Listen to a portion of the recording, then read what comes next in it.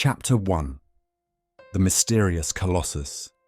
The year 1866 marked a peculiar incident, an unsolved enigma that continues to intrigue even today. Maritime communities buzzed with speculation, captivating the public's imagination worldwide. Seasoned sailors exchanged tales, while merchants, captains, and naval officers across Europe and America grappled with the implications. Governments on both continents were equally invested in unraveling the truth. For some time, ships had encountered an immense entity, a long, spindle-like object, occasionally glowing with an eerie luminescence, dwarfing any known whale in both size and speed.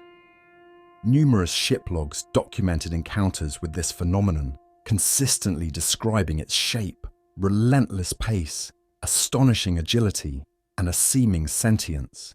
If it were indeed a whale, it shattered all scientific understanding.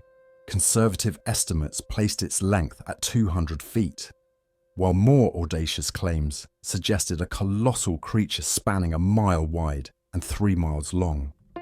Regardless, this enigmatic being defied conventional ichthyology. Its existence was undeniable, fueling global fascination with this extraordinary marvel. Dismissing it as mere myth was impossible. On July 20th, 1866, the steamer Governor Higginson, operated by the Calcutta and Burnach Steam Navigation Company, encountered this anomaly 5 miles off Australia's eastern coast. Captain Baker initially mistook it for an uncharted sandbank, but as he prepared to pinpoint its location, 2 towering plumes of water erupted from the object, hissing violently as they soared 150 feet into the air. This was no ordinary sandbank. The Governor Higginson had crossed paths with an unidentified aquatic behemoth, capable of expelling immense jets of water and vapor from its blowholes. The Columbus, belonging to the West India and Pacific Steam Navigation Company, witnessed a similar spectacle in the Pacific Ocean on July 23rd of the same year. This extraordinary creature possessed astonishing speed, traversing vast distances with remarkable swiftness. Within a mere 3 days, the Governor Higginson and the Columbus observed it at locations separated by over 700 nautical leagues. A fortnight later, 2,000 miles away, the Helvetia and the Shannon, sailing in the Atlantic between the United States and Europe, simultaneously signaled the presence of the Leviathan. Their concurrent observations estimated its minimum length at over 350 feet, as both ships, though measuring 300 feet themselves, were dwarfed by the colossal creature. The largest known whales, those inhabiting the waters around the Aleutian, Kalamac and Umgulik Islands, never surpassed 60 yards in length, if they even reached that size. As these reports accumulated, alongside accounts from the transatlantic ship Perilous, a collision between the Etna and the monster, a detailed report by officers of the French frigate Normandy, and a meticulous survey conducted aboard the Lord Clyde, public opinion intensified. While some dismissed the phenomenon as a jest, influential nations like England, America, and Germany regarded the matter with utmost seriousness. In every bustling hub, the creature captivated the masses. Cafes echoed with songs about it, newspapers mocked it with caricatures, and theatres dramatized its tale. Speculation ran rampant, filling the pages of newspapers with illustrations of fantastical beasts, from the legendary white whale Moby Dick of Arctic waters to the colossal kraken capable of dragging 500-ton ships into the ocean's depths. Ancient legends resurfaced, invoking the theories of Aristotle and Pliny, alongside Norwegian tales from Bishop Pontoppidan and accounts from Paul Heggardy. Even Mr. Harrington, a man of impeccable reputation, claimed to have witnessed this gargantuan serpent in 1857 aboard the Castilian, a creature previously thought to exist only in the pages of the Constitutional. A heated debate ignited between skeptics and believers within scholarly societies and scientific journals.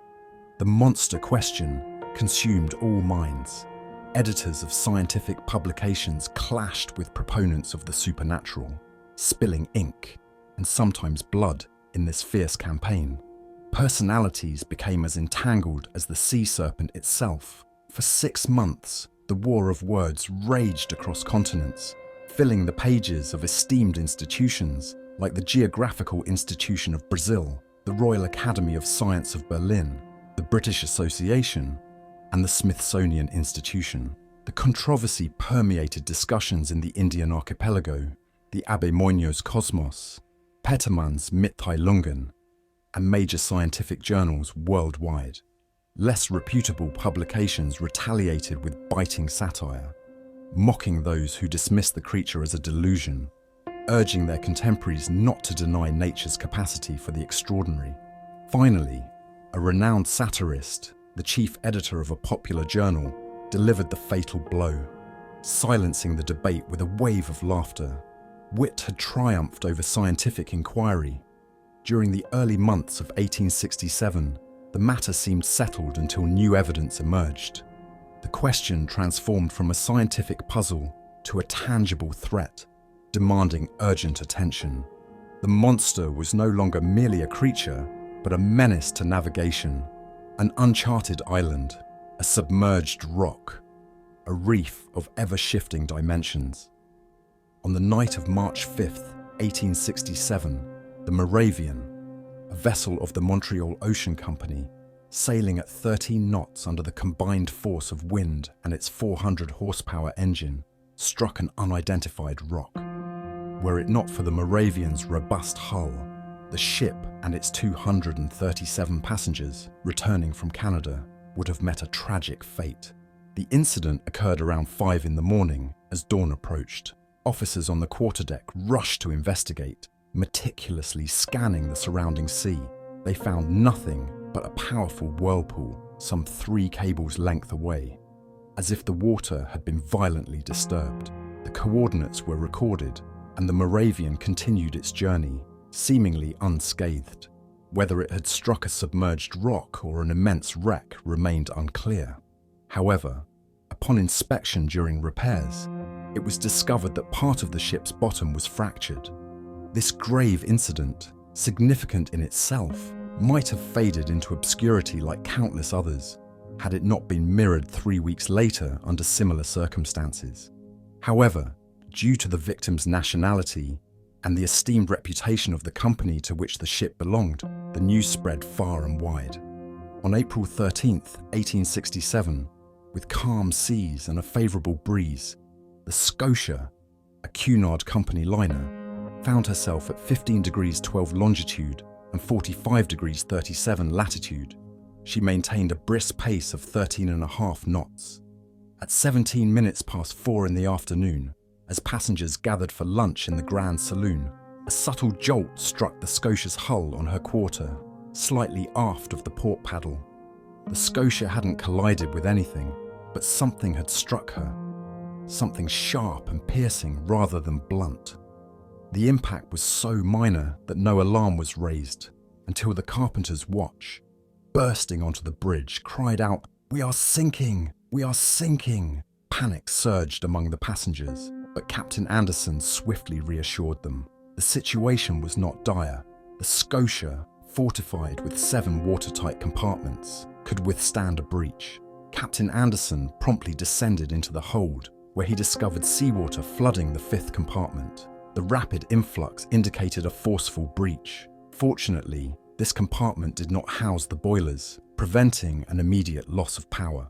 The captain ordered the engines halted, and a crewman descended to assess the damage. Minutes later, they found a gaping hole, 2 yards wide, in the ship's bottom. It was impossible to repair such a leak, and the Scotia, paddles half submerged, had no choice but to press on. 300 miles from Cape Clear, she limped back to Liverpool after a 3-day delay that sparked grave concern. Engineers examined the Scotia in dry dock, scarcely believing their eyes. 2.5 yards below the waterline, they found a precise, triangular gash. The iron plates were so cleanly severed that it appeared as if a punch had been used. The instrument responsible was no ordinary tool. It had pierced an iron plate, 1.38 inches thick, with astonishing force, then retracted in an inexplicable manner. This latest revelation reignited the storm of public opinion.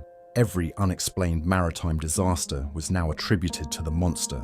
The creature, real or imagined, bore the blame for countless shipwrecks. Of the 3,000 ships annually reported lost at Lloyd's, 200 vanished without a trace. The monster was held responsible, justly or not, for these disappearances. As a result, transoceanic travel grew increasingly perilous. The public demanded immediate action to rid the seas of this formidable menace. Chapter 2: The Divide. At the time these events unfolded, I just returned from a grueling scientific expedition in the desolate wilds of Nebraska. As an assistant professor at the Paris Museum of Natural History, I had been seconded to the endeavour by the French government. 6 months in the harsh Nebraskan terrain had yielded a treasure trove of specimens, and I arrived in New York at the tail end of March, eager to return home. My departure for France was set for early May, and I spent my remaining time in the city meticulously cataloguing my geological, botanical, and zoological finds. Then, the Scotia incident rocked the world. Like everyone else, I was consumed by the mystery. How could I not be? I had devoured every American and European news article on the subject, yet the truth remained elusive. The enigma gnawed at me, forcing my mind to ricochet between wildly different theories. One thing was certain: something was out there. The Scotia's wounds served as undeniable proof. The controversy had reached a fever pitch in New York. The initial notions of a floating island or a phantom sandbar, championed by those less equipped to analyse the evidence, had been swiftly abandoned. After all, unless such a landmass possessed its own propulsion system, how could it traverse the ocean with such bewildering speed? Similarly, the theory of a colossal shipwreck adrift at sea was dismissed. This left two compelling yet conflicting possibilities, creating a stark divide. On one side, proponents of a monstrous creature of immense power. On the other, supporters of a gargantuan submarine vessel. The latter hypothesis, while plausible, crumbled under closer examination. It seemed inconceivable that a private individual could possess such a machine. The logistics were staggering. Where, when, and how could such a vessel be constructed in utter secrecy? Of course, the possibility of a government possessing such a weapon of mass destruction could not be ignored. In an era marked by relentless technological advancement in warfare, it was entirely possible that a nation had secretly developed this terrifying new tool. First came the chassepot rifles, then torpedoes, then submarine rams. Perhaps this was the chilling next step in the arms race. I could only hope that this escalation would ultimately lead to a peaceful resolution rather than further chaos. The hypothesis of a weaponized vessel was swiftly dispelled by government declarations. With public safety and international commerce at stake, their statements were deemed credible. However, the notion that such a vessel could be constructed without arousing suspicion strained credulity. Maintaining such a secret would be nearly impossible for a private citizen, and utterly inconceivable for a nation under the watchful eyes of its rivals. Inquiries across England, France, Russia, Prussia, Spain, Italy, America, and even Turkey definitively ruled out the possibility of a clandestine submarine. Upon my arrival in New York, I was sought out by numerous individuals eager for my expertise on the perplexing phenomenon. My 2-volume treatise, Mysteries of the Great Submarine Grounds, had garnered considerable acclaim in scholarly circles. Establishing my reputation in this esoteric field of natural history, as long as I could reasonably deny the creature's existence, I maintained a firm skepticism. However, as evidence mounted, I was compelled to take a more definitive stance.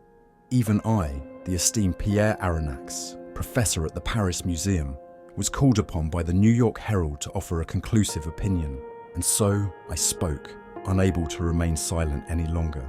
I analysed the issue from every angle, considering both its political and scientific dimensions. In a meticulously crafted article published on April 30th, I laid out my conclusions. After exhaustive examination of each hypothesis, and careful elimination of all other possibilities, it becomes necessary to acknowledge the existence of an extraordinarily powerful marine creature. The ocean's depths remain shrouded in mystery. Our instruments cannot plumb their secrets. We can only speculate about the life forms inhabiting those abyssal realms, dwelling 12 or 15 miles beneath the surface. However, the answer to the riddle before us may lie in redefining the problem. Either we have catalogued all life on Earth, or we haven't. If we haven't, if nature still holds secrets in the realm of ichthyology, then it stands to reason that there may exist fish or cetaceans of unprecedented size and form, adapted to survive in the unfathomable depths, only to be brought to the surface by some inexplicable chance. If, on the other hand, we have indeed identified all known species, then we must seek our answer among those already classified. In that case, I propose the existence of a colossal narwhal. The common narwhal, often referred to as the unicorn of the sea, can reach lengths of 60 feet. Magnify its dimensions 5 or 10-fold, endow it with proportionate strength, and arm it with a formidable weapon, and you have the creature we seek. This would account for the immense size reported by the Shannon's crew, the piercing damage inflicted upon the Scotia, and the force required to penetrate a steamship's hull. Indeed, the narwhal possesses a weapon akin to an ivory sword, or a halberd, as some naturalists describe it. The primary tusk rivals steel in hardness. Some of these tusks have been found embedded in the bodies of whales, their unfortunate victims. Others have been extracted, with great difficulty, from ships they had impaled, much like a gimlet through a barrel. The Museum of the Faculty of Medicine in Paris houses one such weapon, measuring over 7 feet in length and 15 inches in diameter at its base. Very well, assume this weapon to be 6 times stronger, the creature 10 times more powerful, and propel it at 20 miles per hour. The resulting impact could easily cause the kind of catastrophic damage we've witnessed. Until further evidence surfaces, I maintain that the culprit is a gargantuan sea unicorn, armed not with a halberd, but a veritable battering ram, rivaling the armoured frigates or rams of war in both mass and power. This explanation may shed light on this baffling phenomenon, unless, of course, we are dealing with something exceeding all known boundaries of experience, a possibility that cannot be entirely dismissed.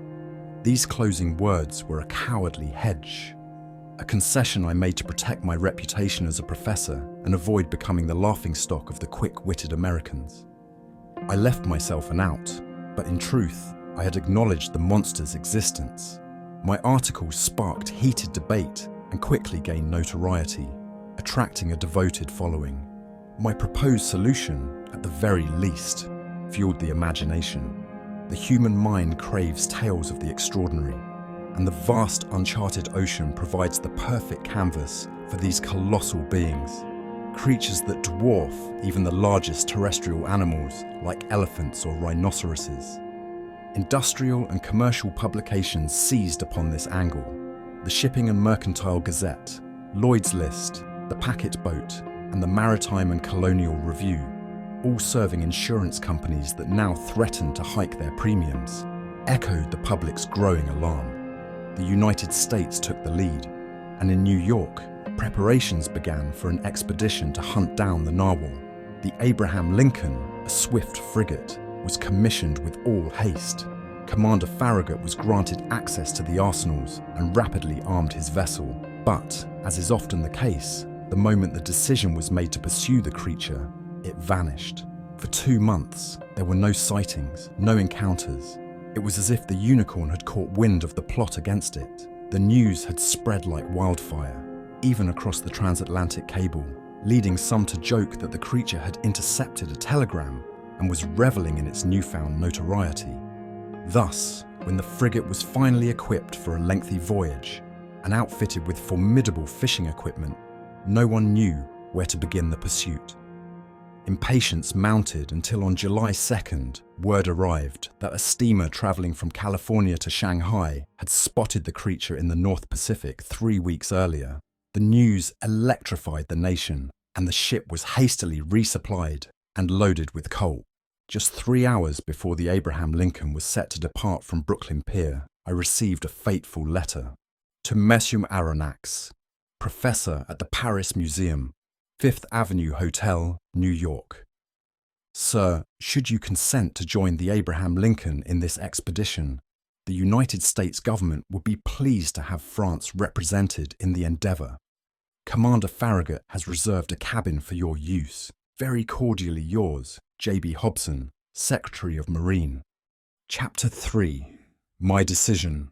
3 seconds before J.B. Hobson's letter arrived, the thought of hunting the elusive creature was as distant to me as journeying to the moon. 3 seconds after reading the Secretary of Marine's invitation, I knew with absolute certainty that my purpose in life, my destiny, was to track down this enigmatic menace and rid the world of it. I had just returned from a grueling expedition, yearning for rest and a return to normalcy. All I desired was to reunite with my friends, my cosy apartment near the Jardin des Plantes, and my cherished collection of specimens. Yet, an undeniable pull drew me toward this extraordinary challenge. Fatigue, friends, and collections faded into insignificance as I unhesitatingly accepted the American government's offer. A glimmer of hope flickered within me. After all, I reasoned, every path eventually leads back to Europe. This magnificent creature might even venture into European waters, and I could return to the Museum of Natural History with a trophy like no other, a piece of its ivory tusk. But first, I had to embark on a journey to the North Pacific, a detour that would take me to the opposite side of the globe. Conseil! I called out, a hint of impatience in my voice. Conseil, my loyal and steadfast assistant, was a Flemish native who had accompanied me on every adventure. We shared a deep bond of mutual respect. He was a man of few words, methodical by nature, and unfailingly dedicated. Life's unexpected turns rarely ruffled his composure, and he possessed a remarkable aptitude for any task at hand. Despite his name, which translates to advice, he rarely offered it, even when prompted. For 10 years, Conseil had followed me to the ends of the earth, never once complaining about the duration or hardships of our travels. He packed his bags without hesitation, regardless of the destination, be it China or the Congo. He was a robust individual, immune to illness, with unwavering morals and nerves of steel. At 30 years old, he was 15 years my junior, but Conseil had one peculiar quirk. He addressed me only in the third person, a formality that could be quite exasperating at times. Conseil, I repeated, my hands already trembling with anticipation as I began preparing for departure. I had no doubt about Conseil's loyalty. Typically, I never questioned whether he wished to accompany me on my expeditions. However, this particular endeavour promised to be lengthy and potentially perilous. We were pursuing a creature capable of sinking a frigate as effortlessly as crushing a walnut. The gravity of the situation demanded careful consideration, even for the most stoic individual. What would Conseil's response be? I swiftly established a line of credit for Babirausa's care, and with Conseil in tow, I hailed a cab. Our luggage was promptly delivered to the frigate's deck, and I hurried aboard, inquiring for Commander Farragut. A sailor led me to the stern, where I found myself face to face with a distinguished officer, who extended his hand in greeting. Monsieur Pierre Aronnax? He inquired. Indeed, I confirmed, returning his handshake. Commander Farragut, I presume. Welcome aboard, Professor, he said warmly. Your cabin awaits. With a nod, I followed my escort to the quarters assigned to me. The Abraham Lincoln had been meticulously selected and outfitted for her new mission. She was a sleek, high-speed frigate, equipped with cutting-edge engines capable of generating pressures of 7 atmospheres. This allowed her to achieve an average speed of nearly 18 1/3 knots. Impressive, but perhaps not enough to match the elusive Leviathan we sought. The ship's interior reflected her nautical prowess. I was pleased with my cabin, located aft and opening onto the gunroom. We'll be quite comfortable here, I remarked to Conseil. As comfortable as a hermit crab in a whelk shell, if Monsieur permits the analogy, Conseil replied with his characteristic formality. Leaving Conseil to unpack our belongings, I ascended to the poop deck to observe the departure preparations. At that very moment, Commander Farragut was issuing orders to release the final moorings that tethered the Abraham Lincoln to the Brooklyn Pier. Within a matter of minutes, perhaps even seconds, the frigate would have set sail without me, and I would have missed this extraordinary, almost unbelievable expedition, a tale that might well be met with skepticism. But Commander Farragut was determined not to waste a single day or hour in scouring the seas where the creature had been sighted. He summoned the engineer. "Is the steam at full pressure?" he barked. "Aye, sir," the engineer responded. "Full speed ahead," the commander commanded. The Brooklyn Quay and the entire stretch of New York along the East River teemed with onlookers. A chorus of cheers erupted from 500,000 throats, and a sea of handkerchiefs waved above the dense crowd, bidding farewell to the Abraham Lincoln as she glided into the Hudson River. The frigate followed the New Jersey coastline along the right bank of the picturesque river, dotted with elegant villas, passing between the forts, which thundered a salute with their largest cannons. The Abraham Lincoln responded by hoisting the American flag 3 times, its 39 stars shimmering proudly from the mizzen peak. Then, adjusting its speed to navigate the narrow, buoy-marked channel of the inner bay formed by Sandy Hook Point, it cruised along the lengthy sandy shore, where thousands more spectators offered a final cheer. A flotilla of boats and tenders escorted the frigate, not leaving her side until she reached the lightship, its twin beacons marking the entrance to New York Channel. 6 bells rang out, signaling the pilot's departure. He boarded a small schooner waiting in our wake. The furnaces roared, the propeller churned the waves with increasing intensity, and the frigate skimmed past the low sandy expanse of Long Island. At 8 bells, having lost sight of the Fire Island lights to the northwest, she steamed full speed ahead into the inky blackness of the Atlantic. Chapter 4. Ned Land. Captain Farragut was a seasoned seaman, deeply connected to the frigate he commanded. He and his vessel were inseparable. When it came to the rumoured sea creature, he had no doubts. He wouldn't tolerate any skepticism about the beast's existence on his ship. He believed in it fervently, like some believe in legendary creatures. Driven by faith, not logic, the monster was real to him, and he had vowed to rid the seas of it. Captain Farragut saw himself as a modern-day knight, facing a serpent that terrorized the ocean. It was a battle to the death. Either he would kill the narwhal, or it would kill him. There was no alternative. The officers shared their captain's belief. They were always talking, debating, and calculating the chances of an encounter, keeping a close watch on the vast ocean. Many sailors took up positions in the crosstrees voluntarily, positions they would have cursed under normal circumstances. From sunrise to sunset, the rigging was crowded with men, their feet scorched by the deck's heat.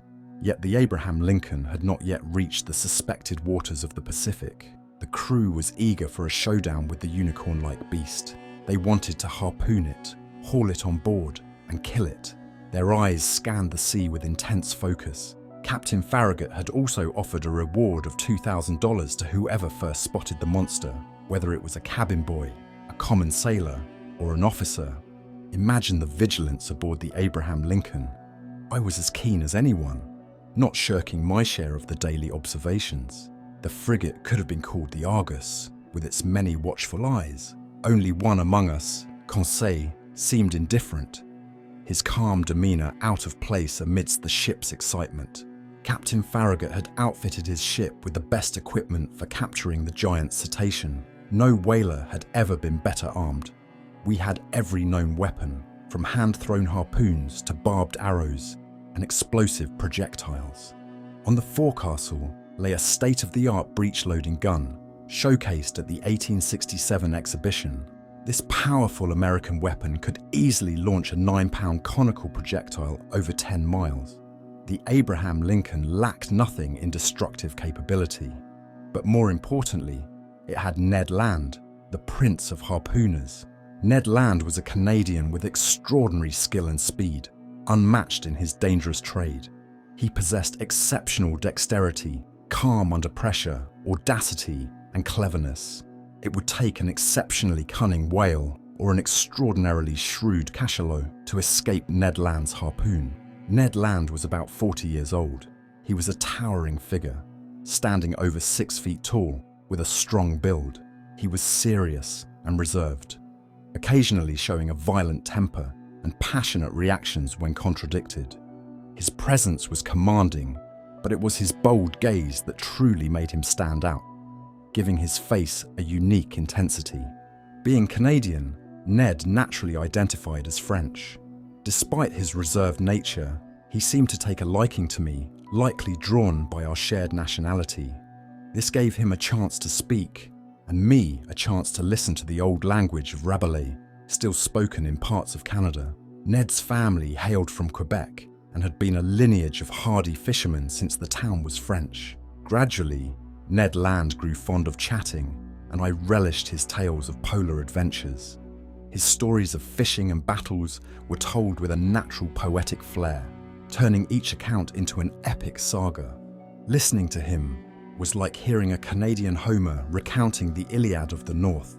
I am depicting this rugged companion as I truly knew him. We became old friends, bound by a deep and unshakable friendship forged through shared dangers. Ah, brave Ned. I wish for 100 more years to cherish your memory. Now, what was Ned Land's view on the marine monster? I must admit, he did not believe in the unicorn and was the only one on board not convinced of its existence. He even avoided the topic, which I decided to press one day. On a magnificent evening, July 30th, 3 weeks after our departure, the frigate was near Cape Blanc, 30 miles off the Patagonian coast. We had crossed the Tropic of Capricorn, with the Straits of Magellan less than 700 miles to the south. Within 8 days, the Abraham Lincoln would be navigating the Pacific. Sitting on the poop deck, Ned Land and I chatted about various topics as we gazed at the mysterious sea, whose great depths had remained unseen by human eyes. Naturally, I steered the conversation toward the giant unicorn, discussing the possible outcomes of our expedition. Seeing Ned's reticence, I pressed him further. "Well, Ned," I said, "is it possible you still don't believe in the cetacean we're pursuing? Do you have any particular reason for your skepticism?"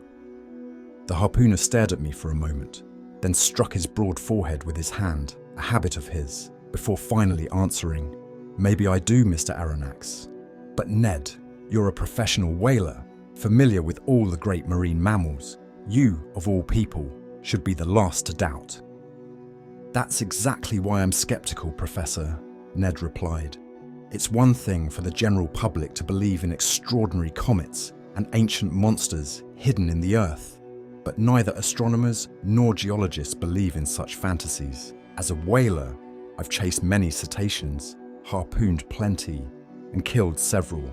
But no matter how strong or well-armed they were, their tails or weapons couldn't even scratch the iron plates of a steamer. But Ned, they talk of ships being pierced through and through by the teeth of the narwhal." "Wooden ships, maybe," the Canadian responded. "But I've never seen it. Until I have proof, I deny that whales, cetaceans, or sea unicorns could ever do what you describe." "Well, Ned, I stand by my belief. Based on the facts, I believe in a highly organised mammal, part of the vertebrate branch like whales, cachalots, or dolphins, equipped with a powerful horn for defence." Ned Land shook his head, his scepticism unshaken. The conversation ended, leaving us both to ponder the mysteries that lay ahead in the vast, uncharted ocean. Said the harpooner, shaking his head with the air of a man who would not be convinced. "Consider this, my worthy Canadian," I resumed. "If such a creature exists, if it inhabits the depths of the ocean, frequenting the layers miles below the surface, it must possess an organisation of unmatched strength." "And why would it need such powerful organisation?" Ned demanded. "Because it takes incredible strength to withstand the pressure at those depths.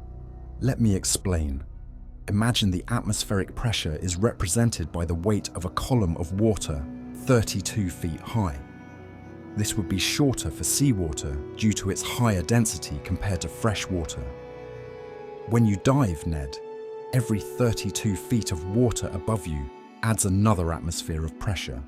Essentially, at 320 feet, the pressure equals 10 atmospheres. At 3,200 feet, 100 atmospheres, and at 32,000 feet, around 6 miles deep, the pressure would be about 1,000 atmospheres.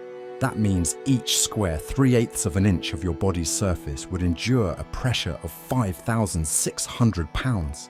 Ah, my brave Ned, do you know how many square inches your body has? I have no idea, Mr. Aronnax. About 6,500, and since the atmospheric pressure is roughly 15 pounds per square inch, your 6,500 square inches are currently bearing a pressure of 97,500 pounds. Without my feeling it, without you feeling it, and you aren't crushed because the air inside your body balances this external pressure. This equilibrium neutralizes the pressure, allowing you to endure it without issue. But underwater, it's a different story. Yes, I understand, Ned replied, now more attentive. Because the water surrounds me but doesn't penetrate. Precisely, Ned. So, at 32 feet beneath the surface, you'd experience a pressure of 97,500 pounds. At 320 feet, 10 times that. At 3,200 feet, 100 times that. And at 32,000 feet, 1,000 times that pressure would be 97,500,000 lbs. Enough to flatten you as if you were pressed by a hydraulic machine. The devil? Exclaimed Ned. Exactly, my worthy harpooner. Now imagine a vertebrate several hundred yards long and proportionally large, maintaining itself at such depths. With a surface area represented by millions of square inches, enduring tens of millions of pounds of pressure, think of the resistance of their skeletal structure and the strength of their organization to withstand this. Why? Exclaimed Ned Land. They must be made of iron plates 8 inches thick, like armored frigates. As you say, Ned, and imagine the destruction such a mass would cause if it collided with the hull of a vessel at the speed of an express train. Yes, certainly, perhaps, replied the Canadian, shaken by the numbers, but not yet willing to concede. Well, have I convinced you? You've convinced me of one thing, sir. If such animals exist at the bottom of the seas, they must be as strong as you say.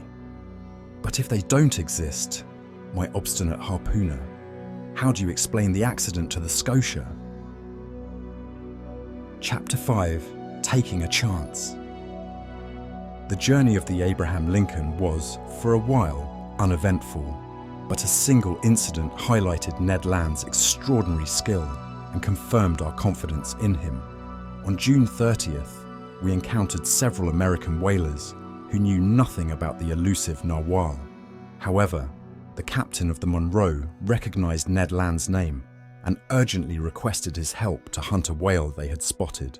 Commander Farragut, eager to witness Ned Land in action, granted him permission to board the Monroe. Fate favored our Canadian harpooner. Instead of one whale, he struck two with a single powerful blow, one straight to the heart and the other after a brief chase. If the monster ever crossed paths with Ned Land's harpoon, I wouldn't bet on its survival.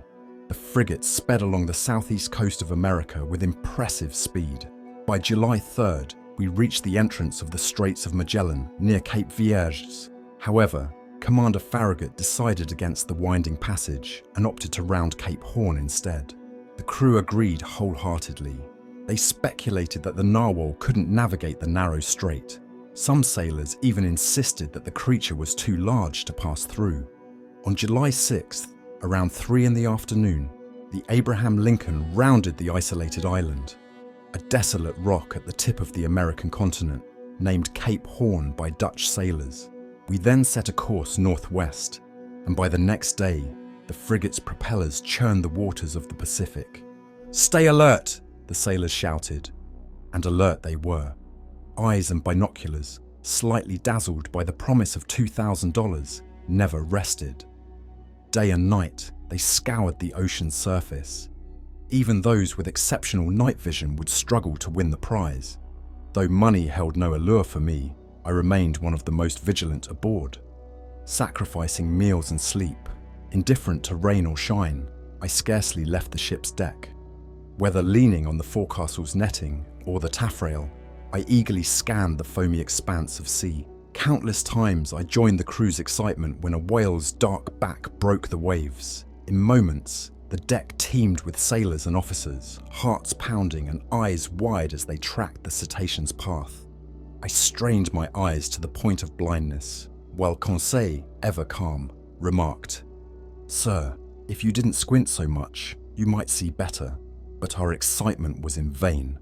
The Abraham Lincoln slowed and approached the sighted animal, a mere whale or common cachalot, which quickly vanished amid a chorus of curses. Despite the false alarms, the weather remained favourable. Our voyage proceeded under the best conditions, though it was the unfavourable season in Australia, July there corresponding to January in Europe. The sea was calm, offering a clear view for miles around. By July 20th, we had crossed the Tropic of Capricorn at 105 degrees longitude. A week later, on July 27th, we crossed the equator at the 110th meridian. With these milestones behind us, the frigate turned more decidedly westward, navigating the heart of the Pacific. Commander Farragut wisely chose to stay in deep waters, avoiding continents and islands that the creature seemed to avoid, perhaps due to their shallow waters, as suggested by many of the crew. We sailed past the Marquesas and the Sandwich Islands, crossed the Tropic of Cancer, and headed for the China Seas, the recent playground of our elusive quarry. Life aboard the ship became a tension-filled existence. Hearts pounded, bracing for an inevitable confrontation that threatened to leave lasting marks on our nerves. The crew was in a state of perpetual agitation, unable to eat or sleep. 20 times a day, an illusion or misperception by a sailor on watch would send us into a frenzy, each false alarm pushing us closer to a breaking point. Eventually, the strain began to show. For 3 months, days felt like weeks as the Abraham Lincoln tirelessly scoured the northern Pacific. We chased whales, made abrupt course changes, stopped and started with reckless urgency, risking the ship's machinery. No part of the Japanese or American coast was left unexamined. The staunchest supporters of our mission became its harshest critics. The discontent spread from the crew to Captain Farragut himself. Were it not for his unwavering resolve, the ship would have turned southward long ago. This fruitless search could not continue indefinitely. The Abraham Lincoln had done all it could. Never had an American crew shown such dedication. The time had come to consider returning home. This sentiment was conveyed to the commander. The sailors' dissatisfaction was palpable, affecting their performance. While it didn't escalate to mutiny, the crew's morale was at a breaking point. After a period of stubborn perseverance, Captain Farragut, like Columbus before him, asked for 3 more days. If the monster didn't appear by then, the Abraham Lincoln would set course for Europe. This pledge, made on November 2nd, reignited the crew's determination.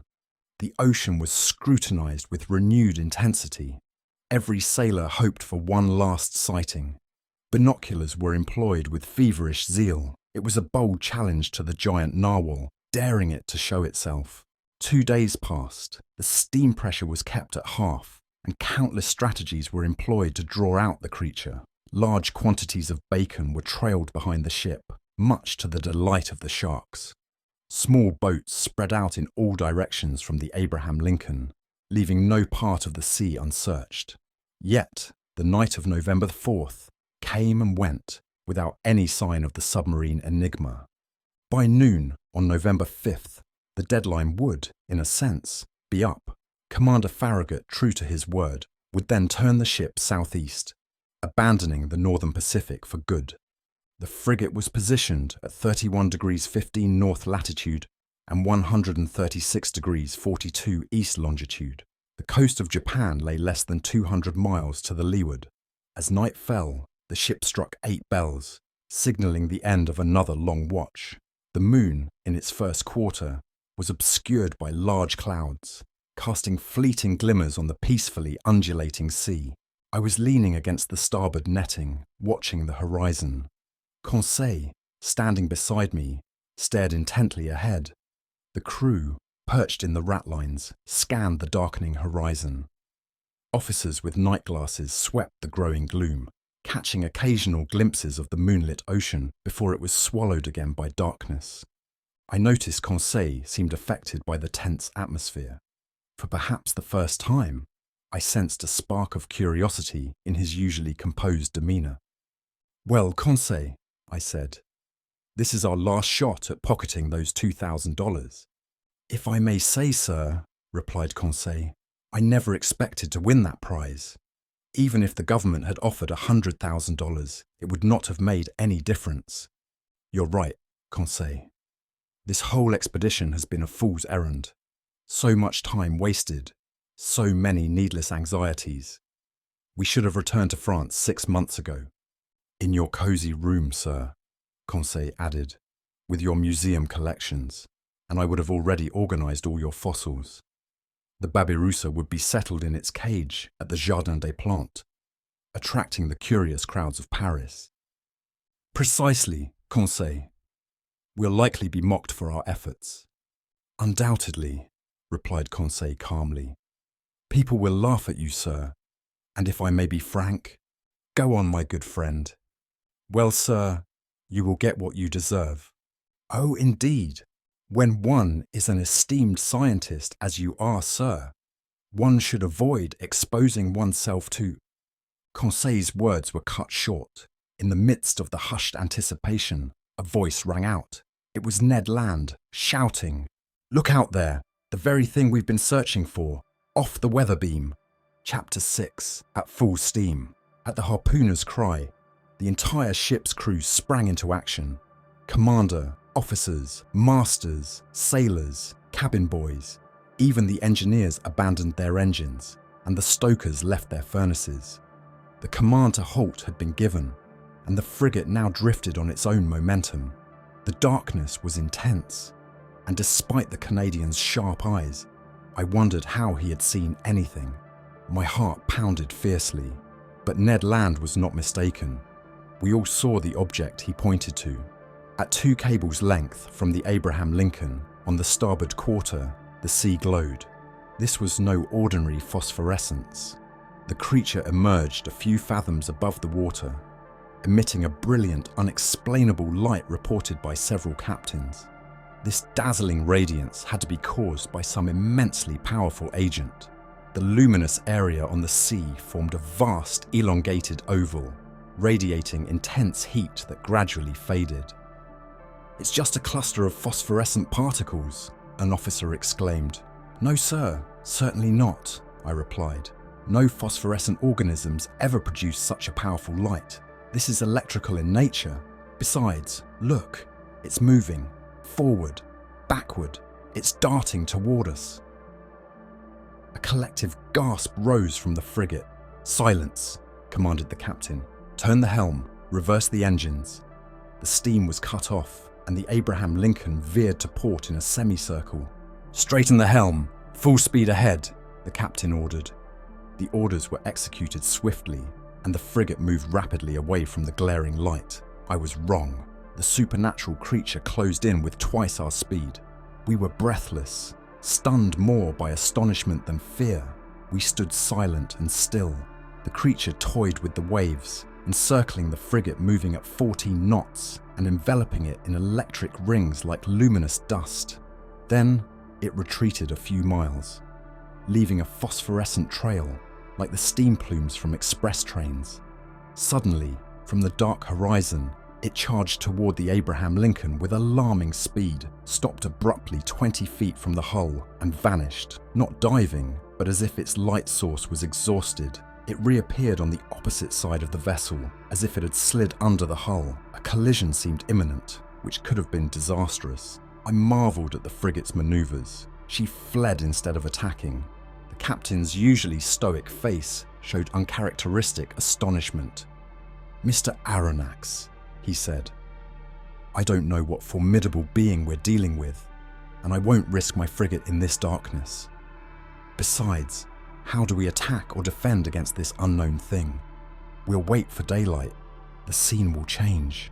Captain, you no longer doubt the nature of this animal." "No, sir. It's clearly a giant narwhal, and an electric one." "Perhaps," I suggested, "it can only be approached with an electric eel or a torpedo." "Undoubtedly," the captain replied. "If it has such dreadful power, it's the most terrifying animal ever created. That's why I must be cautious." The crew stayed alert all night. No one thought of sleep. The Abraham Lincoln, unable to match the creature's speed, slowed to half pace. The narwhal, mirroring the frigate, let the waves rock it, seemingly unwilling to leave the scene. Near midnight it vanished, or to use a better term, it died out like a large glowworm. Had it fled? We feared more than hoped, but at 7 minutes to 1, a deafening whistle like rushing water was heard. The captain, Ned Land, and I were on the poop, straining to see through the darkness. "Ned Land," the commander asked, "you've often heard whale sounds?" "Often, sir, but never a whale that earned me $2,000 for sighting it. If only I could get within 4 harpoon lengths." "To approach it," the commander said, "I should launch a whaler?" "Certainly, sir. That would risk my men's lives." "And mine too," the harpooner said simply. Around 2 in the morning, the burning light reappeared, equally intense, 5 miles windward of the Abraham Lincoln. Despite the distance and the noise of wind and sea, we distinctly heard the animal's tail slapping the water and its heavy breathing. It seemed as though, upon surfacing, the creature inhaled air into its lungs like steam into the cylinders of a powerful machine. A whale with the strength of a cavalry regiment would be formidable, I thought. We stayed on high alert till dawn, ready for combat. Fishing gear was laid out along the hammock nettings. The second lieutenant loaded blunderbusses, capable of firing harpoons a mile, and long guns with explosive bullets, deadly to the fiercest animals. Ned Land sharpened his harpoon, a fearsome weapon in his hands. At 6 o'clock, dawn broke, and with the first light, the narwhal's electric glow disappeared. By 7, daylight advanced, but thick sea fog obscured our view, and the best spyglasses were useless. Disappointment and anger spread. I climbed the mizzenmast. Some officers were already perched on the mastheads. By 8, the fog lay heavy on the waves, but began to lift. The horizon widened and cleared. Suddenly, Ned Land's voice was heard. "There it is on the port quarter," the harpooner cried. Every eye turned. 1.5 miles from the frigate, a long, blackish body rose above the waves. Its violently agitated tail created a significant eddy. Never had a tail beat the sea with such force. A dazzling white track marked the animal's passage, tracing a long curve. The frigate approached the cetacean. I examined it closely. The reports of the Shannon and the Helvetia had exaggerated its size. I estimated its length at 250 feet. Its dimensions seemed perfectly proportioned. While I watched, 2 jets of steam and water shot from its vents, rising 120 feet. This confirmed its mammalian nature. The crew waited for the chief's orders. After observing the animal, he called the engineer. The engineer hurried over. "Is the steam ready?" the commander asked. "Yes, sir," the engineer replied. "Good. Stoke the fires and put on full steam." Cheers greeted this command. The time for action had come. Moments later, the frigate's funnels belched black smoke, and the bridge trembled from the boiler's power. The Abraham Lincoln, driven by her powerful screw, headed straight for the creature. It allowed us to get within half a cable's length, then turned and stopped a short distance away. This chase lasted nearly 3/4 of an hour, without the frigate gaining any ground. "Well, Mr. Land," the captain asked, "should I launch the boats?" "No, sir," Ned Land replied. "We won't catch that beast easily." "What should we do then?" "Increase steam if possible, sir.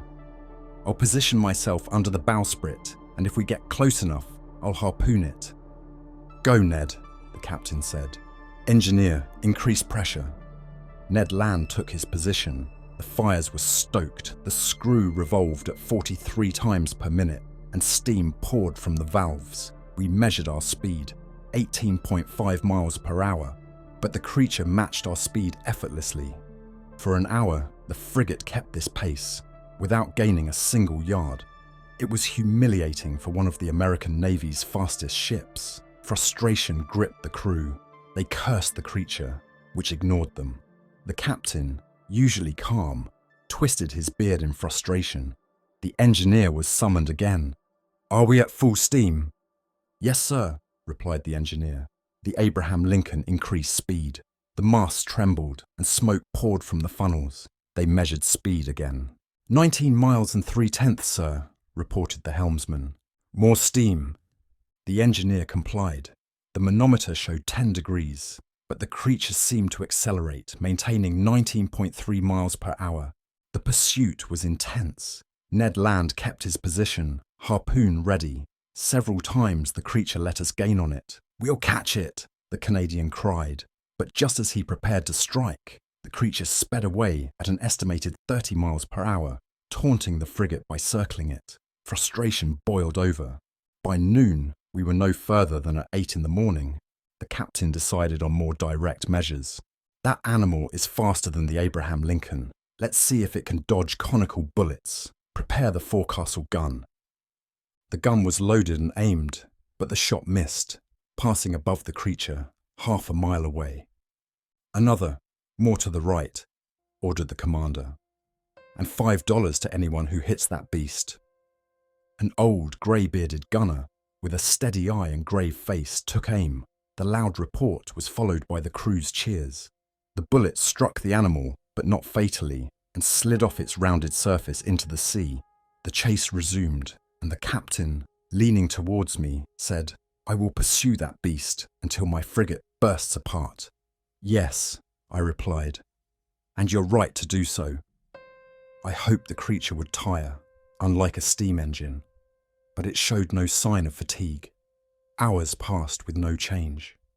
Despite the odds, the Abraham Lincoln persevered. I estimate she covered 300 miles on that fateful day, November 6th. But as night fell, I thought our pursuit had ended. I was wrong. At 10 minutes to 11, the electric light reappeared 3 miles windward, as bright as the night before. The narwhal seemed motionless, perhaps tired, floating with the waves. The captain seized the opportunity. He gave orders for half steam, approaching cautiously to avoid waking the beast. It's not rare to find sleeping whales in the ocean, and Ned Land had harpooned many in their sleep. The Canadian took his position under the bowsprit. The frigate crept silently, stopping 2 cables' lengths from the animal, following its path. A deep silence fell over the bridge. We were less than 100 feet from the radiant creature, its light blinding. At that moment, leaning on the forecastle bulwark, I saw Ned Land gripping the martingale with one hand, brandishing his harpoon with the other, just 20 feet from the motionless creature. Suddenly, his arm shot forward. The harpoon struck with a resounding impact. The electric light extinguished abruptly, and 2 enormous waterspouts crashed over the bridge, sweeping men off their feet and breaking spars. A violent shock followed, and before I could react, I was thrown overboard, plunging into the sea. Chapter 7. The Unknown Whale. The unexpected plunge stunned me, leaving my mind foggy and disoriented. I was yanked down to a depth of about 20 feet. Despite the shock, my swimming skills kicked in. I wasn't a Byron or an Edgar Poe, but I could hold my own. 2 powerful strokes later, I broke the surface, gasping for air. My first thought was the frigate. Had the crew seen me fall? Had the Abraham Lincoln turned around? Was there a chance they'd send a boat for me? The darkness was oppressive. I barely made out a shadowy shape fading eastward, its lights dimming. The frigate. My hopes sunk. I was lost. "Help! Help!" I shouted, swimming towards the disappearing Abraham Lincoln. My clothes clung to me, heavy and suffocating, dragging me down. "Help!" I cried again, water flooding my mouth as I struggled to stay afloat. Suddenly, a strong hand seized my clothes and pulled me up. A voice close to my ear spoke. "Lean on my shoulder, master. You'll swim better." It was Conseil, my faithful servant. "You?" I gasped. "Yes, master. Ready for your orders." "Were you thrown overboard too?" "No, but I jumped in after you." "Of course he did. Typical Conseil." "And the frigate?" "Broken rudder and screw," he replied, effortlessly floating on his back. "Damaged by the monster's teeth. They can't steer." "We're doomed." "Perhaps," he said calmly. "But we have hours yet. We can do much in a few hours." His unwavering composure steadied me. I swam harder, though my waterlogged clothes felt like lead. Conseil noticed. "Allow me, master," he said, slipping a knife under my clothes and cutting them away. The weight gone, I felt lighter and swam more freely. I did the same for him, and we kept close. Our situation was dire. If the crew hadn't seen us fall, or if they had, they couldn't steer back. We decided our best chance was to conserve energy and hope for rescue. We took turns, one floating on his back, resting, while the other swam and pushed. 10 minutes each. We might last till dawn. Slim hope, but hope nonetheless. And where there's hope, there's fight. We'd been in the water since around 11, 8 hours till sunrise. The sea was calm, helping our efforts. Occasionally, I tried to see through the darkness, illuminated only by the phosphorescent glow of our movements. The water sparkled like liquid silver. By 1 o'clock, exhaustion hit hard. Cramps seized my muscles and Conseil had to support me. His breathing was laboured, his strength waning. "Leave me," I urged. "Save yourself." "Never, master," he panted. "I'll drown first." The moon peeked through the clouds, casting a silver path across the water. It revived us slightly. I scanned the horizon and saw the frigate, a dark silhouette 5 miles away. No boats. We cried out, but our voices were feeble. Then, I thought I heard a distant reply. Was it another survivor or a rescue boat? Conseil made a last effort, raising himself out of the water before collapsing back. "What did you see?" I asked. "Save your strength," he murmured. The thought of the monster crossed my mind. But that voice, was it possible? A boat approached, guided by our cries. Conseil clung to me, and we swam desperately toward the sound. My strength ebbed, my limbs stiffened, salt water filled my mouth. I was sinking. Just then, something hard struck me. I grabbed it and was hauled to the surface. My chest heaved. I fainted.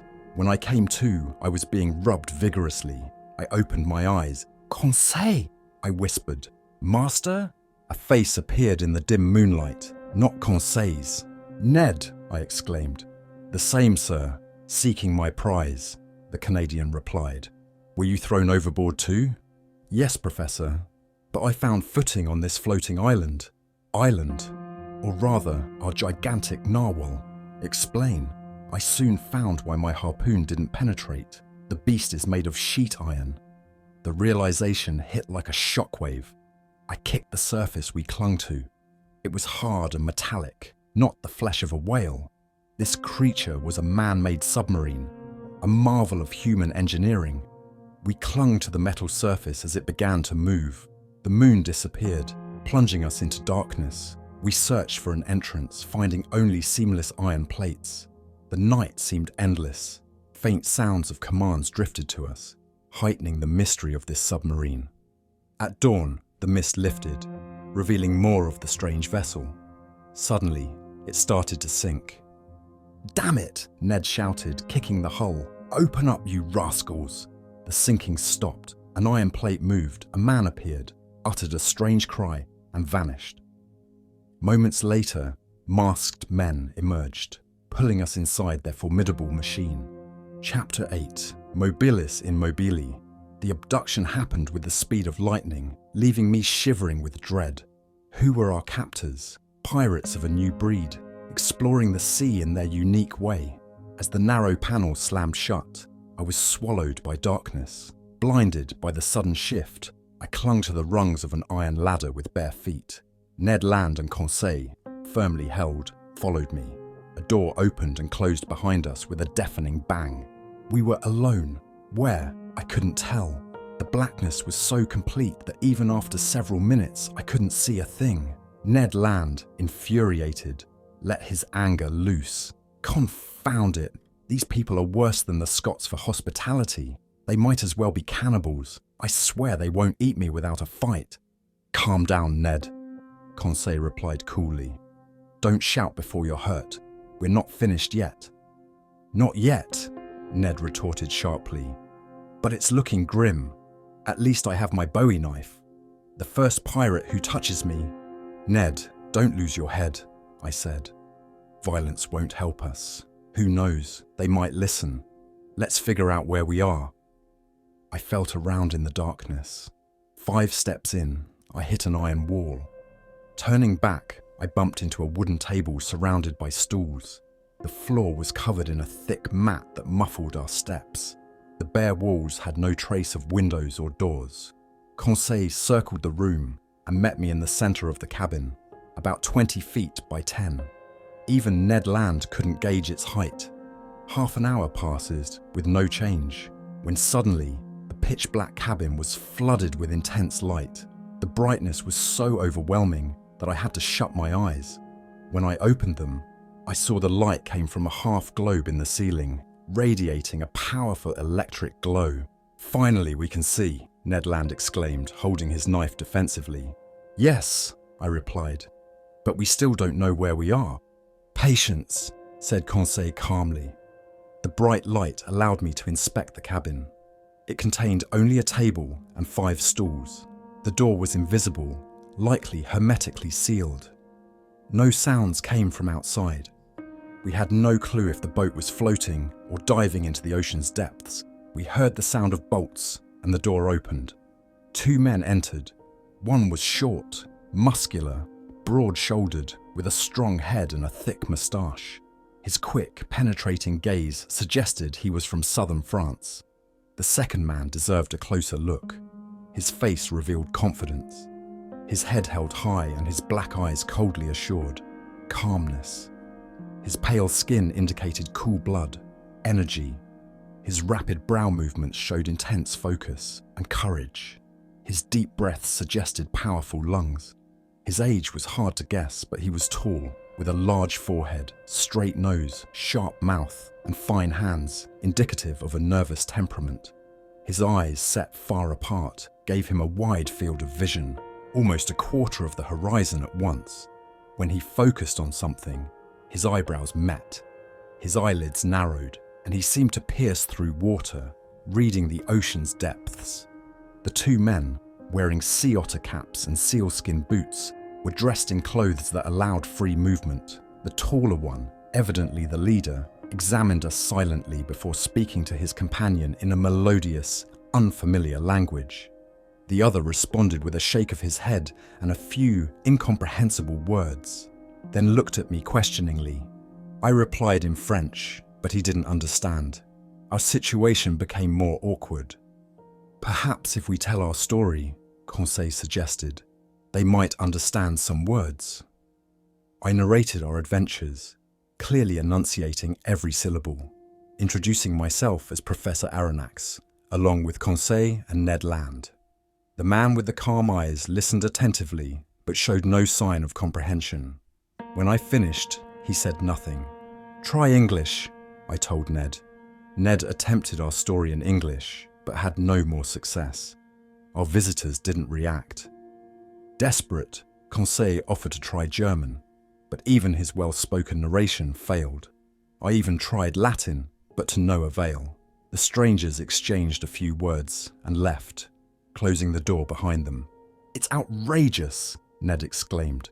We speak in French, English, German, and Latin, and they don't even respond. Calm down, Ned, I advised. Anger won't help. Do you see, Professor? Ned fumed. We're going to starve in this iron cage. We must not despair, I said. We've been in worse situations. Let's not rush to judgment about our captors. My mind's made up, Ned said. They're scoundrels. From where? The land of rogues. That place isn't on any map, Ned. But I agree, their nationality is hard to pinpoint. They're not English, French, or German. They have southern blood, but whether they're Spanish, Turkish, Arabian, or Indian, I can't tell. Their language is a mystery. There's the downside of not knowing all languages, Conseil noted, or not having a universal one. As he spoke, the door opened again. A steward entered, bringing us clothes and setting a table for 3. We quickly dressed. The steward, possibly mute, silently laid out dishes and plates. "This looks promising," Conseil said. Ned grumbled. "What do you think they serve? Turtle liver, shark fillets, and sea dog steaks?" "We'll see," Conseil replied. We sat down to an elegant meal, though there was no bread or wine, just fresh water. The fish dishes were exquisite, though some ingredients were unidentifiable. Each utensil bore the inscription, Mobilis in mobili N. Ned and Conseil ate heartily, and I followed suit, reassured that our hosts wouldn't let us starve. Satiated, we felt sleepy. "I'm going to sleep well," said Conseil. "Me too," Ned added. My companions quickly fell asleep, but my mind was too active with unanswered questions.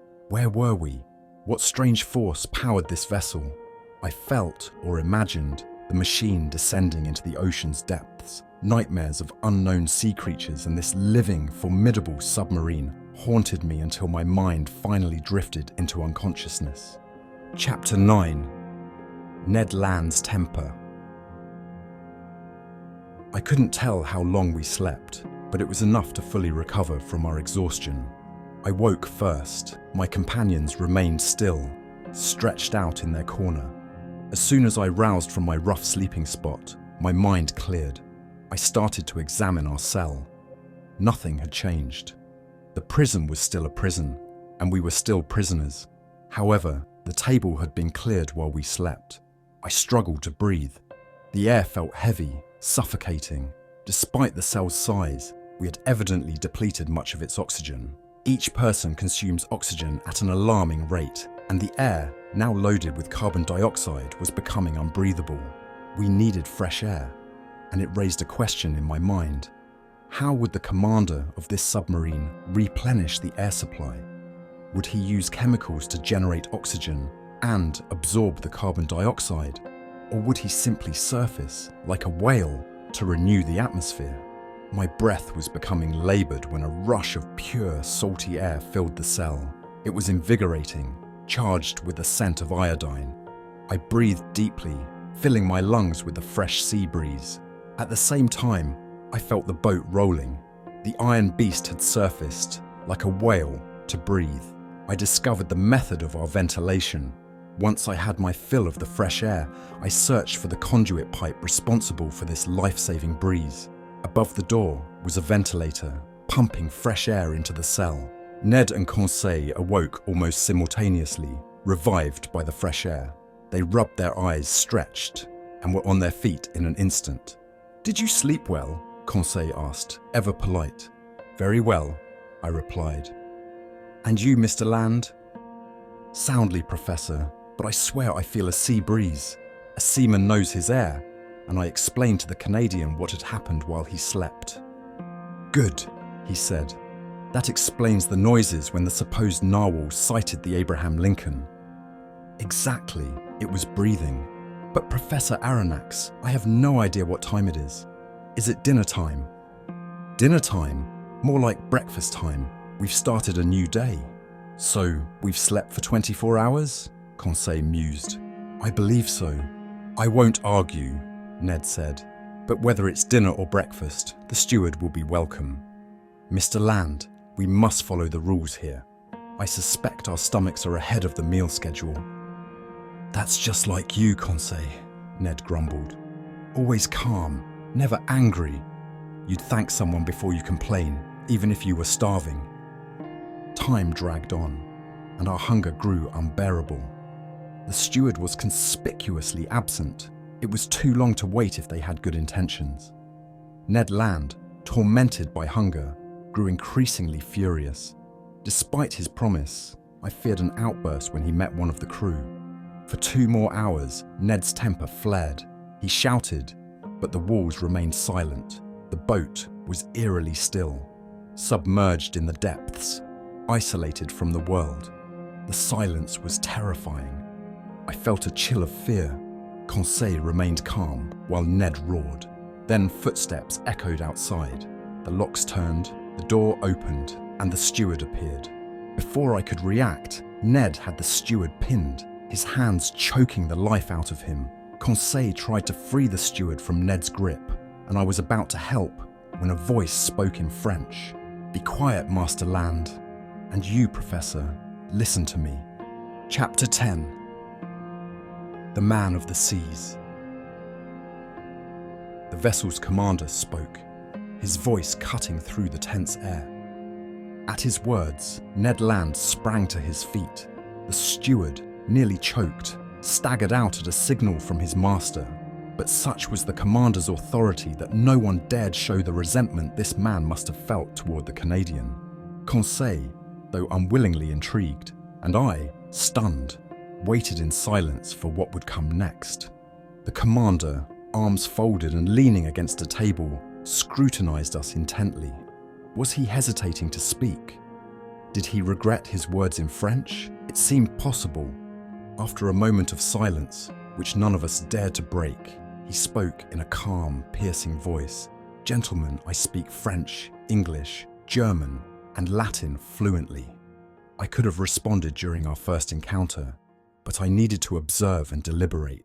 Your stories, consistent in key details, confirmed your identities.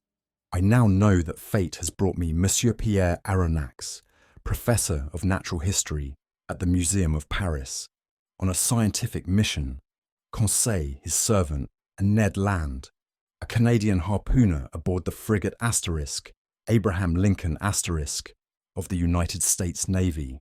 I nodded. It was not a question, hence no answer was required.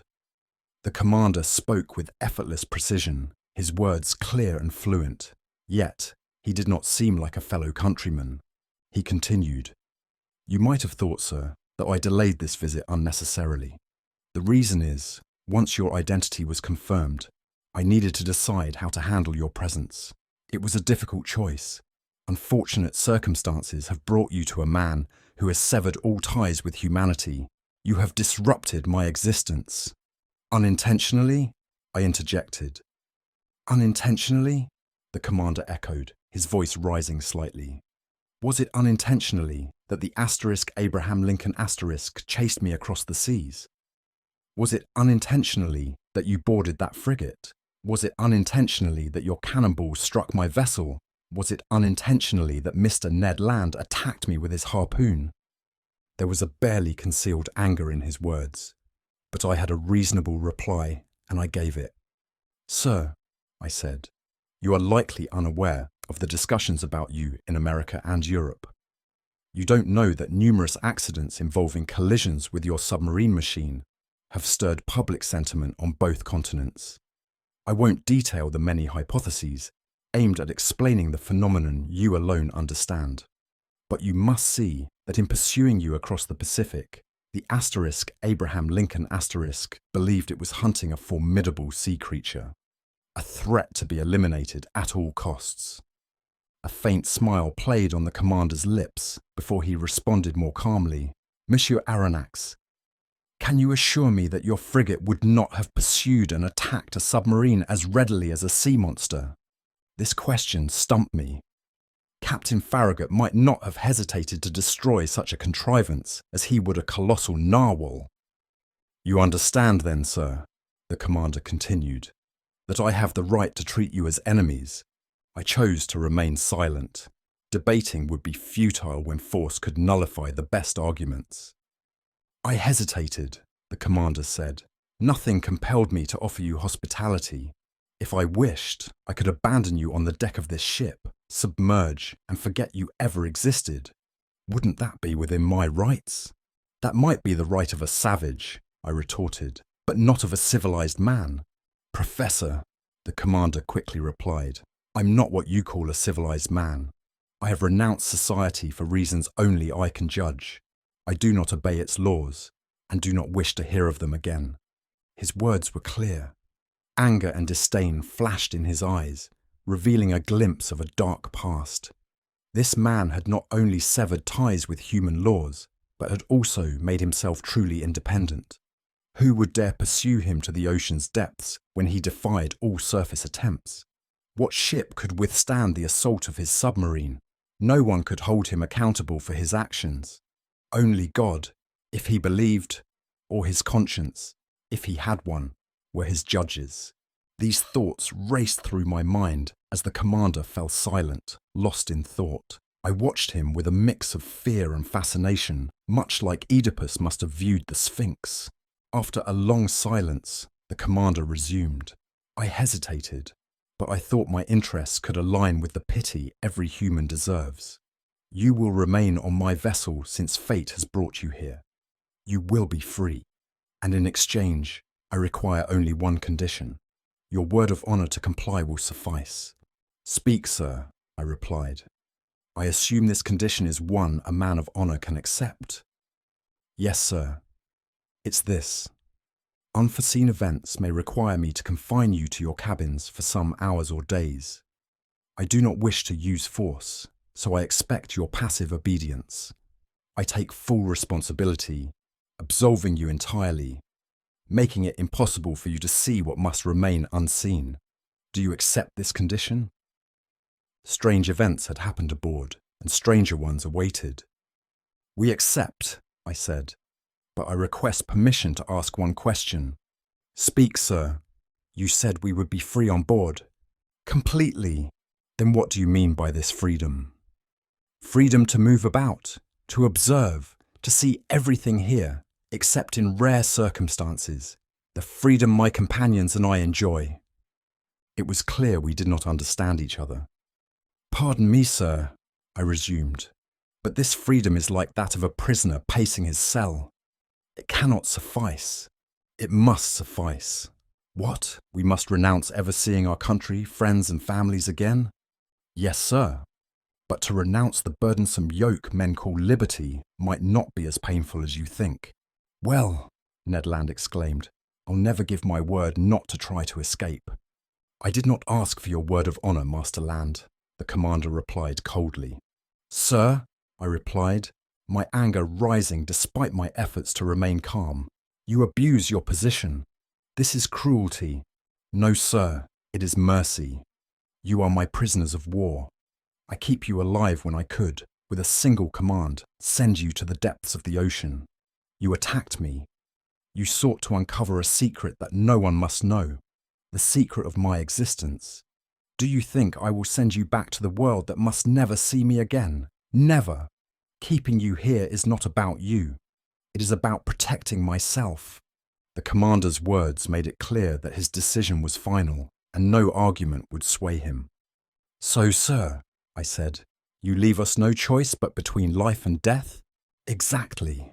My friends, I said, when presented with such a stark choice, there's nothing more to say.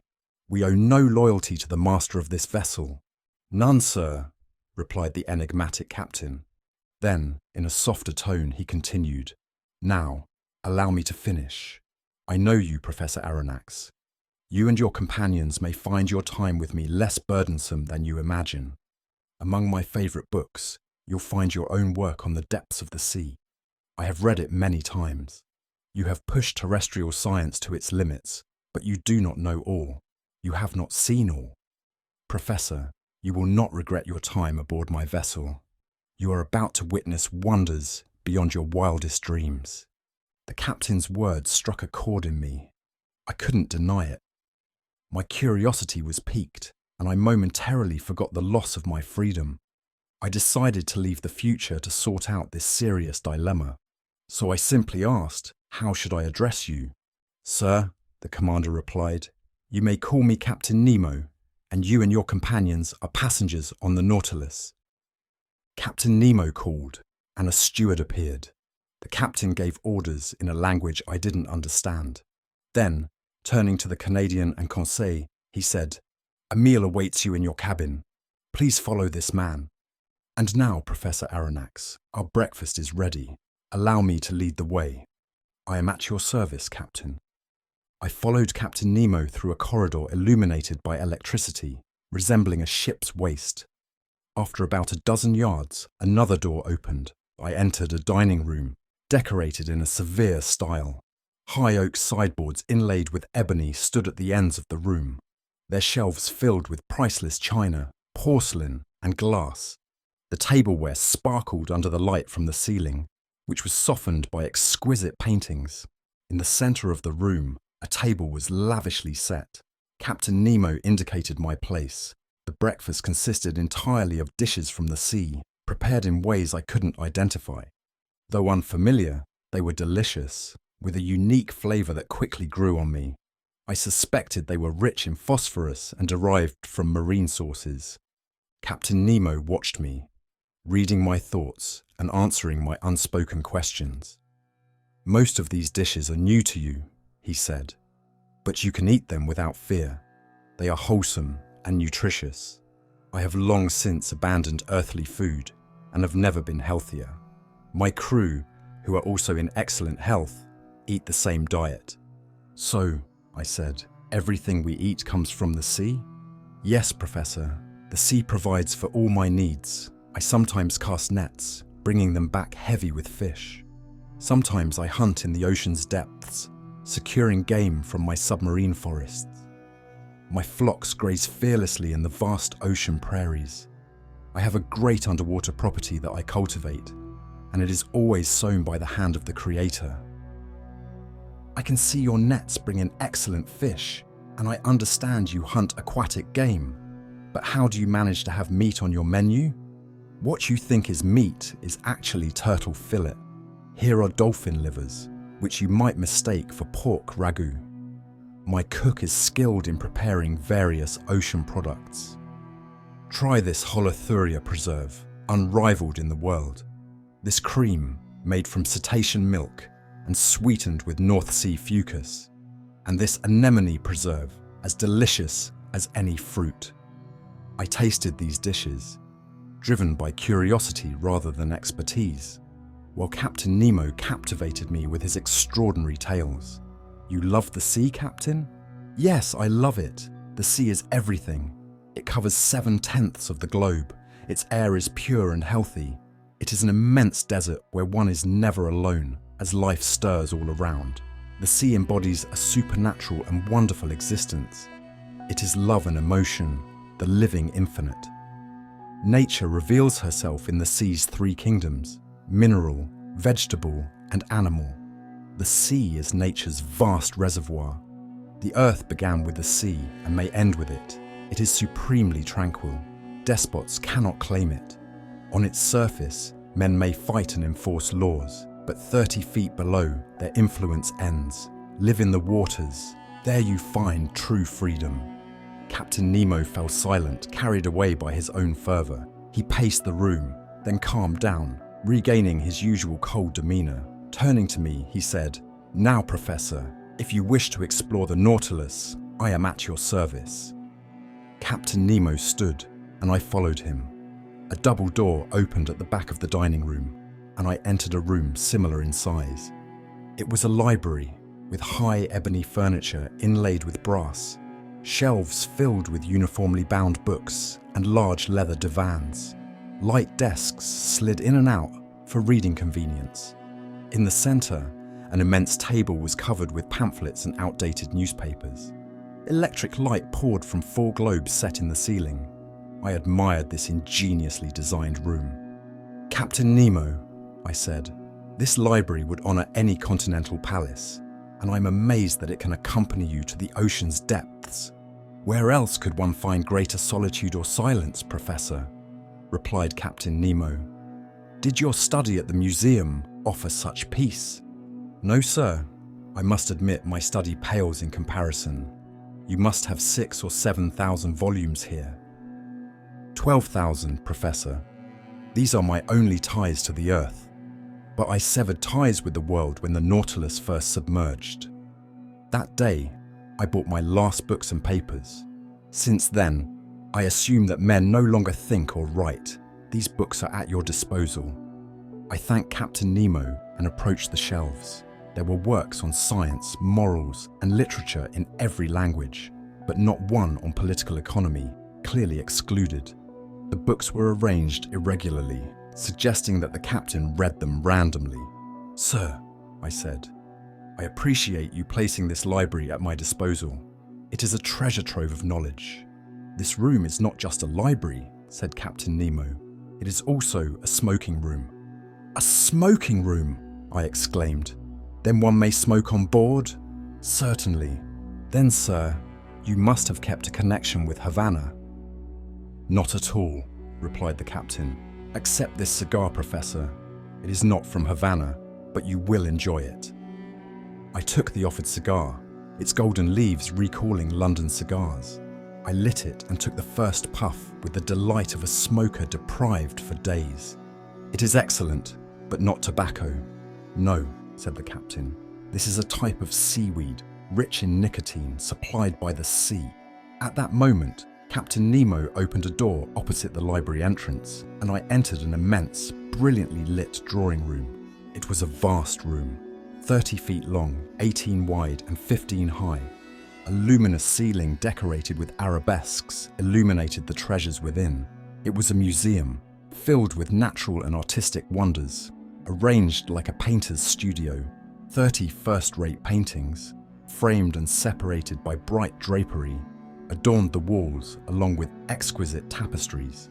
I recognized many masterpieces, including a Madonna by Raphael, a Virgin by Leonardo da Vinci, and more. Statues of marble and bronze stood on pedestals. I was astonished, as the captain had predicted. "Professor," said this remarkable man, "forgive my unceremonious reception and the disorder of this room." "Sir," I replied, "without knowing who you are, I recognize an artist, an amateur, nothing more. I once loved collecting these beautiful works and have gathered valuable pieces. These are my last ties to the world. To me, modern artists are already ancient. Masters have no age." "And these musicians?" I asked, pointing to works by Weber, Rossini, Mozart, Beethoven, and others on a grand piano organ. "These musicians," Captain Nemo replied, "are contemporaries of Orpheus. In the memory of the dead, chronological differences vanish. I am as dead as your friends buried 6 feet under." Captain Nemo fell silent, lost in thought. I watched him, analyzing the strange expression on his face. Leaning on a costly mosaic table, he seemed to forget my presence. I didn't disturb his reverie, continuing to observe the room's curiosities. Under elegant glass cases, fastened by copper rivets, were the sea's most precious specimens, arranged and labelled. My delight as a professor can be imagined. The zoophyte section contained remarkable specimens, including tubipores, gorgones, and sponges. The echinoderm section had sea stars, holothurians, and more. The collection was extensive and valuable. A conchiliologist would be overwhelmed by the mollusk section, with rare and fragile shells. There were royal hammerfish, imperial spondyles, exotic bacardias, and more. The collection was inestimable. Separate compartments displayed exquisite pearls in various colours, reflecting the electric light. Some pearls were larger than pigeon eggs and worth millions. Captain Nemo must have spent a fortune collecting these treasures. I wondered about his sources when he said, "You are examining my shells, Professor. They are interesting to a naturalist, but to me, they hold greater charm. I collected them all myself, exploring every sea. I understand the joy of collecting one's treasures. No museum in Europe has such a collection, but I am also curious about the vessel that carries it. The Nautilus, its power, and its workings fascinate me. I see instruments whose use I don't know. You will find these instruments in my room, where I will explain their use. But first, let me show you your cabin." Captain Nemo led me to the bow, where I found an elegant room with a bed, dressing table, and furniture. I thanked my host. "Your room adjoins mine," he said, opening a door. "And mine opens into the drawing room we just left." I entered the captain's room, which had a severe, almost monastic appearance. A small iron bedstead, a table, and a few toiletries were lit by a skylight. No comforts, only strict necessities. Captain Nemo pointed to a seat. "Please sit," he said. I sat, and he began. Chapter 11. Powered by electricity. "Captain," I said, examining the instruments hanging on the walls of his room. "These must be the tools you use to navigate the Nautilus." Captain Nemo nodded, gesturing towards the devices. "Yes, indeed. I keep these instruments in constant view to monitor our position and direction in the ocean. Some of these you might recognize. The thermometer measures the internal temperature.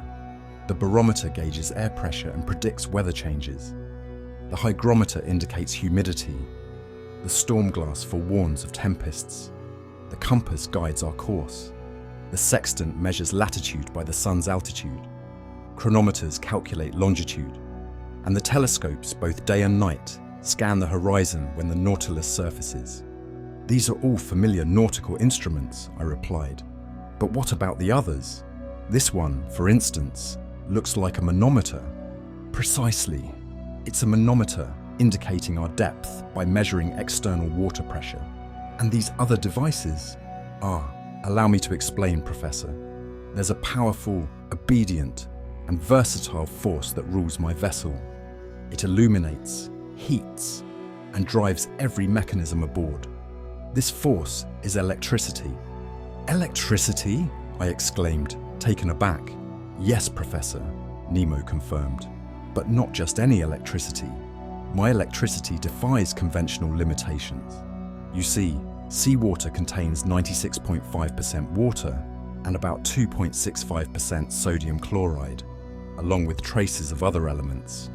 I extract sodium from seawater to generate electricity, which in turn powers the Nautilus, providing heat, light, motion, essentially life itself.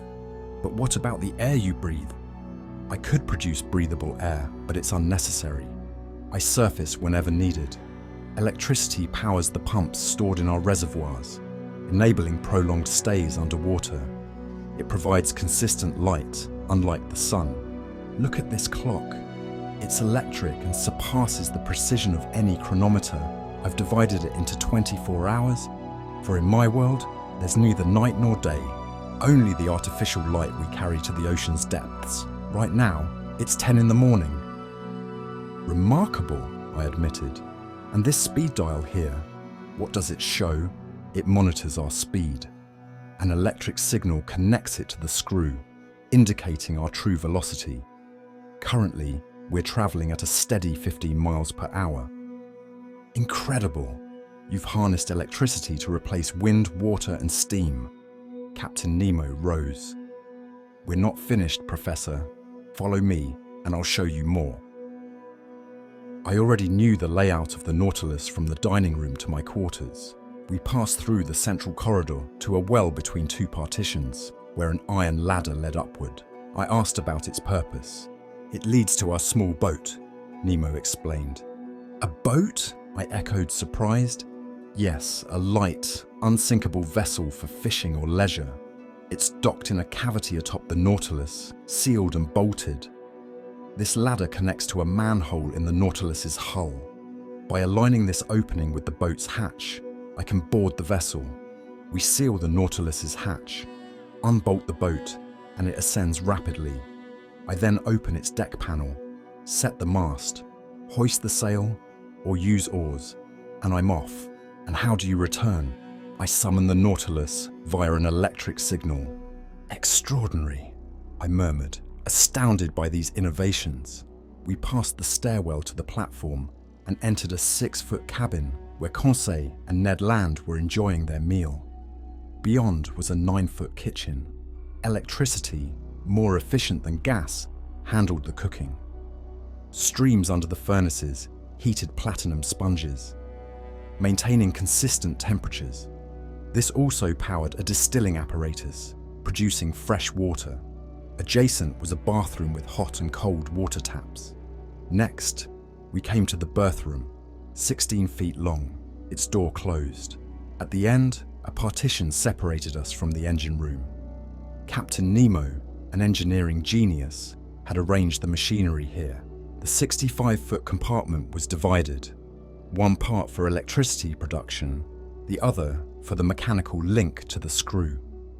You see, Nemo explained, I use Bunsen cells, not Ruhmkorffs. They are fewer but larger and more powerful.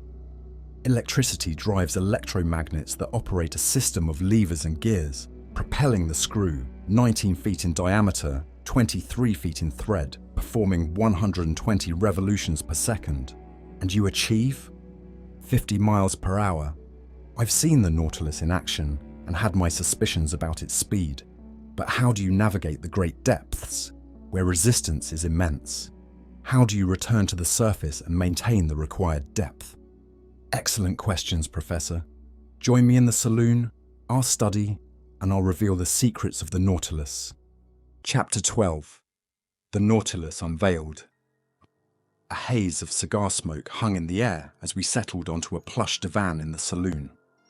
Captain Nemo unfurled a detailed sketch before me, revealing the Nautilus' inner workings. Professor Aronnax, he began, his voice a low rumble, allow me to elucidate the dimensions of your current abode. It is, in essence, an elongated cylinder with tapered ends, reminiscent of a fine cigar, a design not entirely unfamiliar in London's shipbuilding circles. He traced a finger along the diagram. From bow to stern, the Nautilus measures precisely 232 feet, with a maximum breadth of 26 feet. While not conforming to the design of your conventional steamers, her sleek lines and extended curves facilitate the effortless passage through water. These dimensions, with simple calculation, reveal the Nautilus' surface area to be 6,032 square feet, and her volume approximately 1,500 cubic yards. Fully submerged, she displaces 50,000 cubic feet of water, equivalent to 1,500 tons. Nemo paused, his eyes gleaming with a feverish intensity. In conceiving this vessel, I envisioned 9/10 of her bulk submerged, thus displacing only 9/10 of her weight. To achieve this, I meticulously calculated the precise weight for her dimensions, ensuring she wouldn't exceed the necessary displacement. He tapped the diagram, his voice taking on a conspiratorial tone. The Nautilus comprises two hulls, one nested within the other, interconnected by T-shaped iron beams fortifying her structure. This cellular design grants her the resilience of a solid block, impervious to the most tumultuous seas. Both hulls, he continued, are forged from steel plates with a density 70 to 80% that of water. The inner hull, a formidable 2.5 inches thick, weighs 394 tons. The outer hull, forming the keel, stands 20 inches high with a thickness of 10 inches, adding another 62 tons.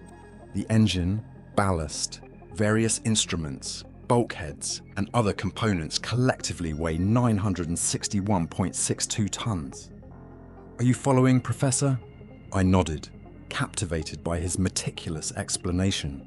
Therefore, Nemo concluded, when afloat, 1/10 of the Nautilus remains above the surface. By filling reservoirs in the lower hull, each capable of holding 150 tons of water, she can be fully submerged, reaching a total weight of 1,507 tons. Intrigued, I ventured a question. Captain, while I comprehend the ascent, I am perplexed by the descent. Surely at greater depths, the immense pressure would exert an upward force, impeding your submersion. Nemo's lips curled into a knowing smile. Professor, one must not conflate statics with dynamics, lest one fall prey to grave misconceptions. Descending to the ocean's depths requires minimal effort, for all objects naturally gravitate downwards. To determine the necessary weight increase for submerging the Nautilus, I merely calculated the reduction in seawater volume as depth increases. The implications of his words hung heavy in the air, a silent testament to the ingenuity of the Nautilus and her enigmatic captain. Now, While water isn't entirely incompressible, it does compress slightly under pressure. According to the latest calculations, this reduction is a mere 0.000436 of an atmosphere for every 30 feet of depth. To reach a depth of 3,000 feet, we need only account for the volume reduction under the pressure of a 1,000 foot column of water. The calculation is straightforward. With supplementary reservoirs capable of holding 100 tons, we can descend to considerable depths. To ascend, we simply release water from the reservoirs, emptying them completely if we wish the Nautilus to surface entirely. I found his logic unassailable. "I concede your calculations, Captain," I replied. "They are borne out by daily experience. However, I foresee a potential obstacle." "And what might that be, Professor?" "At a depth of 1,000 feet, Nautilus hull would endure a pressure of 100 atmospheres. If you were to empty the supplementary reservoirs to ascend, your pumps would need to overcome this immense pressure, 1,500 pounds per square inch. That would demand extraordinary power, a power only electricity can provide," Nemo interjected. "I assure you, Professor, the dynamic force of my engines is virtually limitless. The Nautilus pumps possess immense power, as you witnessed when their torrents of water engulfed the Abraham Lincoln. Moreover, I utilized the subsidiary reservoirs only to reach depths between 750 and 1,000 fathoms, primarily for maneuvering. When I intend to explore the ocean's abyssal depths, miles below the surface, I employ alternative methods, slower but equally reliable." "And what methods are those, Captain?" "That, Professor, involves revealing the Nautilus' inner workings. I am eager to learn. To steer the Nautilus horizontally, starboard, port or turning, I employ a conventional rudder affixed to the sternpost, controlled by a wheel and tackle. However, I can also control her vertical movement, ascent and descent, using two inclined planes on her sides, opposite the center of buoyancy. These planes, operated by powerful interior levers, can be angled in any direction. When parallel to the hull, the Nautilus moves horizontally. When angled, she either ascends or descends diagonally, depending on the inclination and the propeller's thrust. For a rapid ascent, I simply retract the propeller, allowing the water pressure to propel the Nautilus upwards like a hydrogen-filled balloon." "Remarkable, Captain. But how does the helmsman navigate beneath the waves?" "He is housed in a glazed observation chamber atop the Nautilus, equipped with lenses." "Can these lenses withstand such immense pressure?" "Absolutely. Glass, while fragile to impact, possesses surprising resilience under pressure. During our 1864 experiments with electric fishing lights in the Arctic, we observed glass plates less than 1/3 of an inch thick withstand pressures of 16 atmospheres. The glass I employ is at least 30 times thicker." "I see. But to see, there must be light, and in the ocean's darkness, how do you achieve this?" "Behind the helmsman's chamber resides a powerful electric reflector, illuminating the sea for half a mile ahead." "Ah, so that explains the phosphorescence we observed from the supposed narwhal. Now, I must inquire, Captain, was the encounter between the Nautilus and the Scotia, which caused such a stir, merely a chance meeting?" "Purely accidental, Professor. I was cruising a mere fathom below the surface when the impact occurred. Thankfully, there were no adverse consequences." "Indeed, Captain. But what of your encounter with the Abraham Lincoln?" A shadow passed over Nemo's face. "Professor, I lament the damage inflicted upon one of America's finest vessels. However, they initiated the attack, forcing me to defend myself. I merely disabled the frigate. She should be easily repaired at the nearest port." "Ah, Captain, your Nautilus is truly a marvel of engineering." Nemo's eyes softened, his voice tinged with affection. "Yes, Professor, and I cherish her as an extension of myself. While those aboard surface vessels may feel a sense of dread at the vastness of the ocean, the Nautilus inspires unwavering confidence in her crew. There are no weaknesses to fear, for her double hull is as resilient as iron. No rigging to maintain, no sails to be torn by the wind, no boilers to rupture, no fire to dread, as she is forged from iron, not wood. No coal shortages to worry about, for electricity is her sole power source. No risk of collision, for she navigates the uncharted depths. No storms to weather, for beneath the waves she finds absolute tranquility. There, Professor, lies the epitome of maritime perfection. And if it's true that the engineer trusts the vessel more than the builder, and the builder more than the captain, you can understand the unwavering faith I place in my Nautilus. For I'm at once captain, builder, and engineer. My curiosity piqued, I inquired. But how did you construct this extraordinary vessel in secrecy? Each component, Professor Aronnax, was sourced from a different corner of the globe. The keel was forged in Crusoe, the propeller shaft at Penn and Company in London, the hull's iron plates at Laird's of Liverpool, the propeller itself at Scott's in Glasgow. The reservoirs were crafted by Kyle and Company in Paris, the engine by Krupp in Prussia, the ram in Motala's workshop in Sweden, the mathematical instruments by Hart Brothers of New York, and so on. Each supplier received my orders under various aliases. But these disparate parts had to be assembled and integrated. Indeed, Professor, I established my workshops on a remote, uninhabited island. There, my dedicated crew, men I personally trained and educated, worked alongside me to construct the Nautilus. Upon completion, we erased all traces of our activities, reducing the island to ashes. Had I wished, I could have easily leapt over the flames. The cost of such a vessel must have been astronomical. An iron vessel, M. Aronnax, typically costs around $24,000 per ton. The Nautilus, weighing 1,500 tons, thus amounted to $36 million. An additional $12 million was spent on outfitting, and roughly $30 million more on the artwork and collections she houses. Before our conversation concluded, I posed one final question. Captain Nemo, you are a man of immense wealth, are you not? Immensely wealthy, Professor. I could effortlessly settle France's national debt without feeling the pinch. I gazed at this enigmatic figure, pondering his words. Was he merely testing the limits of my credulity? Only time would reveal the truth. Chapter 13, Into the Black River.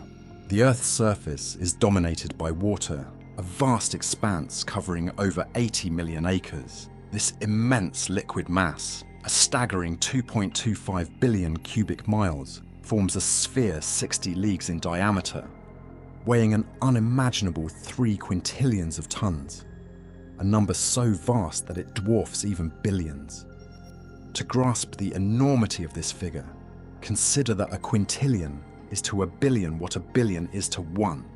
This colossal volume of water is equivalent to the combined discharge of all Earth's rivers over 40,000 years.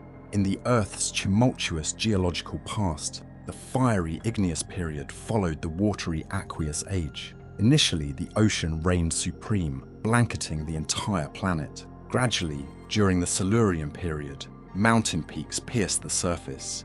Islands emerged and vanished beneath intermittent floods, then re-emerged, stabilized, and coalesced into continents, ultimately forming the familiar geographical layout we see today. The solid Earth had wrestled from the liquid domain 37.657 million square miles, or 12.96 billion acres. The contours of the continents allow us to divide the global ocean into 5 distinct regions: the Arctic and Antarctic, both frozen realms, and the Indian, Atlantic, and Pacific Oceans.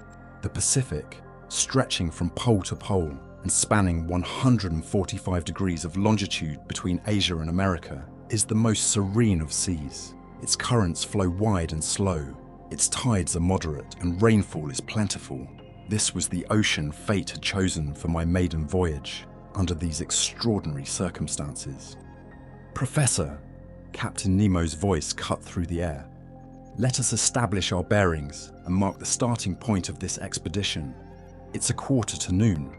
I shall ascend to the surface.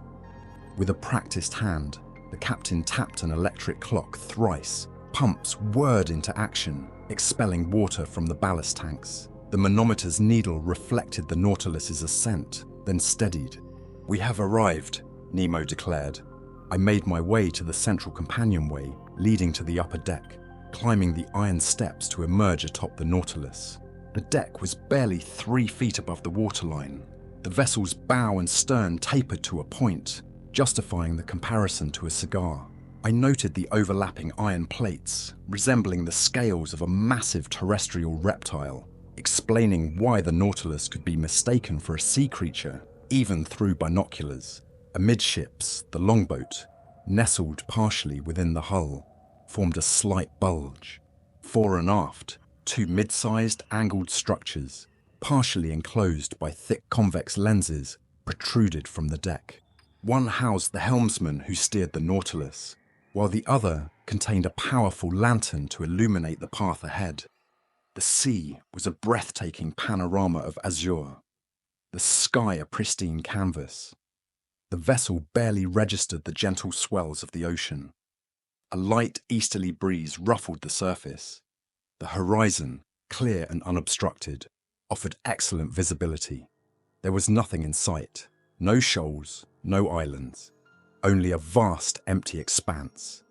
Captain Nemo, with his sextant, measured the sun's altitude to determine our latitude.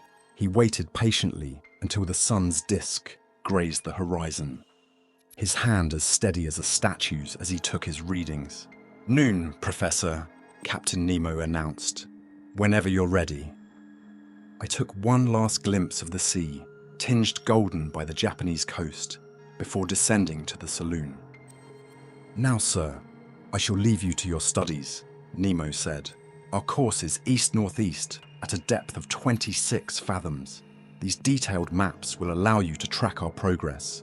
The saloon is yours to enjoy. With your permission, I shall retire." With a courteous bow, he departed, leaving me alone with my thoughts, all centered on the enigmatic commander of the Nautilus. For an hour, I pondered the mysteries surrounding him. My eyes then fell upon the enormous wall map, and I traced my finger to the intersection of our current latitude and longitude. Like continents, the ocean has its own vast rivers, distinct currents defined by temperature and color. The most renowned of these is the Gulf Stream. Science has charted 5 major currents, one in the North Atlantic, another in the South Atlantic, one in the North Pacific, one in the South Pacific, and a 5th in the Southern Indian Ocean. There's even evidence suggesting a 6th current once flowed in the Northern Indian Ocean, back when the Caspian and Aral Seas formed a single colossal body of water. The spot marked on the map revealed one such current, the Kuroshivo, or Black River. Originating in the Bay of Bengal, warmed by the intense tropical sun, it traverses the Strait of Malacca along the Asian coast, before veering into the North Pacific towards the Aleutian Islands. It carries with it camphor tree trunks and other regional flora, its warm indigo waters staining the ocean's edge. This was the current the Nautilus was to follow. I traced its path with my eye, watching it vanish into the vast Pacific, feeling myself drawn along with it. Just then, Ned Land and Conseil appeared at the saloon door. My companions were awestruck by the spectacle before them. "Where are we?" the Canadian exclaimed. "The Quebec Museum." "My friends," I said, gesturing for them to enter. "You are not in Canada, but aboard the Nautilus, 50 yards beneath the sea." Ned Land, ever the pragmatist, asked, "Professor, how many men are on this vessel? 10, 20, 50, 100? "I cannot say, Mr. Land.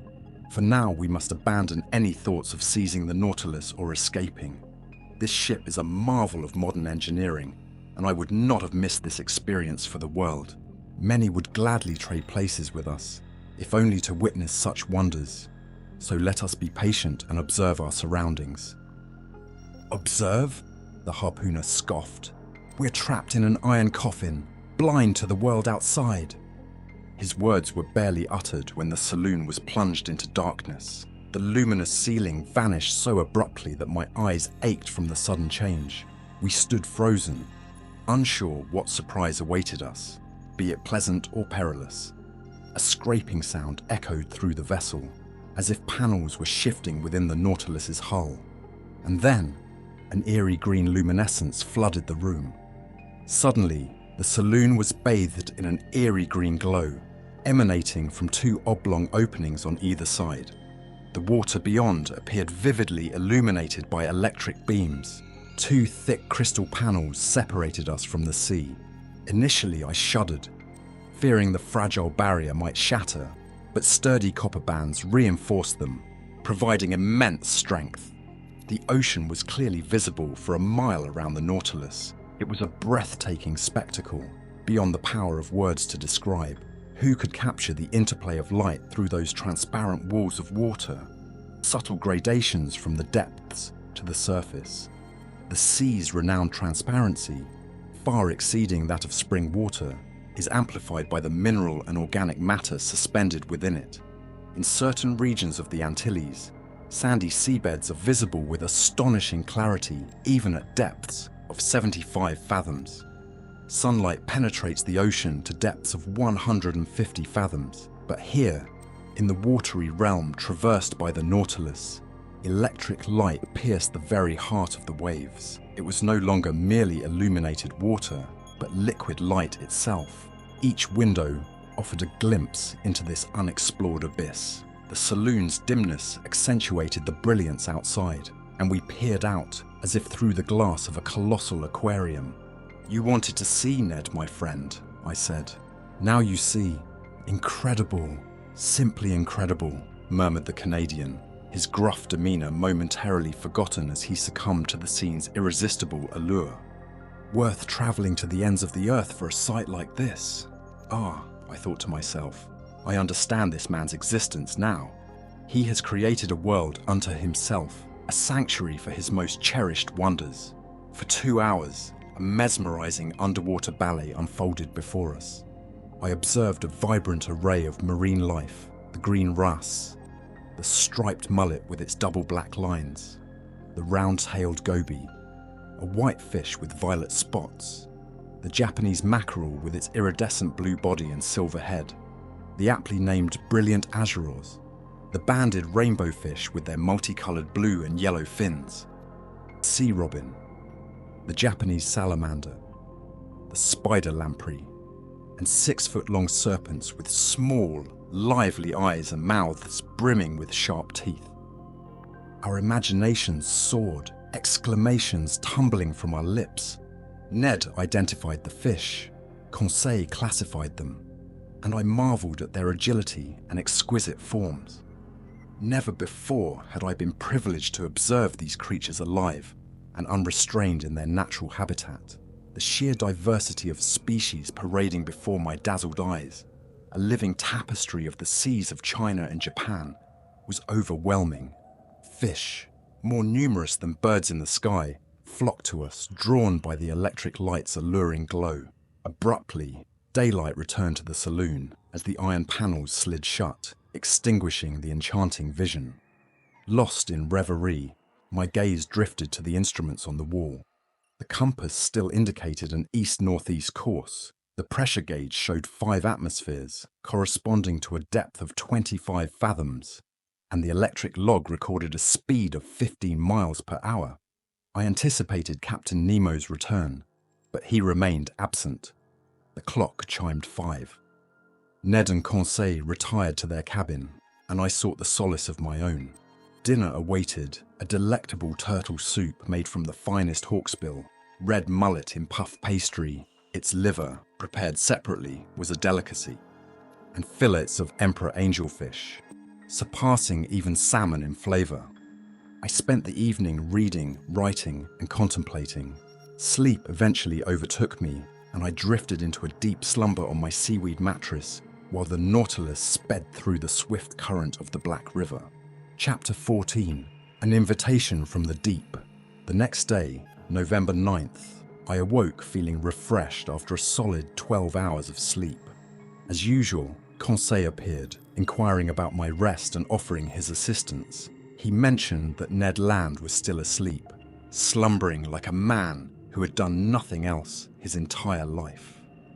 I let Conseil chatter away, my mind preoccupied with Captain Nemo's absence during yesterday's meeting. I hoped to see him today. Dressed and eager, I entered the saloon, but it was empty. I immersed myself in examining the collection of shells displayed behind glass, then delved into the extensive volumes filled with rare marine plants, their vibrant colours preserved even in their dried state.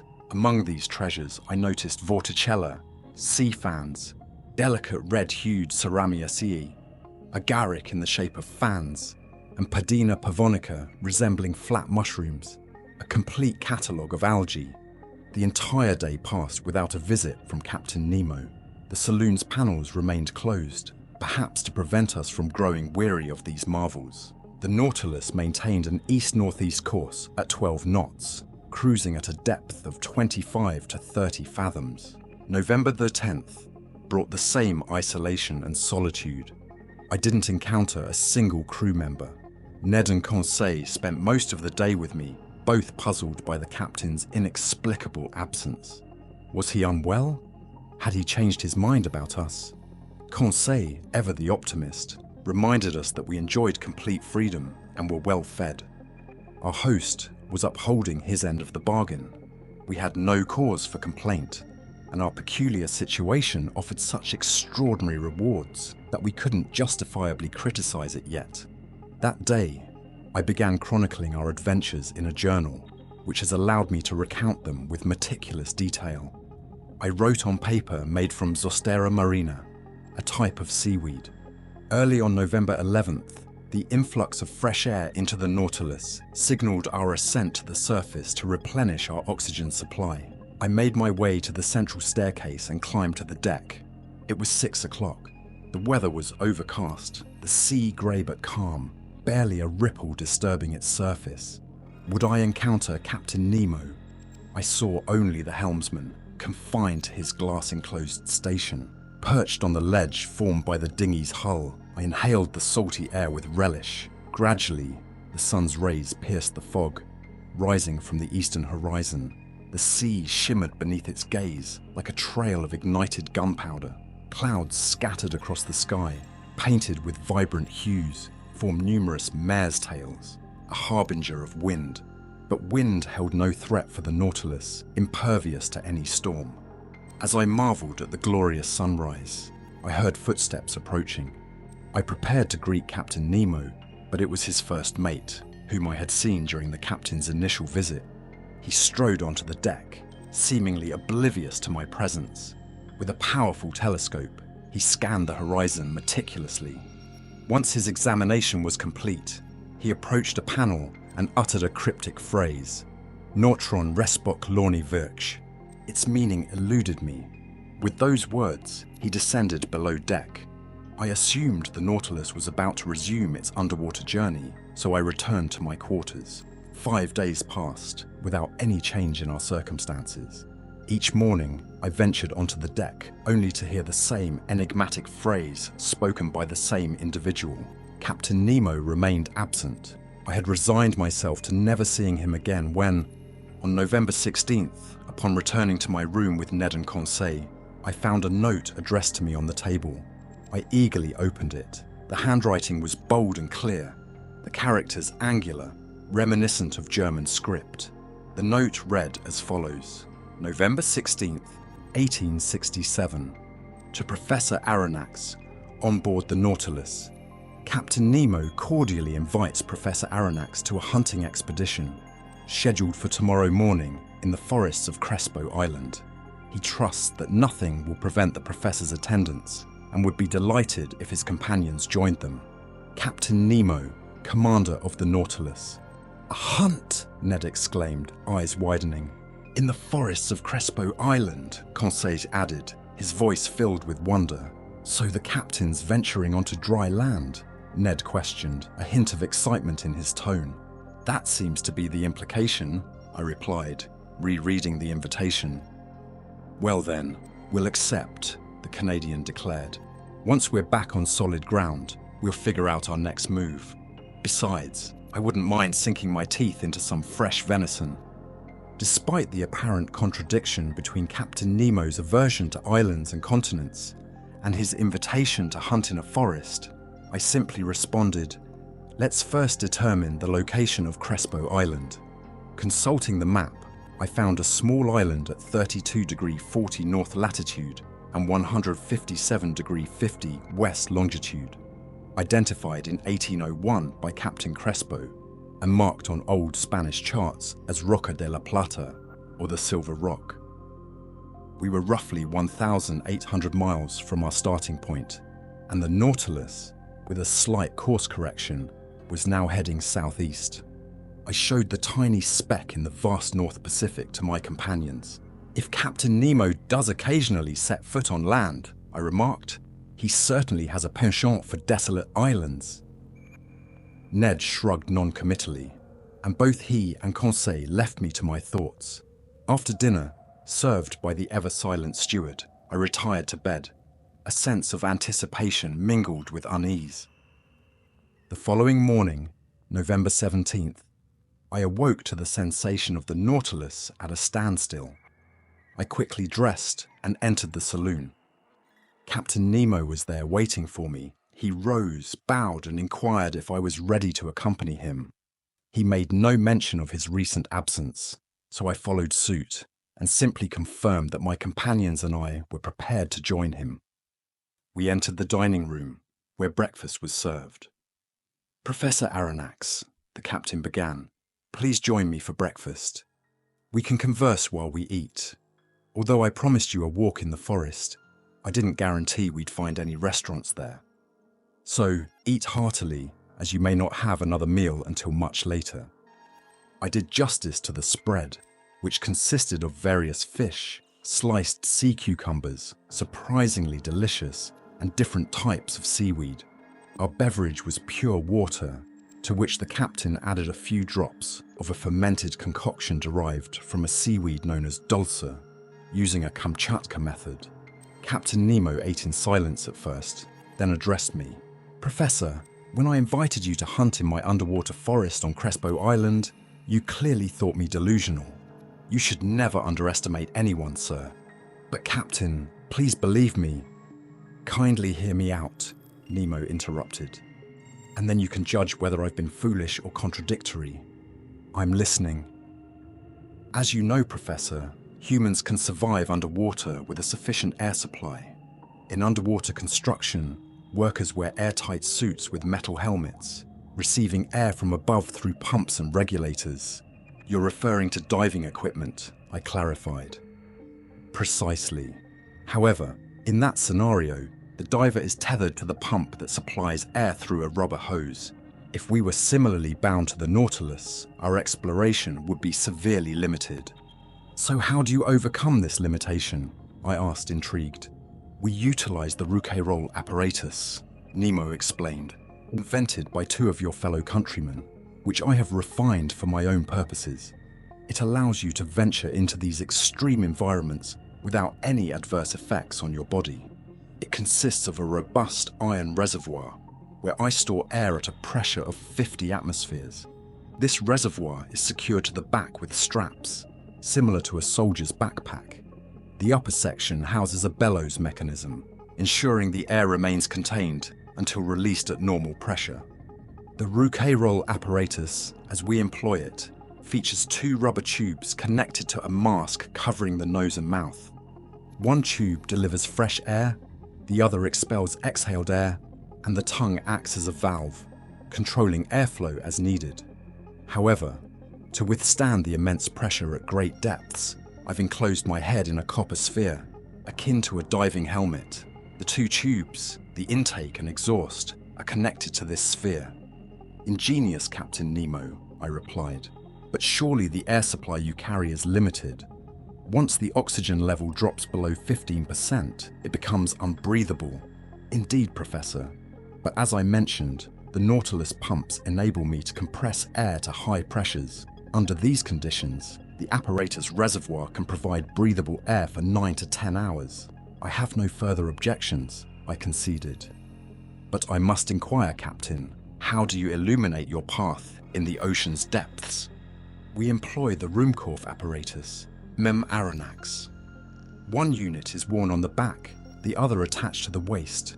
It consists of a Bunsen battery, powered by sodium rather than potassium dichromate.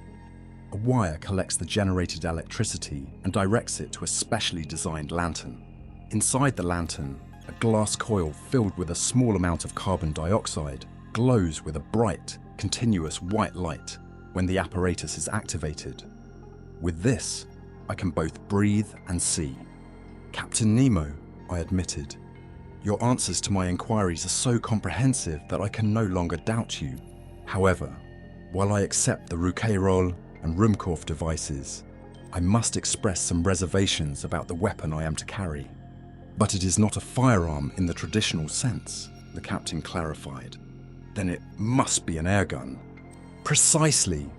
How could I possibly manufacture gunpowder on board without saltpeter, sulfur, or charcoal? Besides, I added, firing underwater in a medium 855 times denser than air would require overcoming considerable resistance. That poses no challenge. There exist specialized guns, designed by Fulton and refined by Philip Coles and Burley in England, Furcy in France, and Landi in Italy, with unique sealing mechanisms that allow them to fire under these conditions. But as I mentioned, lacking gunpowder, I utilize highly compressed air, readily supplied by the Nautilus pumps. But surely that air supply would be quickly exhausted. Indeed. But do I not have my Rouquayrol reservoir to replenish it as needed? A simple valve controls the flow. Besides, Monsieur Aronnax, you must realize that during our underwater hunt, we will expend minimal air and ammunition. Still, I persisted, it seems that in this dim environment and dense medium, the shots wouldn't travel far or be particularly lethal. On the contrary, Professor, with this weapon every shot is fatal. Even a glancing blow will instantly incapacitate the creature. How is that possible? The projectiles fired from this gun are not ordinary bullets, but small glass spheres invented by the Austrian chemist Leniebreck, of which I have an ample supply. These glass spheres are encased in steel and weighted with lead pellets. They are essentially Leyden jars, charged with high-voltage electricity. The slightest impact triggers their discharge, electrocuting the target, no matter how large or powerful. I concede, I replied, rising from my seat. I have no choice but to take the weapon. In any case, I shall follow where you lead. Captain Nemo led me towards the stern. As we passed Ned and Conseil's cabin, I called for them, and they quickly joined us. We then arrived at a small compartment near the engine room, where our diving suits awaited. Chapter 15. A stroll on the ocean floor. The chamber, in essence, served as the Nautilus armory and dressing room. A dozen diving suits hung from the wall, ready for our use. Ned Land, upon seeing them, balked at the idea of donning one. But my dear Ned, I explained, the forests of Crespo Island are underwater forests. Great, the harpooner grumbled, his dreams of fresh venison dashed. And you, Professor Aronnax, are you truly going to wear that get-up? There's no other option, Ned. Suit yourself, sir, he replied, shrugging his broad shoulders. But I won't be caught dead in one unless I'm forced. Rest assured, Master Ned, Captain Nemo interjected. No one will force you. What about Conseil? Is he willing to risk it? Ned asked, seeking an ally in his skepticism. I go where my master goes, Conseil replied, his loyalty unwavering.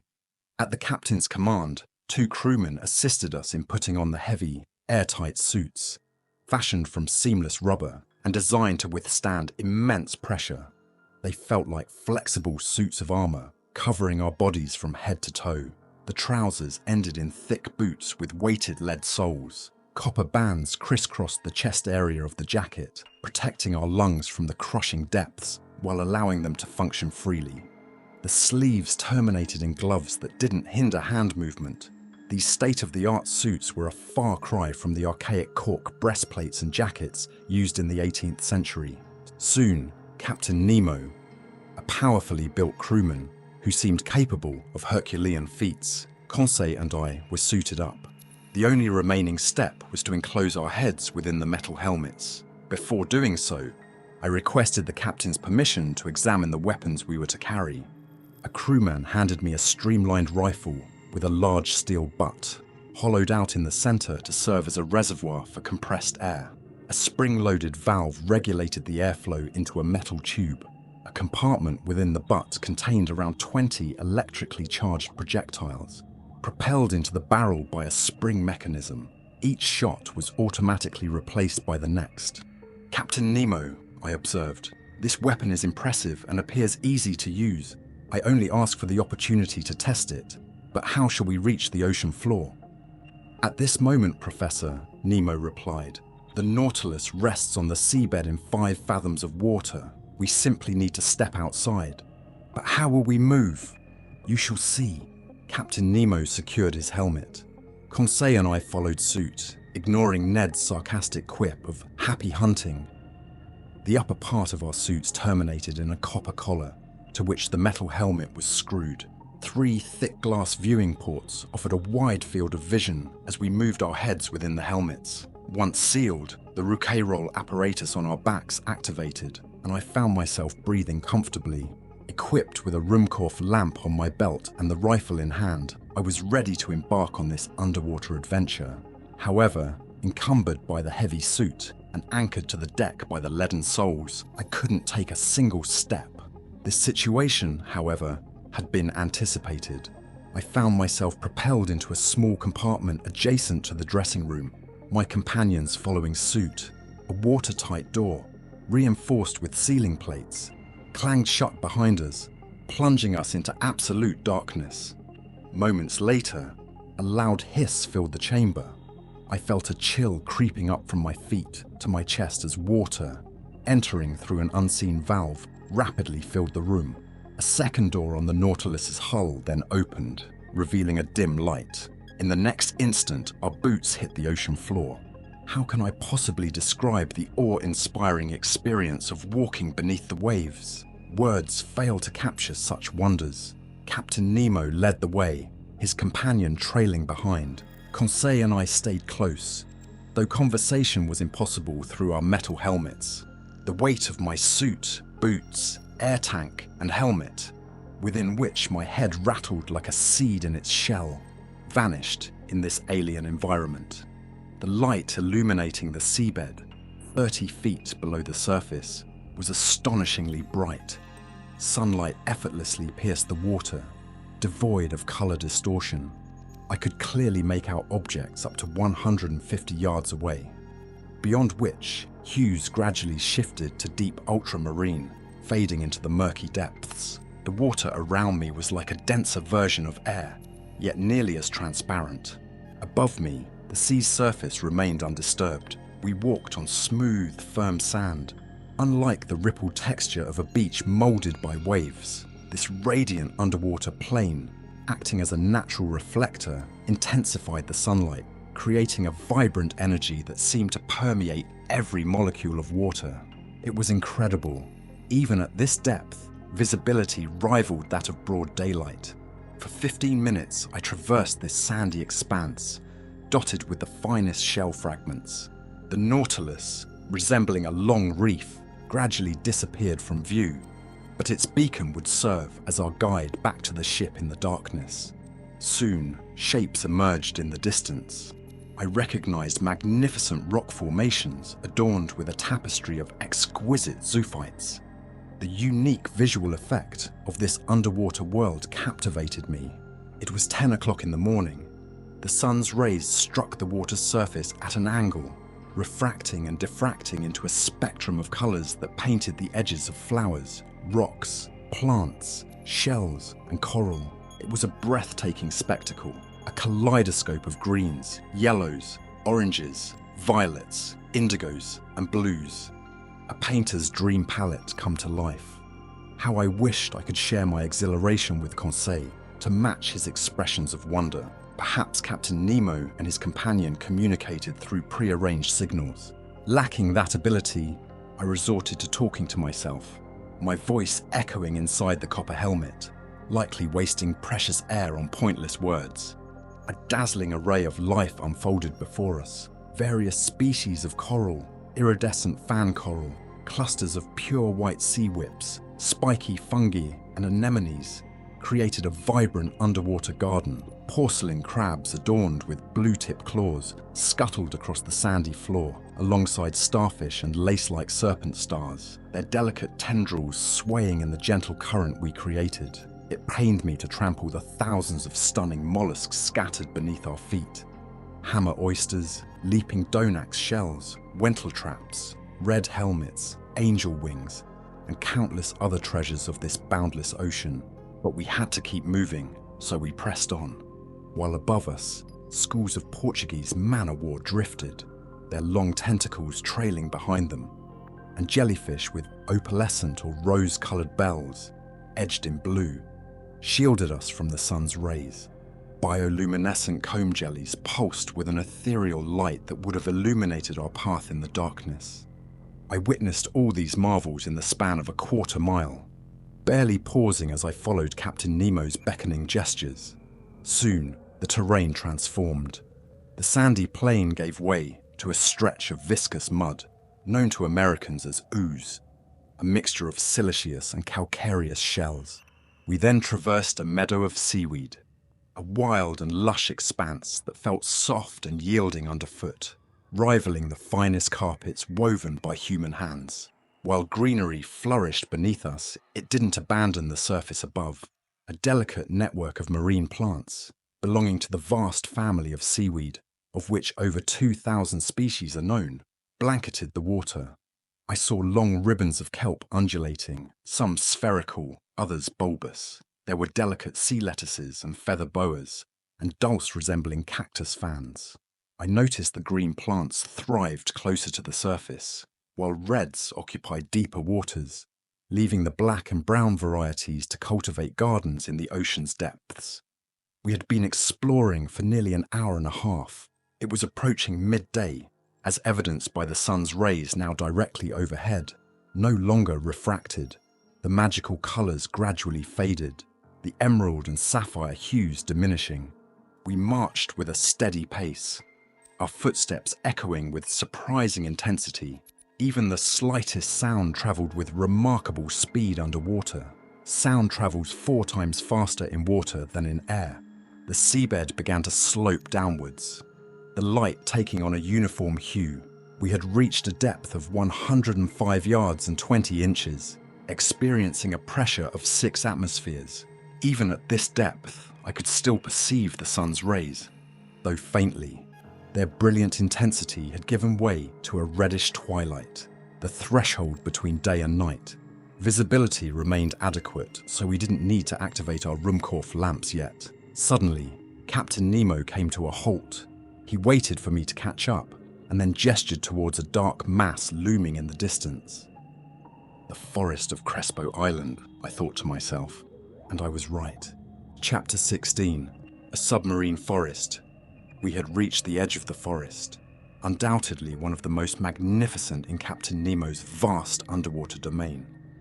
He regarded it as his personal sanctuary, as much his own as the first humans claimed the primordial Earth. And truly, who could challenge his ownership of this submerged paradise? What intrepid pioneer would dare venture here with an axe to fell these dark groves? The forest consisted of towering, tree-like plants. As we entered its grand arches, I was struck by the peculiar orientation of their branches, a phenomenon I had never encountered before. Not a blade of grass on the forest floor, not a branch on the trees was bent or broken, nor did they extend horizontally. All stretched upwards towards the ocean's surface. Even the most delicate filaments and ribbons stood as straight as iron rods, their vertical growth dictated by the dense medium that nurtured them. Though motionless when pushed aside, they instantly snapped back to their original positions. This was truly a realm of unwavering verticality. I soon adapted to this disorienting environment and the relative dimness that enveloped us. The forest floor appeared strewn with sharp rocks, making navigation tricky. The underwater flora was astonishingly diverse. even surpassing that of the Arctic or tropical zones, where plant life is less abundant. For a while, I mistakenly confused animal for plant, zoophyte for seaweed, an understandable error given the blurred lines between fauna and flora in this submerged world. These plants propagated independently, their life force drawn from the water that sustained them. Instead of leaves, most sported fronds in whimsical shapes and a spectrum of colours: pink, crimson, green, olive, fawn, and brown. I observed peacock-tail algae unfurled like fans, as if to capture a non-existent breeze, scarlet horn coral extending edible fern-like shoots, clusters of mushroom corals with upward thickening stems, and countless other marine plants, all devoid of flowers. A curious anomaly, a brilliant naturalist once remarked.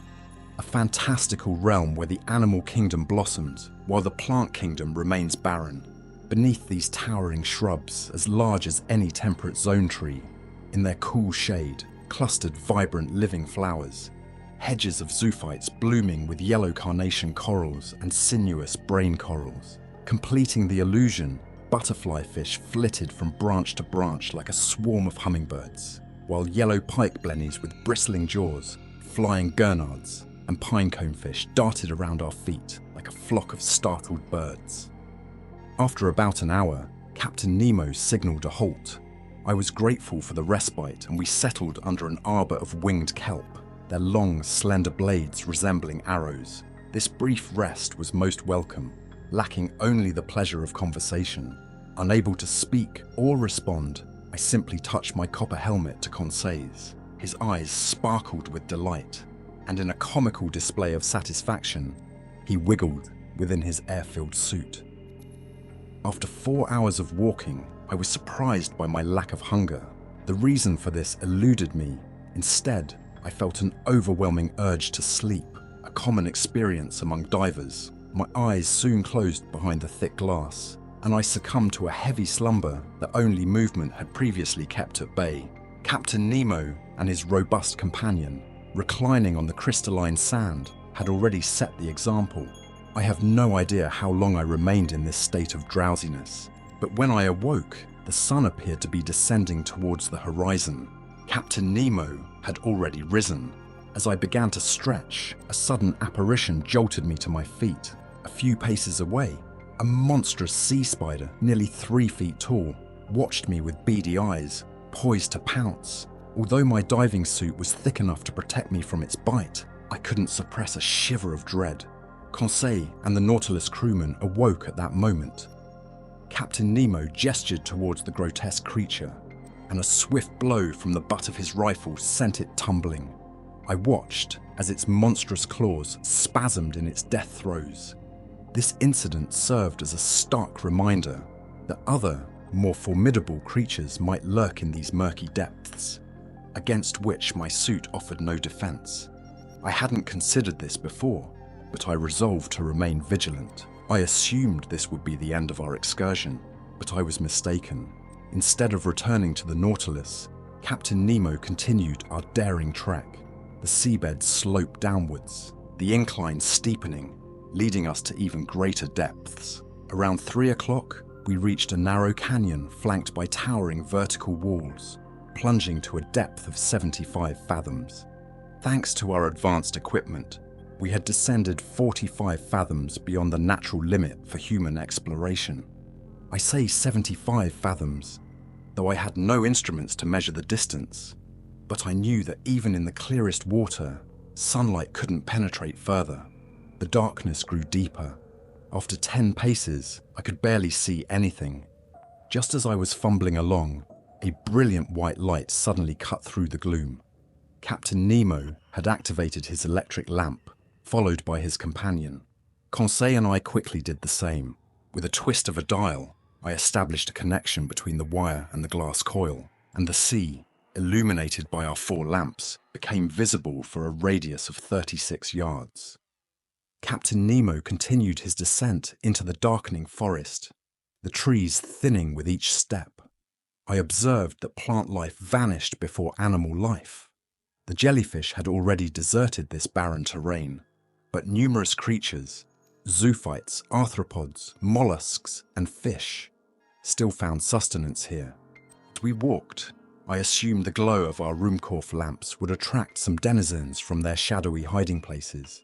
While some did approach, they maintained a respectful distance from the hunters. Several times, I saw Captain Nemo raise his rifle to his shoulder, only to lower it moments later and continue on. Finally, after roughly 4 hours, our extraordinary expedition reached its end.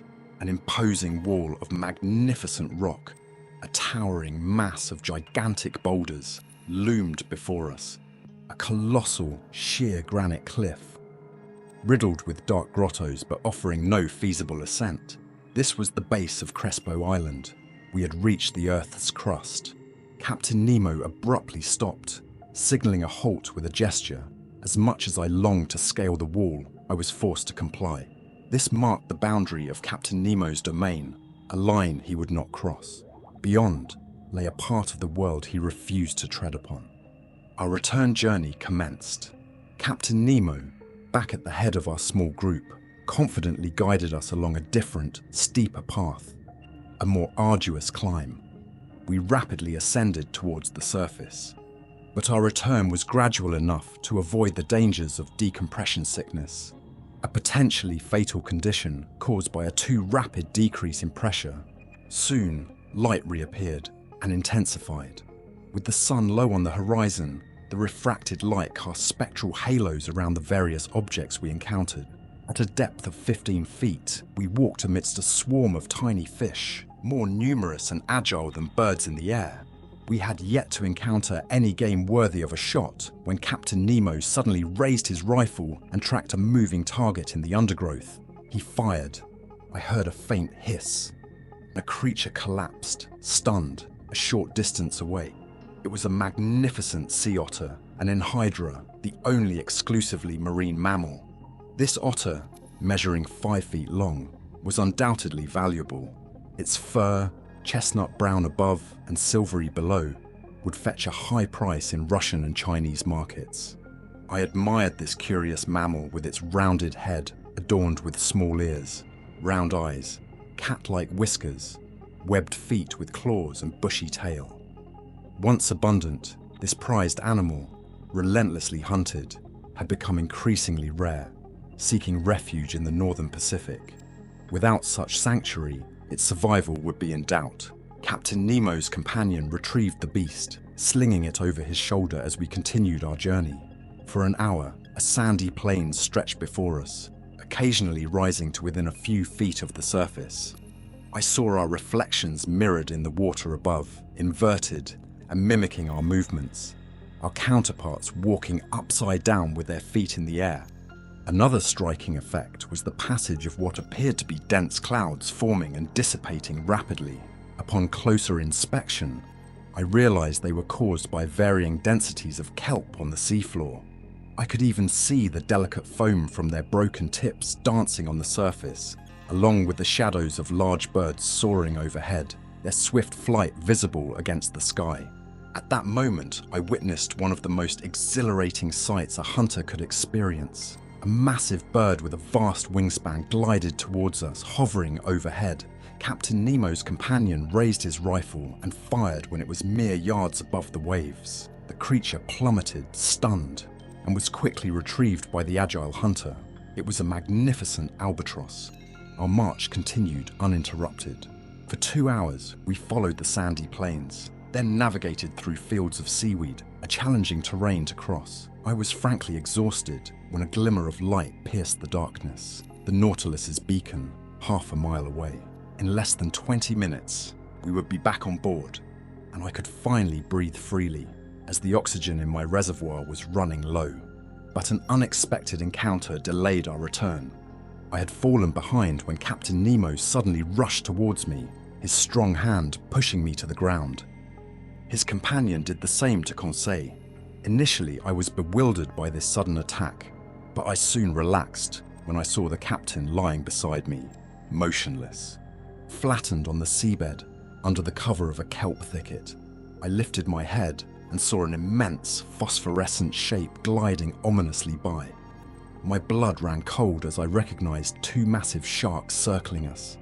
These were tiger sharks, formidable creatures with enormous tails and a blank, glassy stare.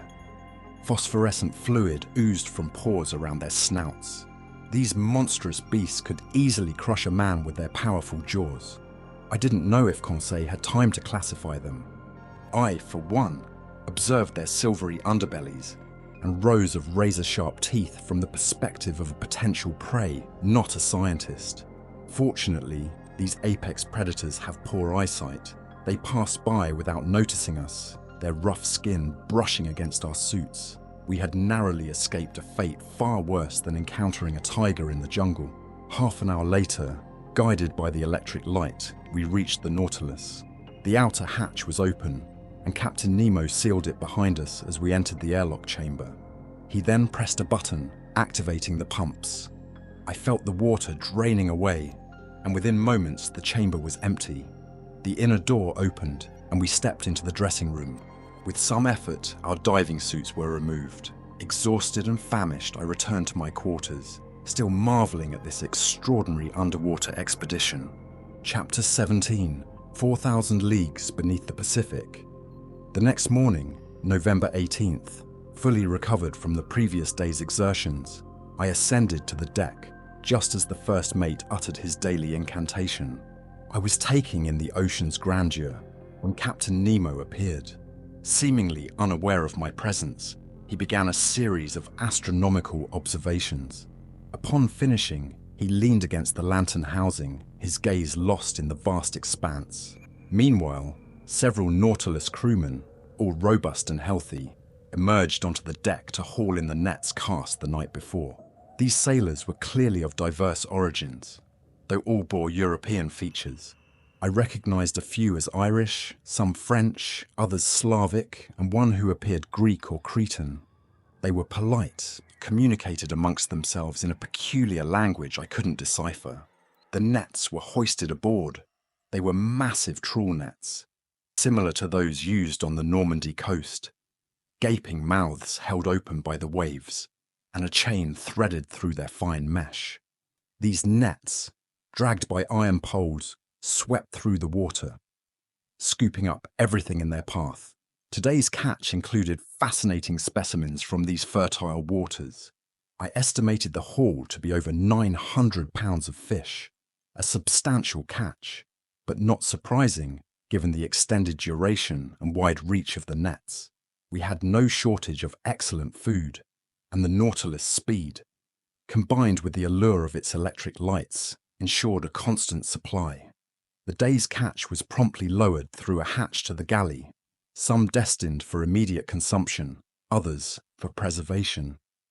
With the fishing complete and our air supply replenished, I assumed the Nautilus was about to continue its underwater voyage and turned to head back to my quarters. But without warning, the captain addressed me. "Professor," he began, his voice charged with an unusual intensity. "Isn't this ocean a living, breathing entity? It has its moods, its tempers. Yesterday, it slumbered alongside us, and now it awakens, refreshed after a peaceful night. Observe," he continued, gesturing towards the sea. "It stirs under the sun's caress, ready to resume its daily cycle. It's a fascinating study, this interplay of its elements. The ocean has a pulse, arteries, even spasms. I concur with the esteemed Matthew Morey, who discovered a circulatory system in the ocean as real as that found in animals." "Yes," I agreed, "the ocean does have a circulation, and to facilitate it, the Creator has filled it with an abundance of heat, salt, and microorganisms." As Captain Nemo spoke, a transformation seemed to wash over him, stirring a strange excitement within me. "True life thrives down there," he continued, his eyes gleaming with a visionary fervor. "I envision underwater cities, clusters of submerged dwellings that, like the Nautilus, would ascend each morning to breathe at the surface. Free, autonomous communities. Yet, who knows whether some tyrannical ruler..." He abruptly cut off his sentence with a dismissive wave, then turned back to me as if to dispel a troubling thought. Professor Aronnax, he inquired, are you familiar with the ocean's depths? I only know, Captain, what the major soundings have revealed. Would you enlighten me with those figures, so I may align them with my own data? Here are some that I recall, I replied. If I'm not mistaken, a depth of 8,000 yards has been recorded in the North Atlantic and 2,500 yards in the Mediterranean. The most remarkable soundings, however, were taken in the South Atlantic near the 35th parallel, revealing depths of 12,000, 14,000, and even 15,000 yards. In general, it's estimated that if the ocean floor were leveled, its average depth would be around 1 3/4 leagues. Well, Professor, Captain Nemo responded with a sly grin, I believe we can show you depths far greater than that. As for the average depth in this region of the Pacific, I assure you it's a mere 4,000 yards. With that, he strode towards the hatch and descended the ladder. I followed him into the spacious lounge. The propeller engaged, and the log indicated a speed of 20 miles per hour. In the days and weeks that followed, Captain Nemo's appearances were infrequent. I rarely saw him. The first mate meticulously plotted our course on the chart, allowing me to track the Nautilus's movements. For some time, the lounge panels were opened almost daily, and we never tired of exploring the mysteries of the underwater world. The Nautilus generally maintained a southeasterly course, cruising at depths between 100 and 150 yards. On one occasion, however, for reasons unknown, the Nautilus, angled by its diving planes, grazed the ocean floor. The thermometer registered a temperature of 4.25 degrees Celsius, a common reading at that depth across all latitudes. At 3 a.m. on November 26th, the Nautilus crossed the Tropic of Cancer at 172 degrees longitude. By the 27th, we had reached the Sandwich Islands, where Captain Cook met his tragic end in 1779. We had travelled 4,860 leagues from our starting point. That morning, as I stood on the deck, I could see Hawaii, the largest of the 7 islands, 2 miles to windward. I clearly made out the cultivated fields, the parallel mountain ranges, and the towering volcanoes of Mauna Kea. Soaring 16,000 feet above sea level. Among other things, the nets brought up unique specimens of fan coral and delicate polyps specific to this region. The Nautilus continued southeast, crossing the equator on December 1st at 142 degrees longitude. On the 4th, after a swift and uneventful journey, we reached the Marquesas Islands. 3 miles distant, I spotted Mount Tametiu on Nuku Hiva, the largest island in the French Polynesian archipelago. I could only discern the forested mountains against the horizon, as Captain Nemo chose not to bring the ship closer to shore. Here, the nets yielded a bounty of beautiful fish, some with azure fins and golden tails, boasting unparalleled taste, others nearly scaleless, yet incredibly flavorful, and some with bony jaws and yellow-tinged gills, rivaling the finest tuna. After departing these picturesque islands under the French flag, the Nautilus covered some 2,000 miles between December 4th and 11th. On the afternoon of December 11th, I was engrossed in a book in the lounge. Ned Land and Conseil watched the illuminated waters through the partially open panels. The Nautilus was stationary. While its reservoirs refilled, it hovered at a depth of 1,000 yards, a rarely explored zone where large fish were seldom encountered. I was reading Jean Masset's captivating book, The Slaves of the Stomach, absorbing its valuable insights, when Conseil interrupted me. "Would you come here for a moment, Professor?" he asked, his voice tinged with curiosity. "What is it, Conseil?" "I'd like you to see this." I rose, walked over, and leaned on the glass panels to get a better look. In the glare of the electric lights, a massive black object, completely motionless, hung suspended in the water. I studied it intently, trying to discern the nature of this enormous creature.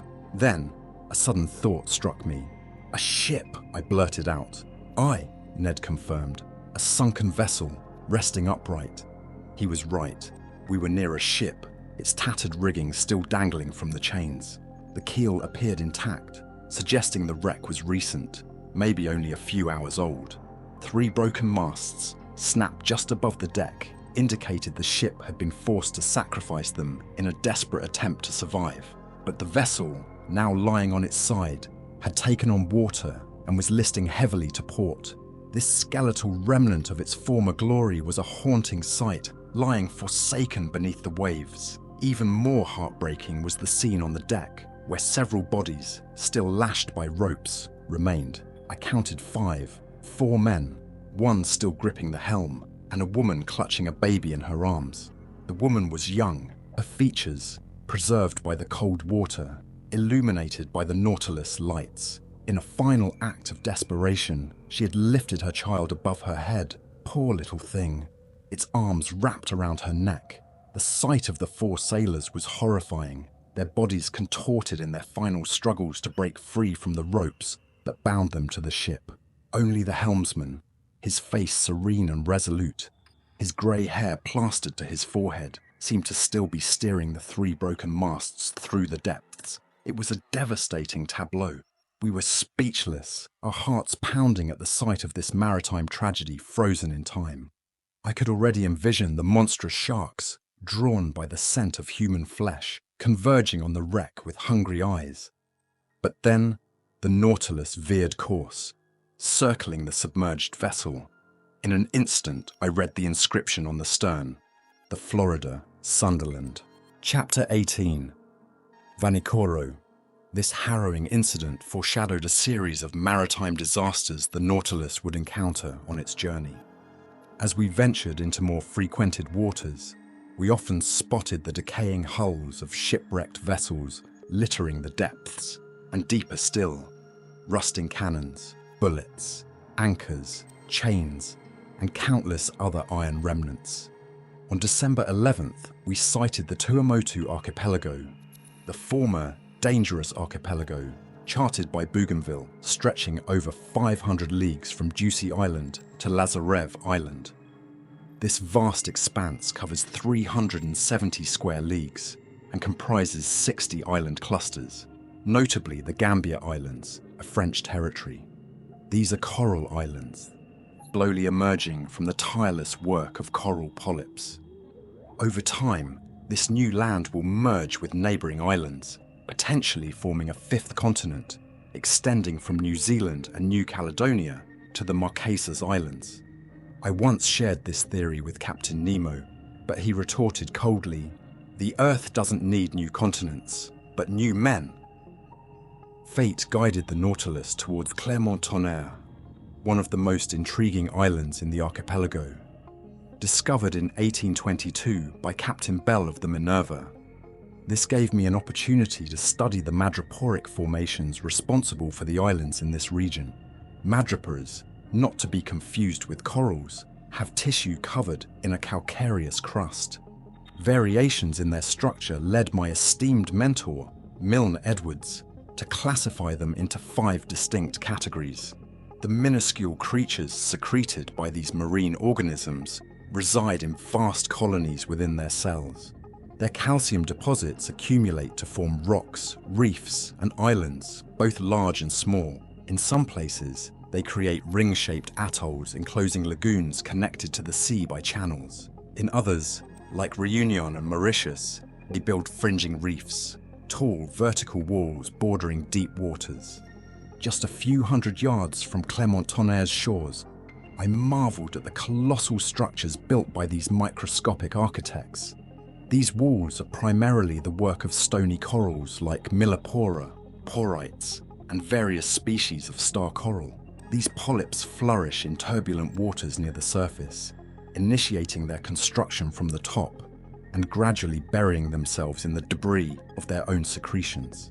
This, at least, is Darwin's theory, which, in my opinion, surpasses the notion that these formations are the peaks of submerged mountains or volcanoes. I could examine these extraordinary walls up close as they descended vertically for over 300 yards, brilliantly illuminated by our electric lights. When Conseil inquired about the time required to build these immense barriers, I astonished him by explaining that scientists estimate a growth rate of only 1/8 of an inch per century. By evening, Clermont-Tonnerre faded into the distance, and the Nautilus altered course. After crossing the Tropic of Capricorn at 135 degrees longitude, it sailed northwest, returning to the tropical zone. Despite the intense summer sun, we remained comfortable, as the temperature 15 to 20 fathoms below the surface never exceeded 10 to 12 degrees Celsius. On December 15th, we left the enchanting Society Islands and the picturesque Tahiti, Queen of the Pacific, to the east. In the morning, I glimpsed the island's lofty peaks several miles to windward. These waters provided our table with exquisite fish, mackerel, tuna, and even a few varieties of sea snakes. On December 25th, the Nautilus entered the waters of the New Hebrides, an archipelago discovered by Quiros in 1606, explored by Bougainville in 1768, and named by Cook in 1773. This island chain consists primarily of 9 large islands, forming a 120-league band from north-northwest to south-southeast, between 15 degrees and 20 degrees south latitude and 164 degrees and 168 degrees longitude. We passed reasonably close to the island of Erromango, which, at midday, appeared as a mass of verdant forest crowned by a towering peak. Being Christmas Day, Ned Land expressed his disappointment at the lack of festivities, a holiday cherished by Protestants. I hadn't seen Captain Nemo for a week when, on the morning of the 27th, he entered the lounge, as if we had last met only moments ago. I was engrossed in tracing the Nautilus's course on the map when he approached, placed his finger on a specific point, and uttered a single word. Vanikoro. The effect was electrifying. It was the name of the islands where La Pérouse had vanished. I abruptly rose from my seat. "The Nautilus has brought us to Vanikoro?" I asked, incredulous. "Indeed, Professor," the captain confirmed. "And I can visit the infamous islands where the Beausoleil and the Astrolabe met their fate. If you wish, Professor. When will we arrive?" "We are already there." Following Captain Nemo, I ascended to the deck, eagerly scanning the horizon. To the northeast, 2 volcanic islands of unequal size emerged, encircled by a coral reef 40 miles in circumference. We were off the coast of Vanikoro, specifically the island Dumont d'Urville, named Recherche Island, directly opposite the small harbour of Vanu, located at 16°4 south latitude and 164°32 east longitude. Lush vegetation covered the land from the shore to the island's interior, culminating in Mount Kapogo, rising 1,565 feet high. The Nautilus, having navigated the outer barrier reef through a narrow passage, found itself in the midst of breaking waves, the water 30 to 40 fathoms deep. Beneath the verdant canopy of mangroves, I spotted several natives who seemed startled by our approach. Did they perceive the long, dark shape moving between wind and water as a menacing sea creature? Captain Nemo inquired about my knowledge of La Pérouse's ill-fated expedition. "Only what's common knowledge, Captain," I replied. "And could you enlighten me on this common knowledge?" he asked with a hint of irony. "Certainly." I recounted the findings of Dumont d'Urville's latest works, summarizing them as follows. In 1785, Louis XVI dispatched La Pérouse and his second-in-command, Captain de Langley, on a voyage of circumnavigation. They set sail on the corvettes Boussole and Astrolabe, never to be heard from again. In 1791, the French government, growing concerned about the ship's fate, commissioned 2 merchant vessels, the Recherche and the Espérance, under the command of Bruni d'Entrecasteaux, to search for them. 2 months into their voyage, they received word from Captain Bowen of the Albemarle that wreckage had been sighted off the coast of New Georgia.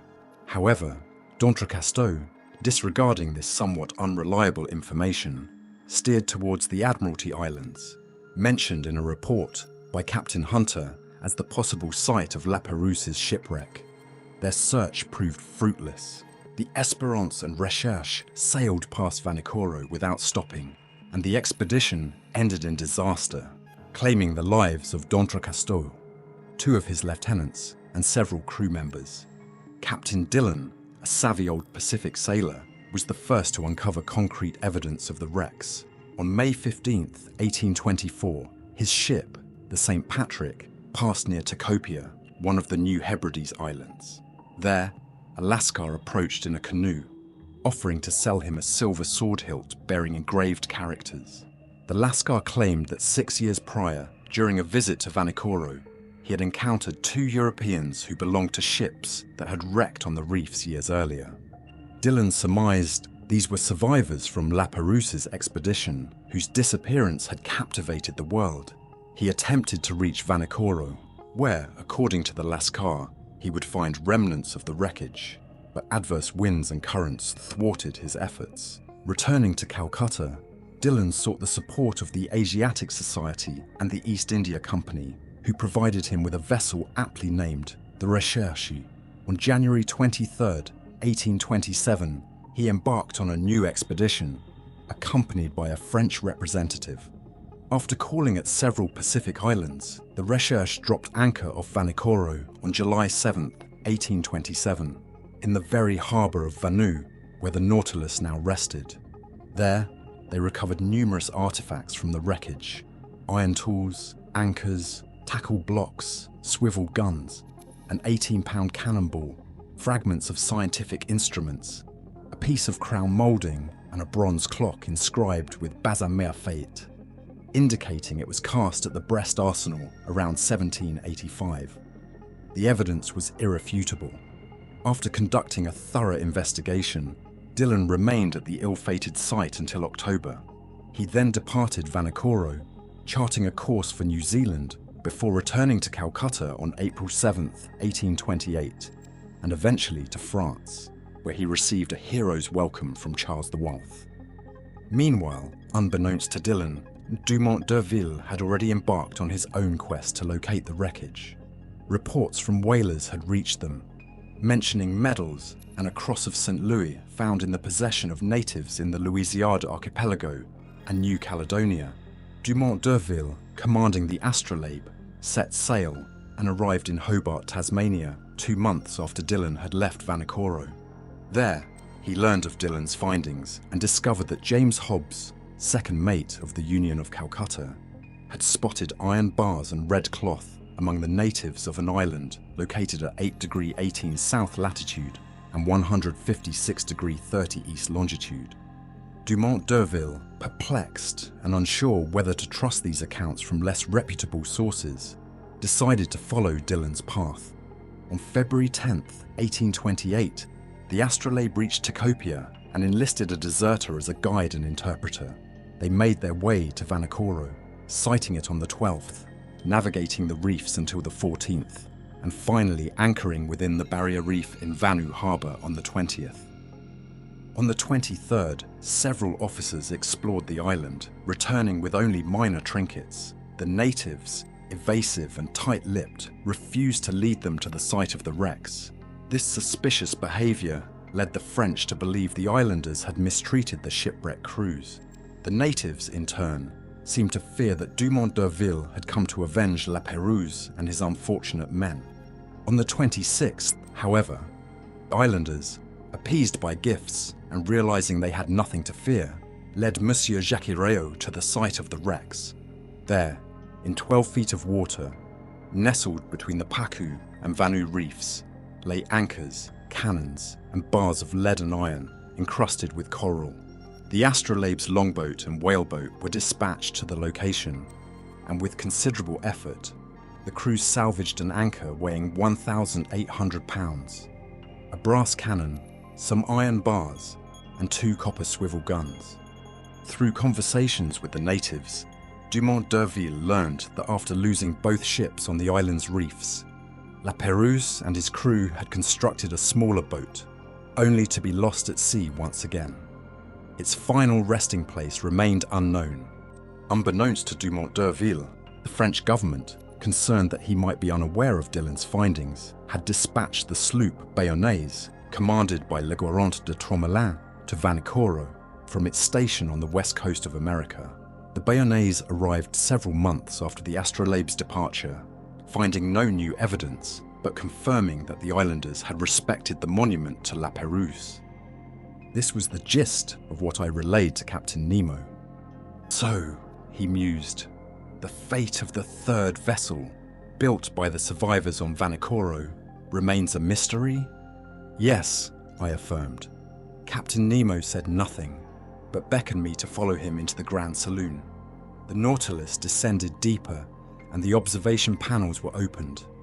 I rushed to the window, and beneath the coral encrustations teeming with sponges, sea squirts, soft corals, stony corals, and a myriad of colourful fish, wrasses, damselfish, grunts, aslets, and squirrelfish, I recognised debris the dredgers hadn't managed to retrieve. Iron stirrups, anchors, cannons, bullets, capstan fittings, even a ship's stem. These artefacts, now adorned with living flora, bore silent witness to a maritime disaster. As I gazed upon this desolate scene, Captain Nemo's voice, heavy with sorrow, broke the silence. Commander La Pérouse embarked on his voyage on December 7th, 1785, with his ships, the Beausoleil and the Astrolabe. His first stop was Botany Bay, followed by the Friendly Islands, New Caledonia. He then set course for Santa Cruz, landing at Namuka in the Ha'apai group. It was there that his ships met their fate on the uncharted reefs of Vanikoro. The Beausoleil struck first on the southern coast. The Astrolabe, attempting to assist, also ran aground. The first vessel was quickly destroyed. The second, battered by the elements, endured for several days. The natives welcomed the survivors, who established a settlement on the island and constructed a smaller boat from the wreckage. Some sailors chose to remain on Vanikoro, while others, weakened and ill, set sail with La Pérouse. They headed towards the Solomon Islands, where they perished, along with their makeshift vessel, on the western coast of the main island, somewhere between Cape Deception and Cape Satisfaction. How can you be certain of this? I asked, astonished. Because I found this at the site of the final wreck. Captain Nemo presented a tin box bearing the French coat of arms, corroded by seawater. He opened it, revealing a bundle of yellowed but legible papers. They were the naval minister's instructions to Commander La Pérouse, annotated in the margins by Louis XVI himself. A noble end for a sailor, Captain Nemo murmured. A coral tomb is a peaceful grave. I hope my comrades and I will find no other. Chapter 19. Torres Straits. During the night of December 27th, the Nautilus departed from Vanikoro's shores at high speed. Heading southwest, she covered the 750 leagues to La Pérouse's archipelago and the southeastern tip of Papua New Guinea in a mere 3 days. Early on January 1st, 1868, Conseil joined me on deck. Professor, may I wish you a happy new year? What's this, Conseil? I chuckled. As if we were back in Paris, in my study at the Jardin des Plantes. Well, I accept your well wishes and thank you for them. But tell me, what does Happy New Year mean under our current circumstances? Are you referring to the year that will see the end of our captivity, or the year that continues this extraordinary voyage? Honestly, Professor, I don't know how to answer that. We're certainly seeing amazing things, and the past 2 months have been anything but dull. Each new wonder surpasses the last, and if this trend continues, who knows where it might lead? I doubt we'll ever experience anything like this again. So, with all due respect, Professor, perhaps a happy year would be one where we get to see everything. By January 2nd, we had travelled 11,340 miles, or 5,250 leagues, from our starting point in the Sea of Japan. Ahead lay the treacherous Coral Sea, off the northeastern coast of Australia. We were just a few miles from the infamous reef, where Cook's ship, the Endeavour, was damaged on June 10th, 1770. A piece of coral, broken off during the impact, had become wedged in the hull, preventing the ship from sinking.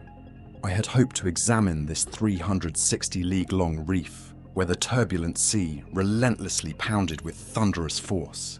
However, the Nautilus diving planes angled us downwards into the depths, and I could only glimpse the coral's towering walls.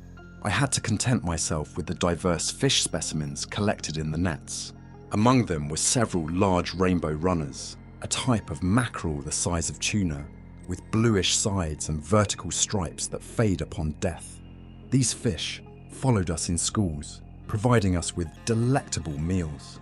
We also captured numerous gilt-head sea bream, about 1.5 inches long, with a flavour similar to John Dory, and flying fish resembling underwater swallows, their bioluminescent glow illuminating the air and water on dark nights. Among the mollusks and other marine invertebrates, I found various species of soft corals, sea urchins, hammer oysters, Venus clams, sundial shells, keriths and hyaline shells. The flora included beautiful floating seaweed like kelp and oarweed, saturated with the mucilage they exude. I even collected a magnificent Nemastoma gilliniarois, a rare specimen worthy of a museum. 2 days after traversing the Coral Sea, on January 4th, we sighted the Papuan coastline. Captain Nemo informed me of his intention to reach the Indian Ocean via the Torres Strait, a perilous passage. The Torres Strait is roughly 34 leagues wide, but riddled with countless islands, islets, reefs, and rocks, making navigation a nightmare. Captain Nemo took every precaution to ensure a safe crossing. The Nautilus, floating between the surface and the depths, proceeded at a moderate pace, her propeller churning the waves like a whale's tail. Taking advantage of this pause, I and my companions ascended to the deserted platform. The helmsman's cabin was just ahead, and I assumed Captain Nemo was there, guiding the Nautilus through this treacherous passage. I had brought along detailed charts of the Torres Strait, which I now consulted meticulously. Around the Nautilus, the sea churned violently, waves surging from southeast to northwest at a speed of 2.5 miles per hour crashed against the exposed coral formations. "Nasty weather," Ned Land commented. "Indeed," I agreed, "and not ideal for a vessel like the Nautilus." "The captain must be incredibly confident in his navigation," Ned remarked. "I see coral outcroppings that could rip her hull to shreds with the slightest touch." The situation was undeniably precarious, but the Nautilus seemed to glide effortlessly past these hazards. She didn't follow the exact routes of the Astrolabe and Zelly, which had proved disastrous for Dumont d'Urville. Instead, she veered northward, skirting the Murray Islands, then turned southwest towards the Cumberland Passage. I thought she would bypass it, but then she turned northwest again, threading her way through a maze of little-known islands and islets towards the Endeavour Strait and Canal Mauvais. I wondered if Captain Nemo, in a reckless gamble, would attempt to steer through the same passage where Dumont d'Urville's ships had run aground. But he surprised me once more, abruptly changing course and heading due west towards Warrior Reef. By now, it was 3 o'clock in the afternoon. The tide, having reached its peak, began to recede. The Nautilus approached the reef, its distinctive fringe of screw pines still visible. We were about 2 miles away when a sudden jolt knocked me off my feet. The Nautilus had struck a rock and remained immobile, listing slightly to port. I scrambled to my feet and found Captain Nemo and his first mate on the platform, assessing the situation and exchanging words in their indecipherable language. This was our predicament. 2 miles to starboard lay Warrior Reef, stretching from north to west like a giant arm. To the south and east, exposed coral emerged as the tide ebbed. We were stranded in one of the regions where tides are moderate, a grim prospect for refloating the Nautilus. Fortunately, the vessel seemed undamaged, keel solidly intact, but unable to slide or maneuver, she risked being permanently trapped, spelling the end of Captain Nemo's underwater vessel. As I pondered our options, the captain, always composed and in control, approached me. "An accident?" I inquired. "No," he corrected. "An incident. but an incident that might force you to become a resident of the land you so fervently avoid? Captain Nemo looked at me curiously and shook his head, indicating that nothing would compel him to set foot on solid ground again. Besides, Monsieur Aronnax, he added, the Nautilus isn't doomed. She will continue to transport you to the ocean's many marvels. Our journey has only just begun, and I wouldn't want to be deprived of your company so soon. However, Captain Nemo, I replied, ignoring his subtle sarcasm, the Nautilus is aground in the open sea. The Pacific tides aren't strong, and unless you can lighten the ship, I don't see how she'll be refloated. The tides aren't strong in the Pacific. You're right about that, Professor, Captain Nemo conceded. But in the Torres Strait, there's still a difference of 1.5 yards between high and low tide. Today is January 4th, and in 5 days, it will be a full moon. I'd be surprised if that celestial body didn't raise the water level enough to do me a favor. With that, he and his first mate descended back into the Nautilus. The vessel remained stuck, as if the coral polyps had already encased her in their unyielding cement. Well, sir, Ned Land asked, joining me after the captain's departure. Well, Ned, we'll patiently wait for the tide on the 9th. It seems the moon will be kind enough to grant us a reprieve. Really? Really? And this captain isn't planning to drop anchor at all? He's relying solely on the tide, Conseil inquired. The Canadian stared at Conseil, then shrugged. Professor, trust me when I say this hunk of metal won't be sailing anywhere, above or below the water. It's only good for scrap now. I think it's time we bid Captain Nemo farewell.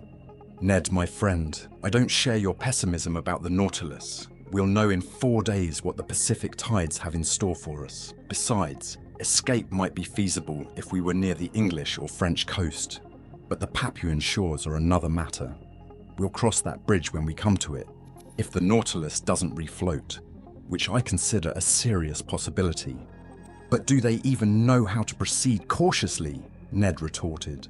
There's an island out there with trees, and under those trees are land animals, the kind that provide steaks and roasts. I'd love to sample them. Ned has a point, Conseil chimed in. Professor, couldn't you ask your friend Captain Nemo for permission to go ashore, even if just to maintain our ability to walk on solid ground? I can ask, I replied, but he'll likely refuse. Will you take the chance, Professor? Conseil persisted. We could gauge the captain's goodwill. To my surprise, Captain Nemo granted my request with unexpected cheerfulness. He didn't even demand a promise to return to the ship. However, escaping through New Guinea could be perilous, and I wouldn't advise Ned to attempt it. Better to be a captive on the Nautilus than to fall into the hands of the natives. At 8 o'clock, armed with rifles and hatchets, we disembarked from the Nautilus. The sea was relatively calm, a gentle breeze blowing towards the shore. Conseil and I rowed swiftly, while Ned steered through the narrow channel formed by the breakers. The boat was expertly handled and made good time. Ned Land could barely contain his joy. He was like a prisoner who had escaped and hadn't yet realized the need to return. Meat! We're going to feast on meat! And not just any meat, he exclaimed. Real game, no more fish. I'm not saying fish isn't good, I cautioned. We shouldn't be ungrateful. A piece of fresh venison, grilled over an open fire, would be a welcome change. You're making my mouth water, Conseil chimed in. Let's hope these forests are teeming with game, I said, and not the kind that hunts the hunter. Well said, Professor, Ned replied, his teeth seemingly sharpening like the blade of his hatchet. But I'll eat tiger loin, if there's no other four-legged creature on this island. Ned's getting a little ahead of himself, Conseil observed.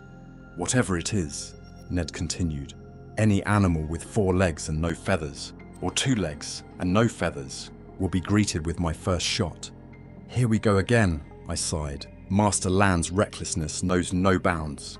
Don't worry, Professor, Ned assured me. It won't take me 25 minutes to whip up a meal you'll enjoy. At 8:30, the Nautilus's boat glided onto a sandy beach, having safely navigated the coral reef surrounding Warrior Reef. Chapter 20. A brief respite on land, of setting foot on solid ground again was exhilarating. Ned Land tested the soil with his boots, as if claiming it for himself. It had been only 2 months since we had become, according to Captain Nemo, passengers aboard the Nautilus, but in truth, we were his prisoners. Within minutes, we were within rifle range of the coastline. The horizon was concealed behind a breathtaking wall of jungle. Massive trees, their trunks soaring 200 feet high, were interwoven with vines, forming natural hammocks swaying gently in the breeze. Mimosas, figs, hibiscus, and palm trees grew in wild profusion, while orchids, legumes, and ferns thrived beneath their verdant canopy. Ignoring the beauty of the Papuan flora, the ever-practical Canadian focused on sustenance. He discovered a coconut tree, knocked down some fruit, cracked them open, and we savoured the milk and flesh with a satisfaction that spoke volumes about the Nautilus' monotonous fare. "Amazing," Ned declared. "Exquisite," Conseil echoed. "And I doubt the captain would mind us bringing a load of coconuts back to the ship," Ned mused. "Probably not," I replied, "but he wouldn't eat them himself." "All the better for us," Ned quipped. "More to go around." "Just a word of caution, Master Land," I addressed the harpooner, who was already eyeing another coconut tree. "Coconuts are delicious, but before we overload the boat, wouldn't it be wise to explore and see if the island offers other useful provisions? Fresh vegetables would be a welcome addition to the Nautilus's galley." "The professor is right," Conseil agreed. "I propose we allocate 3 sections in the boat, one for fruit, one for vegetables, and the third for the venison we have yet to encounter." "Don't lose hope, Conseil," Ned encouraged him. "Let's keep exploring," I suggested, "and stay alert. Even though the island seems uninhabited, there might be people here who aren't as picky about their game as we are." Ned's jaw worked as he considered this. "Ho ho," he exclaimed. "What is it, Ned?" Conseil asked. "Well, I'm starting to see the appeal of cannibalism," Ned joked darkly. "Ned, are you suggesting you'd eat a fellow human? I wouldn't feel safe sharing a cabin with you anymore. I might wake up one day to find myself half-eaten." "Don't worry, Conseil, my friend," Ned reassured him. "I'm quite fond of you, but not enough to eat you unnecessarily." "I wouldn't put it past you," Conseil retorted. "But enough of that. We absolutely must find some game to satisfy this carnivore, or else one day the professor will find only scraps of his servant left for dinner." As we chatted, we ventured deeper into the shadowed depths of the forest. For 2 hours, we scoured it in every direction. Luck was on our side. We discovered edible plants, including one of the most valuable tropical staples, providing us with a precious food source missing from our shipboard diet. I speak of the breadfruit tree, abundant on Warrior Reef. We focused on the seedless variety, known in Malaysia as Rima. Ned Land, a seasoned traveller, was familiar with these fruits. He had eaten them on many voyages and knew how to prepare them. The mere sight of them filled him with such excitement that he could no longer contain himself. "Professor," Ned declared, "I'll wither away if I don't get a taste of that breadfruit." "By all means, Ned," I said. "Indulge yourself. We're here to experiment after all." "Won't take long," he replied, already gathering kindling. He soon had a fire crackling merrily. Meanwhile, Conseil and I selected the choicest breadfruits. Some were not yet ripe, their thick skins concealing a white, fibrous flesh. Others, mostly yellow and gelatinous, were perfectly ripe for the picking. These fruits had no seeds. Conseil brought a dozen to Ned, who sliced them thickly and placed them on the coals, all the while proclaiming, "You'll see, Professor, how delicious this bread is, especially after going so long without it. It's not even bread," he added, "but a delicate pastry. Haven't you ever had it?" "No, Ned," I confessed. "Well, prepare yourself for a real treat. If you don't come back for seconds, I'm not the king of harpooners." A few minutes later, the exposed sides of the fruit were perfectly roasted. The inside resembled a white paste, a soft crumb with a flavour reminiscent of artichoke. I had to admit, the bread was exceptional, and I savoured every bite. "What time is it?" Ned asked. "At least 2 o'clock," Conseil replied. "Time sure flies on solid ground," Ned sighed. "Let's get going," Conseil suggested. We headed back into the forest, adding to our collection by raiding some cabbage palms. We harvested the hearts from the treetops, along with small beans I recognized as the abridged, favored by the Malays, and some high-quality yams. By the time we reached the boat, we were fully loaded. However, Ned deemed our provisions insufficient, but fate smiled upon us. As we were about to shove off, he spotted several 25 to 30-foot tall palm trees. Finally, at 5 o'clock, laden with our bounty, we pushed off from the shore. Half an hour later, we hailed the Nautilus. No one appeared to greet us. The massive iron vessel seemed deserted. After storing the provisions, I retired to my cabin and, following supper, slept soundly. The next morning, January 6th, there was no sign of activity on board. The boat remained undisturbed in the same spot where we had left it. We decided to return to the island. Ned was determined to have better luck with hunting and wanted to explore a different part of the forest. At dawn, we set off. The boat, propelled by the waves, reached the island in minutes. We disembarked and, acquiescing to the Canadian's wishes, followed Ned Land, whose long strides threatened to leave us behind. He led us west along the coast, then through several streams, reaching a high plateau bordered by magnificent forests. Kingfishers flitted along the waterways but kept their distance.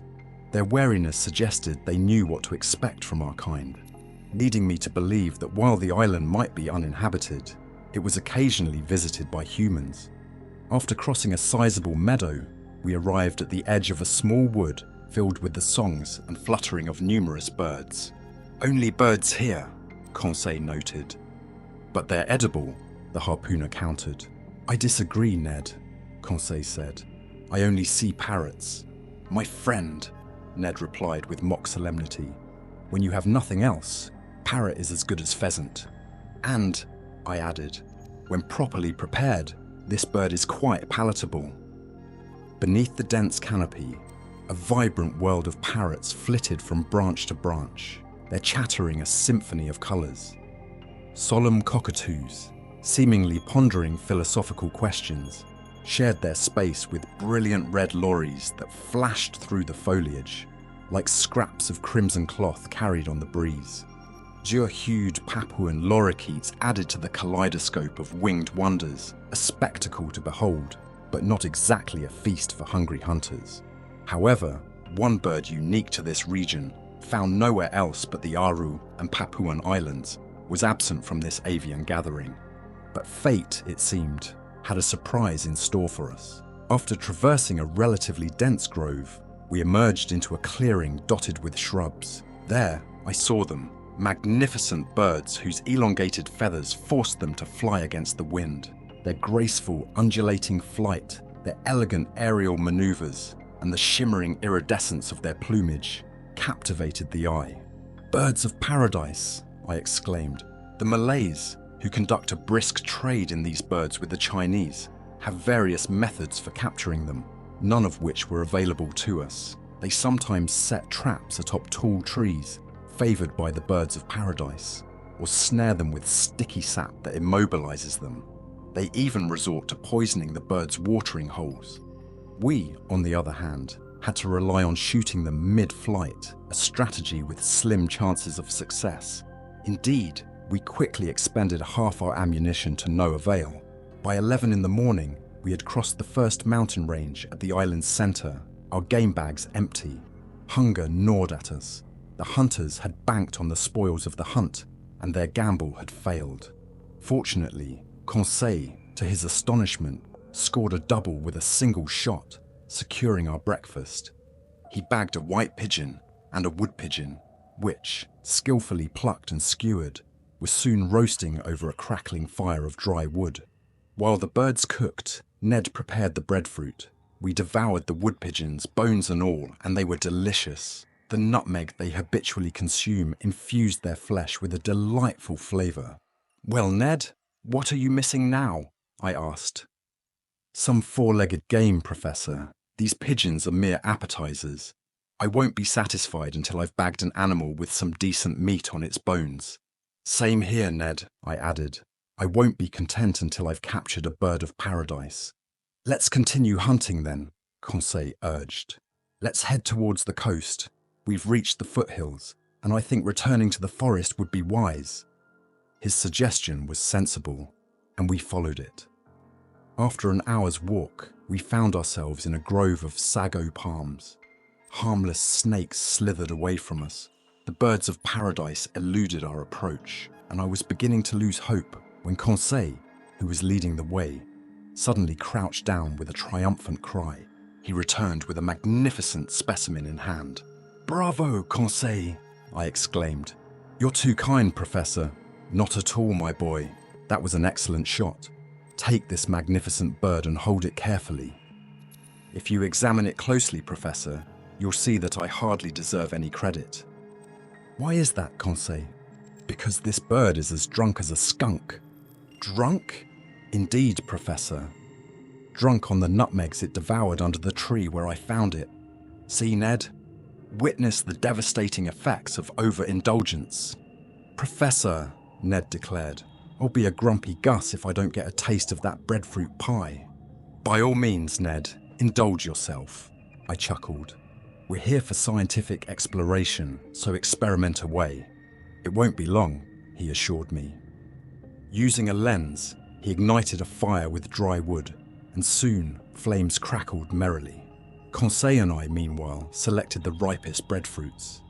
Ned, armed with a dozen sliced breadfruits, expertly roasted them over the coals, declaring, "You'll see, Professor, this bread is the best thing since sliced, well, bread. Especially when you haven't had any in a while. It's more like a delicious pastry. Ever tried it?" "No, Ned," I admitted. "Well, get ready for a taste explosion. If you don't come back for seconds, I'll renounce my title as harpooning champion."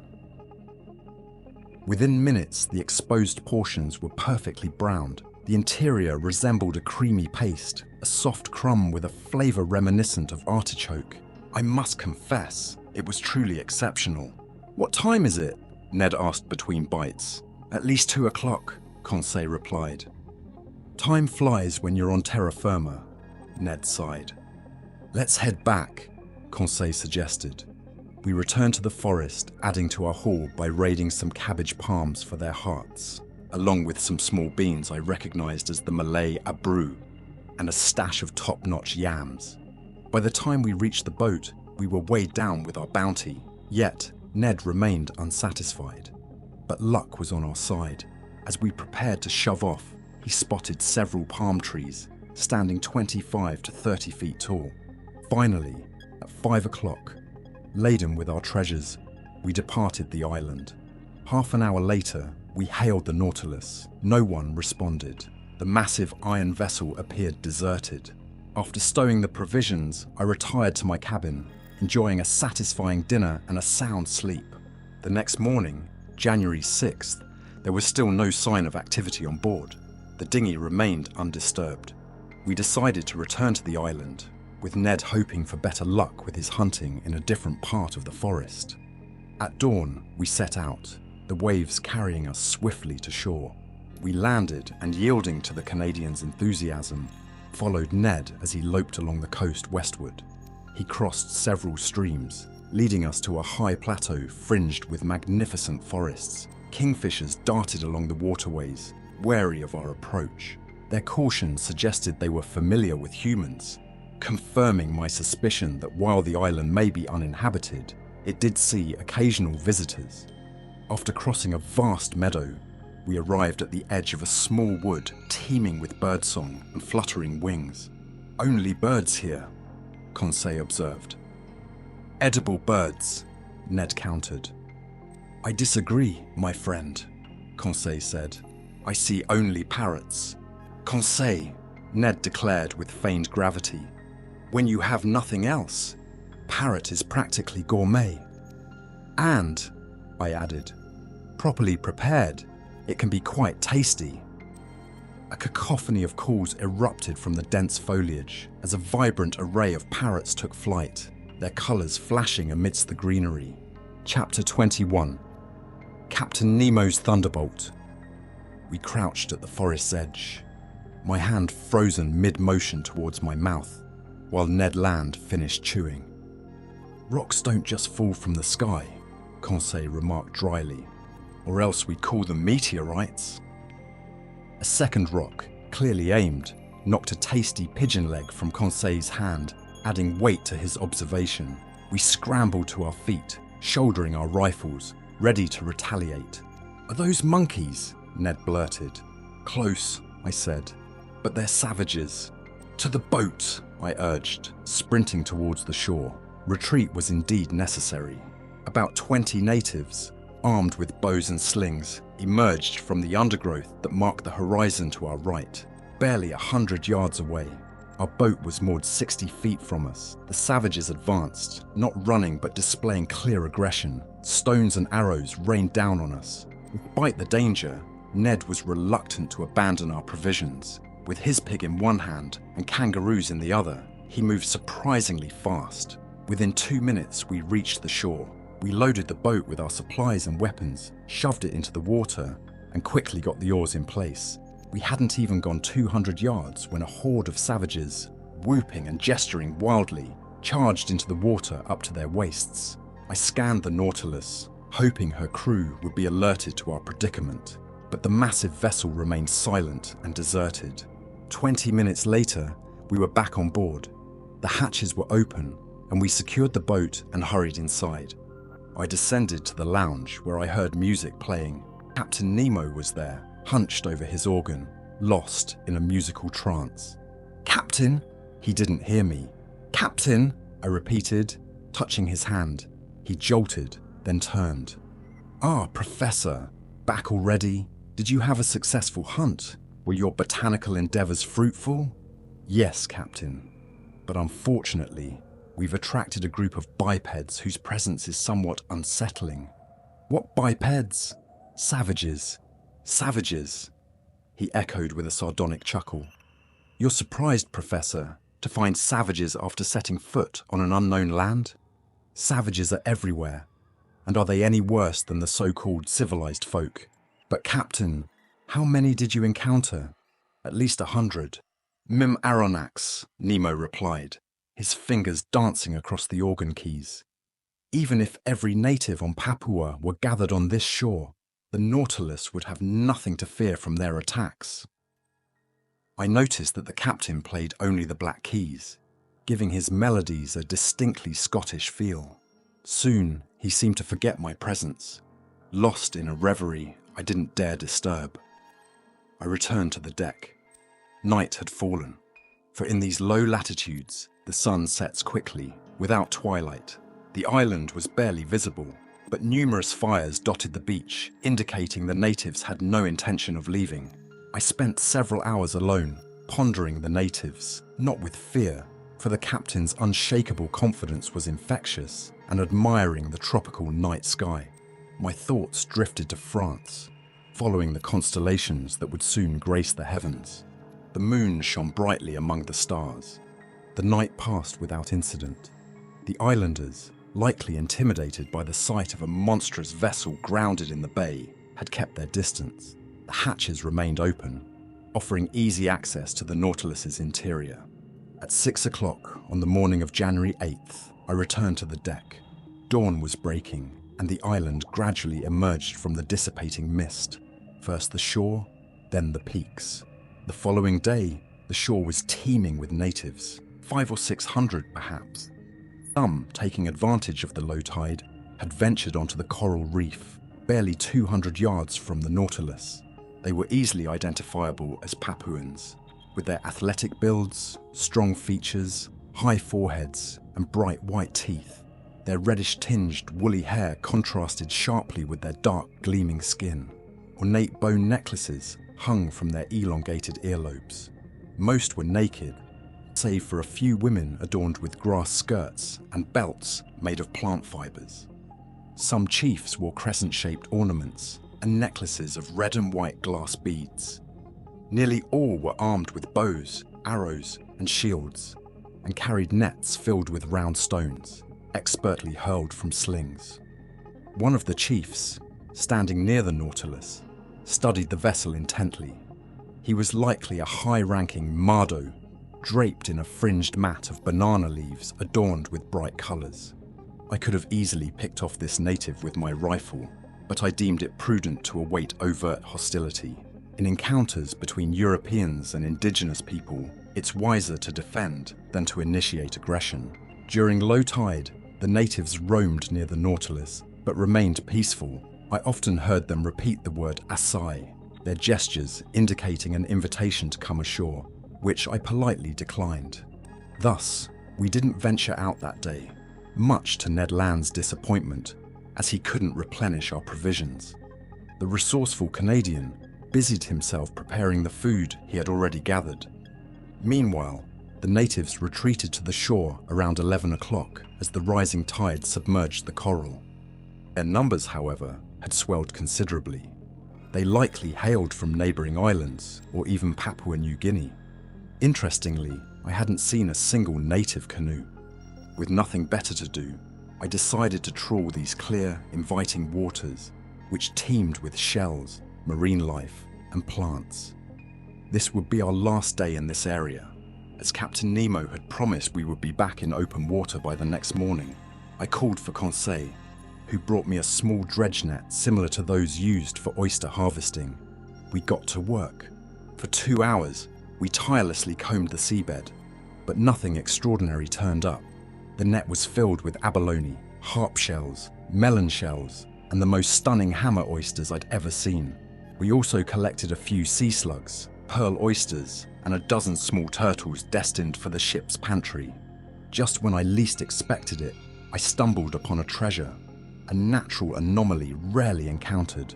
Conseil was hauling in the net, laden with ordinary shells, when he saw me suddenly plunge my arm in and heard me cry out. "What's wrong, Professor?"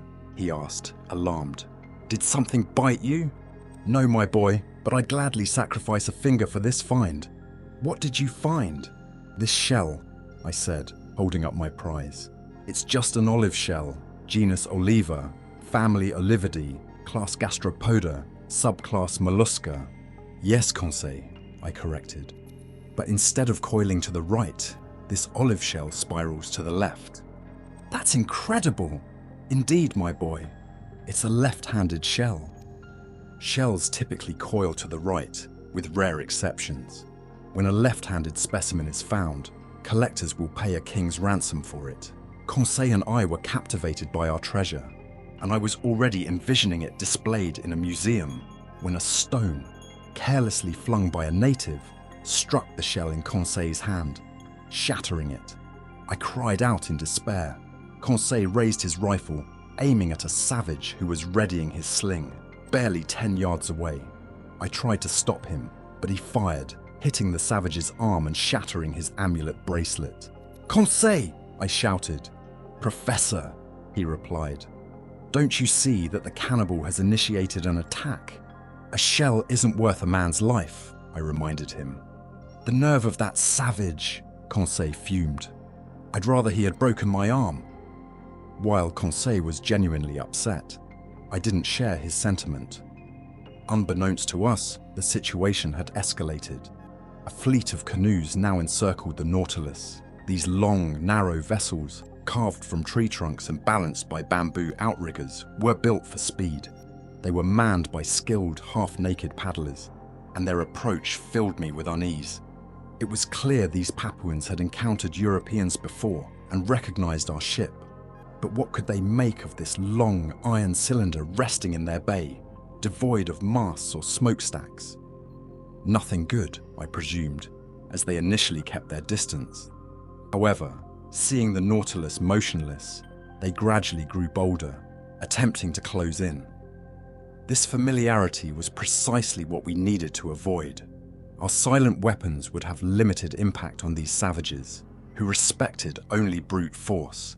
A lightning strike without thunder wouldn't intimidate them, even though the true danger lies in the electricity, not the noise. Suddenly, the canoes surged towards the Nautilus, and a volley of arrows rained down upon her hull. I rushed to the saloon, but it was empty. I cautiously knocked on the door to the captain's quarters. "Enter," a voice commanded. Inside, I found Captain Nemo engrossed in complex algebraic equations. "I apologize for the interruption," I said politely. "Quite all right, Monsieur Aronnax," he replied. "But I presume you have a pressing reason for seeking me out." "A very serious one. The natives are swarming around us in canoes, and within minutes, we'll surely be under attack by hundreds of them." "Ah," Nemo said calmly.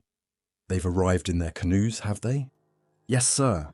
"Well then, we must secure the hatches." "Exactly. I came to inform you—" "Nothing could be simpler," Nemo interrupted, pressing a button to relay the order to his crew. "It's done," he announced moments later.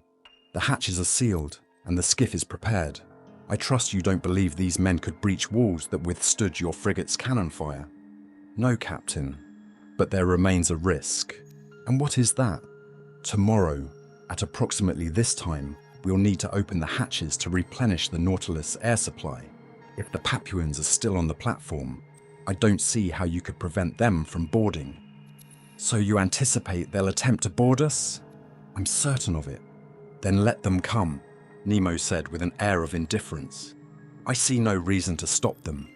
After all, these Papuans are simple people, and I wouldn't want my visit to their island to cost a single life." I was about to leave, but the captain gestured for me to stay and sit beside him.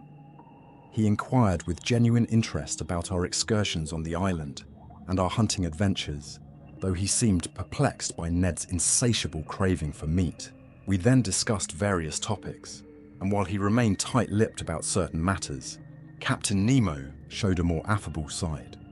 Our conversation drifted to the Nautilus's grounding, ironically in the same strait where Dumont d'Urville nearly met his demise. "D'Urville was one of your finest seamen," Nemo remarked. "One of your most brilliant navigators. He's the French equivalent of Captain Cook. It's a tragic irony that a man of such vigor, after braving the Antarctic icebergs, the coral reefs of Oceania, and the cannibals of the Pacific, should perish in a train accident. If he could have contemplated his life in those final moments, what do you suppose would have occupied his thoughts?" As he spoke, Captain Nemo appeared genuinely moved, and his emotion made me view him in a more favorable light. We then examined a chart, retracing the French explorer's voyages, his circumnavigation attempts, his 2 expeditions to the South Pole, which resulted in the discovery of Adélie Land and Terre Louis-Philippe, and his charting of major Pacific islands. "What your d'Urville achieved on the surface of the seas," Captain Nemo declared, "I have accomplished beneath them with greater ease and thoroughness. The Astrolabe and the Zélie, constantly battered by storms, couldn't compare to the Nautilus, a tranquil haven of scientific endeavor, truly motionless in the heart of the ocean. Tomorrow," the captain announced, rising, "at 20 minutes to 3 in the afternoon, the Nautilus will be afloat and safely out of the Torres Strait." With a curt nod, Captain Nemo dismissed me, and I returned to my quarters. Conseil was eager to know the outcome of my conversation. "My boy," I said, "when I expressed concern about the Papuans threatening the Nautilus, the captain responded with sarcasm. I have only this to say: trust him and sleep soundly. Do you not need my assistance, Professor?" "No, my friend. What is Ned Land up to?" "If you'll excuse me, sir," Conseil replied. "Ned is busy preparing a kangaroo pie that will surely be a culinary masterpiece." I was left alone with my thoughts and turned in for the night, but sleep evaded me. The clamour of the savages, stomping on the deck and yelling incessantly, filled the air. Yet, the crew slept undisturbed. The presence of these cannibals affected them no more than ants crawling over a fortified bunker would bother soldiers within. At 6 in the morning, I rose.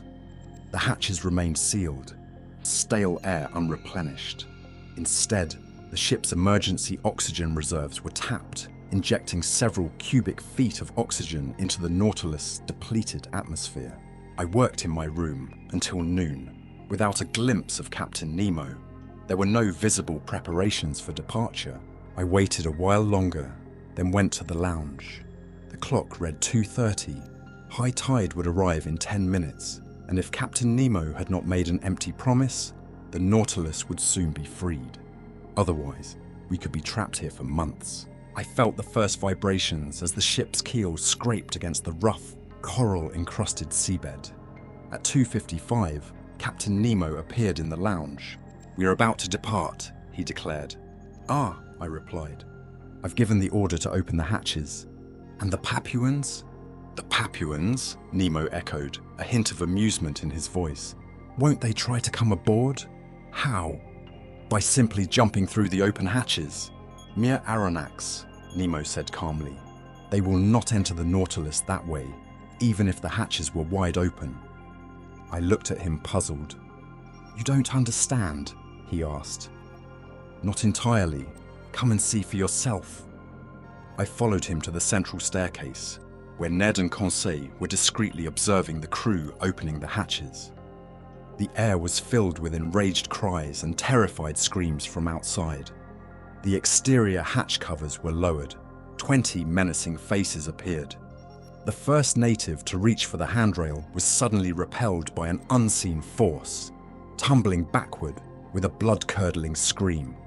10 of his companions followed, each meeting the same fate. Conseil was ecstatic. Ned, driven by instinct, lunged towards the stairs, but the moment he grabbed the handrail, he too was thrown back. "I've been hit by lightning," he shouted, swearing profusely. It all became clear. The handrail was not what it seemed, but an electrified metal cable connected to the deck and platform. Anyone who touched it received a powerful shock, a shock that would have been fatal had Captain Nemo released the full force of the current. He had, in essence, created an impenetrable electric barrier between himself and his attackers. The stunned Papuans retreated in terror. Meanwhile, we chuckled as we helped the bewildered Ned Land to his feet, who continued to curse vehemently. At that precise moment, lifted by the rising tide, the Nautilus broke free from the coral reef, exactly 40 minutes after the captain's prediction. Her propeller churned the water slowly, then with increasing power. We glided along the surface, leaving the treacherous Torres Strait behind us safe and sound. Chapter 22, Nightmares of the Deep. On the 10th of January, the Nautilus continued its journey between two seas at an astonishing pace. I estimated at least 35 miles per hour. The propeller churned so rapidly that I couldn't track its rotations. When I considered the wonders of this electric force, providing propulsion, heat, and light for the Nautilus, and even shielding her from external threats with an electrifying touch, my admiration for the vessel and her creator knew no bounds. Our course was westward, and on January 11th, we rounded Cape Vessel, situated at 135 degrees longitude and 10 degrees south latitude, easternmost point of the Gulf of Carpentaria. Though numerous, the reefs were more evenly distributed and marked with precision on our charts. The Nautilus deftly avoided the Money Shoal to port and the Victoria Reefs to starboard, adhering to the 10th parallel. On January 13th, Captain Nemo entered the Timor Sea and identified the island of Timor at 122 degrees longitude. From this point, the Nautilus turned southwest. Her bow pointed towards the Indian Ocean. Where would Captain Nemo's whims lead us next? Back to the Asian coast, or perhaps a return to European shores? Both seemed improbable for a man who shunned inhabited lands. Would he venture south, rounding the Cape of Good Hope and Cape Horn, ultimately reaching the Antarctic pole? Or would he return to the Pacific, where his Nautilus could roam freely? Only time would tell. After skirting the sandbars of Cartier, Hibernia, Seringapatam, and Scott, the last vestiges of land, on January 14th, we lost sight of terra firma altogether. The Nautilus slowed considerably, her course erratic, sometimes submerged, sometimes floating on the surface. During this phase of the voyage, Captain Nemo conducted fascinating experiments on the varying temperatures of the ocean at different depths. Typically, such observations are made with complex instruments and unreliable thermometer probes, often shattered by the immense pressure. the resulting data is often inaccurate. However, Captain Nemo personally descended to measure the temperatures, his thermometer, linked to various sensors, providing instant and precise readings. By adjusting ballast or maneuvering with the diving planes, the Nautilus reached depths of 3, 4, 5, 7, 9, and 10,000 yards. The unequivocal conclusion of these tests was that the sea maintained a consistent average temperature of 4.5 degrees Celsius at depths of 5,000 fathoms, regardless of latitude. On January 16th, the Nautilus seemed to idle just beneath the waves. Her electrical systems were inactive, and the motionless propeller left her adrift. I assumed the crew was busy with internal repairs necessitated by the vessel's strenuous maneuvers. My companions and I then witnessed a peculiar sight. The lounge hatches were open, and with the Nautilus beacon deactivated, a dim gloom permeated the surrounding waters. I observed the ocean in this subdued light, the largest fish appearing as mere shadows. Suddenly, the Nautilus was bathed in bright light. I initially assumed the beacon had been activated, casting its electric beam into the depths, but I was mistaken. After a quick scan of our surroundings, the true source of the light became chillingly clear. The Nautilus drifted through a phosphorescent field, the glow so intense in the darkness that it was almost blinding. It emanated from countless bioluminescent organisms, their brilliance amplified as they danced across the vessel's metallic hull. Flashes of lightning illuminated the luminous sheets, resembling molten lead or white-hot metal. The stark contrast created pockets of shadow amidst the fiery glow, where darkness seemed impossible. This was no ordinary, serene lightning. It pulsed with an unusual energy, a living light. In reality, it was a vast swarm of iridescent microorganisms, tiny gelatinous spheres with thread-like tentacles. In a mere 2 cubic half-inches of water, scientists had counted as many as 25,000 of these creatures.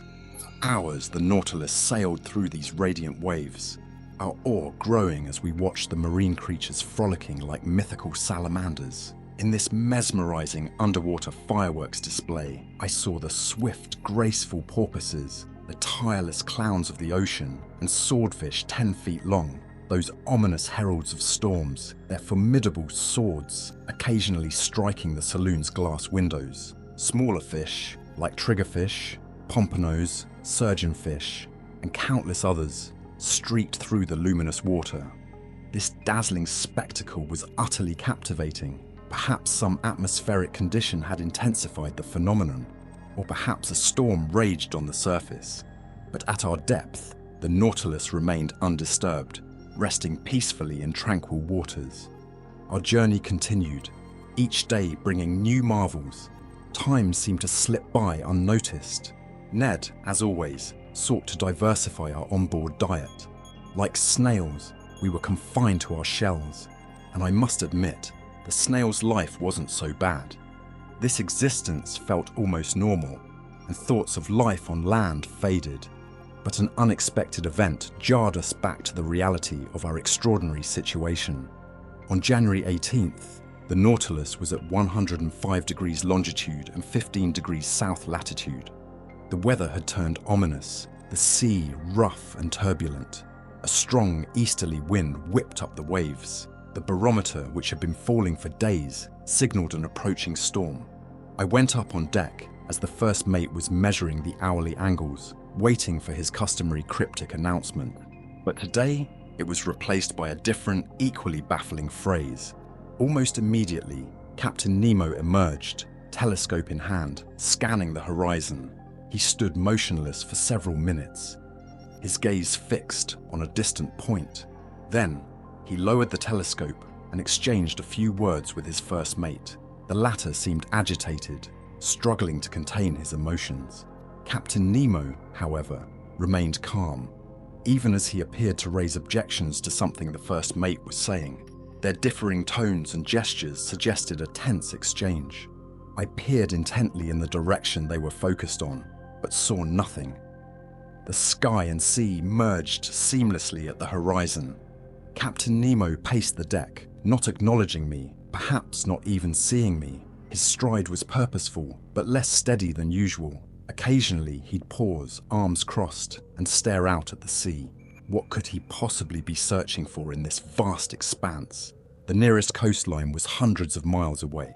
The first mate, his agitation growing, continued to scrutinize the horizon with the telescope, pacing back and forth and stamping his feet. The mystery clearly needed to be resolved soon, for Captain Nemo ordered the engine to increase power, accelerating the propeller's rotation. The first mate again drew the captain's attention to something in the distance. Nemo stopped his restless pacing and raised his telescope. He observed for a long time.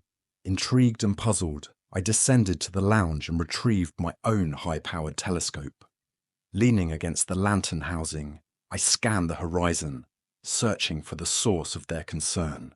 No sooner had I raised the telescope to my eye than it was snatched from my grasp. I turned to find Captain Nemo standing before me, his features contorted in a mask of fury. His eyes blazed, his teeth clenched, his body rigid, fists clenched, and head drawn between his shoulders. He was a portrait of barely contained rage, frozen in place. My telescope, ripped from his hand, lay at his feet. Had I unknowingly triggered this outburst? Did this enigmatic man believe I had stumbled upon some forbidden secret? No, I wasn't the target of his wrath, for he wasn't even looking at me. His gaze was fixated on some unseen point on the horizon. Finally, Captain Nemo regained his composure. His anger subsided as he spoke a few words in a foreign tongue to his first mate, then turned to me. "Monsieur Aronnax," he said, his voice sharp and commanding, "I must insist you abide by one of the conditions you agreed to upon boarding my vessel." "What is it, Captain?" "You and your companions must remain confined to your quarters until I deem it appropriate to release you." "As you wish, Captain," I replied, meeting his gaze.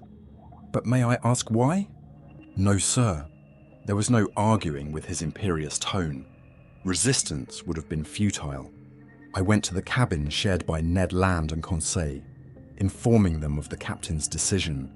You can imagine the Canadians' reaction, but there was no time for protest. 4 crewmen stood at the door, ready to escort us to the same cell where we had spent our first night on the Nautilus. Ned started to object, but the door slammed shut before he could finish his sentence. "Professor, what does this mean?" Conseil asked, bewildered. I explained the situation, and my companions were as shocked and confused as I was. Lost in thought, I could only dwell on the inexplicable fear that had contorted the captain's face. I couldn't fathom its cause. My contemplation was interrupted by Ned Land's voice. "Hey, breakfast is ready." Indeed, the table was set. Captain Nemo must have given the order simultaneously with increasing the Nautilus' speed. "Professor, may I suggest something?" Conseil inquired. "Of course, my boy. I recommend we eat. It's wise, as we don't know what might happen next." "Good idea, Conseil. Pity they only gave us the usual ship fare," Ned grumbled. "Ned," Conseil retorted, "what would you have said if they had forgotten breakfast altogether?" That shut the harpooner up. We sat down to eat in silence. Suddenly, the luminous orb illuminating our cell flickered out, plunging us into darkness. Ned Land quickly fell asleep, and to my surprise, Conseil soon followed. I wondered what could have caused their sudden drowsiness when a wave of dizziness washed over me. Despite my efforts to stay awake, my eyes drooped shut. A horrifying suspicion took hold. They must have drugged our food. Imprisonment alone wasn't enough to conceal Captain Nemo's intentions. He needed us unconscious. I heard the panel slide shut. The gentle rocking of the waves ceased. The Nautilus submerged, returned to the still depths. I fought to resist sleep, but it was futile. My breath grew shallow. A deathly chill enveloped my stiffening limbs. My eyelids felt like lead weights, sealing my eyes shut. I was powerless to open them.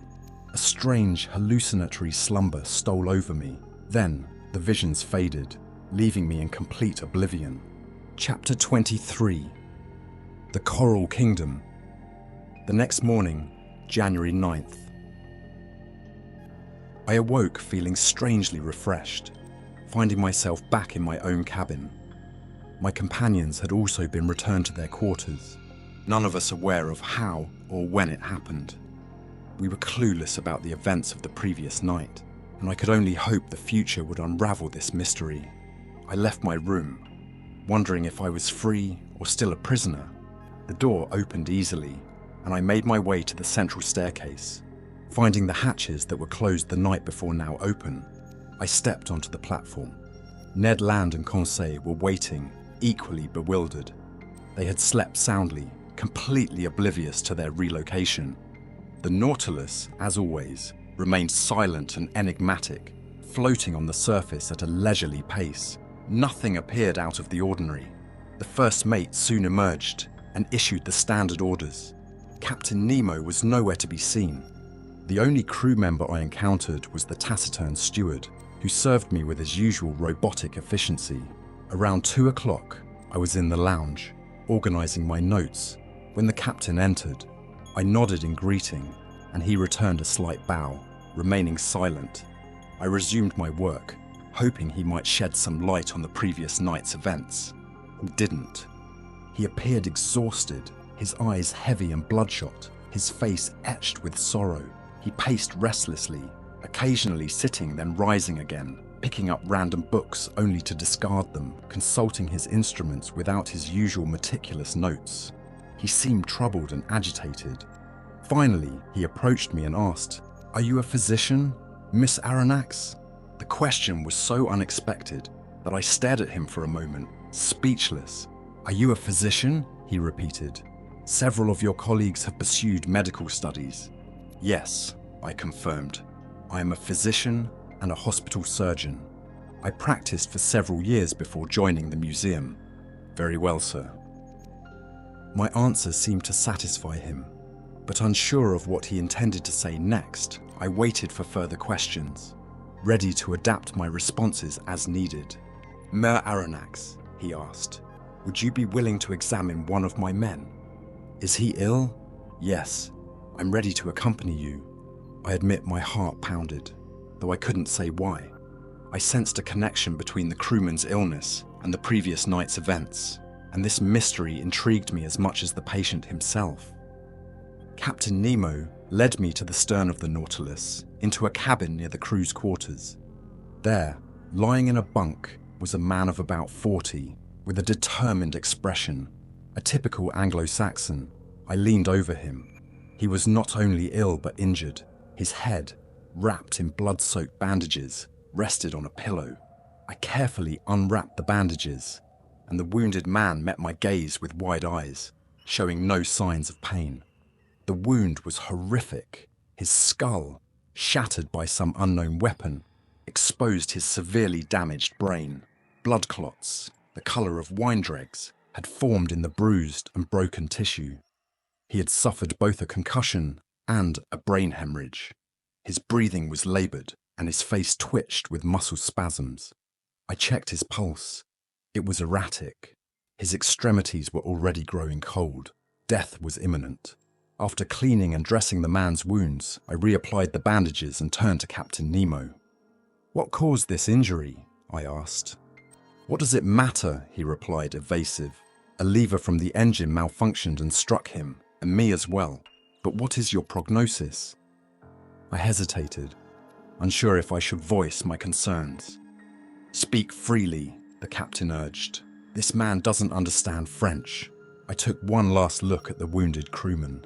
"He won't last 2 hours," I said gravely. "Can nothing be done to save him?" "Nothing." Captain Nemo's hand clenched, and tears glistened in his eyes. Eyes I had thought incapable of such emotion. For a few moments, I watched as the life drained from the dying man. His face grew paler under the electric light that bathed his deathbed. I studied his intelligent brow, furrowed with lines of hardship and sorrow. I tried to decipher the secrets of his life from the final words that escaped his lips. "You may go now, Miss Aronnax," the captain said softly. I left him with his dying crewman and returned to my cabin, deeply affected by the scene. Unease plagued me throughout the day. and at night I slept fitfully, haunted by the sound of distant sighs that resembled a mournful hymn in an unfamiliar language. Were they the whispers of the dead? The next morning, I went to the deck. Captain Nemo was already there. He approached me as soon as he saw me. "Professor," he said, "would you be interested in joining me on another underwater excursion today?" "With my companions?" I asked. "If they wish." "We are at your disposal, Captain. Please put on your diving suits then." This was no morbid request. I relayed the invitation to Ned and Conseil, who eagerly agreed. Even Ned seemed enthusiastic about this new adventure. It was 8 a.m. By 8:30, we were equipped for the dive, each with a light and breathing apparatus. The double doors opened, and led by Captain Nemo and a dozen crew members, we stepped onto the solid seafloor, about 30 feet below the surface. A gentle slope led to an uneven bottom at 50 feet. This terrain was vastly different from the one I had explored on my first dive in the Pacific. There was no fine sand, no underwater meadows, no seaweed forests. I immediately recognized this extraordinary place where the captain had previously entertained us. We were in the heart of the Coral Kingdom. Light played in 1,000 mesmerizing patterns among the vibrantly colored branches. I could see the delicate tubular forms of the coral quivering in the water's gentle flow.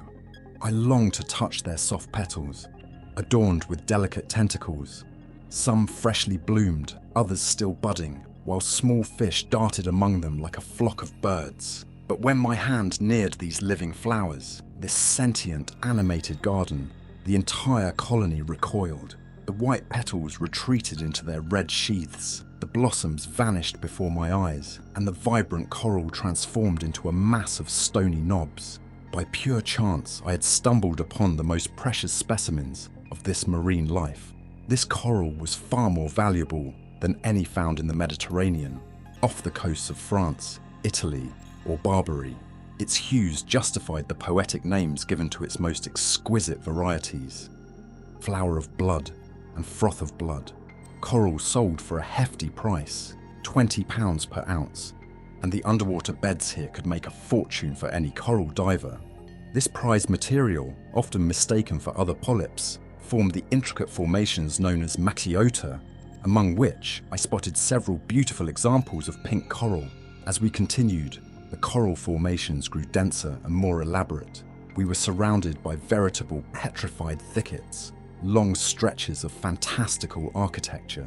Captain Nemo guided us into a dark tunnel, descending a gentle slope to a depth of 300 feet. The beams from our lamps created an enchanting spectacle, tracing the rugged contours of natural arches and pendants, illuminating them with points of light like underwater chandeliers. After 2 hours of walking, we reached a depth of roughly 300 yards, the threshold where coral begins to thrive. But there were no mere shrubs or undergrowth here, nor were there solitary trees. This was a vast forest of massive mineral structures, immense petrified trees intertwined with delicate garlands of sea fan coral, all shimmering with iridescent reflections. We moved freely beneath their towering branches, lost in the watery shade. Suddenly, Captain Nemo stopped. My companions and I halted as well, and turning around, I saw his crew forming a semicircle around their leader. I watched intently as 4 of them carried a long, rectangular object on their shoulders. We found ourselves in the center of a large clearing, surrounded by the towering foliage of the underwater forest. Our lamps cast an ethereal glow, stretching the shadows on the seafloor. At the far end of the clearing, the darkness deepened, punctuated only by the twinkling reflections from the tips of coral. Ned Land and Conseil stood beside me, and we watched, anticipating an extraordinary scene. Examining the ground, I noticed small, raised areas encrusted with limestone deposits, arranged in a pattern that suggested human intervention. In the middle of the clearing, atop a crude pedestal of rocks, stood a cross made of coral, its long arms seemingly fashioned from petrified blood. At a signal from Captain Nemo, one of the men stepped forward and began digging a hole with a pickaxe retrieved from his belt. The realization hit me like a jolt of electricity. This clearing was a graveyard, this hole a tomb, and that rectangular object the body of the man who had died during the night. The captain and his crew had come to bury their comrade in this secluded resting place at the bottom of this unreachable ocean. The grave was dug slowly, the fish scattering as their sanctuary was disturbed. The metallic clang of the pickaxe echoed through the water as it struck flint embedded in the seabed. Soon, the hole was deep and wide enough to accommodate the body. The bearers approached, and the body, wrapped in a white linen shroud, was lowered into the damp grave. Captain Nemo, arms crossed over his chest, and his men knelt in silent prayer. The grave was then filled with the excavated soil, forming a small mound. When this was done, Captain Nemo and his crew rose, then knelt again before the grave, their outstretched hands a final farewell. The funeral procession returned to the Nautilus, passing beneath the forest canopy, through thickets of kelp and coral, still ascending. Finally, the ship's lights appeared, their luminous trail guiding us back. We arrived at 1 o'clock. After changing, I climbed to the deck, a maelstrom of emotions swirling within me. I sat down near the helm, where Captain Nemo soon joined me.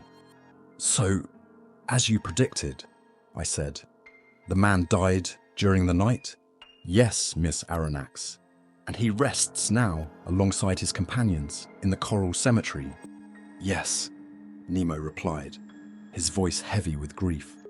"Forgotten by the world, but not by us. We dug his grave, and the polyps will seal it for eternity." He quickly hid his face in his hands, unable to suppress a sob. Then he added, "Our peaceful cemetery lies 100 feet beneath the waves. At least your dead rest undisturbed, Captain, safe from sharks." "Yes, Professor," he replied solemnly, "from sharks and men." Part 2, Chapter 1, The Indian Ocean. The second leg of our undersea journey began. The haunting scene at the coral cemetery, Captain Nemo's final resting place among the ocean's abyssal depths, still echoed in my mind. No sea creature would disturb the crew of the Nautilus there, nor any man, as the captain had bitterly added. His fierce defiance of human society remained absolute. Conseil's theory that Nemo was simply a misunderstood genius seeking refuge from the world no longer satisfied me. The locked stateroom, the drugged sleep, the captain's desperate move to obscure my view of the horizon, all of it hinted at something darker. And then there was the mortally wounded man, injured in an inexplicable collision. Nemo wasn't just hiding from mankind. It seemed his formidable vessel served a more sinister purpose. I could only glimpse fragments of the truth, writing as events unfolded. On January 24th, 1868, the second officer ascended to take readings with the sextant. I joined him, puffing on a cigar, studying the intricate instrument. He didn't seem to understand French, ignoring my attempts at conversation. While he worked, one of the Nautilus's crewmen, the powerfully built sailor from our first dive at Crespo Island, emerged to clean the beacon. Its lenses, amplified by concentric rings, resembled a lighthouse, casting a brilliant horizontal beam across the water. The electric lamp, operating in a vacuum for maximum intensity and efficiency, was a testament to Nemo's resourcefulness. As we dove back beneath the waves, I retreated to the saloon. The hatch sealed, and our course was set due west into the vast expanse of the Indian Ocean. For days, the Nautilus cruised at depths of 50 to 100 fathoms. Though the hours might have dragged for others, I found solace in the daily ritual of pacing the deck, breathing the invigorating air, marveling at the underwater world visible through the saloon windows, and immersing myself in the ship's library. Seabirds filled the skies, gulls, magnificent albatrosses with their raucous cries, and other long-winged species, exhausted from their migratory flights. Some were expertly hunted, providing a welcome change from our usual fare. And the fish. Through the observation panels, I witnessed a breathtaking spectacle of marine life, species I'd never encountered before. Every day brought new discoveries, new wonders, To add to my growing catalogue of the ocean's secrets, I'll focus on the ostracions, a fish unique to the Red Sea, the Indian Ocean, and the waters of tropical America. Imagine them like underwater armadillos or turtles, encased in bony armor instead of shells. Some triangular, some square, all fascinating. I even spotted a variety about 1.5 inches long, brown-tailed and yellow-finned, with flesh so tasty I'd bet they'd thrive in fresh water. Conseil, the ever-diligent note-taker, chronicled other marvels: the red-backed, white-chested petrodon with its 3 rows of filaments, electric fish flashing with colour, the tailless ovoides banded in white, diodons, those spiky sea porcupines that puff up like pincushions, the ubiquitous seahorses, even the Pegasus fish whose wing-like fins let them launch themselves into the air. His notes went on: the long-jawed macrognathi, painted in brilliant hues, pale calliamores with their gnarled heads, and the chaetodon, those tubular snouted sharpshooters that take down insects with a single, well-aimed drop of water. Nature's own aquatic snipers. Then there were the grotesque scorpinas, their heads studded with spikes, and the fantastical didactyls with their yellow fins and bizarre head shapes. But the most repulsive of all was the aptly named sea frog, with its lumpy, spiky body and misshapen horns. It was a creature out of a nightmare. From January 21st to the 23rd, the Nautilus hurtled through the ocean at breakneck speed, 250 leagues in a single day, or roughly 22 miles per hour. It was this incredible pace that brought us face to face with such diverse marine life, drawn to the electric beam like moths to a flame. Though most couldn't keep up, a few managed to hold their own in our wake for a time. On the morning of the 24th, we skirted the shores of Keeling Island, a coral atoll teeming with magnificent coconut palms. Darwin and Fitzroy had visited this remote paradise, and now our nets hauled up a bounty of polyps and mollusk shells. Captain Nemo added precious delphinuli to his collection, while I claimed an Astrea punctifera, a parasitic polyp clinging to a shell. Leaving Keeling Island behind, we turned northwest towards the Indian Peninsula. Our pace slowed, our course became more erratic, and we began utilizing the Nautilus's internal mechanisms to adjust our buoyancy and reach greater depths.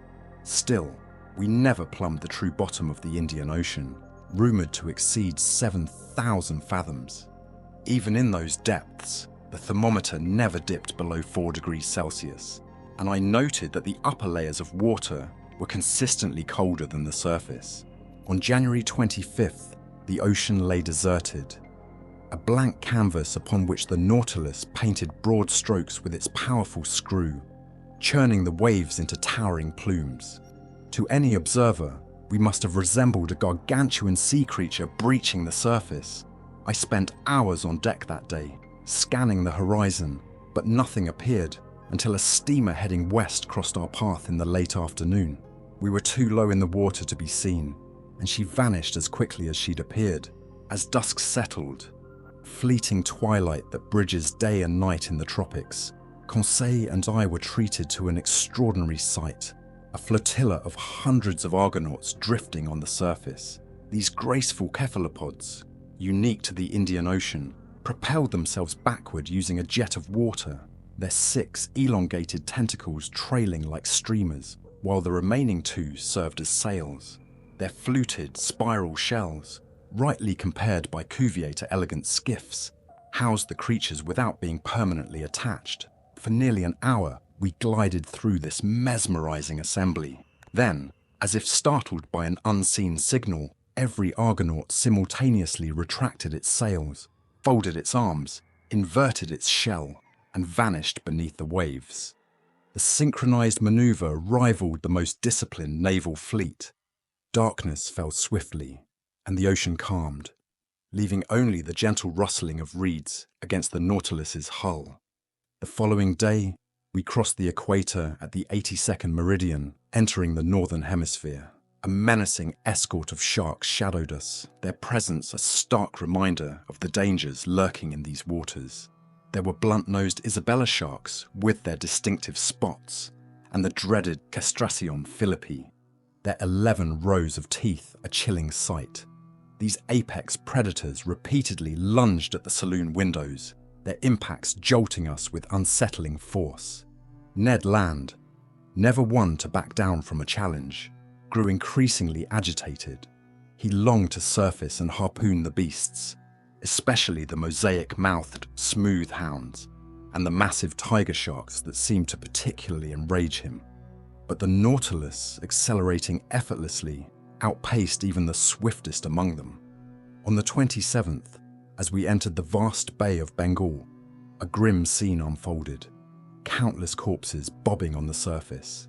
They were victims of the Ganges, bodies swept out to sea, untouched by vultures, the only undertakers in these parts. Now the sharks would finish the macabre ritual. As evening approached, the ocean transformed into a sea of milk, the water glowing with an ethereal white luminescence. The moon, a mere sliver in the sky, couldn't be the cause. Even Conseil, with his encyclopedic knowledge, was baffled. It's called a milk sea, I explained, a phenomenon often seen near Amboina and in these waters. But what causes it, sir? Conseil inquired. The water hasn't actually turned into milk, has it? No, my boy, I chuckled. The glow comes from billions of tiny bioluminescent creatures, a type of infusoria. They're practically invisible, no bigger than a hair's width, and they cluster together for miles. Miles, Conseil exclaimed, his eyes wide with wonder. Don't even try to calculate their numbers, I advised. It's impossible. Ships have been known to sail through these milky seas for over 40 miles. Around midnight, the sea returned to its normal hue, but the ghostly glow lingered in the sky behind us, stretching to the horizon like a spectral aurora borealis. Chapter 2, a novel proposal from Captain Nemo. On February 28th, the Nautilus surfaced at noon in 9 degrees 4 hours N latitude. A rugged mountain range, its peaks jagged and imposing, rose from the landmass 8 miles to the west. Checking our bearings, I confirmed we were nearing Ceylon, that jewel of an island dangling from the tip of the Indian peninsula. Captain Nemo and his first officer materialized on deck.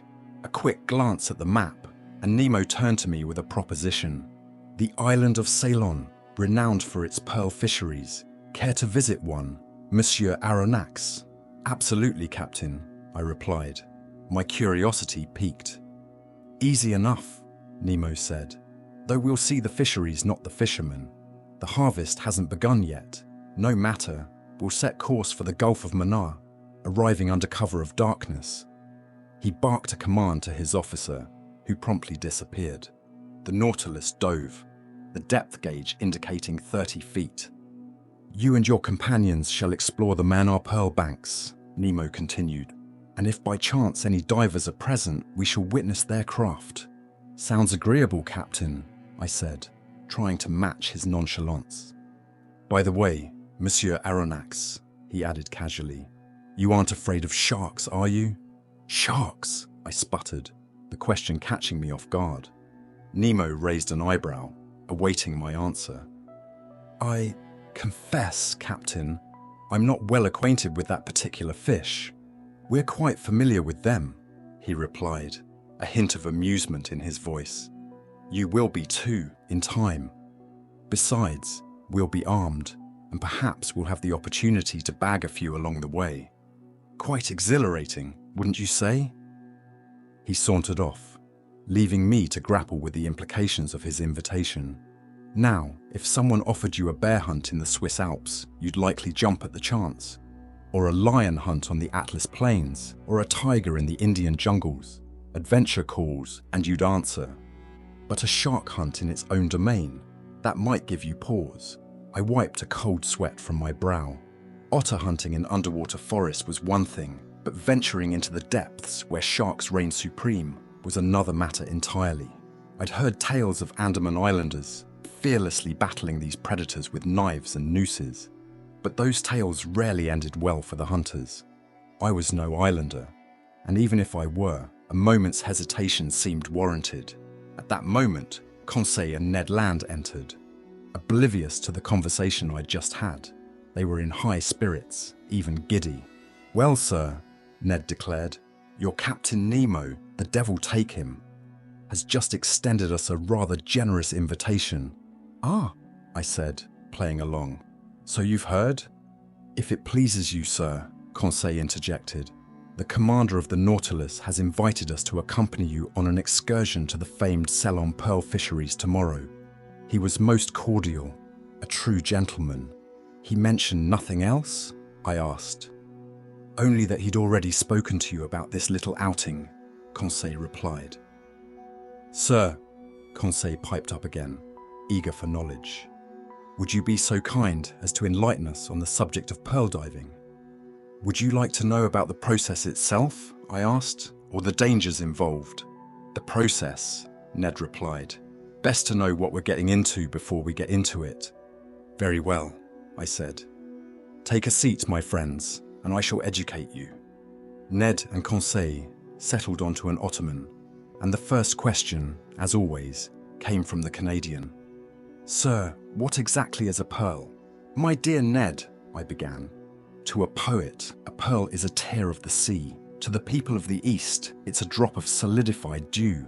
To the ladies, it's an iridescent jewel to adorn their fingers, necks, and ears. To a chemist, it's a compound of calcium phosphate and carbonate, with a touch of gelatin. And to a naturalist," I concluded, "it's simply an abnormal secretion from the organ that produces mother of pearl in certain bivalves." "Bivalves, a type of mollusk," Conseil added helpfully. "Precisely, my learned Conseil.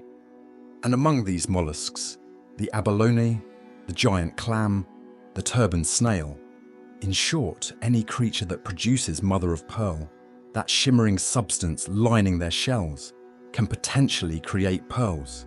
"Even mussels?" Ned asked. "Yes, certain mussels found in Scotland, Wales, Ireland, and parts of Europe." "Good to know," Ned replied, nodding thoughtfully. "I'll be keeping an eye out for those."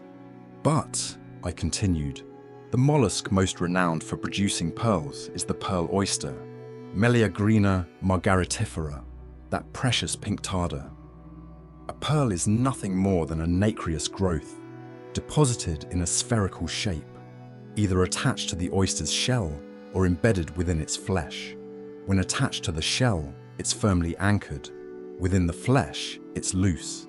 But at its core, there's always a small, hard irritant, maybe a sterile egg, maybe a grain of sand, around which the pearly substance accumulates, layer by layer, over time."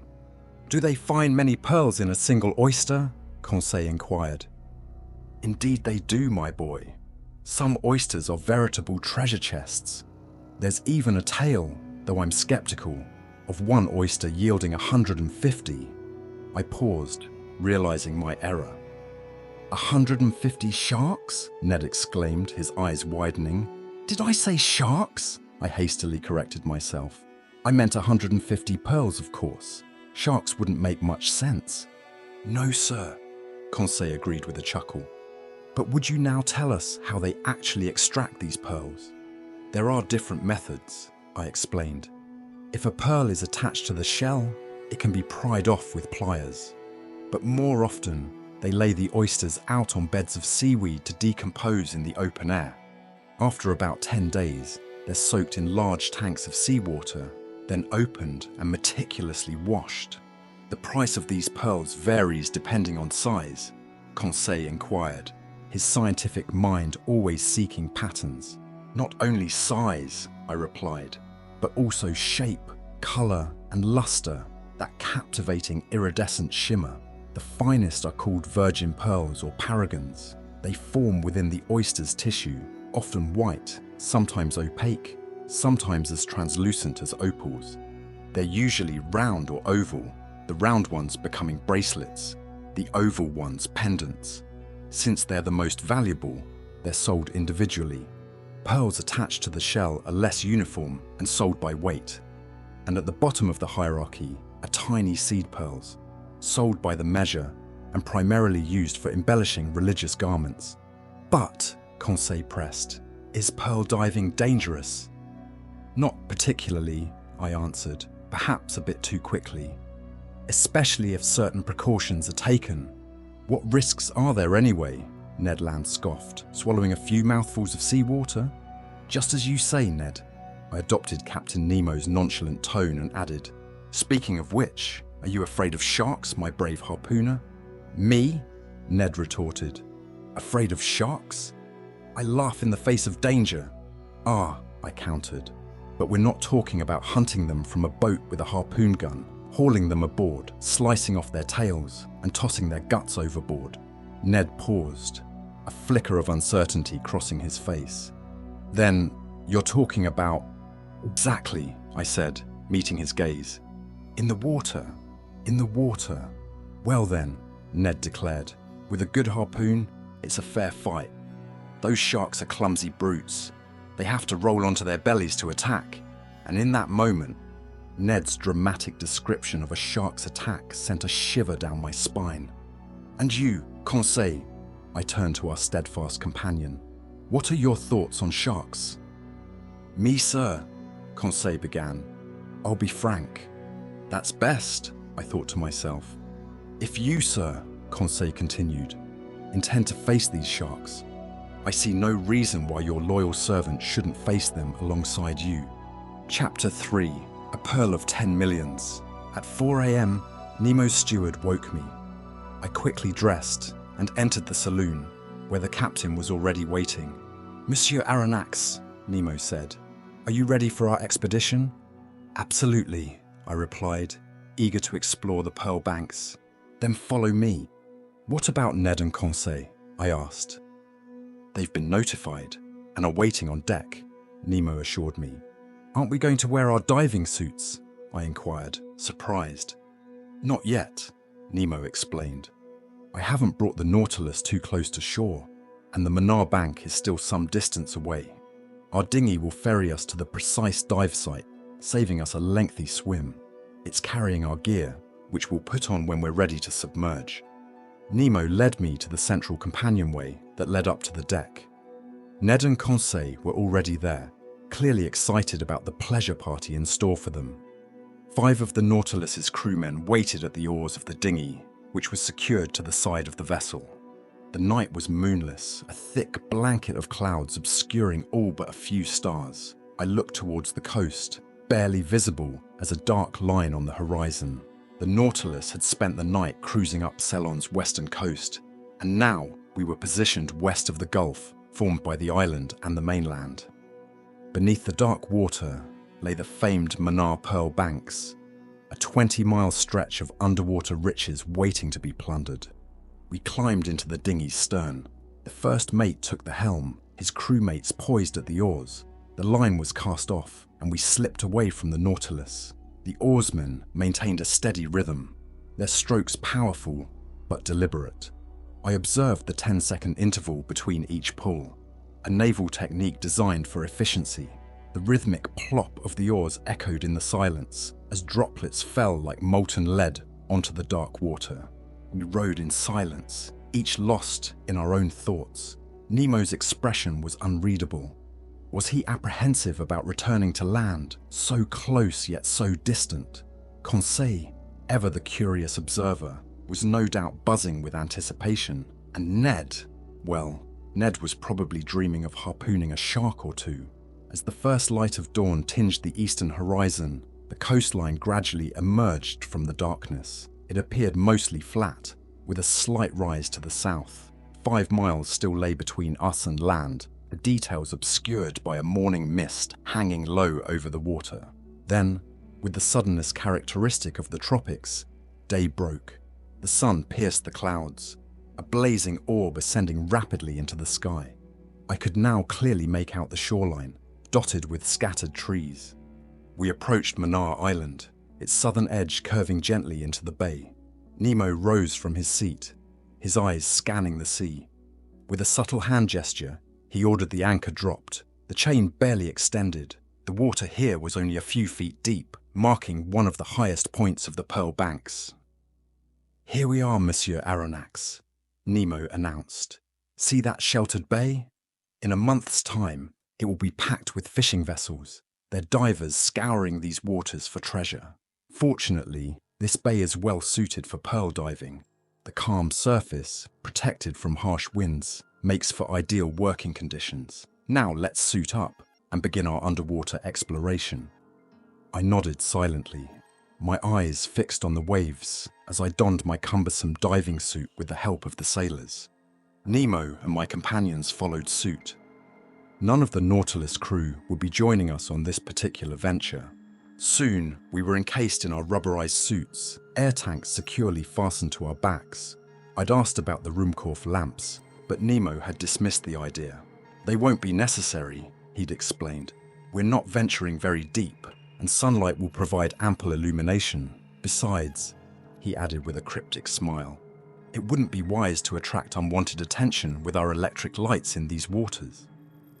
As Nemo spoke, I turned towards Conseil and Ned. They had already sealed their helmets, ready for the dive. I had one last question for the captain. "What about weapons?" I asked. "Our guns." "Guns? For what purpose?" Nemo retorted. "Do mountaineers hunt bears with rifles? Steel is far more dependable than lead. Here, take this sturdy blade. Clip it to your belt, and let's get going." I looked at my companions. They were similarly armed, with Ned Land, predictably, brandishing the massive harpoon he'd brought from the Nautilus. Following Nemo's example, I donned the heavy copper helmet, and the hiss of oxygen filled my ears. One after the other, we plunged into the water, landing on a smooth, sandy bottom 6 feet below the surface. Nemo gestured, and we followed him down a gentle slope, descending deeper into the underwater world.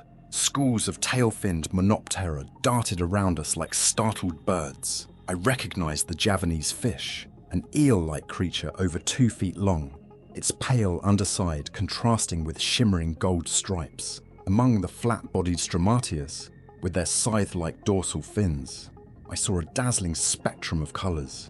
This was the carawady, a local delicacy when dried and preserved. Then there were the armored trunquibars, their bodies encased in bony plates. As the sun climbed higher, its rays penetrated deeper into the water, illuminating the changing landscape. The sandy bottom transitioned to a rocky path, now carpeted with mollusks and coral. I spotted Plachinae, a type of Red Sea ostration with their distinctive uneven shells, and orange lucinae with smooth, rounded ones. 3-foot-long rockfish lurked in crevices, their fins spread like grasping hands. Faintly glowing panopyres drifted by, along with the majestic oculini. Their fan-like structures a testament to the rich biodiversity of these waters. Clumsy crustaceans scurried among the vibrant flora, including triangular shelled raninae and the monstrous-looking parthenopes. Around 7 a.m., we finally reached the oyster beds, teeming with millions of pearl oysters. Nemo pointed towards the massive mounds of shells, a seemingly inexhaustible source of treasure. Nature's creative power, it seemed, far surpassed humanity's destructive tendencies. Ned, driven by his hunter's instinct, eagerly filled his net with prime specimens. But we couldn't linger. We had to follow Nemo, who navigated these underwater paths as if guided by an internal compass. The seafloor gradually ascended, and at times I could even raise my hand above the surface. Then the terrain would suddenly dip again. We rounded towering, pyramid-shaped rocks where giant crustaceans, perched atop their claws like alien war machines, watched us with unblinking eyes. Underfoot, all manner of annelids wriggled through the sand. Ahead, a large grotto opened before us, carved into a picturesque cluster of rocks and adorned with lush marine vegetation. At first, it seemed pitch black. The sunlight filtering through the water grew progressively dimmer until it was barely a ghostly luminescence. Nemo entered, and we followed. As my eyes adjusted to the gloom, I made out archways that sprang from natural pillars, like the massive columns of some ancient Tuscan temple. Why had our enigmatic guide brought us to this hidden chamber? The answer was soon revealed. We descended a steep incline, reaching the bottom of a circular pit. Nemo stopped, gesturing towards something I hadn't yet noticed. It was an enormous oyster, a gargantuan giant clam, a tridacna large enough to hold an entire lake of holy water. Its shell, more than 8 feet wide, dwarfed even the massive specimen displayed in the Nautilus's saloon. I approached this extraordinary mollusk. It clung to a granite table by its byssus threads, flourishing in the tranquil water of the grotto. I estimated its weight at 600 pounds. Such an oyster could yield 30 pounds of meat, a feast fit for a giant indeed. Captain Nemo was clearly familiar with this giant clam, and he had a specific purpose in examining it.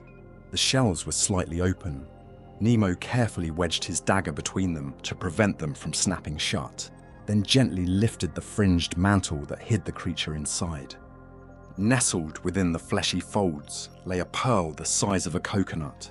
Its perfect sphere, flawless clarity, and radiant luster marked it as a jewel of unimaginable value. My curiosity piqued, I reached out to grasp it, but Nemo stopped me with a gesture. He quickly withdrew his dagger, and the shells slammed shut with a resounding clack. In that moment, I understood Nemo's intentions. By leaving this pearl undisturbed, he was allowing it to grow even larger. Every year, the oyster would add another layer of shimmering nacre.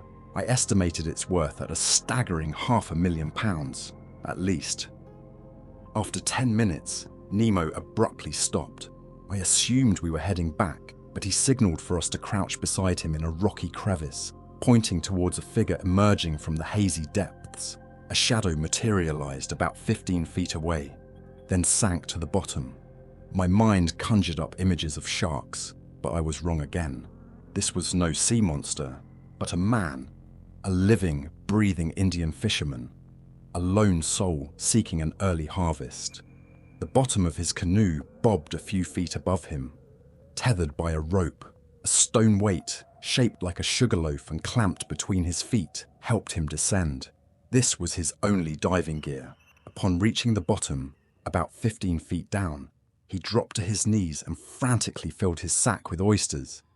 Seemingly grabbing them at random, he surfaced, emptied the bag, hauled up the stone, and dove once more. The entire cycle took 30 seconds. The diver was unaware of our presence, hidden in the rock's shadow.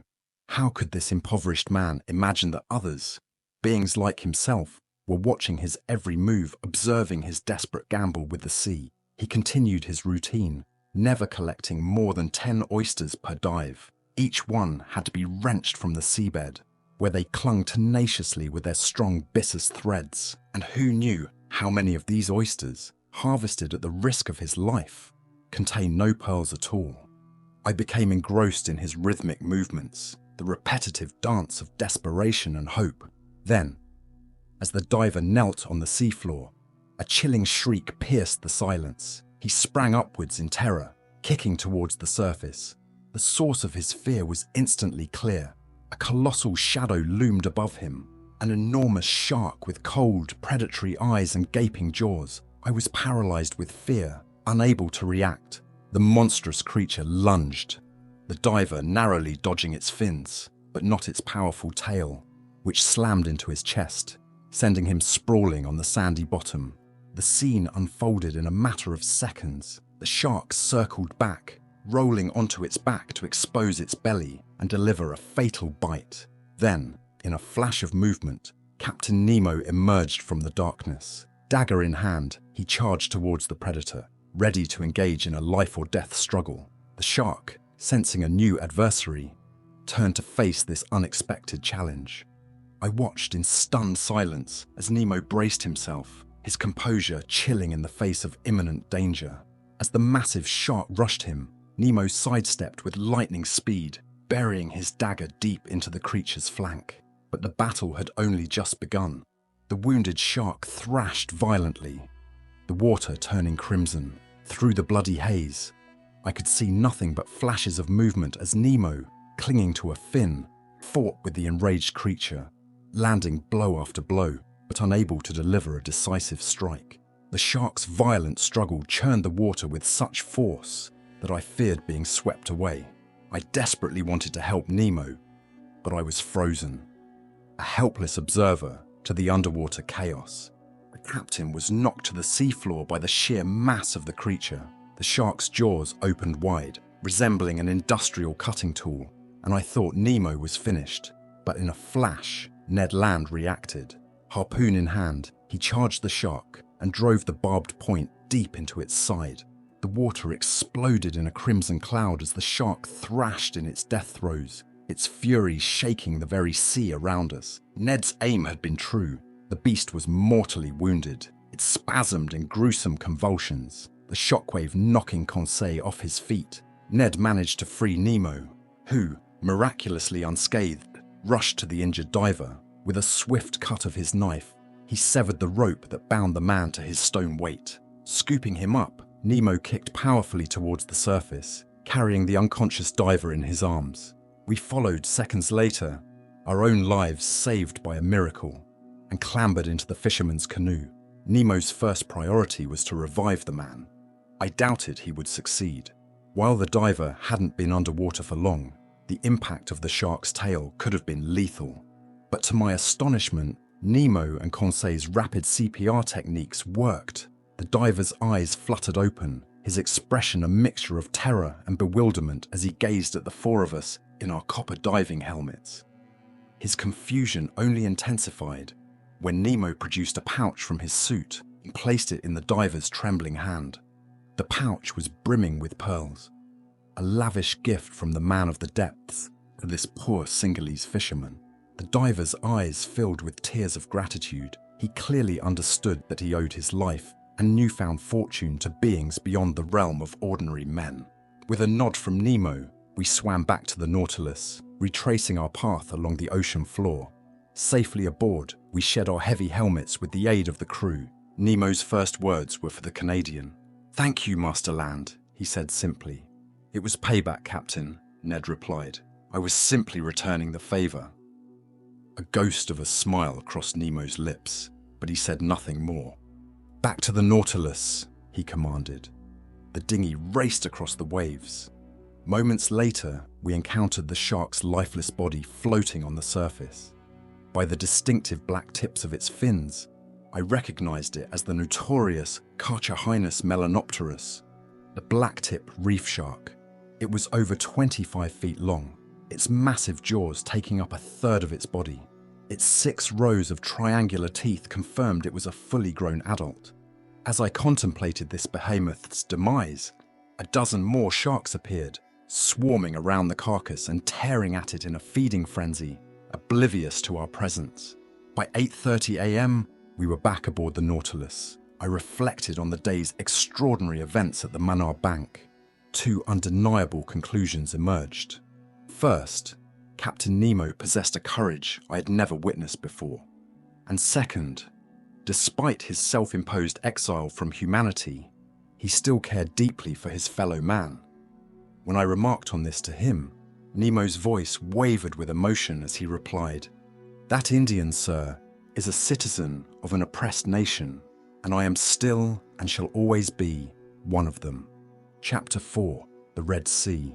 On January 29th, the island of Ceylon vanished over the horizon as the Nautilus zipped through the maze of channels separating the Maldives from the Laccadives at 20 knots. We skirted Kiltan, a coral island discovered by Vasco da Gama back in 1499. We'd now travelled 16,220 miles, 7,500 leagues, since our journey began in the Japanese seas. The next day, we surfaced in the open ocean, no land in sight.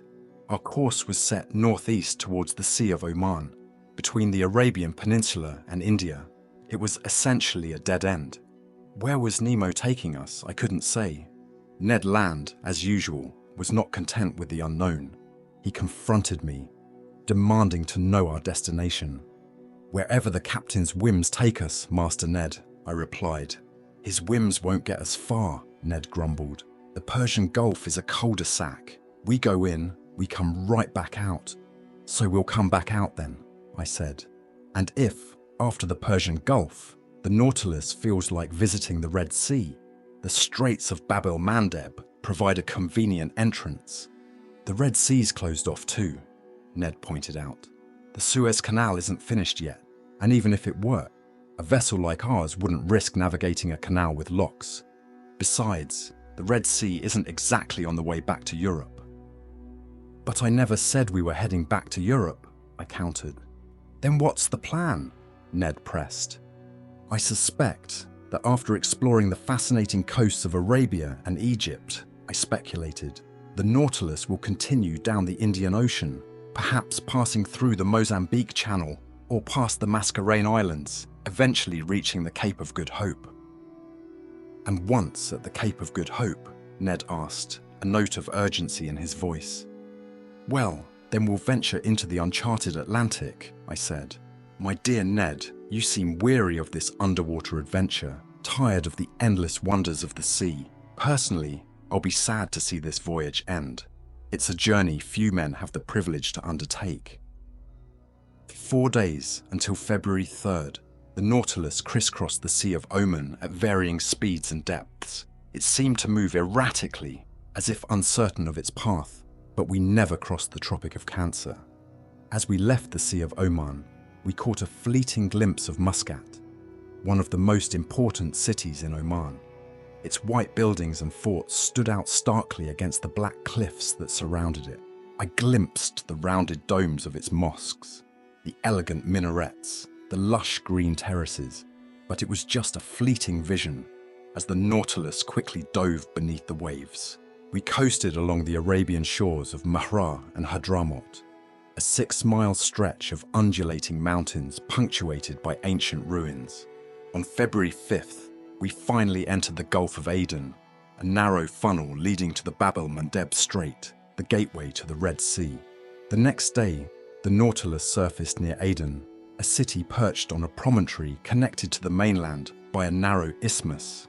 Its fortifications, rebuilt by the British after their 1839 takeover, made it an impenetrable fortress, a Gibraltar of the East.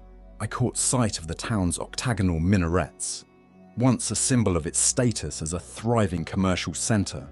I assumed that Nemo, having reached this point, would turn back, but to my surprise, he didn't.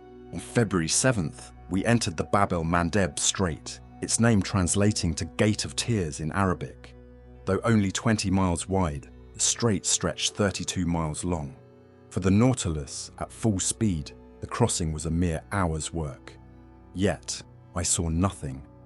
Not even Perim Island, where the British had fortified Aden's strategic position. The narrow passage was too congested, with English and French steamers plying the routes between Suez, Bombay, Calcutta, Melbourne, and the islands.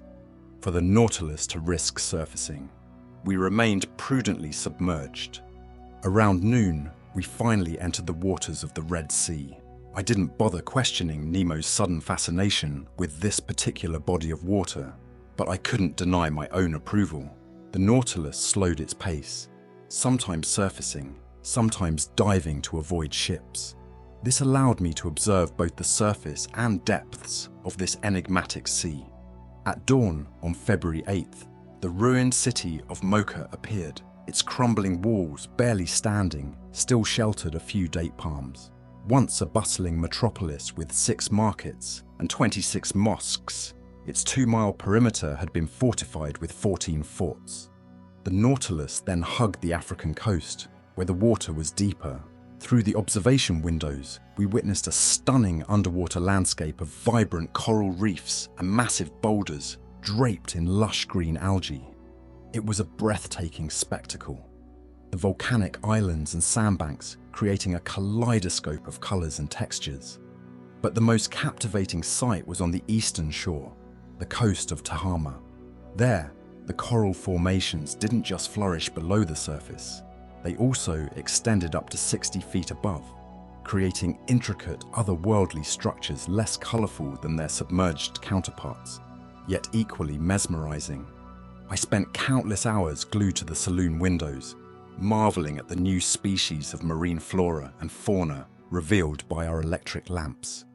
On February 9th, the Nautilus found itself in the widest part of the Red Sea, which spans 90 miles between Suakin on the western coast and Confida on the eastern. That afternoon, after taking our bearings, Captain Nemo joined me on the deck. I was determined to finally confront him about his plans. As soon as he saw me, He approached and graciously offered me a cigar. "Well, sir," he began, "are you enjoying the Red Sea? Have you had ample opportunity to observe its wonders? The fish, the coral, the sponges, the underwater forests? And have you caught a glimpse of the coastal towns?" "Indeed, Captain Nemo," I replied. "The Nautilus is perfectly suited for such exploration. It's a truly remarkable vessel." "Yes, sir, remarkable and impervious," Nemo agreed. "It fears neither the violent storms of the Red Sea nor its treacherous currents and sandbars." "Quite true," I said. "This sea has a reputation for being one of the most dangerous. If I'm not mistaken, the ancients regarded it with dread." "Detestable, you say?" Nemo mused. "Greek and Latin historians weren't fond of it. Strabo claimed it was extremely perilous during the Atassian winds and monsoon season. The Arab scholar Edrisi referred to it as the Gulf of Kulzum, describing ships lost to its sandbars and sailors afraid to venture out at night. He considered it a sea prone to devastating hurricanes, littered with inhospitable islands, offering nothing of value on its surface or in its depths. "Clearly," I replied, "those historians never had the pleasure of sailing aboard the Nautilus." "Exactly," Nemo said with a smile. "And in that regard, modern man isn't much more advanced than the ancients. It took centuries to harness the power of steam. Who knows, perhaps in another 100 years, we'll see a second Nautilus. Progress is slow, Monsieur Aronnax." "True," I conceded. "Your vessel is at least a century ahead of its time, maybe even an entire era. It's a shame that the secrets of such an invention should die with its creator." Nemo didn't respond. After a moment of silence, he continued. "You mentioned the ancient historians' concerns about the Red Sea's dangers." "Yes," I confirmed. "But weren't their fears exaggerated?" "Yes and no, Monsieur Aronnax," Nemo replied, his knowledge of the Red Sea encyclopedic. "What poses no threat to a modern, well-equipped vessel with a powerful engine and precise navigation is a different story for the ships of antiquity. Imagine those early explorers venturing out in boats made of planks sewn together with palm fibers, corked with animal fat and coated in resin. They lacked even basic navigational tools, relying on guesswork to navigate currents they barely understood. Shipwrecks were inevitable, even commonplace. But today, with modern steamers plying the route between Suez and the South Seas, the Red Sea holds no terror, despite its contrary winds. Captains and passengers no longer offer sacrifices before embarking, nor do they return adorned in wreaths to give thanks to the gods." "I agree," I said. "It seems steam has extinguished any sense of gratitude in the hearts of sailors. But Captain, since you've clearly studied this sea extensively, could you enlighten me as to the origin of its name?" "There are several explanations, Monsieur Aronnax. Would you care to hear the opinion of a 14th century chronicler?" "I'm all ears," I replied. This imaginative writer claimed the sea was named for the parting of the Red Sea, when Pharaoh's army was swallowed by the waves at the command of Moses. "A poetic interpretation, Captain," I said, "but not entirely satisfying. I'm curious to hear your personal opinion." "In my view," Nemo began, "the name Red Sea is a translation of the Hebrew word Adam. The ancients likely gave it that name due to the unique color of its waters. But so far, I've seen nothing but clear colorless waves," I pointed out. "That's true for now," Nemo said. "But as we venture deeper into the Gulf, you'll witness this peculiar phenomenon. I recall seeing the entire Bay of Tor as red as blood." "And you attribute this coloration to microscopic algae?" I asked. "Precisely," Nemo confirmed. "So this isn't your first time traversing the Red Sea in the Nautilus?" I inquired. "No, it isn't," he replied cryptically. "Since you mentioned the Israelites crossing and the Egyptian army's demise, have you ever encountered any underwater evidence of this historical event?" "No, and for a good reason," Nemo answered. "And that reason is?" I pressed. The location where Moses and his people crossed is now so choked with sand that even camels can barely wet their hooves there. As you can imagine, there wouldn't be enough water for the Nautilus to navigate. Where is this location exactly? I asked. Slightly north of the Suez Isthmus, Nemo replied, in what used to be a deep estuary when the Red Sea extended to the Salt Lakes. Whether the crossing was miraculous or not, the Israelites did cross there to reach the Promised Land, and Pharaoh's army did perish at that very spot. I believe that excavations in the sand would uncover a wealth of ancient Egyptian artifacts. That seems likely, I agreed. For the sake of archaeology, let's hope those excavations happen someday. Perhaps when new cities are established on the isthmus after the Suez Canal is completed. Though, of course, such a canal would be of little use to a vessel like the Nautilus. True, Nemo said, but it would benefit the entire world. The ancients understood the value of connecting the Red Sea and the Mediterranean for trade, but they never considered a direct canal. They used the Nile River as an intermediary. In fact, the canal linking the Nile to the Red Sea was likely begun by Sesostris, according to legend. We know for certain that in 615 BC, Necho II initiated construction of a freshwater canal across the Egyptian plain towards Arabia. It was wide enough for 2 triremes to pass abreast and took 4 days to traverse. Darius the Great continued the project, and Ptolemy II probably completed it. Strabo even witnessed it in operation, but the elevation change from Bubastis to the Red Sea was so minimal that it was only navigable for a few months each year. This canal served commercial purposes until the time of Antony, when it was abandoned and filled with sand. The Caliph Omar later restored it, but it was ultimately destroyed in 761 or 762 AD by Caliph al-Mansur to cut off supplies to a rebel leader. During his Egyptian campaign, your General Bonaparte discovered traces of the canal in the Suez Desert. Caught by the tide, he nearly perished before reaching Hajaroth, the very place where Moses had encamped 3,000 years earlier. Well, Captain, I ventured, what the ancients dared not undertake, this connection between the two seas, which will drastically shorten the route from Cadiz to India, Monsieur Lesseps has achieved. Soon, he will have transformed Africa into an immense island. Yes, Monsieur Aronnax, Nemo said, a surprising admiration in his voice. You have every right to be proud of your countrymen. Such a man brings more honor to a nation than any military conqueror.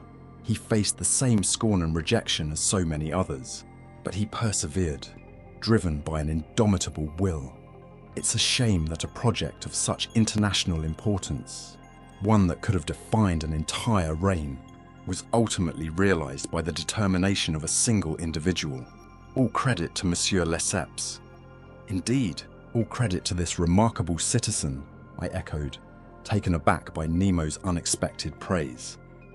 Unfortunately, he continued, I cannot take you through the Suez Canal, but the day after tomorrow, you'll be able to see the long jetty of Port Said as we enter the Mediterranean. The Mediterranean, I exclaimed, astonishment evident in my voice. Yes, sir. Does that surprise you? What surprises me is the thought that we'll be there in a mere 2 days. Is that so?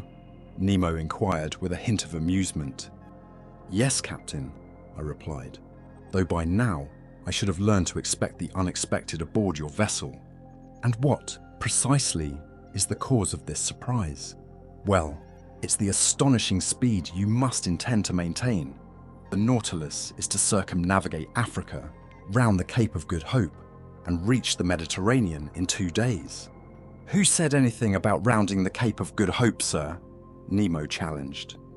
Unless the Nautilus can travel on land and traverse the isthmus, I began, my voice trailing off as a realization dawned on me. Or under it, Monsieur Aronnax, Nemo finished my sentence. Under it? I repeated, incredulous.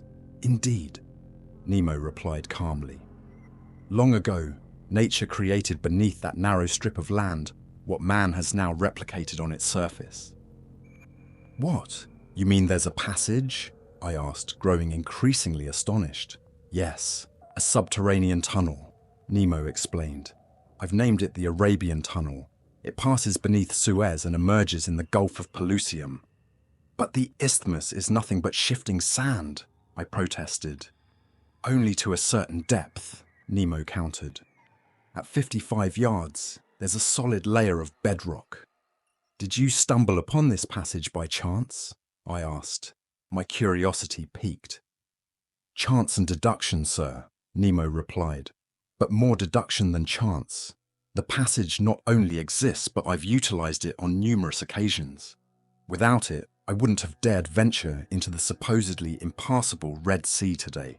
I observed that the Red Sea and the Mediterranean share a number of identical fish species. Intrigued, I wondered if there might be a connection between the two bodies of water. If so, the subterranean current would have to flow from the Red Sea to the Mediterranean, simply due to the difference in sea level. I captured a large number of fish near Suez, attached copper rings to their tails, and released them back into the sea. Months later, off the coast of Syria, I recaptured some of those fish, still bearing the rings. The connection was confirmed. I searched for it with the Nautilus, found it, and traversed it. And soon, sir, you too will have journeyed through my Arabian Tunnel. Chapter 5, The Arabian Tunnel. That evening, at 21 degrees 30 N latitude, the Nautilus surfaced, nearing the Arabian coast. I caught sight of Jeddah, a major trading hub linking Egypt, Syria, Turkey, and India. The low sun highlighted the city's white buildings, the ships docked at the quays, and the reed huts of the Bedouin settlements beyond the city walls. As darkness fell, Jeddah slipped from view, and the Nautilus submerged into the faintly glowing depths. On February 10th, we spotted several ships sailing windward. The Nautilus dove again, but at noon, with the sea clear, it rose back to the surface. Ned, Conseil, and I settled onto the deck.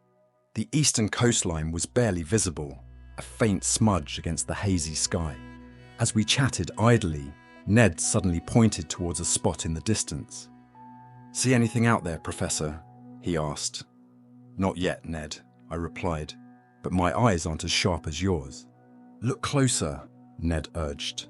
"There, to starboard, about level with the beacon. See that thing moving?" I squinted, focusing on the spot he indicated. "Yes, I think I see something.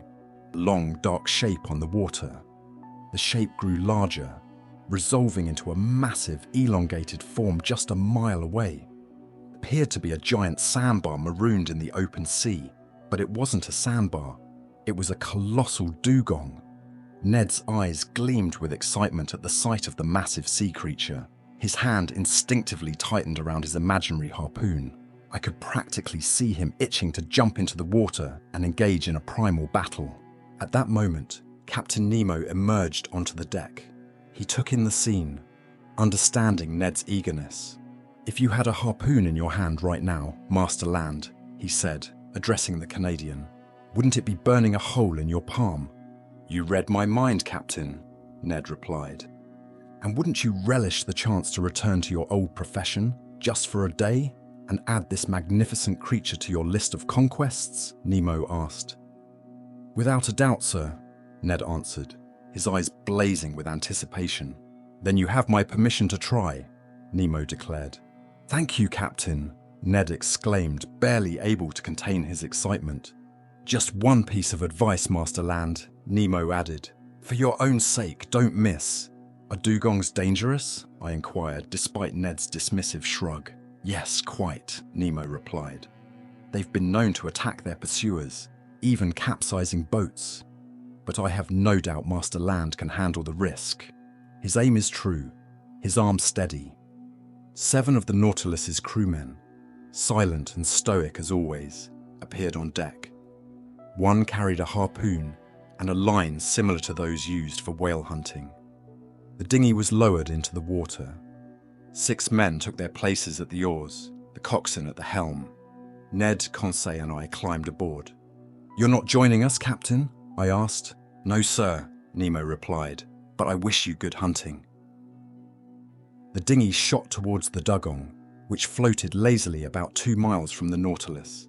As we closed the distance, the oarsmen slowed their pace, dipping their oars silently into the calm water. Ned, harpoon poised, stood at the bow.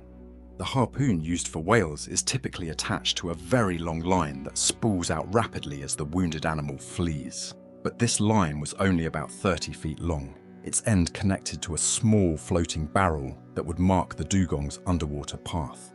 I watched as Ned prepared to take on the Canadian's quarry. This dugong, also known as a sea cow, resembled a manatee with a long cylindrical body tapering to a broad tail and flipper-like forelimbs. But unlike the gentle manatee, this dugong's upper jaw sported two long pointed tusks. The specimen Ned intended to hunt was colossal, easily over 20 feet long. It lay motionless, seemingly asleep on the surface, presenting an easy target. The dinghy closed in, the oarsmen resting on their oars just 20 feet away. Ned, tensed and focused, raised his harpoon, its tip gleaming in the sunlight. Suddenly, a hissing sound erupted from the water as the dugong vanished beneath the waves. Ned's harpoon, though thrown with expert force, struck nothing but empty water. "Damn it," Ned cursed, his frustration palpable. "I missed." "No, you didn't," I said, pointing. "Look, there's blood. You wounded it, but the harpoon didn't lodge in its flesh." "My harpoon! My harpoon!" Ned shouted, desperation edging his voice. The crew rowed towards the floating barrel, quickly retrieving the weapon. Then the chase began. The dugong periodically surfaced to breathe, its wound not hindering its powerful movements. The dinghy, propelled by the crew's strong arms, raced in pursuit. Ned readied his harpoon again and again, but the dugong always managed to evade him with a sudden dive. Ned's impatience grew with each failed attempt, his curses echoing across the water. I shared his frustration, eager to witness the capture of this magnificent creature. For an hour, the chase continued. I began to doubt we'd ever catch the dugong, when suddenly, in a fit of rage, the creature turned on the dinghy, becoming the aggressor. "Brace yourselves," Ned yelled. The coxswain shouted a warning to the crew in his native tongue. The dugong surged towards us, stopping just a few yards away to sniff the air with its large nostrils. Then, with a tremendous leap, it launched itself at the boat. The dinghy lurched violently, nearly capsizing and taking on a massive amount of water. Thanks to the coxswain's quick thinking, we were struck from the side rather than head-on, preventing a complete rollover. While Ned battled the beast at the bow, the dugong's tusks sank into the gunwale, lifting the entire boat out of the water like a lion with its prey. We were thrown into a chaotic pile, and I feared the worst. But Ned, fueled by adrenaline and fury, drove his harpoon deep into the dugong's heart. I heard the sickening crunch of teeth on metal as the creature vanished beneath the waves, taking the harpoon with it. But the barrel soon bobbed to the surface, followed shortly by the dugong's lifeless form, belly up. The crew secured the carcass and towed it back to the Nautilus. It took immense effort to hoist the 10,000-pound behemoth onto the deck. The next morning, February 11th, the Nautilus's larder was replenished with a more delicate catch. A flock of Egyptian sea swallows, Sterna niloticus, had landed on the ship. These elegant birds, with their black beaks, grey heads, and white bellies, were known for their delicious flavour. We also added a dozen Nile ducks to our stores, their distinctive black-spotted white heads promising another gourmet meal. Around 5 p.m, the Cape of Ras Mohammed came into view to the north. This cape marked the tip of the Sinai Peninsula, nestled between the Gulf of Suez and the Gulf of Aqaba. The Nautilus entered the Straits of Jubal, leading to the Gulf of Suez. I could clearly see Mount Horeb, the towering peak where, according to the Bible, Moses had encountered God. By 6 p.m, the Nautilus, alternating between surfacing and diving to avoid other vessels, passed near the town of Tor at the mouth of the bay. As Nemo had predicted, the water here appeared tinged with red.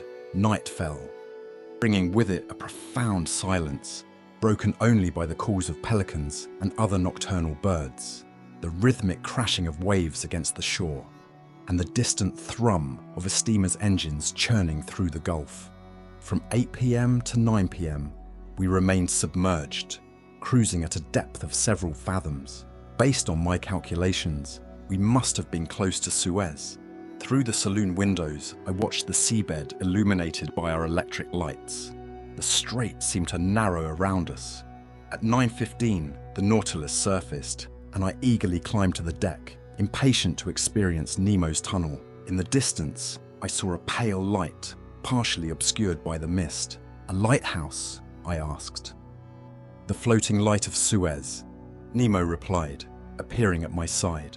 "We'll reach the tunnel entrance shortly." "Is the entrance difficult to navigate?" I inquired. "Indeed," Nemo said. "That's why I personally take the helm during the passage. If you'll excuse me, Monsieur Aronnax, the Nautilus is about to dive. We won't surface again until we've cleared the Arabian Tunnel." Nemo led me towards the central companionway. Halfway down, he opened a door and crossed the upper deck, arriving at the pilot's cabin, a compact 6 by 6 foot space resembling the helm of a Mississippi or Hudson River steamboat. A vertical wheel connected to the Nautilus's rudder dominated the room. 4 portholes with thick glass lenses offered a panoramic view. The cabin was dark, but my eyes soon adjusted. I could see the helmsman, a burly figure gripping the wheel's spokes. Outside, the powerful beacon mounted on the stern bathed the sea in an eerie glow. "Now," Nemo declared, "let's attempt this passage." Electrical wires linked the pilot's cabin to the engine room, allowing Nemo to control both the Nautilus's speed and direction. He pressed a button, and the propeller's rotation slowed. Through a porthole, I watched the sheer wall of rock and sand that bordered the narrow channel. For an hour, we followed it closely, just a few yards away. Nemo's eyes never left the compass, his hand hovering over the controls. With subtle adjustments, he guided the Nautilus through the winding passage. Peering through the porthole, I saw magnificent coral formations, swaying kelp forests, and strange zoophytes waving their enormous claws from cracks in the rock. At 10:15, Nemo took the helm himself. A wide, dark tunnel opened before us. The Nautilus surged into it, a deafening roar echoing through the hull. It was the rush of the Red Sea, the tunnel's incline forcing the water to surge violently towards the Mediterranean. We were swept along with the current, moving with the speed of an arrow, despite the reverse thrust of the propellers fighting to slow our descent. In the electric glare, the tunnel walls blurred into streaks of light. My heart pounded in my chest. At 10:35, Nemo relinquished the helm and turned to me, a triumphant gleam in his eye. "The Mediterranean," he declared. In less than 20 minutes, propelled by the raging current, the Nautilus had traversed the Isthmus of Suez. Chapter 6. The Grecian Archipelago. The following day, February 12th, the Nautilus surfaced at dawn. I hurried to the deck and saw the faint outline of Pelusium, 3 miles to the south. A powerful current had swept us from one sea to another. Around 7 a.m, Ned and Conseil joined me, both looking refreshed. "Well, Professor," Ned greeted me, a playful tone in his voice. "What about the Mediterranean?" "We're floating on it right now, my friend," I replied. "What?" Conseil exclaimed. "Just like that?" "Indeed," I confirmed. "In a matter of minutes, we traversed that supposedly impassable isthmus." "I don't believe it," Ned said, his skepticism clear. "Then you're mistaken, Master Land," I chuckled. "That low coastline curving southward is the Egyptian coast, and you, with your keen eyesight, should be able to spot the Port Said jetty jutting into the sea." Ned studied the horizon, then a slow grin spread across his face. "You're absolutely right, Professor, and your captain is a bloody genius. We're in the Mediterranean. Now," he lowered his voice, "if you don't mind, let's have a private chat about our own situation." I understood what Ned was after. It was best to let him speak his mind, so we retreated to a quieter spot near the beacon, away from the spray of the waves. "All right, Ned," I said. "We're listening. What's on your mind?" "It's simple," Ned began. "We're in Europe now." before Captain Nemo's whims drag us back to the polar ice caps or off to the Pacific, I'd like to request our departure from the Nautilus. I had no desire to restrict my companion's freedom, but the thought of leaving Nemo filled me with regret. Thanks to him and his incredible vessel, I was making daily progress in my underwater research. I was rewriting my book on the ocean depths in situ, so to speak. Would I ever have such an opportunity again? Unlikely. The thought of abandoning the Nautilus before my studies were complete was unbearable. Ned, my friend, I asked, be honest with me. Have you grown tired of life aboard the Nautilus? Do you regret the twist of fate that brought us into Captain Nemo's hands? Ned paused, his arms folded across his chest. Frankly, I don't regret this underwater journey, he admitted. I'll be glad to have experienced it, but now that we've had our adventure, it's time to move on. That's my thinking anyway. It will end eventually, Ned, I reassured him. Where and when? He pressed. I don't know where, I confessed, and I can't say when. Or rather, I suppose it will end when these seas have nothing more to teach us. And what exactly are you hoping for? Ned challenged. That circumstances will arise, whether it's 6 months from now or sooner, that will allow us, even compel us, to leave. Oh? Ned retorted skeptically. And where do you think we'll be in 6 months, Professor? Perhaps in China, I suggested. The Nautilus is remarkably fast. It moves through water like a swallow through the air, or an express train on land. It doesn't shy away from well-travelled seas. Who's to say we won't find ourselves off the coasts of France, England, or even America, where escape might be more feasible? Professor, Ned said, shaking his head, your arguments are flawed. You speak of the future. We'll be there. We'll be here. But I'm talking about the present. We are here, and we need to seize this opportunity. Ned's logic was hard to refute, and I found myself at a loss for a counter-argument. Professor, Ned continued, let's consider an impossibility. If Captain Nemo were to offer you your freedom today, would you accept it? I don't know, I admitted, torn between my thirst for knowledge and my longing for home. And if, Ned pressed, this offer was never to be repeated, would you take it then? My friend, I said, here's my answer. Your reasoning is sound. We can't rely on Nemo's goodwill. Common sense tells us he won't release us willingly. On the other hand, common sense also dictates that we seize the first opportunity to escape. Now you're talking, Monsieur Aronnax, Ned said, a glimmer of hope in his eyes. But there's a caveat, I warned. The opportunity must be perfect, and our first attempt must succeed. Failure would be catastrophic, and Nemo would never forgive us. True enough, Ned acknowledged. But that applies to any escape attempt, whether in 2 years or 2 days. The bottom line is this. If a favourable opportunity arises, we have to take it. Agreed, I said. Now, Ned, tell me, what exactly constitutes a favourable opportunity in your mind? A dark night, he replied, when the Nautilus is close to a European coast, and you try to swim for it, I asked. Yes, if we were near enough to shore and the Nautilus was surfaced, not if we were far out at sea or submerged.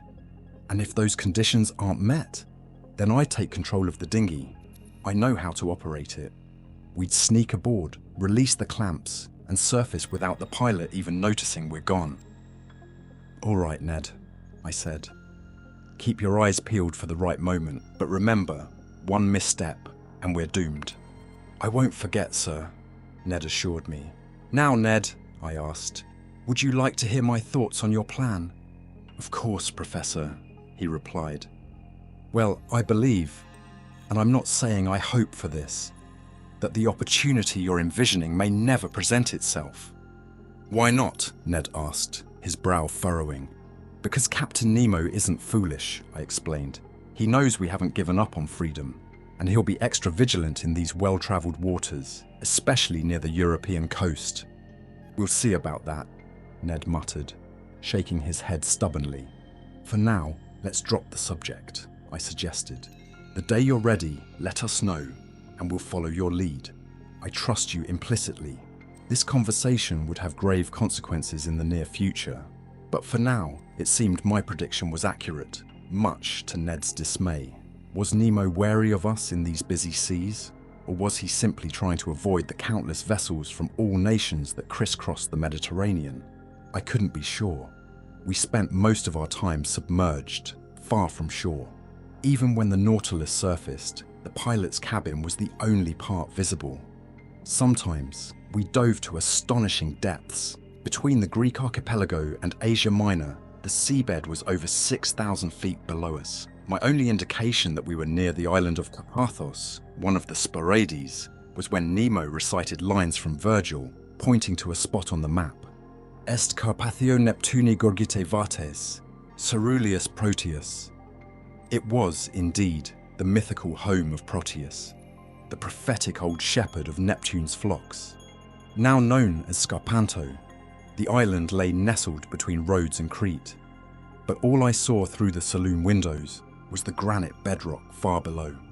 On February 14th, I planned to spend the day studying the fish of the Aegean Sea, but for some reason, the observation panels remained sealed shut.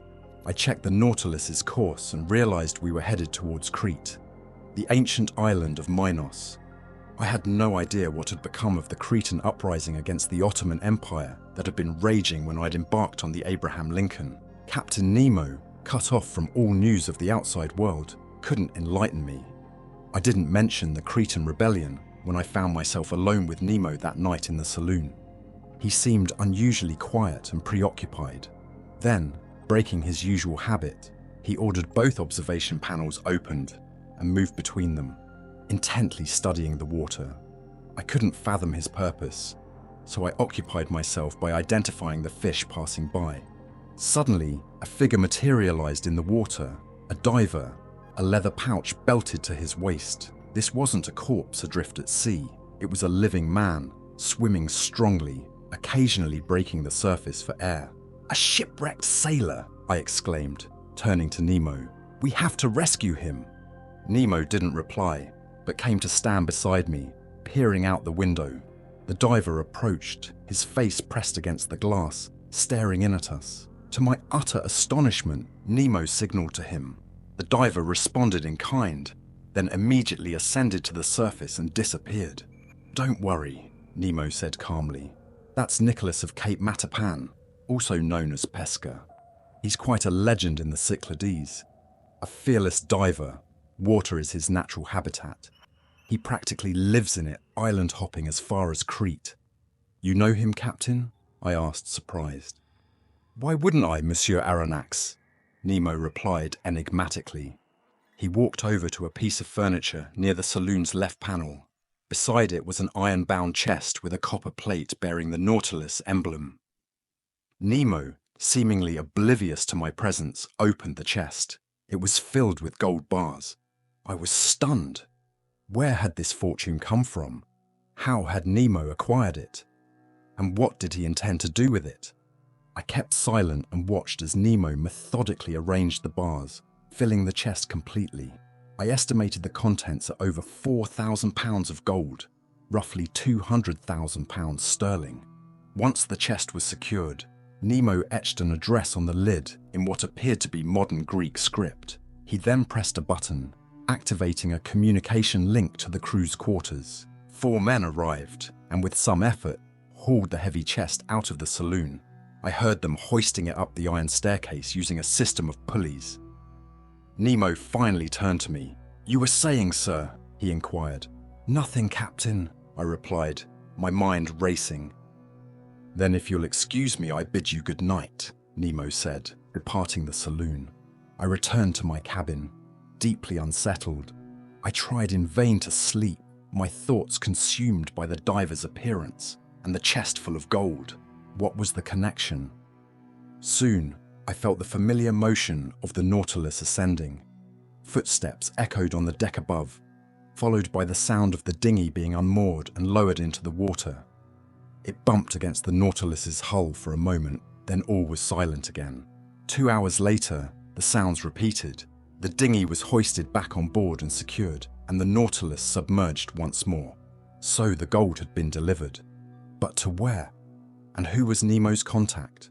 The following day, I relayed the night's events to Conseil and Ned, who were equally intrigued.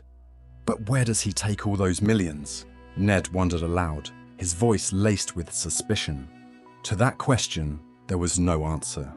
I returned to the saloon after breakfast and immersed myself in my work, organizing my notes until 5 in the evening. Suddenly, a wave of intense heat washed over me, forcing me to remove my coat. It was odd, considering our southerly latitude and the fact that the submerged Nautilus should maintain a stable temperature. I checked the depth gauge, 60 feet. There was no way surface heat could penetrate that far. The temperature continued to rise, becoming unbearable. Could there be a fire on board? I wondered aloud. Just then, Captain Nemo entered the saloon. He glanced at the thermometer and turned to me. 42 degrees Celsius, he stated. I've noticed, Captain, I replied. If it gets any hotter, we won't be able to stand it. It will only get hotter if we choose to remain here, Nemo said cryptically. You can control the temperature then? Not exactly, he said, but I can move us away from the heat source. So it's coming from outside? Indeed, we are currently drifting in a stream of superheated water. Impossible, I exclaimed. See for yourself. The observation panels slid open, revealing a scene that defied belief. The sea glowed an eerie white, and plumes of sulphurous smoke rose from the churning waves. I instinctively touched the glass, but the intense heat forced me to quickly retract my hand. Where are we? I asked, my voice barely a whisper. Near Santorini, Nemo replied. I wanted to show you the fascinating phenomenon of an underwater volcanic eruption. I thought the formation of new islands in this region had ceased, I said. Nothing ever ceases in the volcanic regions of the sea, Nemo countered. The Earth is constantly being reshaped by subterranean forces. In the year 19 AD, according to Cassiodorus and Pliny, a new island called Theia emerged in this very spot, only to vanish beneath the waves. It reappeared in 69 AD and then submerged again. Since then, until recently, the subterranean activity had been dormant. But on February 3rd, 1866, a new island, named George Island, rose from the sulphurous vapors near Nea Kamenni, only to sink again 6 days later. A week after that, on February 13th, the island of Aphroessa appeared, creating a narrow channel between itself and Nea Kamenni. I was in these waters when it happened, so I witnessed the entire process. Aphroessa, roughly circular in shape, measured 300 feet across and 30 feet high. It consisted of black, glassy lava mixed with feldspar fragments. And finally, on March 10th, a smaller island named Reka emerged near Nea Kamenni. These three have since merged into a single landmass. And the channel we're in now? I asked. Nemo showed me a map of the archipelago. I've marked the new islands here, he said. I returned to the observation window. The Nautilus had stopped moving, and the heat was becoming unbearable. The once white sea now glowed crimson, tinted by iron salts. Despite the ship's airtight seals, a suffocating sulphurous stench filled the saloon, and the electric lights flickered, their brilliance dimmed by the encroaching darkness. I felt like I was trapped in a sauna, my skin burning, my lungs struggling for air. We can't stay in this boiling water any longer, Captain, I pleaded. Indeed, Nemo agreed, his composure unwavering. It would be unwise. He gave the order, and the Nautilus turned and fled the volcanic inferno. 15 minutes later, we were back on the surface, breathing in the cool night air. It struck me then that if Ned had chosen this moment for our escape, we would have perished in a fiery sea. The following day, February 16th, we left the basin between Rhodes and Alexandria, known to be over 9,000 feet deep. The Nautilus skirted the island of Kythera and exited the Grecian archipelago, having rounded Cape Matapan. Chapter 7. The Mediterranean in 48 hours. The Mediterranean, the quintessential blue sea, the great sea of the Hebrews, the sea of the Greeks, the Mare Nostrum of the Romans, a landscape of orange groves, aloes, cacti and pines, perfumed with myrtle, ringed by rugged mountains, and bathed in pure, crystalline air. Yet beneath its idyllic surface, the restless forces of Neptune and Pluto continue their ancient struggle for dominance. As Michelet observed, these shores and waters, blessed with one of the planet's most invigorating climates, have the power to rejuvenate the human spirit. But as beautiful as it was, I could only steal fleeting glances at this immense basin, 2 million square miles in area, as we raced across it. Even Captain Nemo's vast knowledge remained hidden from me, as the enigmatic man was conspicuously absent during our high-speed transit. I estimated we covered around 600 leagues, nearly 2,000 miles, in a mere 48 hours. Departing from the Greek coast on the morning of February 16th, we crossed the Strait of Gibraltar by sunrise on the 18th. It was clear to me that Nemo found this enclosed sea, surrounded by the very countries he sought to avoid, distasteful. Perhaps the waves and the breeze stirred up too many memories, too many regrets. Here, he lacked the freedom and independence he enjoyed on the open ocean. His Nautilus feeling confined between the shores of Africa and Europe. We now raced along at 25 miles per hour. Ned Land, to his great frustration, was forced to abandon his escape plan. Launching the dinghy at that speed would be like jumping from a moving train, foolhardy to say the least. Besides, the Nautilus only surfaced at night to replenish its air supply, navigating solely by compass and log. My view of the Mediterranean was limited to what a passenger on a high-speed train might glimpse. The distant horizon, with no time to register the details that flashed by. We passed between Sicily and the Tunisian coast. In the narrow stretch between Cape Bon and the Strait of Messina, the seabed rose abruptly, forming a submerged ridge with only 54 feet of water above it, while the surrounding depths reached 540 feet. The Nautilus had to maneuver carefully to avoid this underwater obstacle. I pointed out the reef's location on a map of the Mediterranean to Conseil. "It's like an underwater bridge connecting Europe to Africa," he observed. "Exactly," I replied. "It forms a natural barrier at the Strait of Sicily. Soundings by Smith have confirmed that in prehistoric times, the two continents were linked between Cape Bayeux and Cape Fiorina." "I can believe it," Conseil mused. "There's a similar ridge between Gibraltar and Ceuta," I added. "It once formed a dam across the entire Mediterranean. What if volcanic activity were to raise those two ridges above the waves?" Conseil pondered. "Not likely," I said. "But just imagine," Conseil persisted. "If that were to happen, it would certainly complicate matters for Monsieur Lesseps and his efforts to dig through the isthmus." "I agree," I said. "But I assure you, Conseil, such an event is improbable. The Earth's internal forces are gradually diminishing. Volcanoes, once abundant, are slowly dying out. The planet's core is cooling, its internal temperature dropping measurably every century.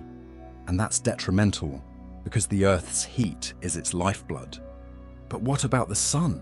Conseil asked. "The sun isn't enough," I explained. "It can't warm a lifeless body, can it?" "Not to my knowledge," he admitted. "Well, my friend, one day this Earth will be a cold corpse, as uninhabitable and desolate as the moon, which has long since lost its internal heat." "How many centuries until then?" Conseil wondered. "Hundreds of thousands of years, my boy," I replied. "Then we have plenty of time to finish our journey," Conseil said, relieved, "unless Ned Land interferes." He returned to studying the seafloor map as the Nautilus continued its course along the underwater ridge. On the night of February 16th, we entered the western basin of the Mediterranean, its deepest point reaching 8,700 feet. The Nautilus, manipulated by its expert crew, glided down the continental slope, disappearing into the abyssal depths. By 3 a.m. on February 18th, we'd reached the entrance to the Strait of Gibraltar. Here, two opposing currents met. The well-known surface current carrying ocean water into the Mediterranean, and a lesser-known, deeper countercurrent flowing in the opposite direction. This countercurrent is a necessity, for the Mediterranean's water level would rise annually due to the inflow from the Atlantic and various rivers. If not for this outflow through the strait, the Nautilus took advantage of this countercurrent, swiftly navigating the narrow passage. For a fleeting moment, I glimpsed the magnificent ruins of the Temple of Hercules, submerged beneath the waves, before we emerged into the vast expanse of the Atlantic Ocean. Chapter 8, Vigo Bay, the Atlantic, a vast expanse of water, 25 million square miles, stretching 9,000 miles in length and averaging 2,700 miles wide. Its meandering shores embraced a massive circumference, fed by the world's mightiest rivers: the St. Lawrence, the Mississippi, the Amazon, the Plata, the Orinoco, the Niger, the Senegal, the Elbe, the Loire, and the Rhine, carrying the waters of countless civilizations, both advanced and primitive. This magnificent arena, perpetually crisscrossed by vessels flying the flags of every nation, ended in those two formidable capes dreaded by all sailors, the Horn and the Cape of Storms. The Nautilus, having already travelled nearly 10,000 leagues in 3.5 months, a distance greater than the Earth's circumference, now pierced the Atlantic's waves with its steel prow. Where were we headed next? What did the future hold? Upon leaving the Strait of Gibraltar, the Nautilus had ventured far out into the open ocean. Now it returned to the surface, and our daily walks on deck resumed. I eagerly ascended, accompanied by Ned and Conseil. In the distance, about 12 miles away, the hazy outline of Cape St. Vincent marked the southwestern tip of the Iberian Peninsula. A strong southerly gale whipped the sea into a frenzy, causing the Nautilus to pitch violently. It was nearly impossible to keep our footing on the rain-slicked deck. After a few gasps of fresh air, we retreated below. I returned to my quarters, Conseil to his cabin, but the brooding Canadian followed me. Our rapid transit through the Mediterranean had thwarted his escape plan, and his disappointment was palpable. Once the door to my room was closed, he sat down, fixing me with a sullen stare. "Ned, my friend," I began, "I understand your frustration, but you can't blame yourself. Attempting to leave the Nautilus under those conditions would have been suicide." Ned remained silent, his jaw clenched, his brow furrowed. The obsession with escape had clearly taken root in his mind. "Let's not lose hope," I continued. "We're heading up the coast of Portugal. France and England aren't far, and they could offer us refuge. If the Nautilus had turned south after Gibraltar, sailing towards the open ocean, I'd share your unease. But we now know that Captain Nemo doesn't avoid civilization. In a few days, I believe you'll have a safe opportunity." Ned's eyes locked onto mine. Finally, he spoke. "Tonight's the night," he declared. I was startled, unprepared for this sudden announcement. I wanted to respond, but words failed me. "We agreed to wait for the right opportunity," Ned continued, "and that opportunity has arrived. Tonight we'll be mere miles from the Spanish coast. The sky is overcast. The wind is strong. You gave me your word, Professor, and I'm counting on you." Seeing my hesitation, Ned stepped closer. "Tonight, at 9 o'clock, I've informed Conseil.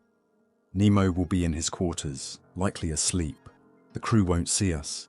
Conseil and I will head for the central companionway.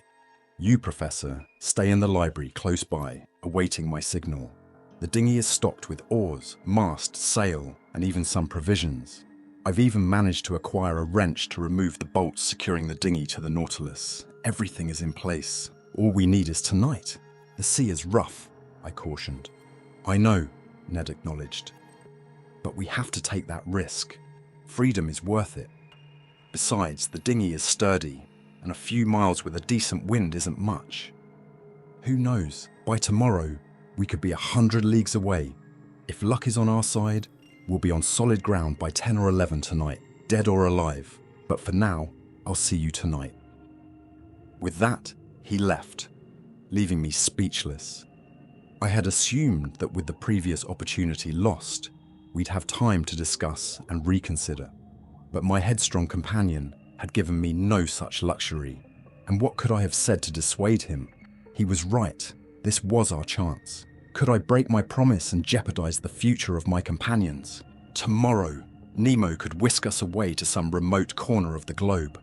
Just then, a loud hissing sound signaled that the Nautilus's ballast tanks were filling, and we were diving beneath the Atlantic waves. I spent the rest of the day in turmoil, torn between the desire for freedom and the reluctance to abandon the Nautilus and my unfinished research.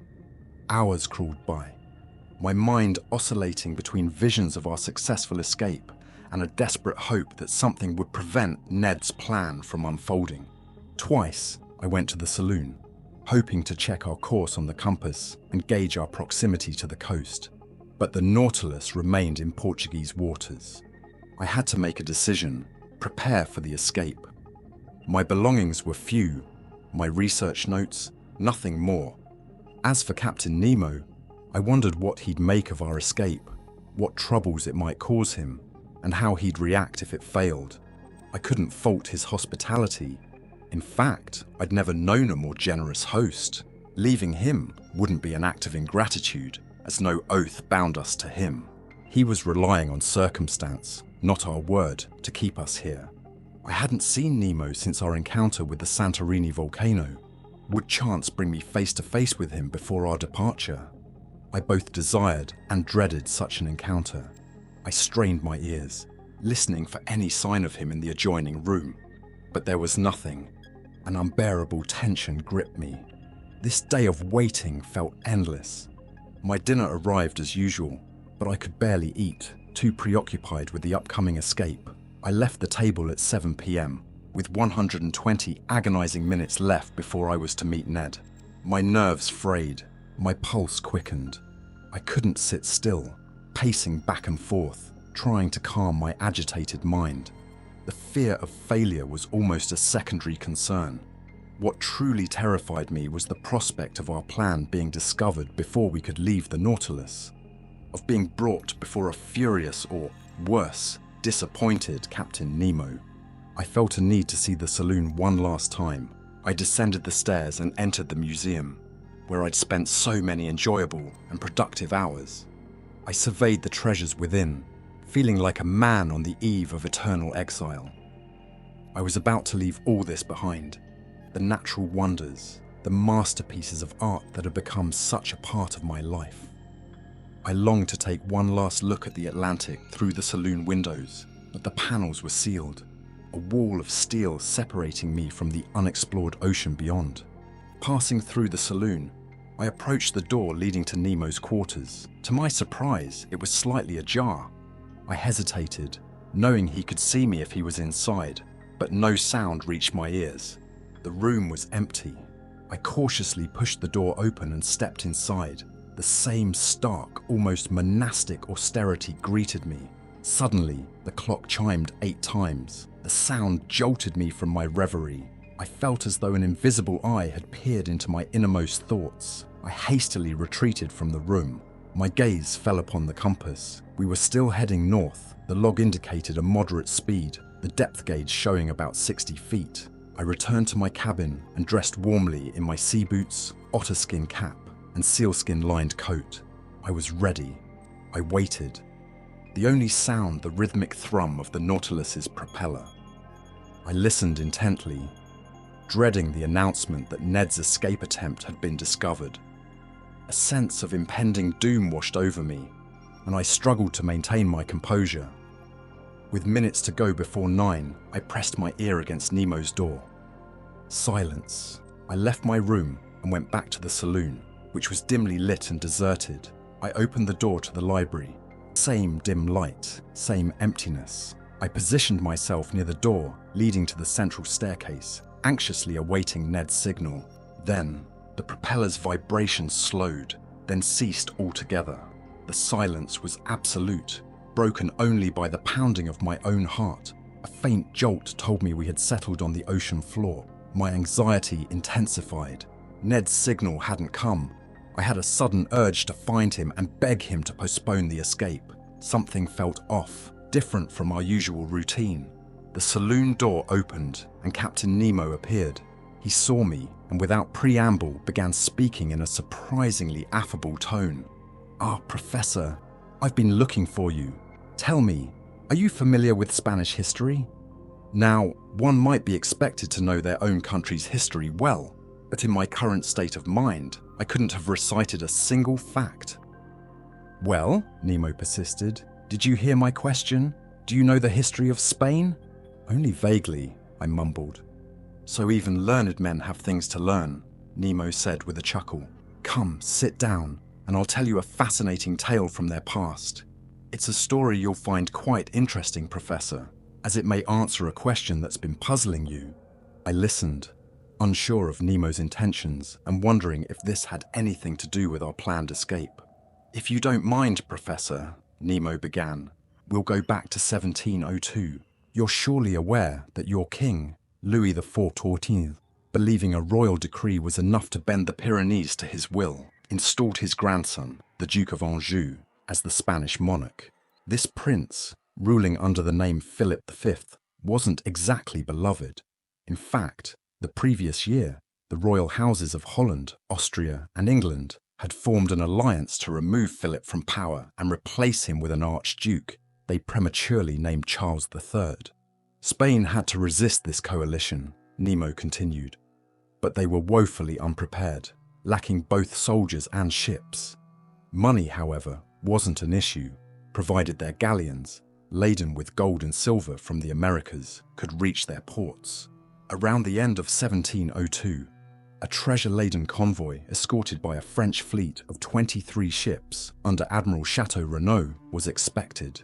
The coalition ships were already patrolling the Atlantic, and the convoy was initially headed for Cadiz. However, upon learning of the English fleet's presence, the admiral decided to divert to a French port instead. "The Spanish commanders objected," Nemo went on. "They insisted on a Spanish port, if not Cadiz, then Vigo Bay on Spain's northwest coast, which was still open. Against his better judgment, Chateau Renaud obeyed, and the galleons sailed into Vigo Bay. Unfortunately, the bay was an open anchorage, virtually impossible to defend. The Spanish had to unload the ships quickly before the combined fleet arrived. They might have succeeded, but a petty dispute arose." "You're following the chain of events?" Nemo asked, turning to me. "Absolutely," I replied, unsure where this history lesson was leading. "Let me continue," Nemo said. "The merchants of Cadiz held a monopoly on all goods arriving from the West Indies. Offloading the treasure at Vigo would violate their rights.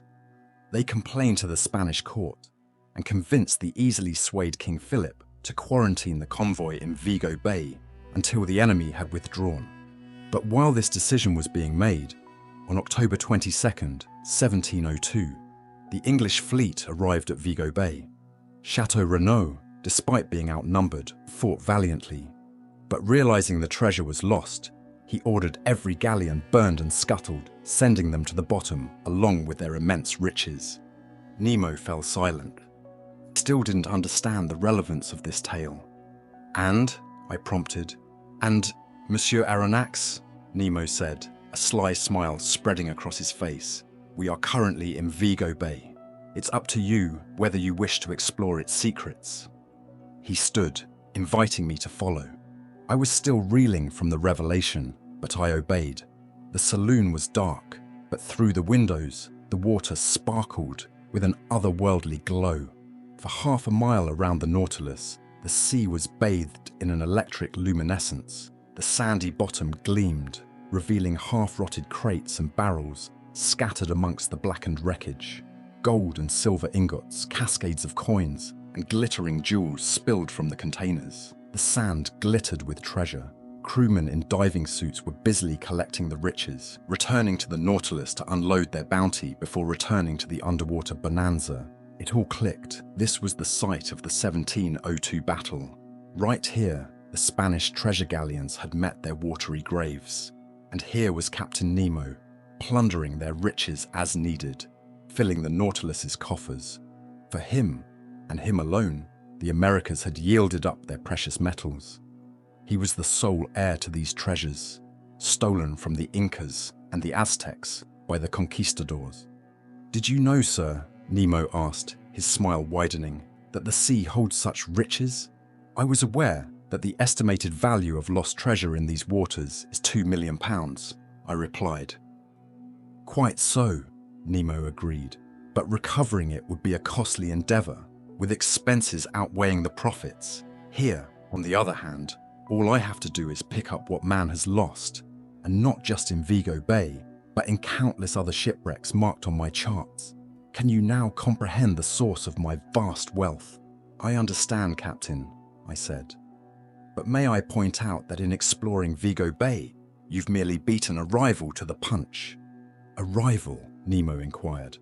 "A company that received a salvage permit from the Spanish government to search for these sunken galleons," I explained. "Their investors are lured by the promise of an enormous reward, as they believe the treasure is worth 500 million. 500 million it was," Nemo corrected. "But no longer." "Indeed," I agreed. "Perhaps a warning to those investors would be a charitable act, though who knows if they'd heed it. Gamblers tend to mourn the loss of their illusions more than the loss of their money. Still, I pity them less than the countless people who could benefit from such wealth if it were distributed wisely. For them, it remains forever out of reach." As soon as I'd uttered these words, I sensed I'd struck a nerve with Nemo. "Out of reach!" he exclaimed, his voice filled with passion. "Do you believe these riches are wasted because I collect them? Do you think I hoard them for myself? Who told you I don't put them to good use? Do you think I'm unaware of the suffering and oppression in this world? The countless souls who need solace? The victims who need vengeance? Can't you see?" Nemo stopped abruptly, perhaps regretting his outburst. But I understood. Whatever had driven him to seek refuge in the depths, he was still a man, his heart still connected to the plight of humanity. His extraordinary generosity was not just for individuals, but for entire oppressed populations. And in that moment, I realized the true destination of the millions Nemo had transported while we were in Cretan waters. Chapter 9. A Vanished Continent. The next morning, February 19th, a disheartened Ned Land entered my quarters. I'd been expecting him. "Well, sir?" he said, his disappointment palpable. "Well, Ned," I replied. "Luck wasn't on our side yesterday." "No, it wasn't," he agreed bitterly. "That blasted captain had to stop right when we were planning our exit." "He had business with his bank," I said, trying to lighten the mood. "His bank?" Ned questioned, confused. "Or rather, his vault," I clarified. "By that I mean the ocean, where his riches are far safer than in any government treasury." I recounted the previous night's events, hoping to steer Ned away from the idea of abandoning the captain. But my tale only fueled his regret at having missed out on exploring the Vigo Bay wreckage. "It's not over yet," he declared. "Just a missed shot, that's all. We'll get another chance, tonight if need be." "Where's the Nautilus headed?" I inquired. "No idea," Ned replied, a hint of defiance in his voice. "We'll know by noon when they take our position," I said. Ned returned to Conseil. Once dressed, I headed to the saloon. The compass reading wasn't promising. Our course was southwest, away from Europe. I waited anxiously for the ship's coordinates to be plotted on the map. Around 11:30 a.m., the ballast tanks emptied and we surfaced. I rushed to the deck, Ned already there. There was no land in sight, only the vast, empty ocean. A few distant sails dotted the horizon, likely ships headed for the Cape of Good Hope. The sky was overcast, a storm brewing. Ned paced the deck, frustration radiating from him. He squinted into the hazy distance, clinging to the hope that land might be hiding beyond the fog. The sun briefly emerged at noon, allowing the second officer to take a reading. Then, as the sea grew choppy, we descended, and the hatch sealed shut. An hour later, I checked the chart. Our position was marked at 16 degrees 17 longitude, 33 degrees 22 latitude, 150 leagues from the nearest shore. Escape was impossible.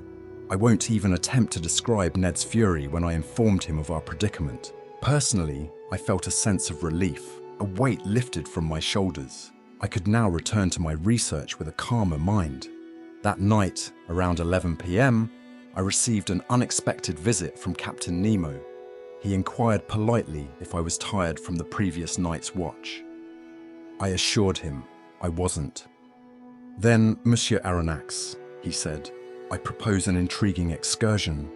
"An excursion, Captain?" I asked, intrigued. "You've only explored the underwater world in daylight," Nemo explained. "Would you like to experience it in the darkness of night?"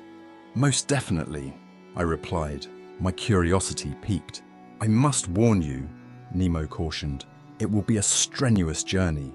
We'll have to walk quite a distance and even climb a mountain. The paths aren't well maintained." "Your words only heighten my curiosity, Captain," I said. "I'm ready to follow." "Then let's get into our diving suits," Nemo said. In the dressing room, I realized that neither Ned nor Conseil nor any of the crew would be joining us. Nemo hadn't even offered to bring them along. We quickly donned our suits, heavy air tanks strapped to our backs. I noticed there were no electric lamps, and I mentioned this to Nemo. "They won't be necessary," he said simply. I thought I'd misheard, but before I could ask again, Nemo had already sealed his helmet. I finished suiting up, feeling a crewman place an iron-tipped walking stick in my hand. Moments later, we stepped onto the Atlantic seabed, 150 fathoms below the surface. It was nearly midnight and the water was pitch black, but Nemo pointed towards a reddish glow in the distance, a beacon of light about 2 miles away. What this light could be, what fueled it, how it illuminated the dark water, I had no idea, but it did guide our way, however dimly. I quickly adjusted to the darkness and realized why the Ruhmkorff lamps weren't needed. As we walked, a strange tapping sound echoed above me. The noise intensified, turning into a constant drumming. Then it hit me. It was raining heavily on the surface, the raindrops pounding the waves. My first instinct was to worry about getting wet, but then I laughed at the absurdity of the thought. In this thick diving suit, I couldn't even feel the water around me. It was as if I was simply walking through a denser atmosphere. After half an hour, the sandy seafloor became rocky, dotted with the phosphorescent glow of jellyfish, tiny crustaceans, and sea pens. I could see rocks covered in a thick layer of zoophytes and seaweed. My feet often slipped on the slimy carpet, and I would have fallen more than once if not for my walking stick. Looking back, I saw the Nautilus's beacon, a fading white light in the distance, but the reddish glow guiding us grew stronger, painting the horizon in an otherworldly light. The presence of this underwater fire was a complete mystery. Was this a natural phenomenon unknown to science? Or, a more unsettling thought crossed my mind, could it be man-made? Would I encounter Nemo's companions here? Fellow exiles who shared his extraordinary underwater existence? Would I discover a hidden colony of those who, weary of the world above, had sought refuge in the ocean depths? All these wild, irrational ideas swirled in my head. In this state of mind, overwhelmed by the constant parade of wonders, I wouldn't have been surprised to stumble upon one of the underwater cities Nemo often spoke of. Our path grew brighter. The white light emanated from the peak of an 800-foot-tall mountain, but it was merely a reflection, amplified by the clear water. The source of the light was a fire burning on the far side of the mountain. Nemo moved confidently through the rocky maze, seemingly familiar with this desolate terrain. He'd clearly traveled this path before, and I followed him with unwavering trust. He seemed like a spirit of the sea, his silhouette stark against the glowing horizon. By 1 a.m., we'd reached the first slopes of the mountain, but to access them, we had to navigate a dense underwater forest. Yes, a graveyard of trees, leafless, sapless, their forms petrified by the water, occasionally dwarfed by towering pines. It was like a coal forest frozen in time, its roots clinging to the fractured earth, its branches like delicate black lace against the watery ceiling above. Imagine a submerged forest from the Harz Mountains, clinging to the slopes, but now swallowed by the sea. We navigated paths choked with seaweed and kelp, teeming with crustaceans. I climbed over rocks, scrambled across fallen trunks, pushed through swaying sea vines, startling fish that flitted from branch to branch. Despite the exertion, I felt no fatigue, keeping pace with Nemo, who moved with tireless energy. The sight was overwhelming, impossible to capture in words. How could I possibly describe the eerie beauty of these woods and rocks, their depths cloaked in shadows, their upper reaches painted in shades of red by the sunlight intensified by the water? We scaled cliffs that crumbled behind us with thunderous roars like underwater avalanches. Long, dark tunnels branched off to the left and right, disappearing into the gloom. Vast, seemingly man-made clearings opened before us, and I couldn't help but wonder if some denizen of this underwater realm would suddenly emerge. Nemo continued his ascent, and I followed. My walking stick proved invaluable on the narrow paths that wound precariously along the edges of deep ravines. I leaped across chasms that would have given me pause on land, traversed fallen logs that bridged the abyss, my eyes fixed on the mesmerizing landscape around me. There were colossal rock formations, balanced precariously on their sculpted bases, defying gravity. Trees sprouted from between their stony knees, supporting others that supported them in turn. Natural towers, sheer cliffs, and structures that leaned at impossible angles, all defying the laws of physics as we knew them on land. 2 hours after leaving the Nautilus, we emerged from the forest. The mountain's peak loomed above us, its shadow stretching across the radiant glow on the opposite slope. Petrified shrubs dotted the landscape like grotesque sculptures. Fish darted beneath our feet, startled by our approach. Massive boulders were riddled with crevices, deep caverns, and unfathomable pits from which strange sounds emanated. I shuddered as enormous antennae barred our path, or a monstrous claw snapped shut in the shadows. Millions of luminous eyes blinked in the darkness. Giant crustaceans lurking in their lairs, lobsters like armored warriors, titanic crabs resembling artillery cannons, and horrifying octopuses, their tentacles writhing like a nest of serpents. We finally reached the first plateau, where an even more astonishing sight awaited. Ruins lay before us, unmistakably crafted by human hands. Vast piles of stone formed the vague outlines of castles and temples, now overgrown with vibrant coral and draped in seaweed. What was this submerged civilization? Who built these structures, reminiscent of prehistoric monuments? Where had Nemo brought me? I longed to ask him, but unable to speak, I grabbed his arm. He shook his head and pointed towards the mountain's summit, urging me to follow. Minutes later, we reached the peak. From this vantage point, we could see the entire landscape. The mountain itself wasn't particularly tall, rising only 700 or 800 feet above the surrounding plain. But on the opposite side, it overlooked a vast expanse, bathed in an intense, almost blinding light. The mountain was a volcano. 50 feet above the summit, amidst a shower of ash and molten rock, a gaping crater spewed torrents of lava that cascaded into the sea below. The volcano illuminated the entire plain like a colossal torch, its fiery glow reaching the very limits of the horizon. But while it ejected molten rock, there were no flames. Fire needs oxygen to burn, and there was none to be found underwater. Yet the lava, heated to a blinding white intensity, continued its relentless assault on the ocean, vaporizing everything in its path.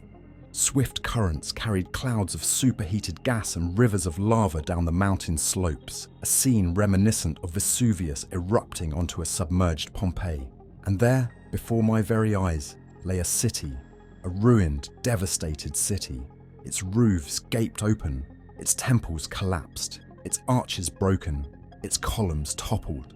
Even in ruins, the massive architecture hinted at its Tuscan origins.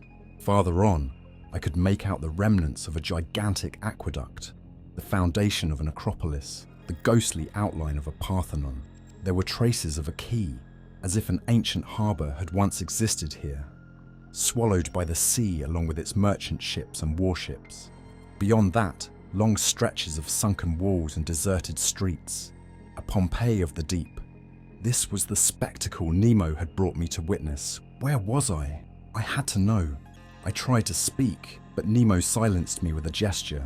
He picked up a piece of chalk and, approaching a slab of black basalt, scrawled a single word: Atlantis. The realization hit me like a jolt of electricity. Atlantis, the legendary lost continent, dismissed by scholars as a myth. And here it was, before my very eyes, bearing undeniable evidence of its catastrophic fate. This submerged realm, once home to the mighty Atlanteans, lay beyond Europe, Asia, and Libya, beyond the Pillars of Hercules, where the ancient Greeks had waged their first wars. Guided by an extraordinary destiny, I was walking among the ruins of this lost civilization, touching stones millennia old, relics from a geological epoch long past. I was treading the same ground as the contemporaries of the first humans. As I tried to absorb the details of this breathtaking scene, Nemo remained motionless, as if frozen in silent awe, leaning against a moss-covered rock. Was he dreaming of these vanished generations, seeking answers to the mysteries of human existence? Had this enigmatic man come here to immerse himself in the echoes of history, to relive a life long gone? What wouldn't I have given to know his thoughts, to share in his experience, to understand his motivations? We remained there for an hour, contemplating the vast plains under the otherworldly glow of the lava, which at times intensified dramatically. Tremors shook the mountain as the volcano rumbled deep within the earth, the sounds magnified by the water. The moon emerged from behind a veil of clouds, casting its pale light upon the drowned city. It was only a glimpse, but the effect was breathtaking. Nemo stood, taking one last look at the sprawling ruins. Then, he beckoned me to follow. We descended the mountain quickly. Once past the petrified forest, the Nautilus's beacon shone like a star in the distance. Nemo headed straight for it, and we were back on board as the first rays of dawn pierced the surface of the ocean. Chapter 10: The Submarine Coal Mines. I woke up late on February 20th, the previous night's exertions having kept me asleep until 11. I quickly dressed and went to check the Nautilus's course. The instruments indicated we were still heading south at 20 knots, maintaining a depth of 50 fathoms. The fish here weren't much different from those we'd already encountered. There were enormous rays, 15 feet long, their powerful muscles propelling them through the water. A variety of sharks, including one 15-footer with triangular teeth, so transparent as to render it nearly invisible, and, as Conseil noted, some 10-foot-long bony fish with spear-like projections from their upper jaws. These were the sea dragons, described by Aristotle, known to be dangerous due to their sharp dorsal spines. Around 4 p.m., the seabed, previously a mix of thick silt and petrified wood, gradually shifted, becoming rockier. We encountered conglomerates, chunks of basalt and traces of lava. It seemed we were leaving the plains behind and entering a mountainous region. After a series of maneuvers, a high wall appeared on the southern horizon, blocking our path. Its peak clearly extended above sea level. Was it a continent, an island, one of the Canaries or Cape Verde Islands? Without our precise coordinates, I couldn't be sure.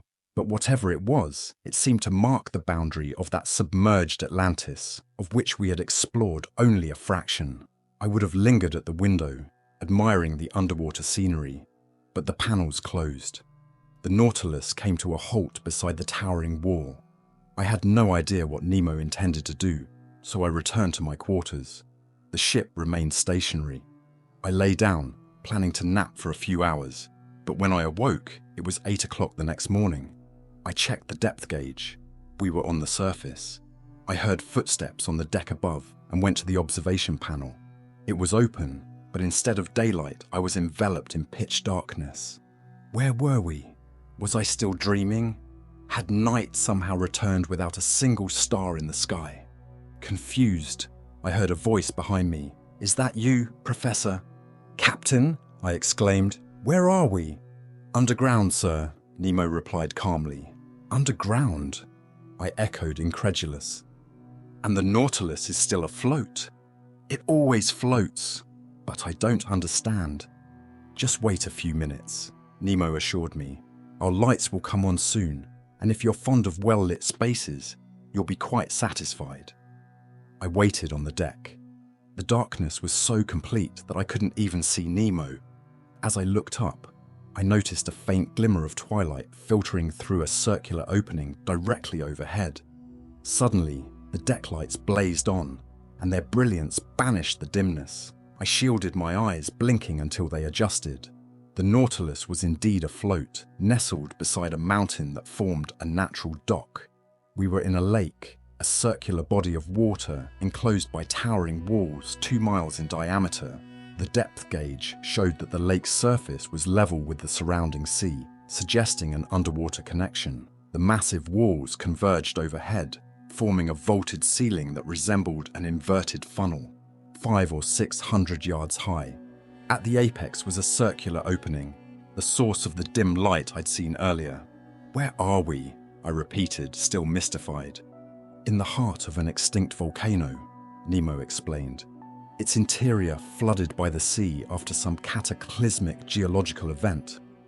"While you were asleep, Professor, the Nautilus entered this lagoon through a natural channel about 30 feet below the surface.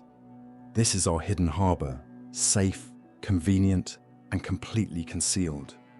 Show me another location on any continent or island that offers such perfect shelter from storms." "You're certainly safe here, Captain Nemo," I agreed. "Who could possibly reach you inside a volcano?" "But didn't I see an opening at the top?" "Yes, the crater," Nemo said.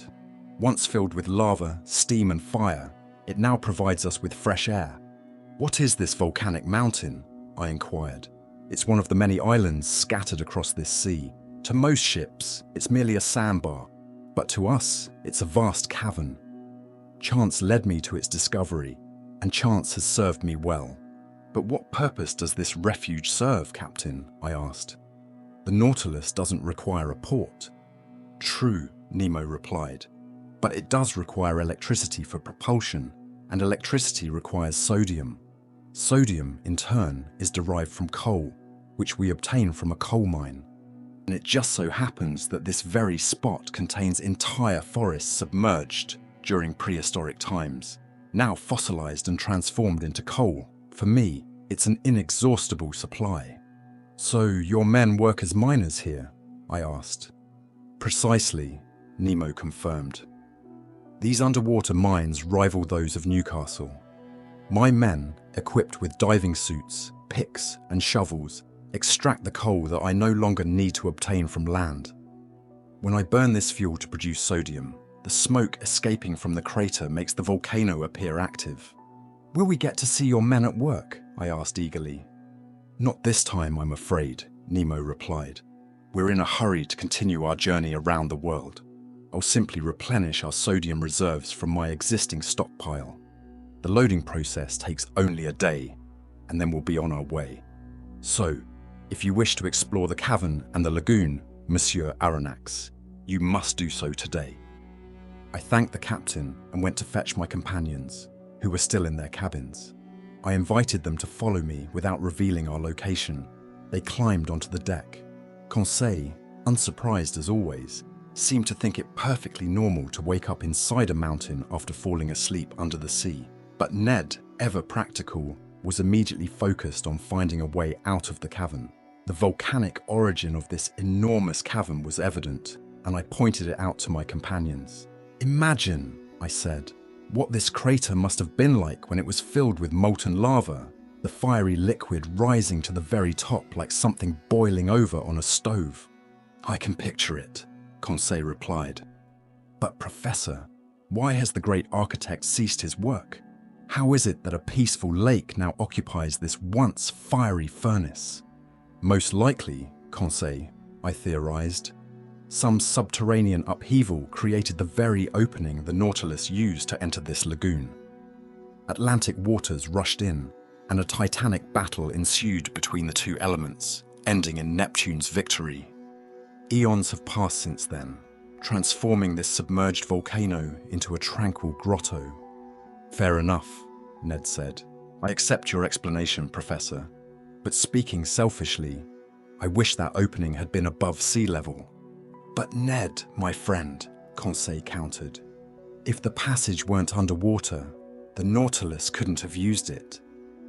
We continued our ascent, path growing steeper and narrower. Deep fissures forced us to scramble and crawl, but Conseil's agility and Ned's strength saw us through. At a height of about 30 feet, the terrain changed, but not for the better. The conglomerate and trachyte gave way to black basalt, some in layers full of air pockets, others forming perfect columns that seemed to support the immense vaulted ceiling above. A stunning example of natural architecture. Long cooled streams of lava snaked between the basalt blocks, their surfaces encrusted with a bituminous sheen. In some spots, vast carpets of sulfur stretched out before us. A brighter light filtered down from the crater above, casting an ethereal glow on these volcanic formations, forever entombed within the dormant mountain. Our upward trek was halted at about 250 feet by an impassable obstacle, a solid arch of rock. We were forced to change course, circling the perimeter instead. Here, plant life began to compete with the mineral world.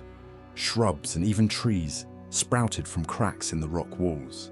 I recognized euphorbias, dripping their caustic sap, and heliotropes, their faded flowers a pale imitation of their sun-loving namesakes. Here and there, timid chrysanthemums huddled at the base of sickly aloes. But amid the lava flows, I spotted delicate violets, still faintly fragrant. I inhaled their perfume with delight. Scent is the soul of a flower. And these sea flowers, for all their beauty, were soulless. We reached a cluster of sturdy dragon trees, their roots having forced their way through the rocks. Suddenly, Ned exclaimed, "Professor, a beehive! A beehive! A beehive!" I repeated, incredulous. "Yes, sir, a hive," Ned insisted, "and bees buzzing all around it." I approached cautiously and was astonished by what I saw.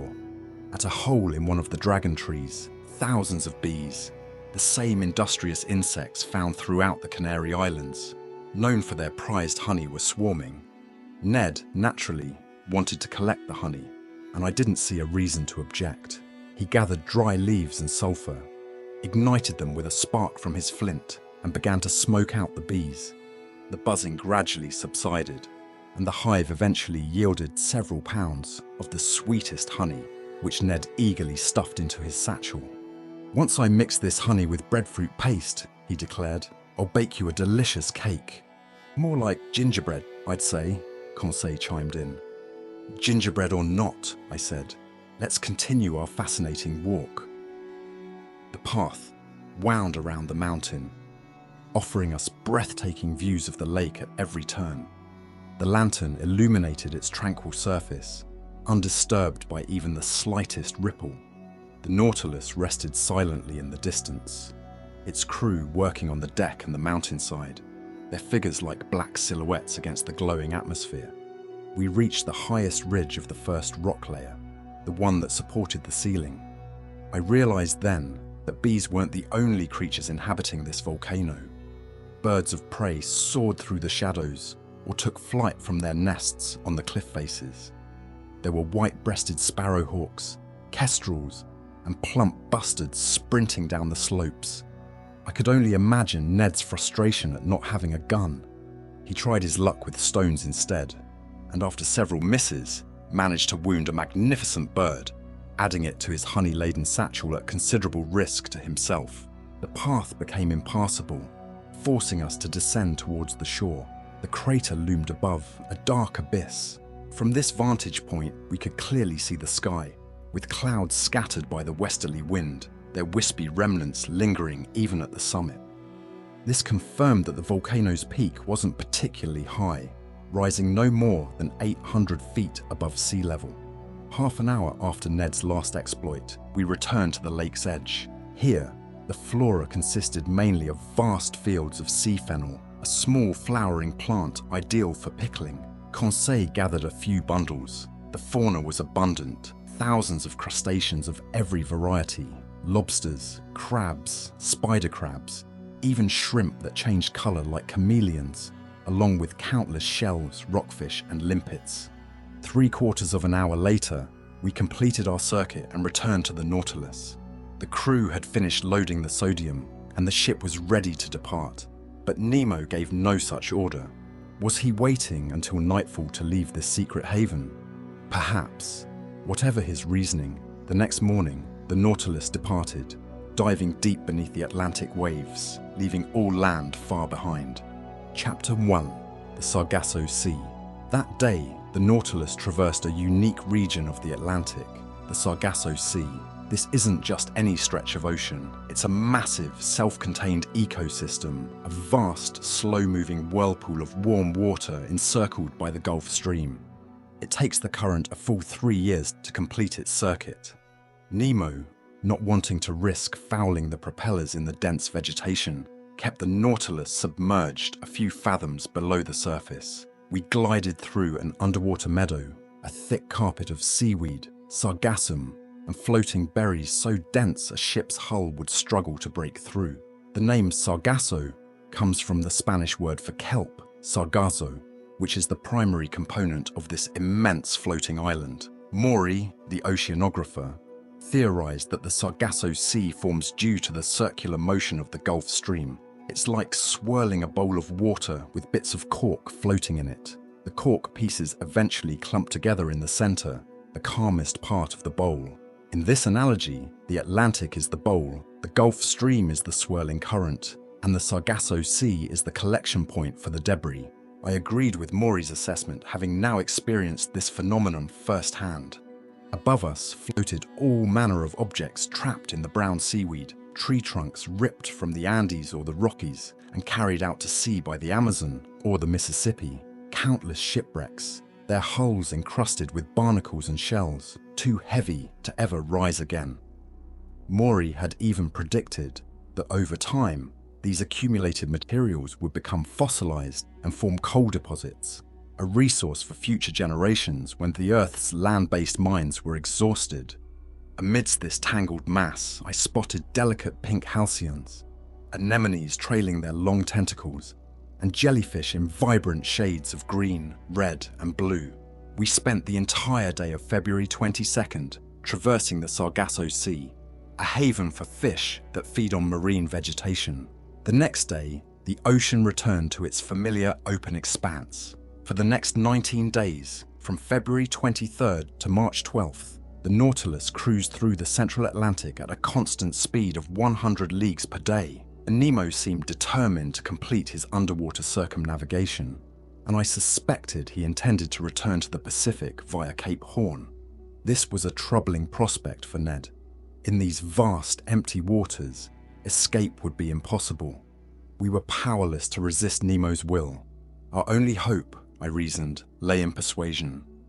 Perhaps, once this journey was complete, Nemo would agree to release us, on our word of honor to never reveal his existence. We would have to raise this delicate subject with him at the appropriate time. But did I even have the right to ask for our freedom? Hadn't Nemo made it abundantly clear from the outset that the secret of his life required our permanent confinement aboard the Nautilus? Wouldn't my 4 months of silence be interpreted as tacit acceptance of our fate? Bringing up the topic of freedom now could arouse suspicion, jeopardizing any future escape attempts. During those 19 uneventful days, I rarely saw Captain Nemo. He was engrossed in his work, leaving his books on natural history open in the library, their pages filled with his meticulous annotations. My own manuscript on the undersea world, which he'd perused, was covered in margin notes, often challenging my theories and conclusions.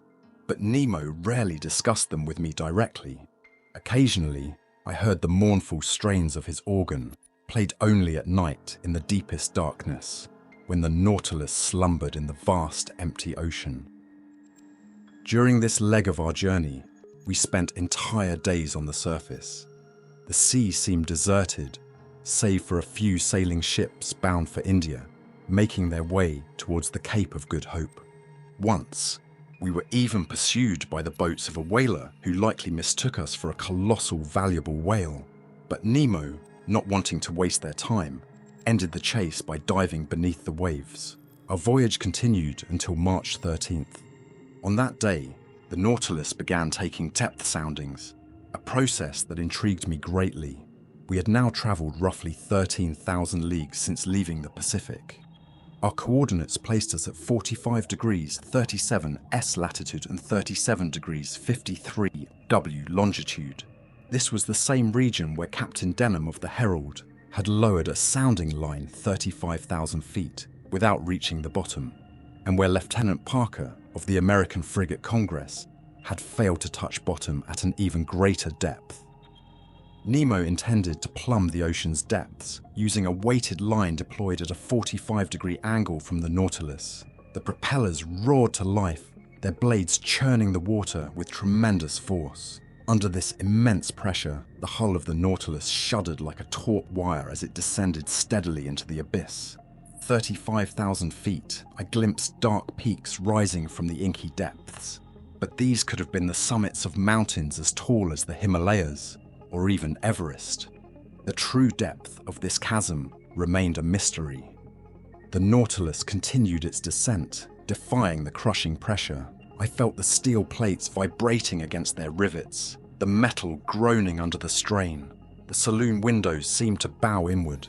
Surely this robust vessel would have buckled if not for its remarkable strength, as Nemo had boasted. We reached a depth of 50,000 feet, 4 leagues, where the pressure on the Nautilus's hull was a mind-boggling 1,600 atmospheres, equivalent to 3,200 pounds per square inch. What a situation to be in, I exclaimed, to explore these uncharted depths where no human has ever ventured. Look, Captain, look at these magnificent rocks, these untouched grottos. This is the Earth's final frontier, a place where life itself seems impossible. What unimaginable sights we behold. Why shouldn't we capture these images for posterity? Would you like to preserve more than just memories? Nemo asked, a sly grin spreading across his face. What do you mean? I asked, confused. I'm suggesting we take a photograph of this underwater realm, Nemo explained. Before I could express my astonishment, a camera was brought into the saloon at Nemo's command. Through the open panel, the water glowed brightly with our electric lights, their illumination so uniform that not a single shadow marred the scene. The Nautilus hovered motionless, its propellers idle, its angle of descent maintained by its hydroplanes. The camera was positioned on the ocean floor, and within seconds, we had captured a perfect image. Let's ascend, Nemo said once the operation was complete. We shouldn't push our luck or expose the Nautilus to this immense pressure for too long. Go up, I questioned, surprised by the sudden change of plans. Hold on tight, Nemo warned. Before I could ask why, I was thrown forward onto the carpet as the Nautilus, propellers whirring, shot upwards like a rocket. We breached the surface in a mere 4 minutes, soaring out of the water like a flying fish and sending a massive wave crashing outwards. Chapter 12. Cachalots and whales. The Nautilus reversed course, heading south once again on the nights of March 13th and 14th. I had a hunch that upon reaching Cape Horn, we would turn westward to navigate the Pacific, completing our circumnavigation. But no such luck. We continued our southward trajectory, delving deeper into the polar regions. It was madness. Captain Nemo's reckless audacity was beginning to validate Ned Land's anxieties. The Canadian hadn't mentioned his escape plans for a while. He was withdrawn, almost mute. It was clear the prolonged confinement was taking a toll, and a silent fury simmered beneath the surface. Every encounter with the captain ignited a spark of repressed rage in his eyes. I was growing increasingly apprehensive that his inherent impulsiveness would lead to something drastic. On March 14th, Conseil and Ned came to my quarters. I inquired about the reason for their visit. "A simple question, sir," Ned replied. "Go ahead, Ned. How many men do you estimate are aboard the Nautilus?" "I can't say for certain, my friend. I wouldn't imagine its operation necessitates a large crew. Certainly, given the present circumstances, 10 men should suffice, at most. Then why should there be more?" "Why?" I countered, meeting Ned Land's gaze. His intentions were transparent. "Because," I continued, "if my assumptions are accurate, and I've correctly grasped the captain's situation, the Nautilus isn't just a vessel. It's a sanctuary for those who, like its commander, have severed all ties with the terrestrial world." "Perhaps," Conseil chimed in, "but regardless, the Nautilus has a finite capacity. Couldn't you, sir, estimate the maximum number of occupants?" "How, Conseil?" "By calculation. Given the vessel's size, which you're familiar with, and consequently the volume of air it holds, also knowing the amount of air each person consumes per breath, and then factoring in the Nautilus's need to surface every 24 hours. Before Conseil could finish, I saw where he was heading. "I understand," I said. "But that calculation, although straightforward, can only yield a very approximate result." "That's irrelevant," Ned Land interjected impatiently. "All right then," I conceded. "Here's the breakdown. In 1 hour, a person uses the oxygen in roughly 90 litres of air. In 24 hours, that translates to 2,160 litres. We need to determine how many times 2,160 litres of air fit within the Nautilus." "Precisely," Conseil affirmed. "So," I carried on, "the Nautilus, being 1,500 tons, and 1 ton holding about 900 litres, contains 1,350,000 litres of air. Dividing this by 2,160 gives us a quotient of 625. This implies, strictly speaking, that the air in the Nautilus could sustain 625 people for 24 hours. 625, Ned echoed. "But bear in mind that all of us, passengers, crew, and officers combined, wouldn't constitute even a tenth of that figure." "Still excessive for 3 men, Conseil murmured.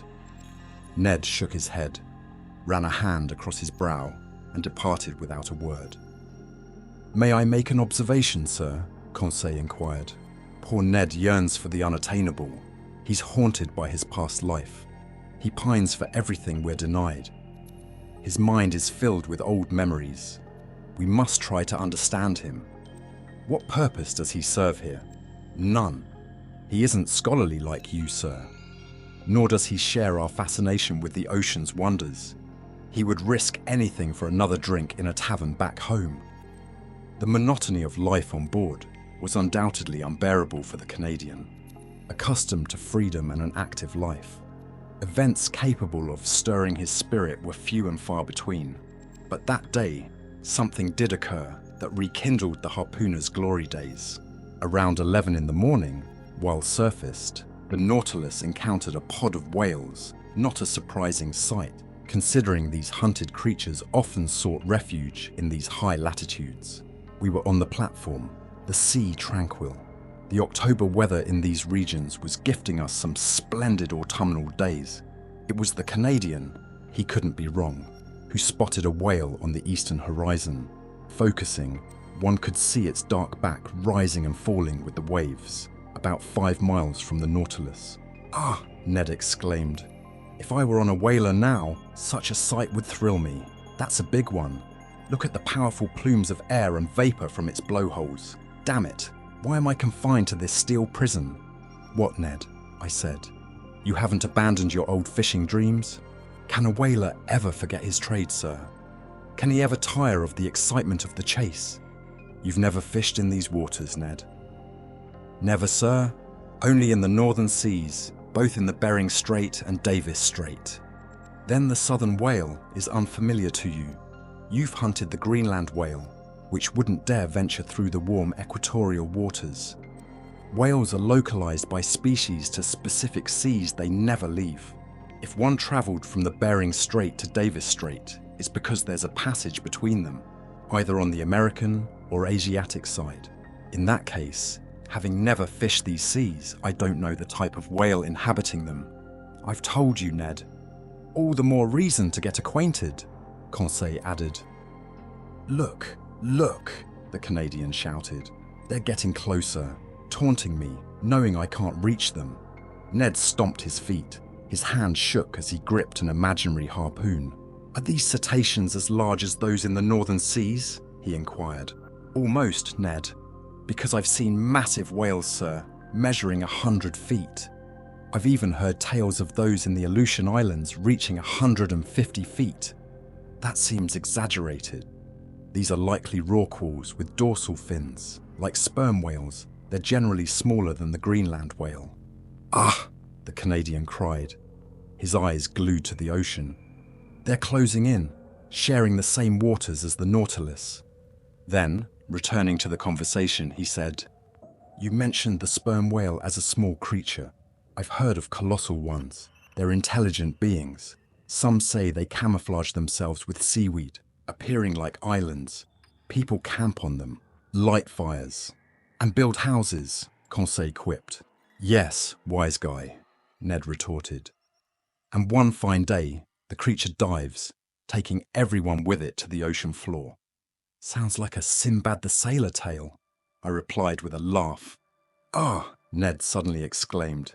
It's not one whale. There are 10, 20, a whole pod, and I'm helpless, bound hand and foot. But friend Ned, Conseil suggested, why not ask Captain Nemo's permission to hunt them?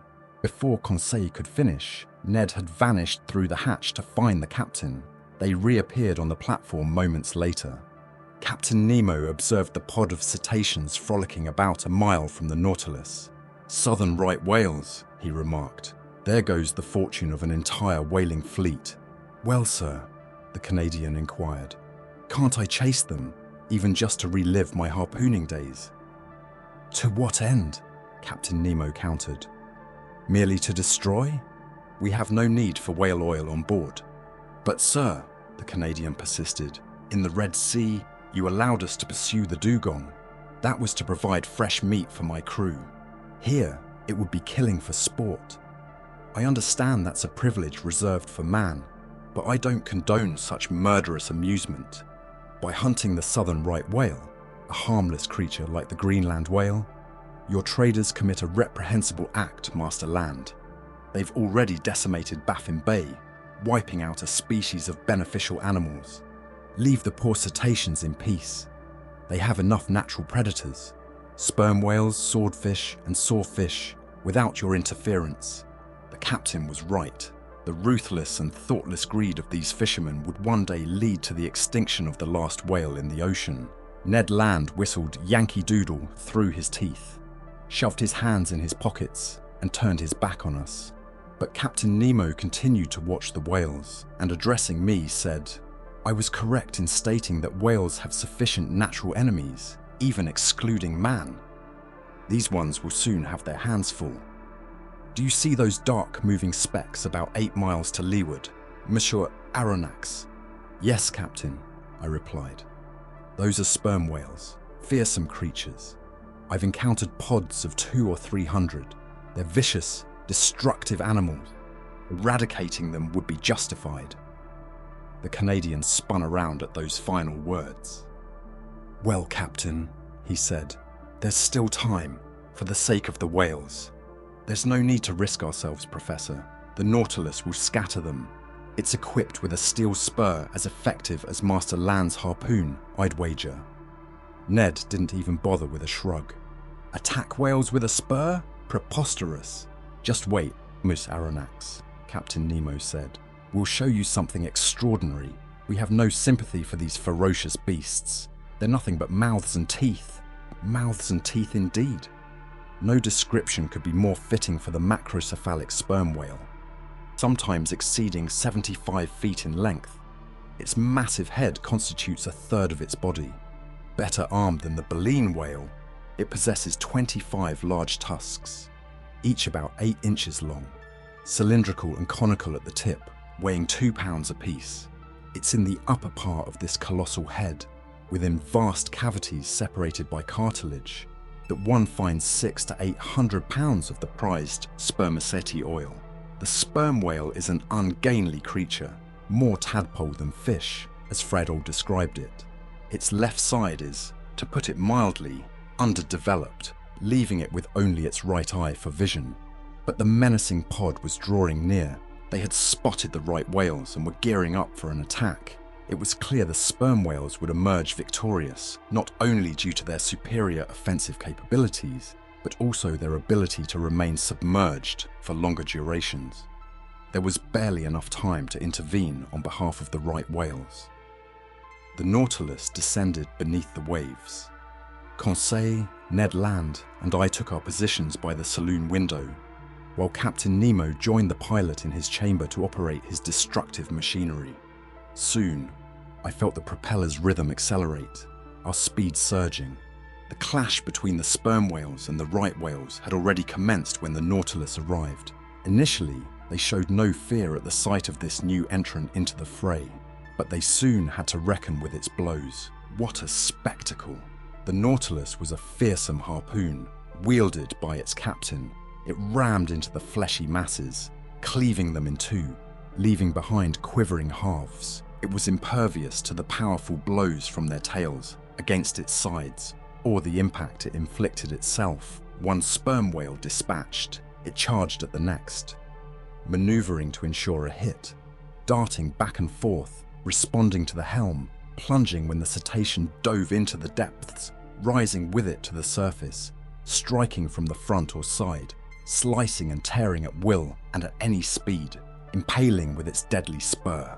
The carnage was immense. The noise on the surface was deafening. The sharp hisses and snorts of these enraged creatures filled the air. In these typically serene waters, their tails churned up monstrous waves. This relentless slaughter continued for an hour, the sperm whales unable to escape. Several times, groups of 10 or 12 attempted to crush the Nautilus with their combined weight. From the window, we could see their enormous tusk-studded mouths and their menacing eyes. Ned Land was beside himself, cursing and shouting threats.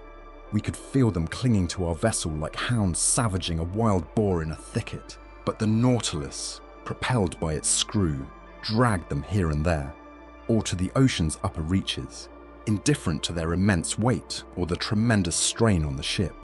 Finally, the mass of sperm whales dispersed, the waves subsided, and I sensed our ascent to the surface. The hatch opened, and we rushed onto the platform. The sea was littered with mangled carcasses. A massive explosion couldn't have dismembered and torn this fleshy mass with more force. We were adrift amidst colossal bodies, bluish on their backs and white underneath, covered in enormous lumps. Some terrified sperm whales were fleeing towards the horizon. The water was stained red for miles, and the Nautilus floated in a sea of blood. Captain Nemo joined us. "Well, Master Land?" he inquired. "Well, sir," the Canadian replied, his excitement somewhat tempered. "It's a horrifying sight, no doubt, but I'm not a butcher, I'm a hunter, and this is butchery. It's a massacre of destructive creatures," the captain countered, "and the Nautilus is not a butcher's knife." "I prefer my harpoon," Ned grumbled. "To each his own," the captain responded, fixing his gaze on Ned Land. I feared he might lash out, leading to dire consequences, but his anger was diverted by the sight of a right whale the Nautilus had just encountered. The creature hadn't entirely escaped the sperm whale's onslaught. I recognized it by its flat, entirely black head. Anatomically, it's distinguished from the white whale and the North Cape whale by its 7 cervical vertebrae and 2 additional ribs. The unfortunate creature lay on its side, riddled with bite marks, lifeless. From its mutilated fin still hung a calf it couldn't protect from the carnage. Its open mouth allowed water to flow in and out, creating a murmur like waves crashing on the shore. Captain Nemo steered close to the whale's corpse. 2 of his men climbed onto it, and to my surprise, they began extracting milk from its breasts, amounting to about 2 or 3 tons. The captain offered me a cup of the still warm milk. I couldn't help but express my reluctance, but he assured me it was delicious, indistinguishable from cow's milk. I tried it and had to agree. It was a valuable resource, providing a welcome change from our usual fare in the form of salted butter or cheese. From that day on, I observed with growing unease Ned Land's increasing resentment towards Captain Nemo, and I resolved to keep a close watch on the Canadian's actions. Chapter 13. The Iceberg. The Nautilus relentlessly pursued its southerly course. Shadowing the 50th meridian at a considerable pace. Was the captain aiming for the South Pole? I doubted it. Every prior attempt to reach that point had been unsuccessful. Moreover, the season was far advanced. In the Antarctic, March 13th mirrored September 13th in the Northern Hemisphere, marking the onset of autumn. On March 14th, at 55 degrees latitude, we encountered floating ice, mere fragments, 20 to 25 feet in length, forming clusters over which the sea surged. The Nautilus remained surfaced. Ned Land, a veteran of Arctic fishing expeditions, was no stranger to icebergs, but Conseil and I beheld them with fresh eyes. A dazzling white streak stretched across the southern horizon. English whalers called this phenomenon ice blink. No matter how dense the cloud cover, it was always discernible. A herald of an ice pack or shelf. Soon, larger blocks appeared, their radiance shifting with the capricious fog. Some exhibited green veins, like long, winding trails of copper sulfate. Others resembled giant amethysts, sunlight filtering through their crystalline structures. A few mirrored the daylight on countless facets, while others, tinged with vivid calcareous hues, resembled a magnificent marble city.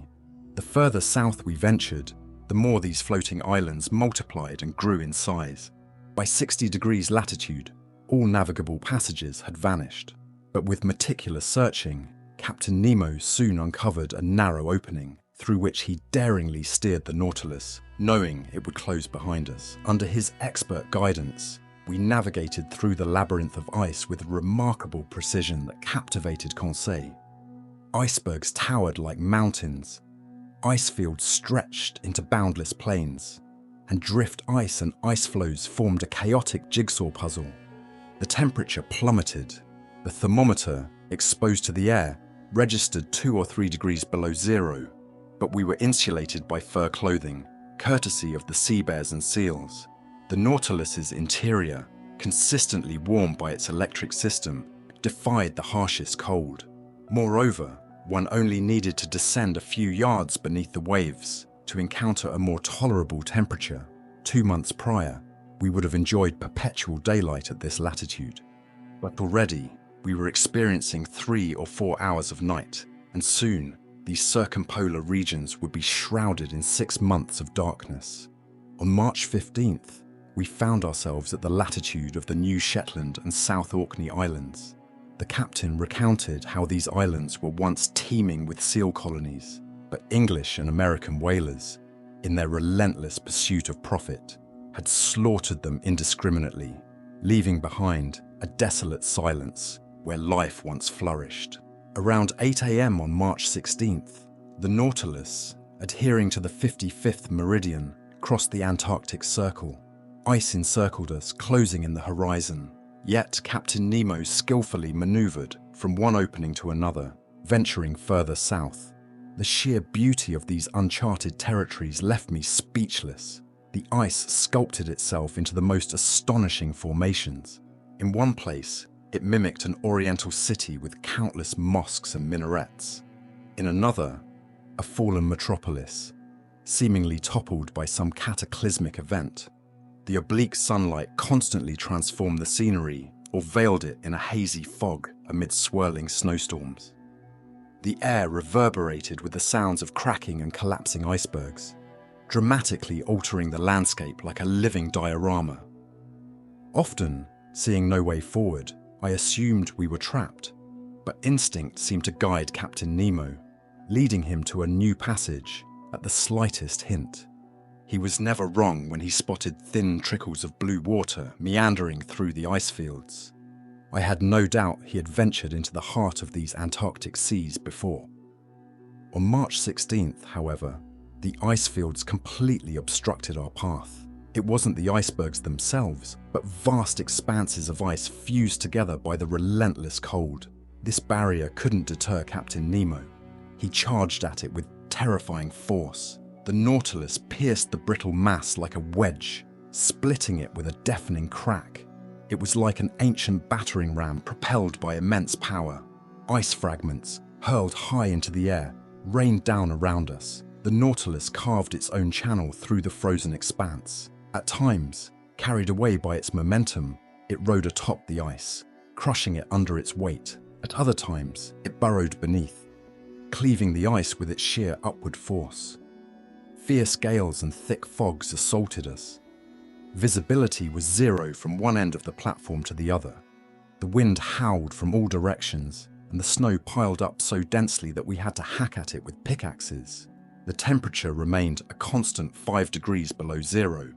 Every exposed surface of the Nautilus was encased in ice. A traditional sailing vessel would have been hopelessly ensnared in these frozen canyons. Only a vessel like ours, without sails, powered by electricity, and requiring no coal, could brave such extreme latitudes. Finally, on March 18th, after numerous futile attempts, the Nautilus was undeniably trapped. It was no longer streams, packs, or even ice fields, but an endless, unyielding barricade of fused mountains. "An iceberg!" the Canadian exclaimed. I knew that to Ned Land, as to all previous navigators, this was an insurmountable obstacle. The sun briefly emerged at noon, allowing Captain Nemo to take an approximate reading, placing us at 51 degrees 30 longitude and 67 degrees 39 south latitude. We had advanced 1 degree further into this Antarctic wilderness. The liquid surface of the sea was nowhere to be seen. Beneath the Nautilus's prow lay a vast plain, cluttered with jumbled blocks of ice. Here and there, sharp peaks and slender needles jutted 200 feet into the air. Further on, a steep cliff, seemingly carved by an axe, loomed in shades of grey. Gigantic mirrors reflected a few stray sunbeams, half submerged in the fog. And over this desolate landscape, a profound silence reigned, broken only by the occasional flutter of petrel and puffin wings. Even sound seemed frozen. The Nautilus was forced to halt its daring journey amidst this icy expanse. Despite our efforts, despite the powerful tools employed to break the ice, we remained immobile. Usually, when progress is impossible, retreat remains an option. But here, retreat was as futile as advance. Every passage behind us had closed, and even a brief pause risked complete entrapment. And that's precisely what happened around 2 p.m. Fresh ice rapidly formed around the Nautilus, encasing it. I had to concede that Captain Nemo was more than reckless. I was on the platform at the time. The captain had been surveying our predicament for a while when he turned to me. "Well, sir, what are your thoughts on this?" "I think we're trapped, Captain." "So, Aronnax, you genuinely believe the Nautilus can't extricate itself?" "With difficulty, Captain. The season is too far gone to rely on the ice breaking up." "Ah, sir," Captain Nemo said with a hint of irony, "you're always the same. You see nothing but challenges and impediments.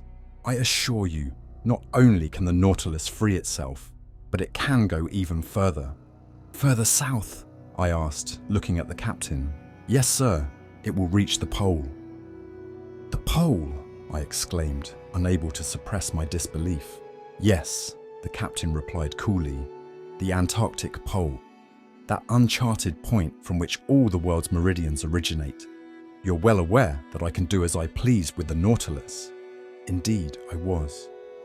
I knew this man was bold, even to the point of recklessness, but to overcome the obstacles guarding the South Pole, making it even more inaccessible than the North, which itself had yet to be reached by the most intrepid explorers.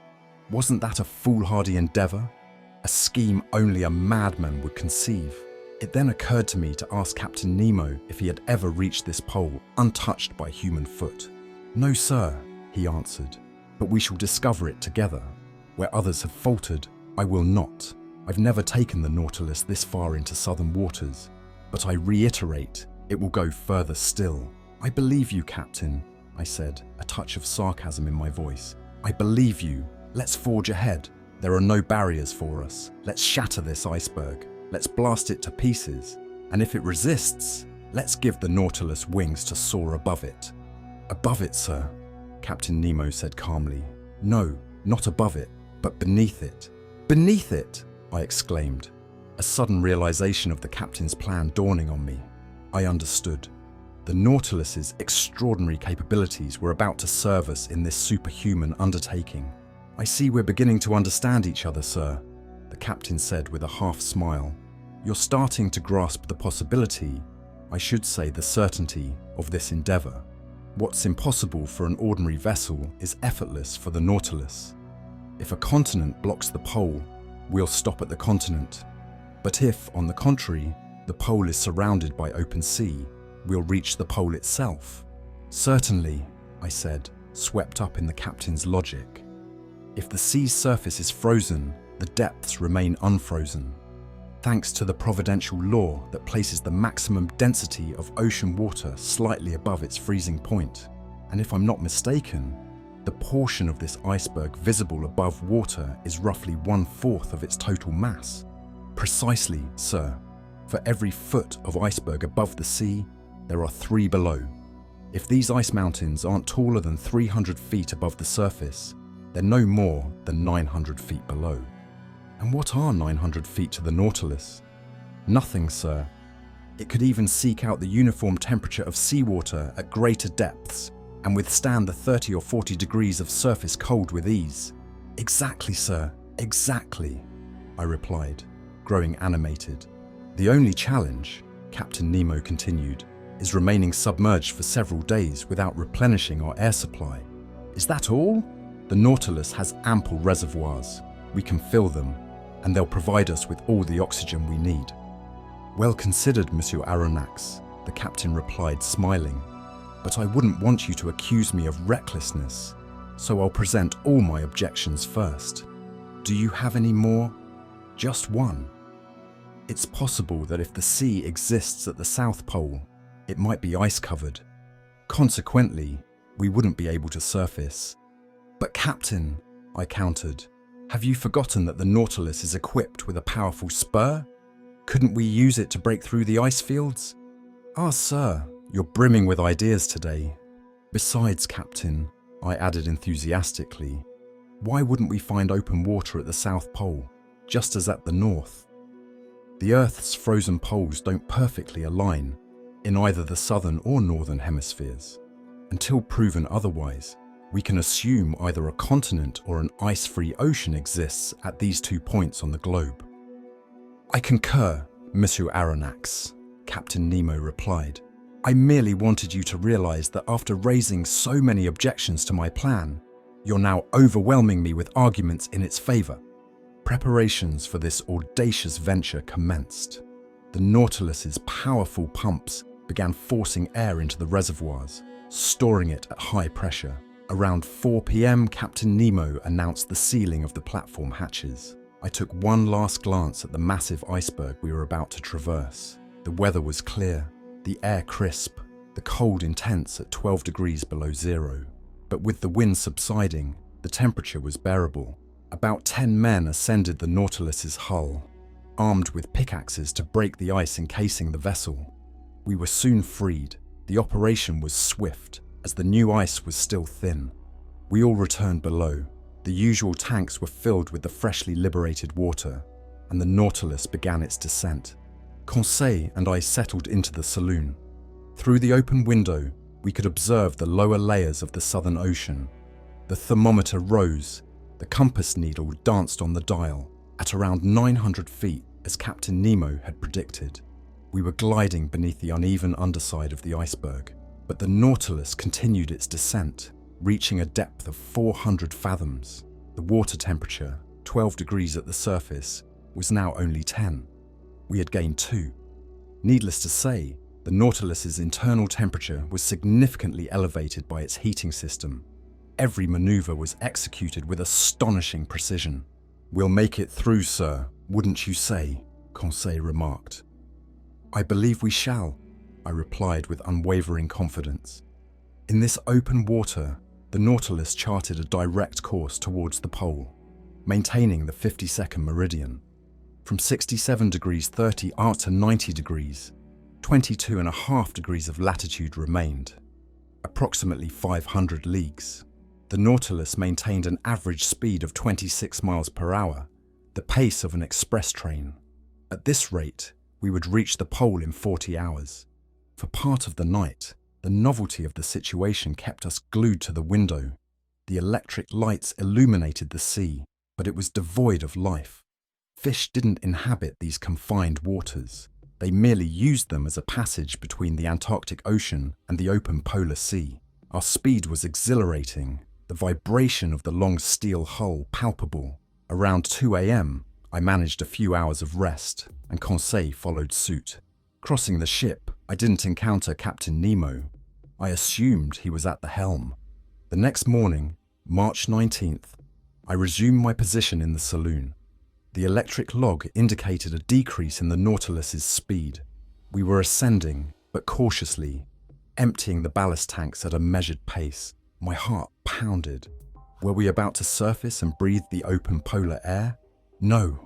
A jolt informed me that the Nautilus had collided with the iceberg's underside, still significantly thick, judging by the muffled sound.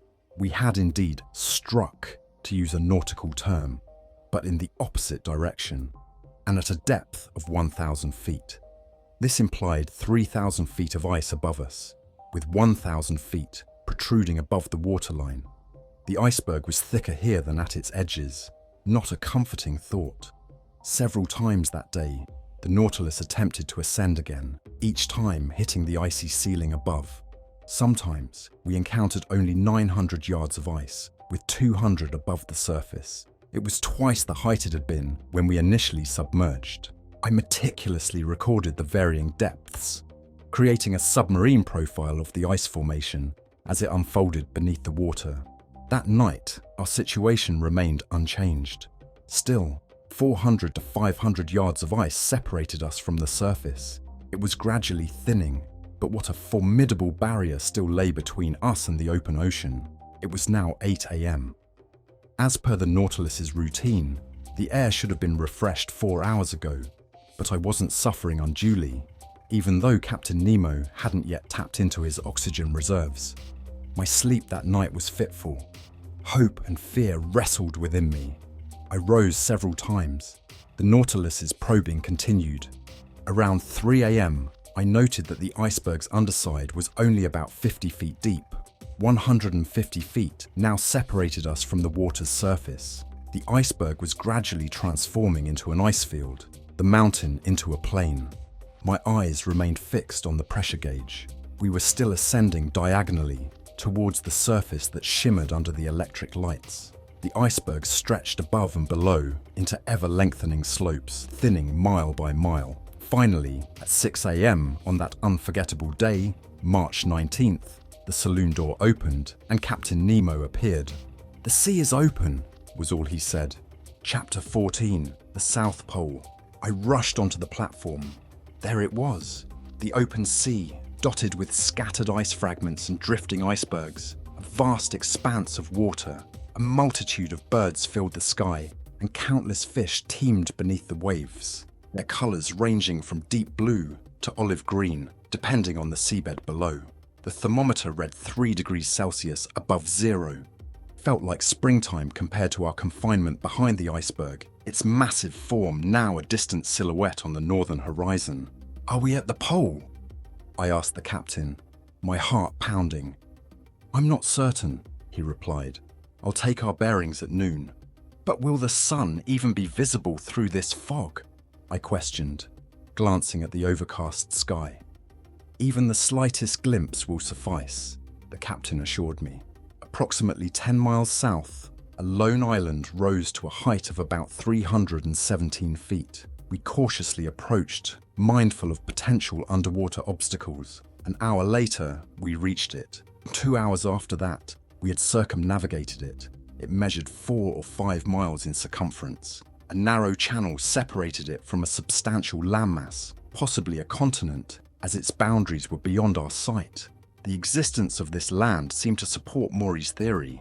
The ingenious American had observed that between the South Pole and the 60th parallel, the sea was covered in massive ice floes, a phenomenon absent in the North Atlantic. He concluded that the Antarctic Circle must encompass considerable continents, as icebergs couldn't form in open water, only along coastlines.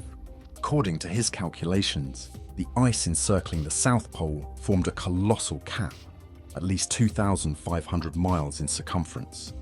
The Nautilus, wary of running aground, had stopped about 3 cables' length from a shore dominated by a magnificent cluster of rocks. The captain, 2 crew members carrying instruments, Conseil, and I boarded a small boat. It was 10 a.m. Ned Land was nowhere to be seen. The Canadian likely didn't want to acknowledge the reality of the South Pole. A few oar strokes brought us to the sandy beach, where we disembarked. Conseil was about to leap onto the land when I held him back.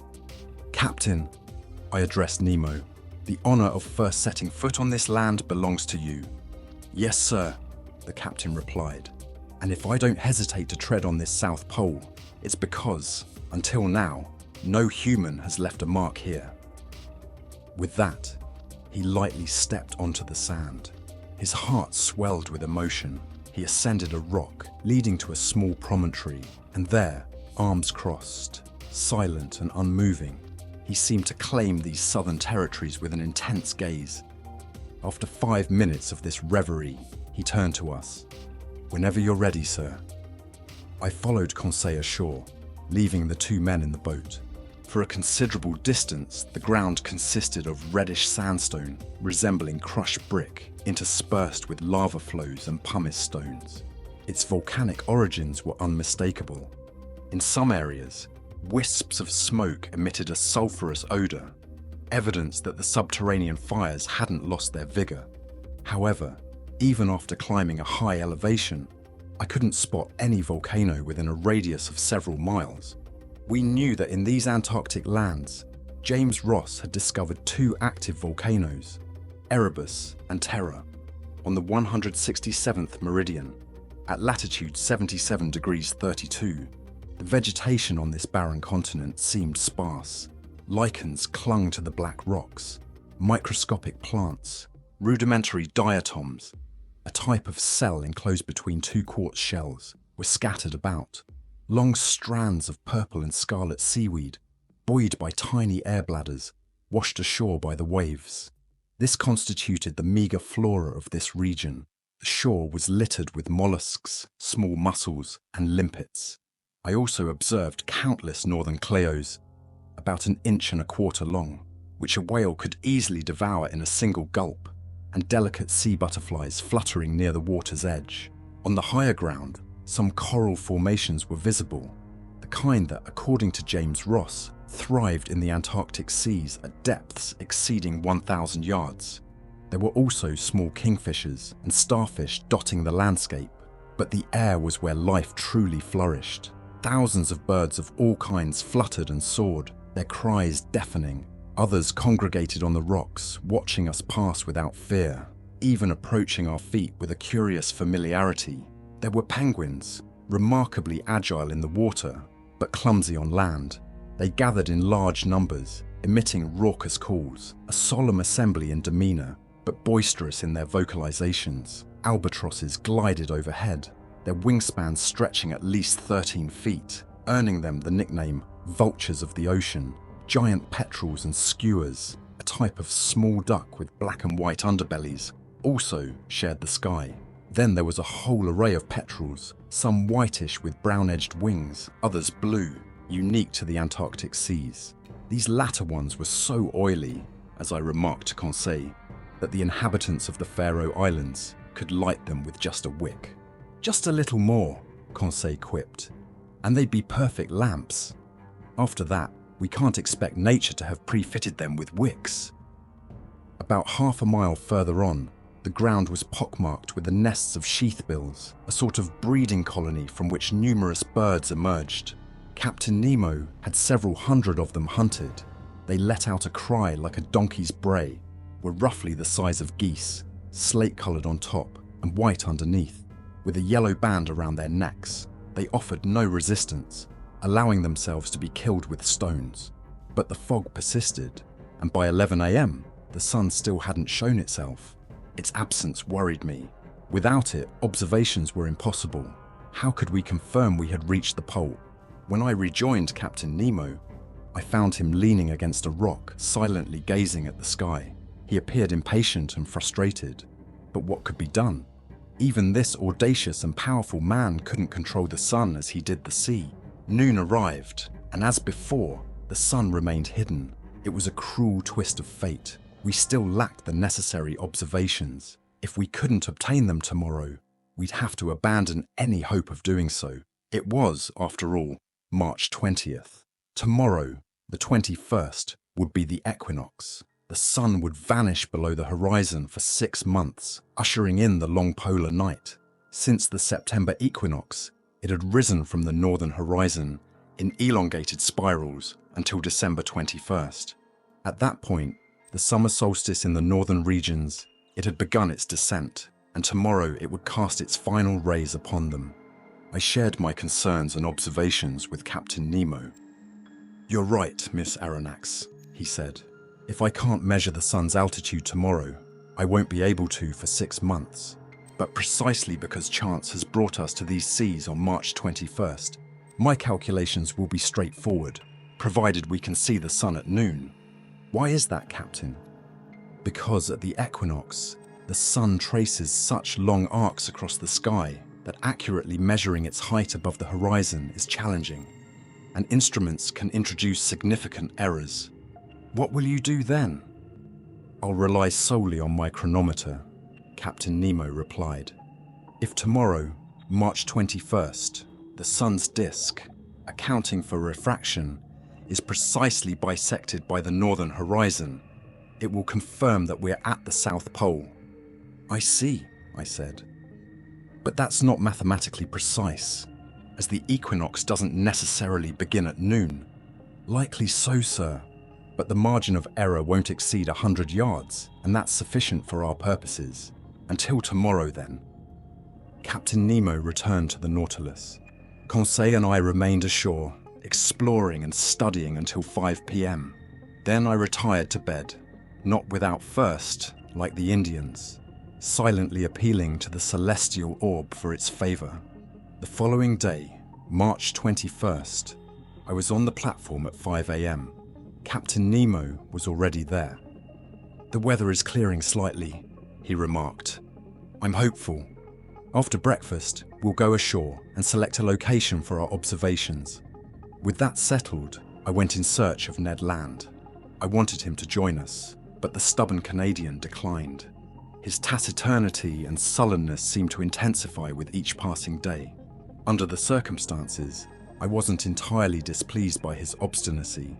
The shore was teeming with seals, and it was best not to tempt this impulsive fisherman. After breakfast, we headed ashore.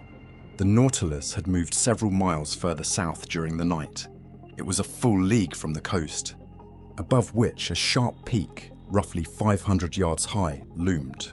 The boat carried Captain Nemo, 2 crew members, and the instruments: a chronometer, a telescope, and a barometer. During the crossing, I spotted numerous whales of the 3 species indigenous to the southern seas. The right whale, lacking a dorsal fin, the humpback whale, with its pleated chest and large whitish fins that, despite their name, didn't function as wings, and the fin whale, yellowish-brown in color, the most energetic of all cetaceans. This powerful creature announces its presence from afar when it spouts towering columns of air and vapor that resemble swirling smoke. These various mammals were frolicking in groups in the calm waters, and it was evident that this Antarctic basin served as a sanctuary for cetaceans relentlessly pursued by hunters. I also observed large jellyfish drifting among the kelp. We landed at 9 a.m. The sky was brightening, clouds scudded southwards, and the fog seemed to be lifting from the frigid water. Captain Nemo headed towards the peak, his intended observatory, no doubt. It was an arduous climb over jagged lava and pumice stones, the air often heavy with the sulphurous scent emanating from smoking fissures. For someone unaccustomed to traversing land, the captain scaled the steep slopes with unmatched agility, a feat that would have impressed any seasoned hunter. It took us 2 hours to reach the summit of this peak, composed partly of porphyry and partly of basalt. From this vantage point, we surveyed a vast ocean that, to the north, clearly delineated its boundary against the sky. Beneath us stretched fields of blinding whiteness. Overhead, a pale azure sky, devoid of fog. To the north, the sun resembled a fiery ball, already partially eclipsed by the horizon. Hundreds of liquid plumes erupted from the water's surface. In the distance, the Nautilus rested like a slumbering whale. Behind us, to the south and east, lay an immense expanse of land, a chaotic jumble of rocks and ice, its edges unseen. Upon reaching the summit, Captain Nemo meticulously recorded the barometric pressure, a crucial factor for his observations. At 11:45, the sun, visible only through refraction, appeared as a golden disk, casting its final rays upon this desolate continent and the seas no human had ever sailed. Captain Nemo, equipped with a special lens that corrected for refraction using a mirror, watched as the sun gradually sank below the horizon, tracing a long diagonal path. I clutched the chronometer, my heart raced. If the disappearance of the sun's lower half coincided with 12 o'clock on the chronometer, we were at the pole itself. 12! I shouted. The South Pole, Captain Nemo declared solemnly, handing me the lens, which revealed the sun's disk, perfectly bisected by the horizon. I gazed at the last rays illuminating the peak, the shadows slowly creeping up its slopes. At that moment, Captain Nemo, his hand resting on my shoulder, proclaimed, "I, Captain Nemo, on this 21st day of March, 1868, have reached the South Pole at 90 degrees latitude, and I claim this portion of the globe, equal to 1/6 of the known continents." "In whose name, Captain?" "In my own, sir." With that, Captain Nemo unfurled a black flag emblazoned with a golden N. Then, turning towards the sun as its final rays kissed the sea's horizon, he exclaimed, "Farewell, sun. Vanish, radiant orb. Rest beneath this open sea, and let a 6-month night cast its shadows over my new dominion." Chapter 15. Accident or Incident. The next day, March 22nd. Preparations for departure commenced at 6 a.m. The last vestiges of twilight surrendered to the encroaching night.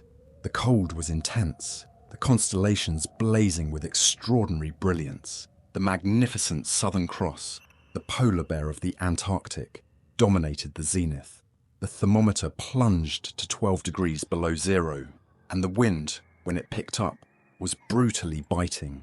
The open water was increasingly speckled with ice flakes. The sea appeared uniform in all directions. Numerous dark patches mottled the surface, signaling the formation of fresh ice.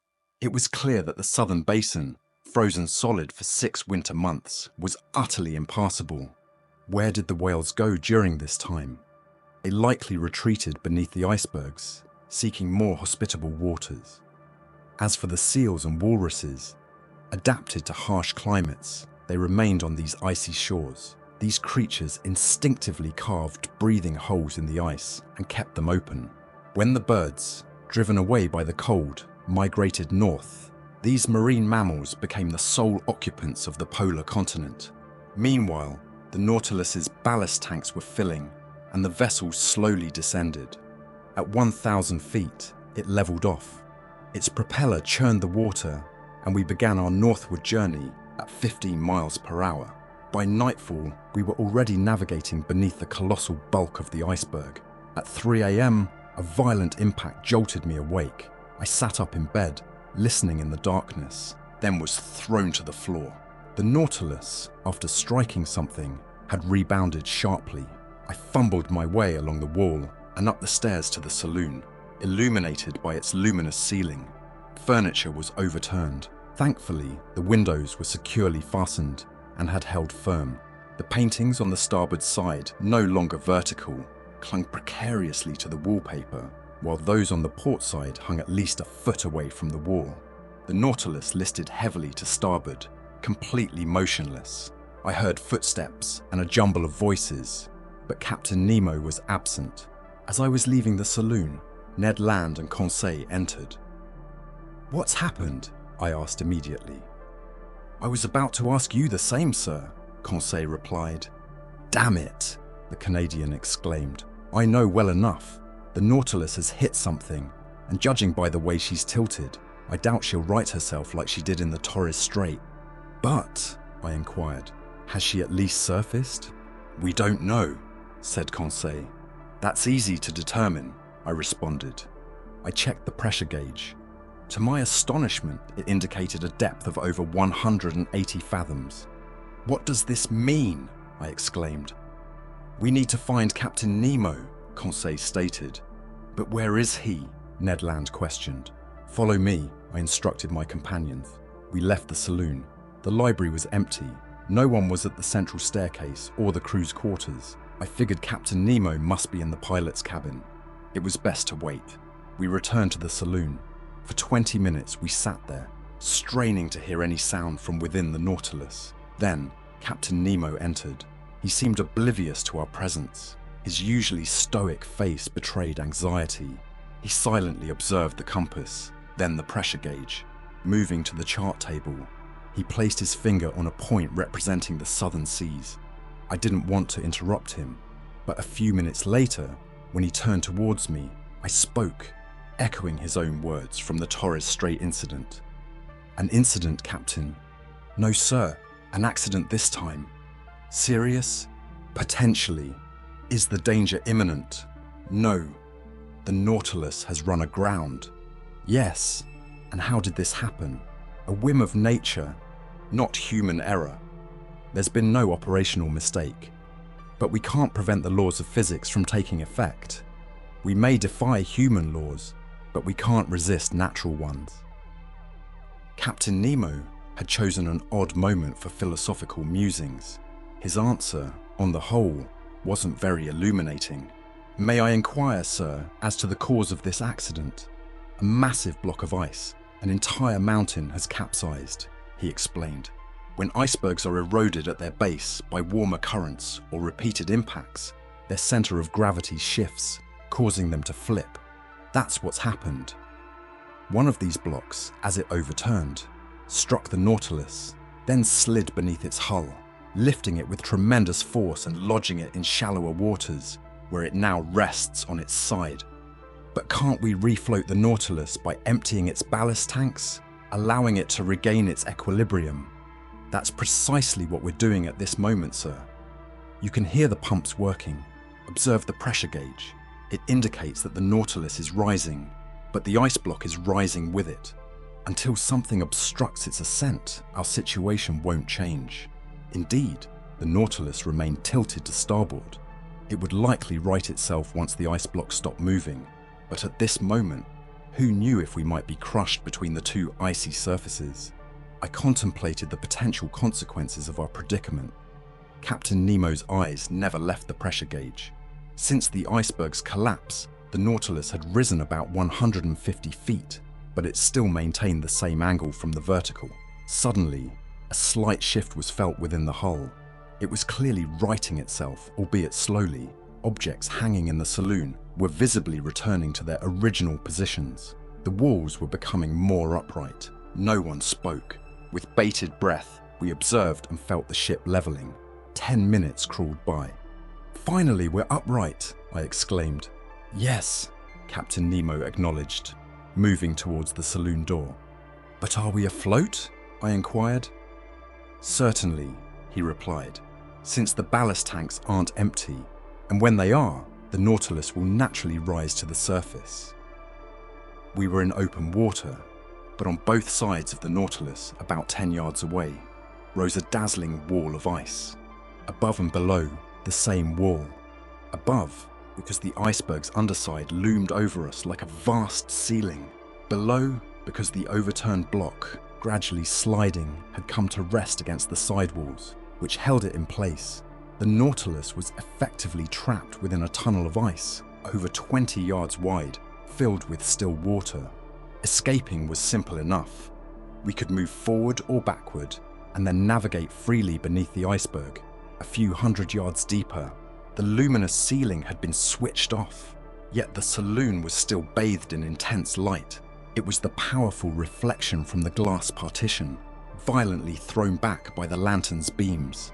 I can't adequately describe the effect of the voltaic rays on the massive, irregularly shaped ice blocks. Every angle, every ridge, every facet was illuminated differently, depending on the nature of the veins coursing through the ice. It was a dazzling spectacle of gemstones, particularly sapphires, their blue radiance intersecting with the green of emeralds. Here and there, opal hues of incredible softness blended with brilliant spots like fiery diamonds. Their brilliance almost too much for the eyes to bear.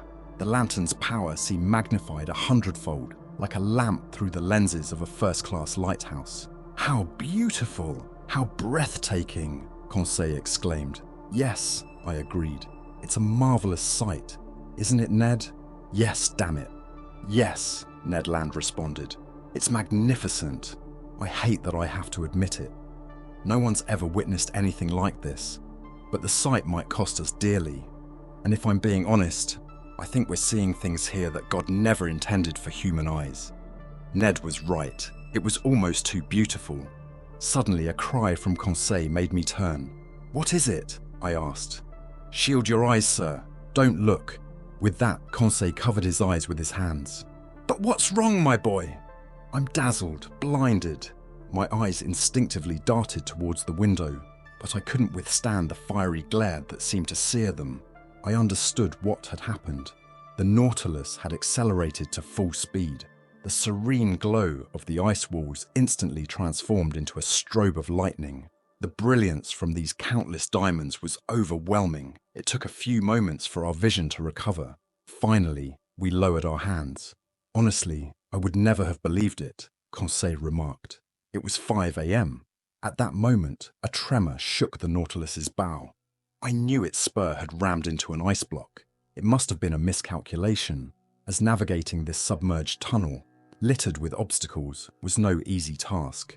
I assumed Captain Nemo would either circumvent these hindrances or follow the tunnel's curves. In any case, the path ahead couldn't be completely blocked.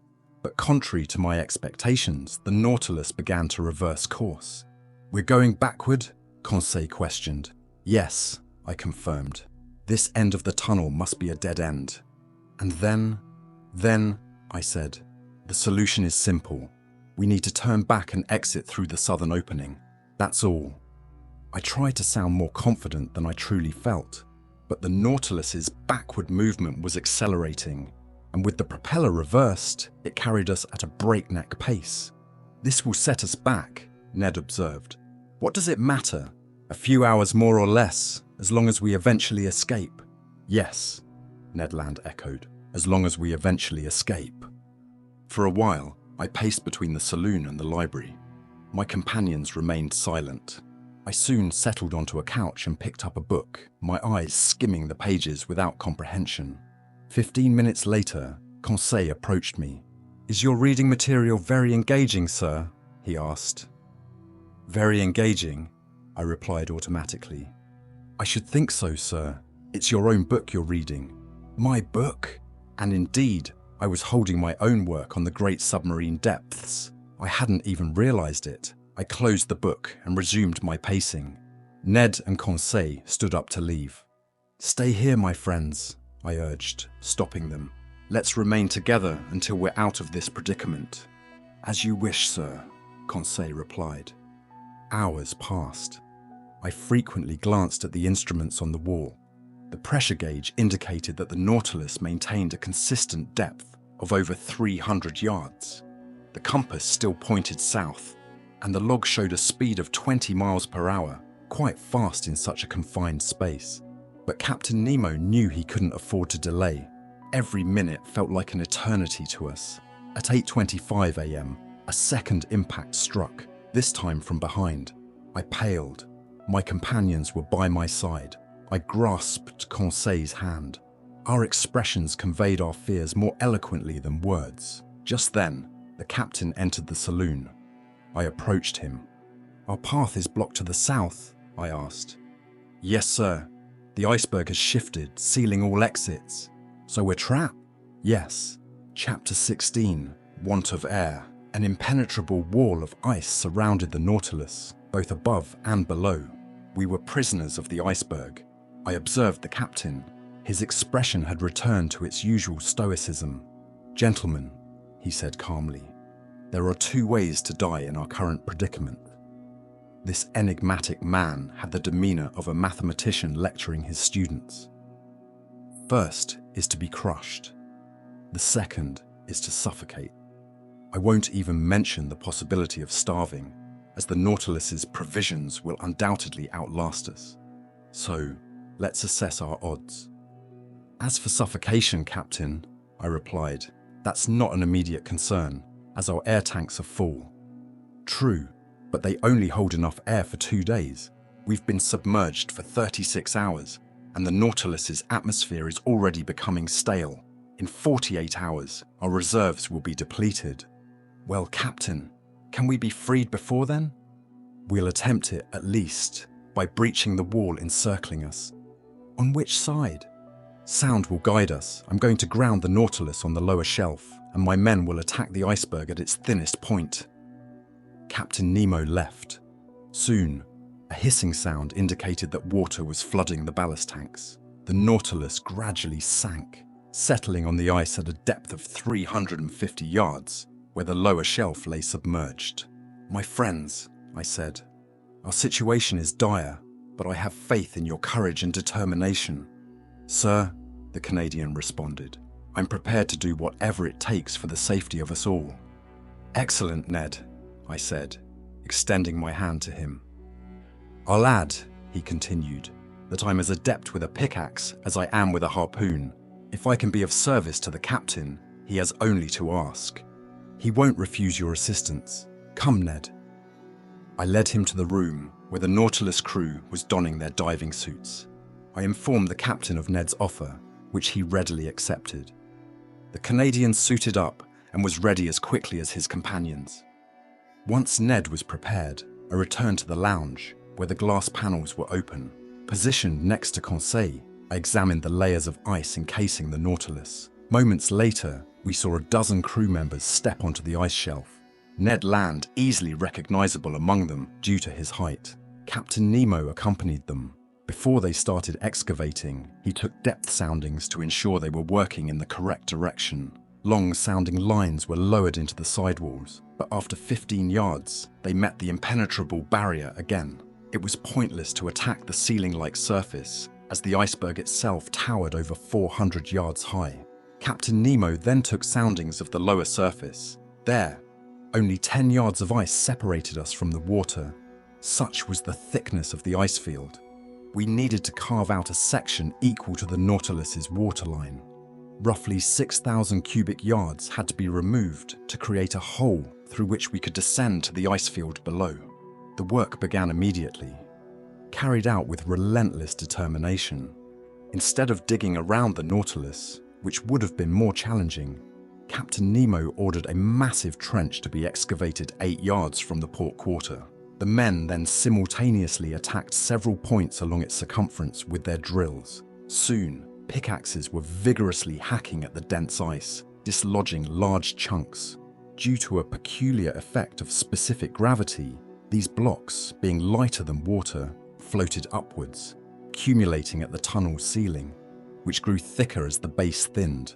But that was of little concern, as long as the lower section continued to diminish. After 2 hours of strenuous labor, Ned Land returned, exhausted. He and his comrades were replaced by fresh workers, whom Conseil and I joined. The Nautilus's second officer oversaw our efforts. The water felt incredibly cold, but I quickly warmed up wielding the pickaxe. My movements were relatively unimpeded, despite the pressure of 30 atmospheres. When I returned to the Nautilus after 2 hours to eat and rest, I noticed a distinct difference between the pure air supplied by the Rouquayrol device and the Nautilus's atmosphere. Already heavy with carbon dioxide, the air hadn't been refreshed in 48 hours, and its life-sustaining properties were significantly diminished. Despite 12 hours of labor, We had only managed to remove a yard-thick layer of ice from the designated area, which amounted to about 600 cubic yards. At this rate, it would take 5 nights and 4 days to complete the task. 5 nights and 4 days. And we had only 2 days' worth of air remaining in the tanks. Not to mention, Ned pointed out, even if we escape this frozen hell, we'll still be trapped beneath the iceberg, cut off from the atmosphere. He was right. Who could predict the minimum time required for our rescue? We might suffocate before the Nautilus could resurface. Was it doomed to perish in this icy tomb, along with everyone on board? The situation was dire, but everyone faced the danger with resolve, each determined to fulfill their duty to the very end. As I anticipated, another square yard of ice was removed during the night, further deepening the immense cavity. But in the morning, as I traversed the slushy terrain in my diving suit, braving temperatures of 6 or 7 degrees below zero, I noticed the sidewalls gradually closing in. The water furthest from the trench, unaffected by the men's efforts, was showing signs of freezing. Faced with this new and immediate threat, what would become of our chances of survival? How could we prevent the solidification of this liquid medium, which would shatter the Nautilus's hull like glass?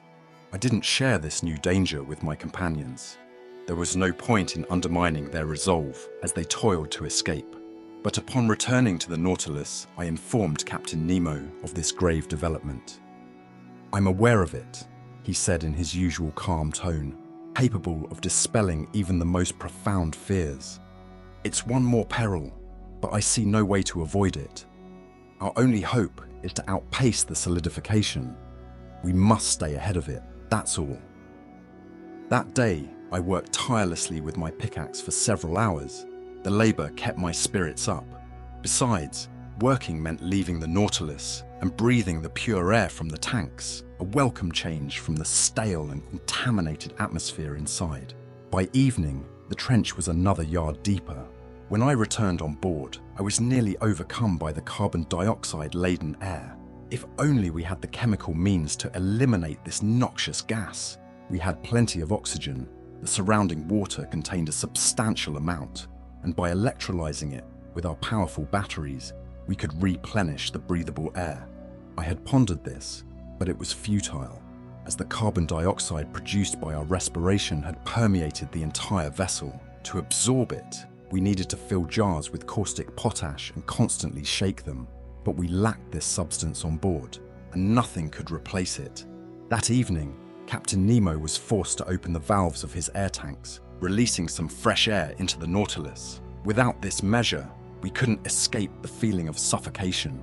The next day, March 26th, I resumed my mining duties. Starting on the 5th yard, the side walls and the iceberg's underside were visibly thickening. It was evident they would converge before the Nautilus could break free. Despair momentarily gripped me, and my pickaxe nearly slipped from my grasp. What was the point of digging if I was destined to suffocate, crushed by the water turning to ice? A punishment even the most brutal savages wouldn't have devised. At that moment, Captain Nemo passed by. I touched his hand and gestured towards the walls of our icy prison. The port wall was now less than 4 yards from the Nautilus's hull. The captain understood and motioned for me to follow him. We returned to the ship. I removed my diving suit and accompanied him to the lounge. "Monsieur Aronnax," he said, "we must resort to desperate measures, or we'll be entombed in this solidifying water like concrete." "Yes, but what can we do?" If only the Nautilus were robust enough to endure this pressure without being crushed." "And?" I asked, not grasping his idea. "Don't you see," he replied, "that this freezing of the water could work in our favor? Don't you realize that as it solidifies, it could rupture this ice field imprisoning us, just as freezing water shatters the hardest stones? Don't you see that it could be our salvation instead of our doom?" "Yes, Captain, perhaps. But regardless of the Nautilus's resilience, it couldn't withstand this immense pressure. It would be flattened like a sheet of metal." "I know, sir. That's why we can't rely on nature's assistance, but on our own efforts. We must halt this solidification. Not only are the sidewalls closing in, but there's less than 10 feet of water ahead of or behind the Nautilus. The ice is encroaching from all sides. How much longer will the air in the tanks last? The captain looked me in the eye. They'll be empty by tomorrow. A cold sweat washed over me. Should I have been surprised by his answer? On March 22nd, the Nautilus was in the open polar sea. We were at 26 degrees. For 5 days, we had been surviving on the ship's reserves. And what remained of the breathable air had to be prioritized for the workers. Even now, as I write this, the memory is so vivid that an involuntary terror grips me and my lungs feel starved for air. Meanwhile, Captain Nemo was lost in thought. An idea had clearly struck him, but he seemed hesitant to embrace it. Finally, he muttered, "Boiling water." "Boiling water," I echoed. "Yes, sir. We're confined in a relatively small space. Wouldn't jets of boiling water, continuously pumped out, raise the temperature in this area and prevent the water from freezing?" "Let's try it," I said resolutely. "Let's try it, Professor." The external temperature then was 7 degrees below zero. Captain Nemo led me to the galley, where the massive distilling machines that produced drinking water through evaporation were located. They filled these with water, and all the electric heat from the batteries was channeled through the coils submerged in the liquid. Within minutes, the water reached 100 degrees Celsius. It was then directed to the pumps, while fresh water replaced it in the machines. The heat generated by the coils was so intense that cold water, drawn from the sea and passed through the machines, emerged boiling into the pump. The injection commenced, and 3 hours later, the external thermometer read 6 degrees below zero. We had gained 1 degree. 2 hours later, it was down to 4 degrees. "We're going to make it," I said to the captain, having anxiously monitored the operation's progress. "I believe we'll avoid being crushed," he replied, "and we no longer need to fear suffocation." Throughout the night, the water temperature climbed to 1 degree below zero. The injections couldn't raise it any further. But since seawater freezes at around -2 degrees Celsius, I was at least reassured that solidification was no longer an immediate threat. The next day, March 27th, 6 yards of ice had been cleared, leaving only 12 feet remaining. We still had 48 hours of work ahead. The air inside the Nautilus couldn't be replenished, and this day would make it even worse. An oppressive weight bore down on me. Around 3 p.m., this sensation intensified. Yawns dislocated my jaw. My lungs struggled to inhale the scorching, increasingly rarefied air. A mental numbness took hold. I was weak, nearly unconscious. My brave Conseil, despite exhibiting the same symptoms and suffering similarly, never left my side. He held my hand, offered encouragement, and I heard him murmur, "Oh, if only I could stop breathing, to leave more air for my master." Tears welled up in my eyes, hearing him speak such words. If our situation was unbearable inside, imagine the eagerness with which we would don our diving suits to take our turn working outside. The sound of pickaxes echoed against the frozen ice. Our arms ached, the skin on our hands was torn. But what did these hardships matter? What did the wounds signify? We had vital air reaching our lungs. We were breathing. We were alive. Throughout this ordeal, no one extended their voluntary shift beyond the allotted time. Once their task was complete, they would pass the life-giving apparatus to their gasping companions. Captain Nemo led by example, enduring this harsh discipline first. When his time was up, he relinquished his gear to another and returned to the stale air on board, calm, resolute, and uncomplaining. That day, the usual work was accomplished with exceptional vigor. Only 2 yards remained to be cleared to the surface. Just 2 yards separated us from the open sea, but the air tanks were nearly empty. The little that remained had to be conserved for the workers, not a single breath for the Nautilus itself. When I returned on board, I was half suffocated. What a night! I can't adequately describe it. The next day, my breathing was labored. Dizziness compounded the pain in my head, making me feel like a drunkard. My companions exhibited the same symptoms. Some of the crew were wheezing. On that day, the 6th of our confinement, Captain Nemo, frustrated with the slow progress of the pickaxes, decided to try to shatter the remaining ice barrier separating us from the liquid expanse above. This man's composure and energy never wavered. He conquered his physical suffering through sheer willpower.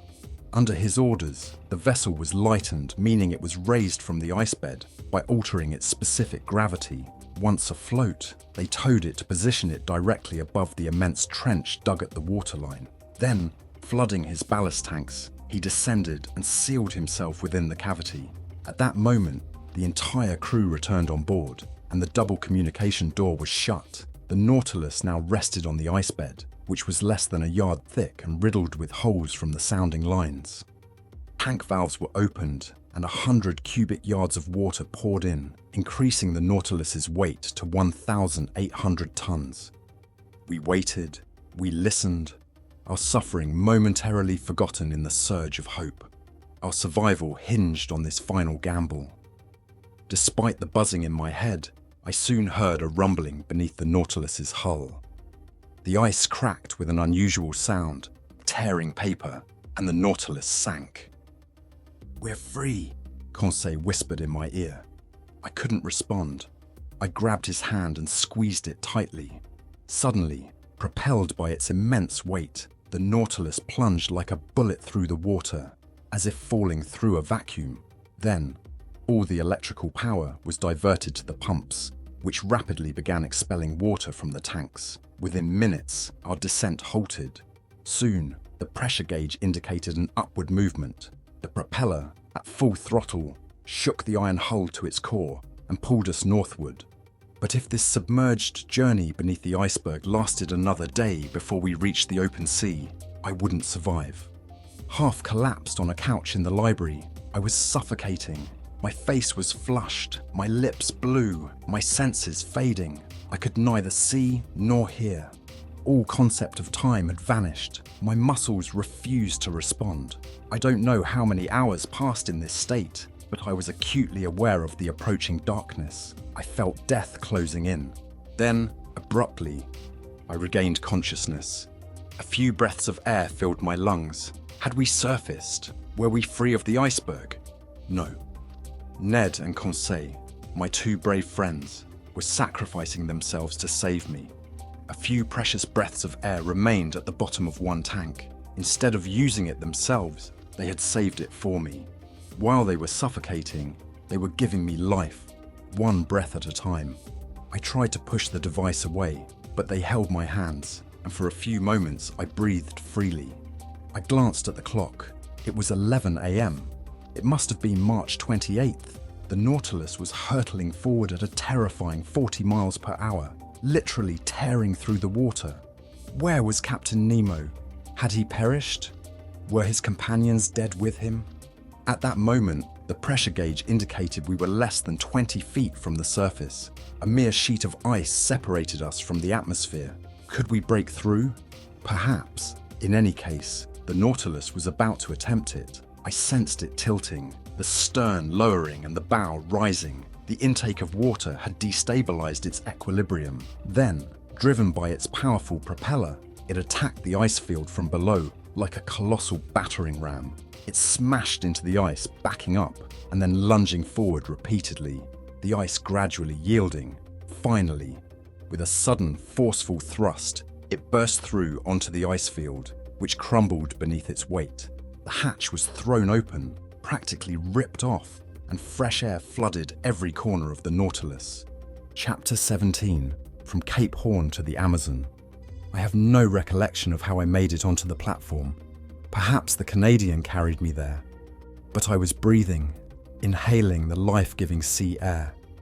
My two companions were practically intoxicated by the fresh oxygen. The other poor souls on board had been deprived of sustenance for so long that they couldn't safely consume even the simplest foods offered to them.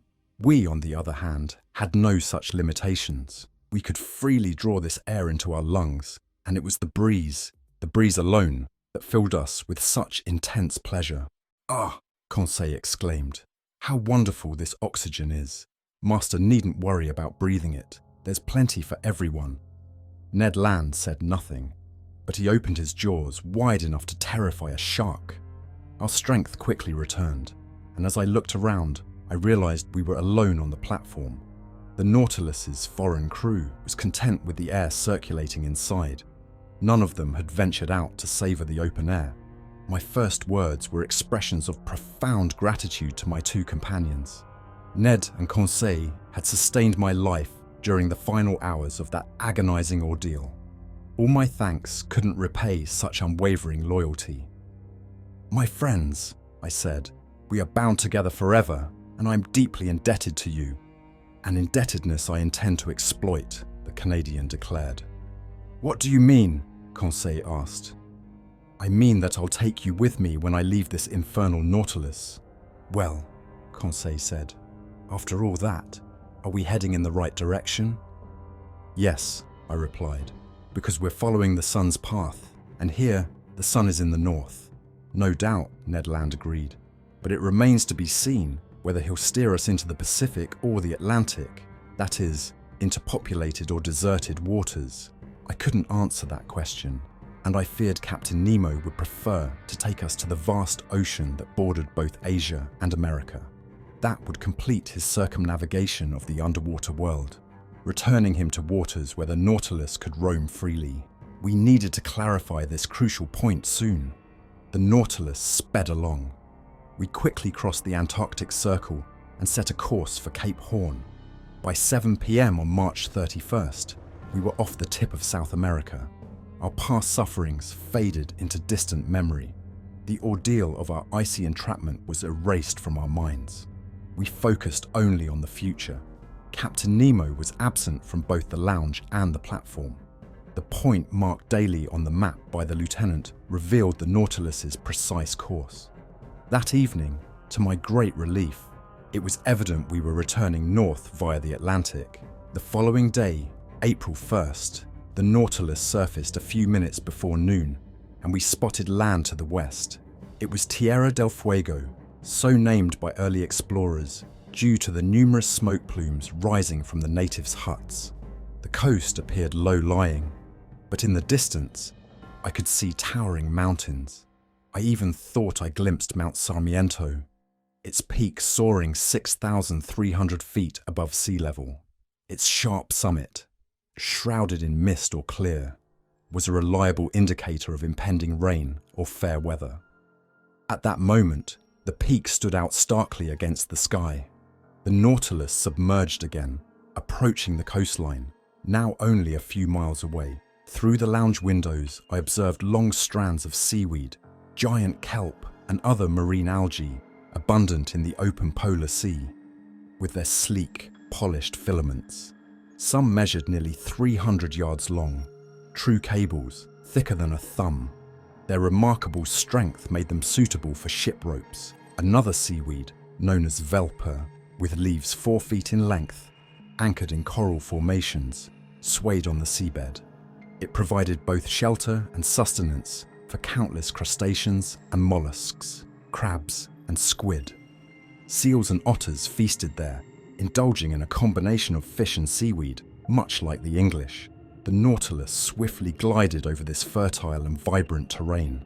Towards evening, we neared the Falkland Islands, their rugged peaks recognizable the next day. The sea wasn't particularly deep. Our nets hauled in exquisite specimens of seaweed, particularly a type of kelp with roots harboring the most delicious mussels imaginable. Geese and ducks landed on the platform by the dozen, quickly destined for the ship's larder. Once the Falkland Islands vanished over the horizon, the Nautilus descended to a depth of 20 to 25 yards and followed the South American coast. Captain Nemo remained unseen. Until April 3rd, we stayed close to the Patagonian shores. Sometimes submerged, sometimes surfaced, the Nautilus passed the vast estuary of the Uruguay River. Its course was northward, tracing the lengthy contours of the South American coastline. We had now traveled 1,600 miles since embarking in the seas of Japan. Around 11 a.m., we crossed the Tropic of Capricorn at the 37th meridian and passed Cape Frio, jutting into the sea. To Ned Land's dismay, Captain Nemo seemed to dislike the proximity of Brazil's inhabited coasts. As we travelled at a dizzying speed, no fish, not even the swiftest bird, could keep up, and the natural wonders of these waters remained unseen. We maintained this speed for several days, and on the evening of April 9th, we reached the westernmost point of South America, Cape San Roque. But then the Nautilus veered off again, seeking the depths of a submarine valley nestled between this cape and Sierra Leone on the African coast. This valley branched out at the latitude of the Antilles and culminated in a massive 9,000-yard deep chasm. In this region, the ocean floor formed a sheer cliff, 3.5 miles high, extending as far as the Lesser Antilles. At the latitude of the Cape Verde Islands, another equally imposing wall enclosed the entire submerged continent of Atlantis. The floor of this immense valley was dotted with mountains, lending a picturesque quality to these underwater landscapes. I based this description on the manuscript charts in the Nautilus's library, clearly created by Captain Nemo himself, based on his personal explorations. For 2 days, we navigated these desolate depths using the Nautilus's inclined planes. Its long diagonal fins allowed it to reach any desired elevation, but on April 11th, it suddenly ascended, and land appeared at the mouth of the Amazon River, a vast estuary whose outflow was so significant that it diluted the seawater for several leagues. We crossed the equator. 20 miles to the west lay French Guiana, where we could easily have sought refuge, but a strong wind whipped up ferocious waves that no small boat could withstand. Ned Land undoubtedly realized this, as he said nothing about it. I too made no mention of his escape plans, unwilling to encourage an attempt that was bound to fail. I passed the time engrossed in fascinating studies. On April 11th and 12th, the Nautilus remained surfaced, and the nets brought in a remarkable haul of zoophytes, fish, and reptiles. Among the zoophytes snagged by the net chains were mainly stunning examples of fictalines, members of the Actiniaria family. These included the Fictalis protexta, unique to this part of the ocean, with its small cylindrical trunk adorned with vertical stripes and red dots, culminating in a magnificent crown of tentacles. The mollusks included some I had previously observed: turritellas, olive porphyras with intricate patterns and prominent red spots, peculiar pteroceras resembling petrified scorpions, translucent hyalaias, argonauts, squid, delicious to eat, and certain species of squid that ancient naturalists categorized as flying fish, primarily used as cod bait. I now had the opportunity to examine various fish species inhabiting these waters. Among the cartilaginous fish were Petromyzon marinus, or sea lampreys, a type of eel about 15 inches long, with a greenish head, violet fins, a greyish-blue back, a brown belly, and silvery sides speckled with bright dots, their pupils ringed with gold. These curious creatures, typically dwelling in fresh water, had been swept out to sea by the Amazon's current. There were also tuberculated sharks with elongated snouts and long, flexible tails equipped with a serrated spine, small sharks, about a yard long, with grey and whitish skin, and several rows of backward curving teeth, commonly known as slipper sharks, and Vespertilios, a reddish isosceles triangle-shaped fish, about half a yard long, with pectoral fins connected by fleshy extensions that give them a bat-like appearance. However, their horn-like appendage near the nostrils had earned them the name sea unicorns. Finally, there were several species of triggerfish, including the queen triggerfish with its spots of brilliant gold, and the sargassum triggerfish, a vivid violet with iridescent hues like a pigeon's throat. I'll conclude this somewhat dry but meticulously accurate catalogue with a mention of a series of bony fish I observed. The Apteronotus albifrons, with its snow-white snout, a striking black body, and a very long, flowing, fleshy dorsal fin. Spiked Odontognathus, sardines 9 inches long, gleaming with a bright silver sheen. A type of mackerel with 2 anal fins. and the blackish centronotus, typically fished with torches. Long fish, about 2 yards in length, with white, firm, fatty flesh that, when fresh, tastes like eel, and when dried, like smoked salmon. There were also wrasses, half red and scaled only at the base of their dorsal and anal fins. Chrysopteras, shimmering with gold and silver, intertwined with the brilliance of rubies and topaz. Golden-tailed sea breams, their flesh incredibly delicate, and their phosphorescent qualities betraying their presence in the water. Orange sea breams with elongated tongues, croakers with golden tail fins, dark porgies, anableps from Suriname, and so on. Despite this, etc., I must not omit a fish that Conseil will long remember, and for good reason. One of our nets had brought up a very flat type of ray, which, with its tail removed, formed a perfect disc and weighed about 20 ounces. It was white underneath and red on top, with large, round, dark blue spots encircled by black. Its incredibly smooth skin ended in a 2-lobed fin. Placed on the platform, it writhed, attempting to flip itself over with convulsive movements, its efforts so vigorous that one final twist nearly launched it back into the sea. But Conseil, not wanting to lose the fish, rushed towards it, and before I could stop him, grabbed it with both hands. In an instant he was on his back, legs in the air, half his body paralyzed, shouting, "Oh master, master, help me!" It was the first time the poor lad had addressed me so informally. The Canadian and I lifted him and massaged his cramped arms until he regained his senses. The unfortunate Conseil had tangled with a highly dangerous electric ray, the Kumana. This peculiar creature, in a conductive medium like water, can shock fish from several yards away. Such is the power of its electric organ, whose 2 main surfaces measure no less than 27 square feet.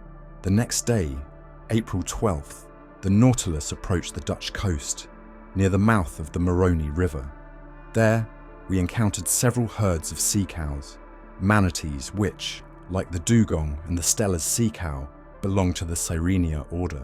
These magnificent creatures, peaceful and harmless, ranging from 18 to 21 feet in length, weigh at least 1,600 pounds.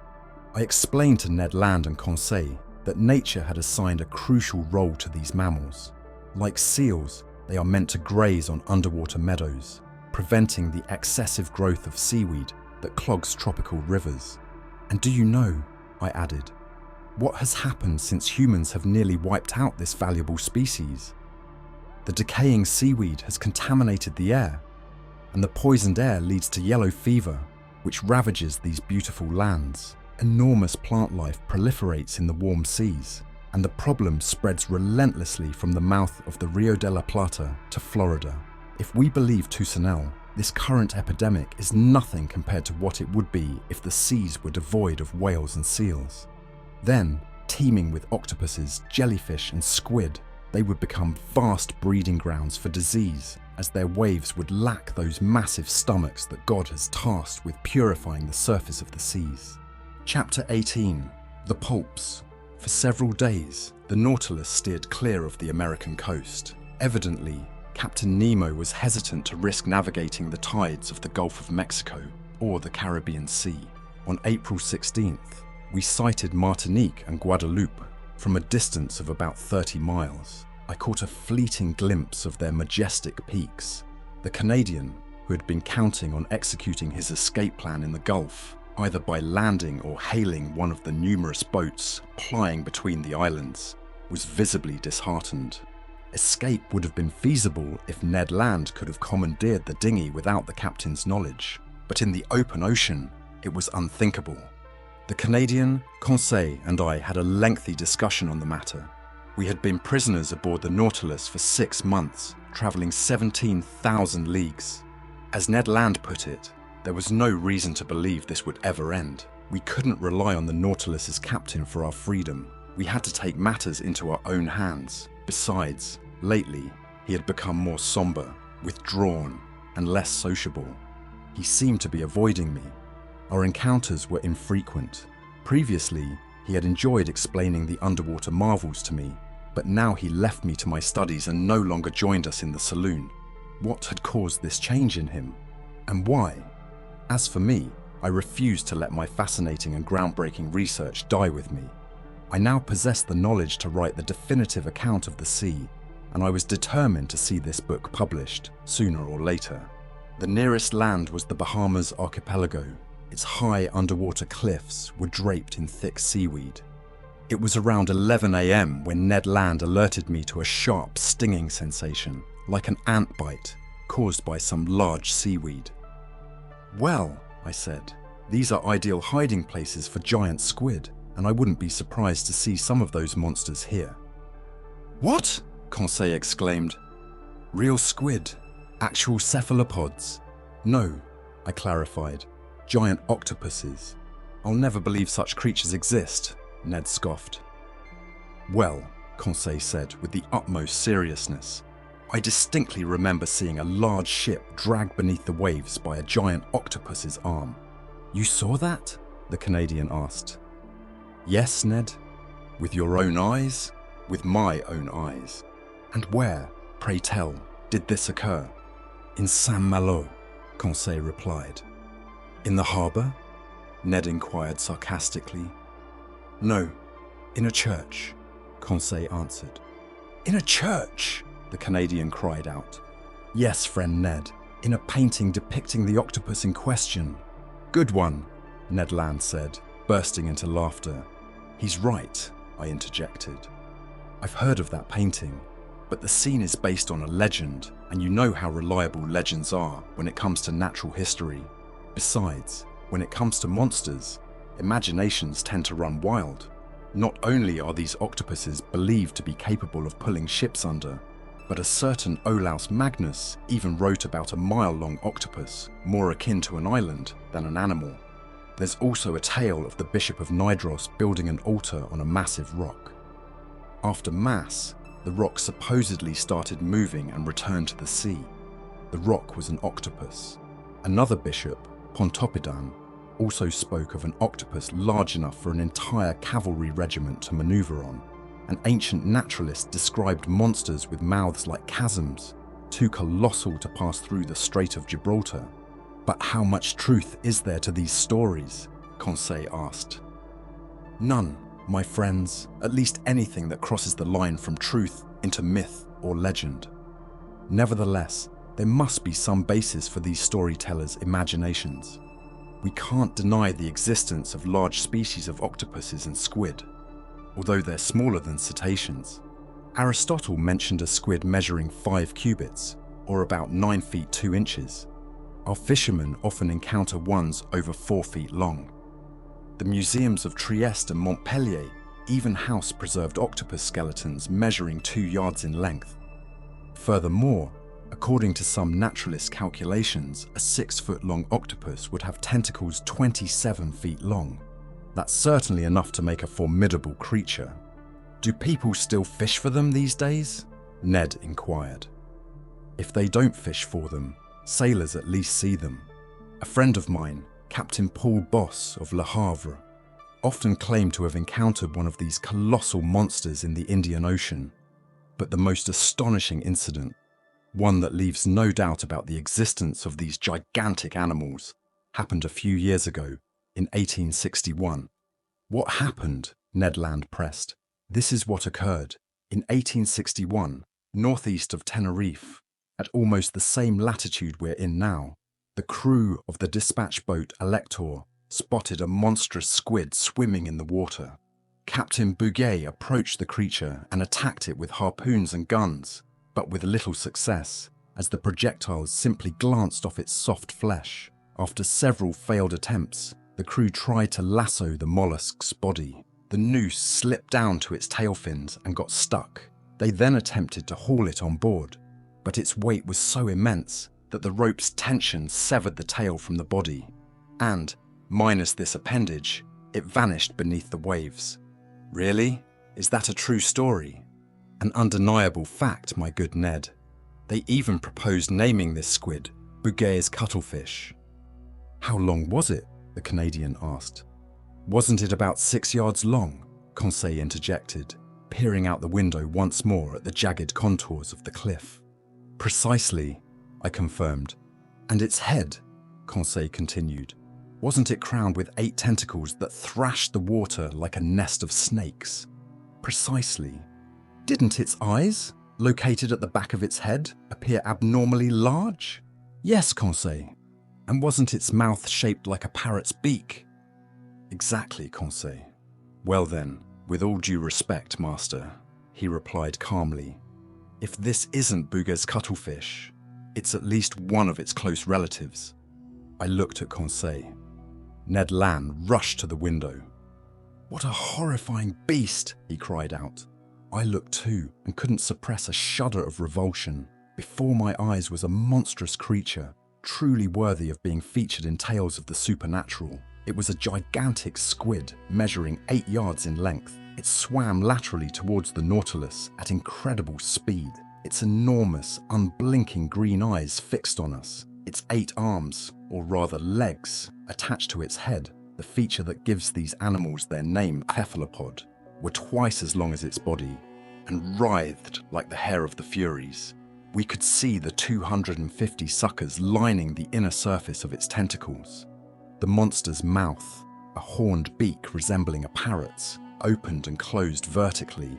Its tongue, a horny appendage equipped with multiple rows of sharp teeth, protruded menacingly from this living pair of shears. What a bizarre creation of nature.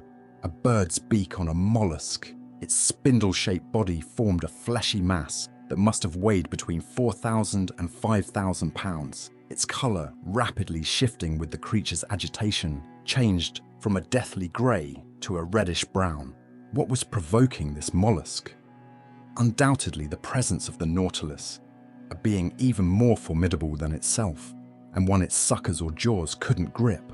Still, what incredible creatures these cephalopods were.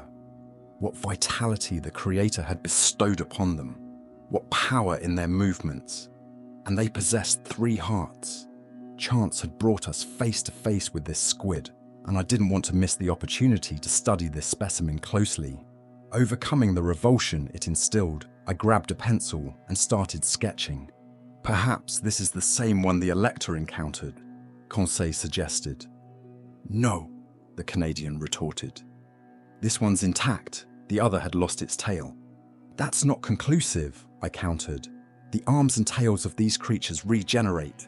In 7 years, Bouguer's cuttlefish has surely had time to regrow its tail.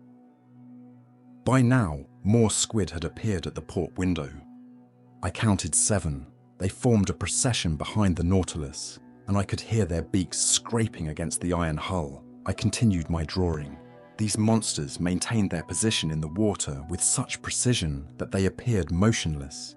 Suddenly, the Nautilus lurched to a halt. A shockwave reverberated through its hull. Did we hit something? I asked. In any case, the Canadian replied, we're free because we're floating. The Nautilus was indeed afloat, but it wasn't moving. A minute passed. Captain Nemo, followed by his lieutenant, entered the lounge. I hadn't seen him in a while. He seemed grim. Without acknowledging or speaking to us, he went to the window, observed the squid, and exchanged a few words with his lieutenant. The lieutenant then left. Soon, the windows were closed, and the ceiling lights flickered on. I approached the captain. Fascinating collection of squid, wouldn't you say? I remarked. Indeed, Mr. Naturalist, he replied. And we're about to engage them in battle, man against beast. I stared at him, convinced I had misheard. Man against beast? I repeated. Yes, sir. The propeller is jammed.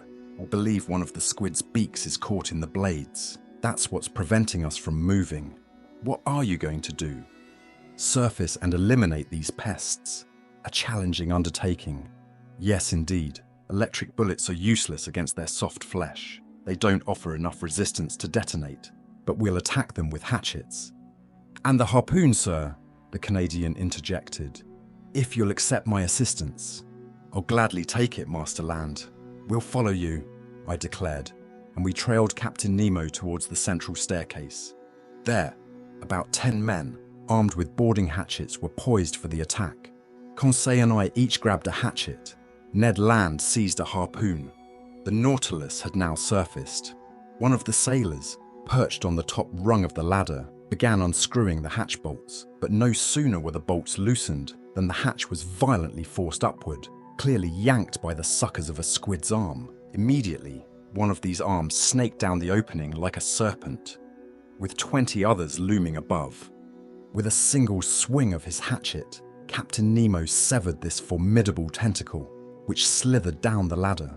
Just as we were scrambling to reach the platform, 2 more arms, thrashing through the air, descended upon the sailor standing in front of Captain Nemo, lifting him up with incredible force.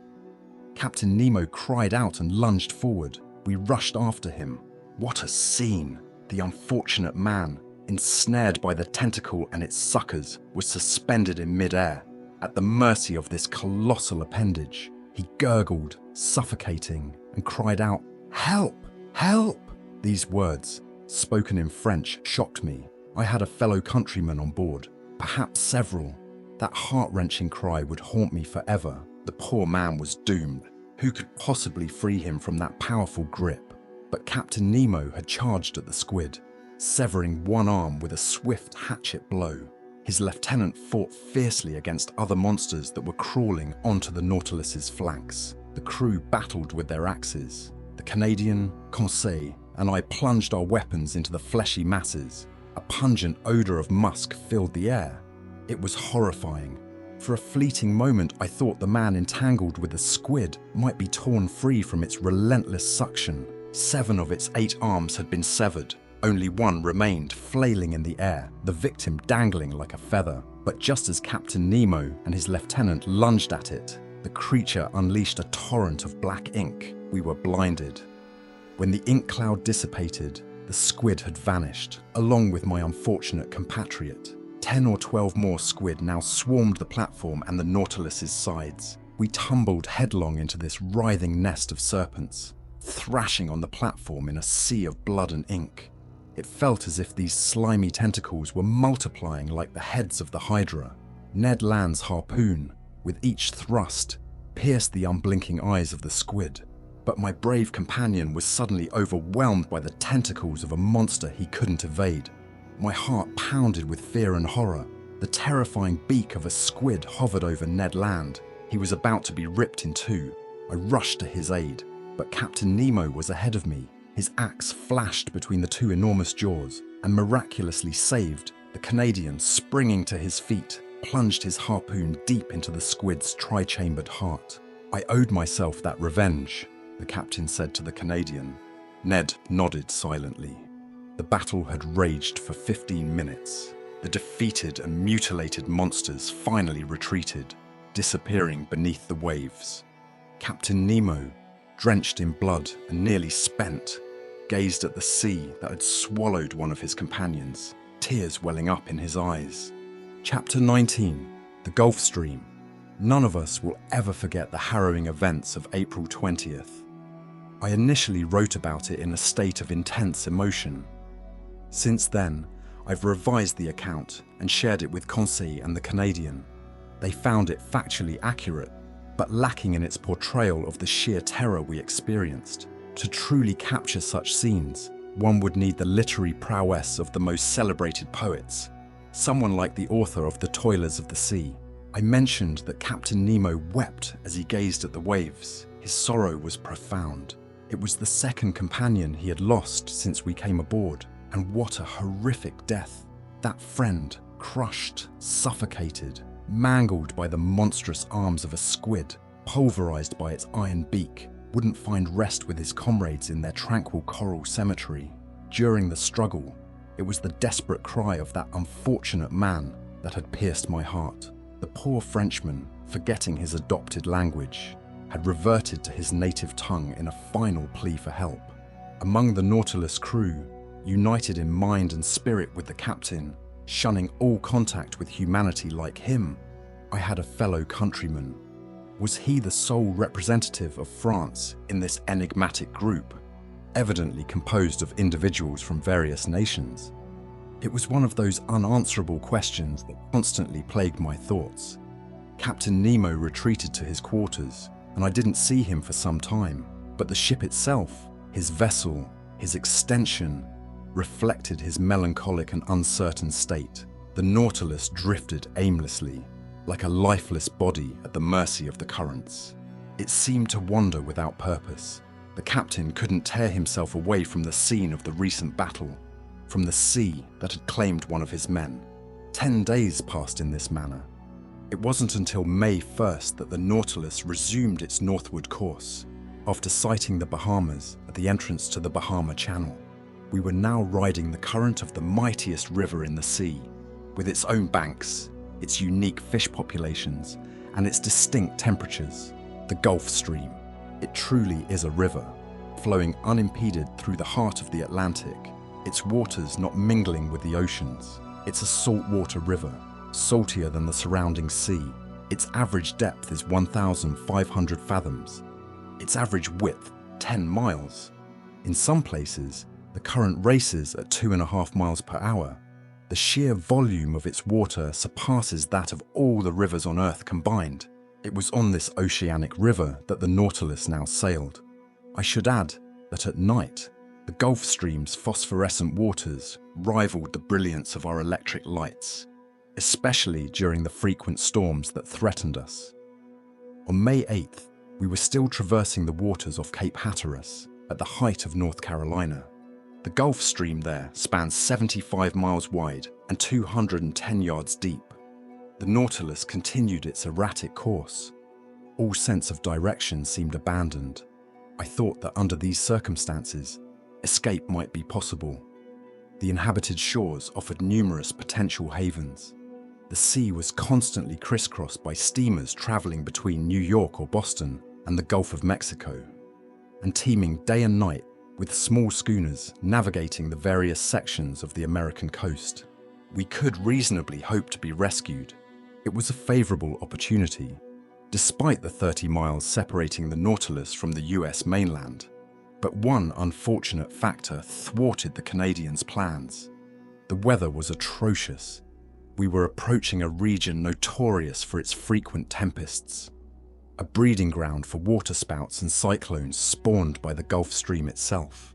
Venturing out in a small boat in such conditions was tantamount to suicide. Even Ned Land acknowledged this. He grew increasingly restless, consumed by a longing for home that only escape could alleviate. "Master," he said to me that day, "this has to stop. I need to be frank. This Nemo is leaving land behind and heading north. But I'm telling you, I've had enough of the South Pole, and I refuse to follow him to the north." "What can we do, Ned, since escape is impossible right now?" "We need to talk to the captain," he insisted. "You remained silent when we were in your home waters. I'll speak up now that we're in mine. When I think that the Nautilus will soon be near Nova Scotia, and that there, close to Newfoundland, lies a vast bay, and into that bay flows the St. Lawrence River, my river, the river by Quebec, my hometown. When I think of this, I'm filled with rage. It makes my hair stand on end. Sir, I'd rather jump into the sea. I can't stay here any longer. I'm suffocating." The Canadian was clearly reaching his breaking point. His spirited nature couldn't endure this prolonged confinement. His face grew more haggard each day, his mood increasingly sour. I understood his torment, as I too was gripped by homesickness. Nearly 7 months had passed without any news from the outside world. Captain Nemo's isolation, his changed demeanor, especially after the battle with the squid, his silence, all these factors made me see things in a new light. "Well, sir?" Ned prodded, seeing I didn't respond. "Well, Ned, do you want me to ask Captain Nemo about his plans for us?" "Yes, sir." "Even though he's already made them clear?" "Yes. I want a definitive answer. Speak on my behalf, in my name alone, if you prefer." "But I rarely see him. He avoids me." "All the more reason to seek him out." I went to my room, intending to proceed to Captain Nemo's. I couldn't let this opportunity to speak with him slip away. I knocked on his door. No answer. I knocked again. then tried the handle. The door opened and I entered. The captain was there, hunched over his desk, engrossed in his work. He hadn't heard me. Determined not to leave without speaking, I approached him. He looked up abruptly, scowled, and said gruffly, "You here? What do you want?" "To speak with you, Captain." "But I'm busy, sir. I'm working." "I allow you the freedom to keep to yourself. Can't I be afforded the same?" This reception wasn't encouraging, but I was resolute. "Sir," I said coldly, "I need to speak with you about a matter that can't wait." "And what might that be, sir?" he retorted sarcastically. "Have you discovered something that's eluded me? Or has the sea revealed some new secrets?" We were talking at cross purposes, but before I could reply, he gestured towards an open manuscript on his desk and said in a more serious tone, "Here, Monsieur Aronnax, is a manuscript written in several languages. It contains the culmination of my studies of the sea, and, God willing, it won't perish with me. This manuscript, signed with my name and complete with my life story, will be sealed in a small, buoyant container. The last survivor among us on the Nautilus will cast this container into the sea, and it will go wherever the waves carry it. This man's name, his autobiography, his mystery might one day be unveiled." "Captain," I said, "I can only commend the sentiment behind your actions. The results of your research mustn't be lost.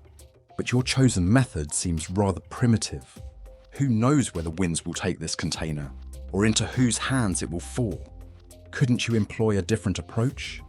Couldn't you, or one of your crew—" "Never, sir," he interrupted sharply. "But my companions and I are willing to safeguard this manuscript. And if you would grant us our freedom—" "Freedom!" the captain said, rising to his feet. "Yes, sir. That's the matter I wish to discuss with you. We've been on board for 7 months, and today, on behalf of my companions and myself, I ask you if you intend to keep us here indefinitely. Monsieur Aronnax, I'll give you the same answer I gave 7 months ago.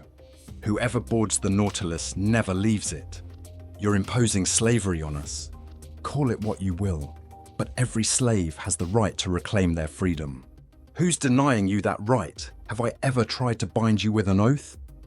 He stood there, arms crossed, staring at me. "Sir," I said, "revisiting this topic a second time is unpleasant for both of us, but since we've broached it, let's see it through. I repeat, this isn't just about me. Study is my solace, my escape, a passion that helps me forget everything else. Like you, I'm content to live in obscurity, clinging to the faint hope of one day leaving my work as a legacy for future generations. But Ned Land is different. Every man deserving of the title deserves some consideration. Have you considered that his love of freedom and hatred of captivity might breed thoughts of revenge in someone like the Canadian? That he might contemplate, plan, and attempt?" I was cut short. Captain Nemo stood up.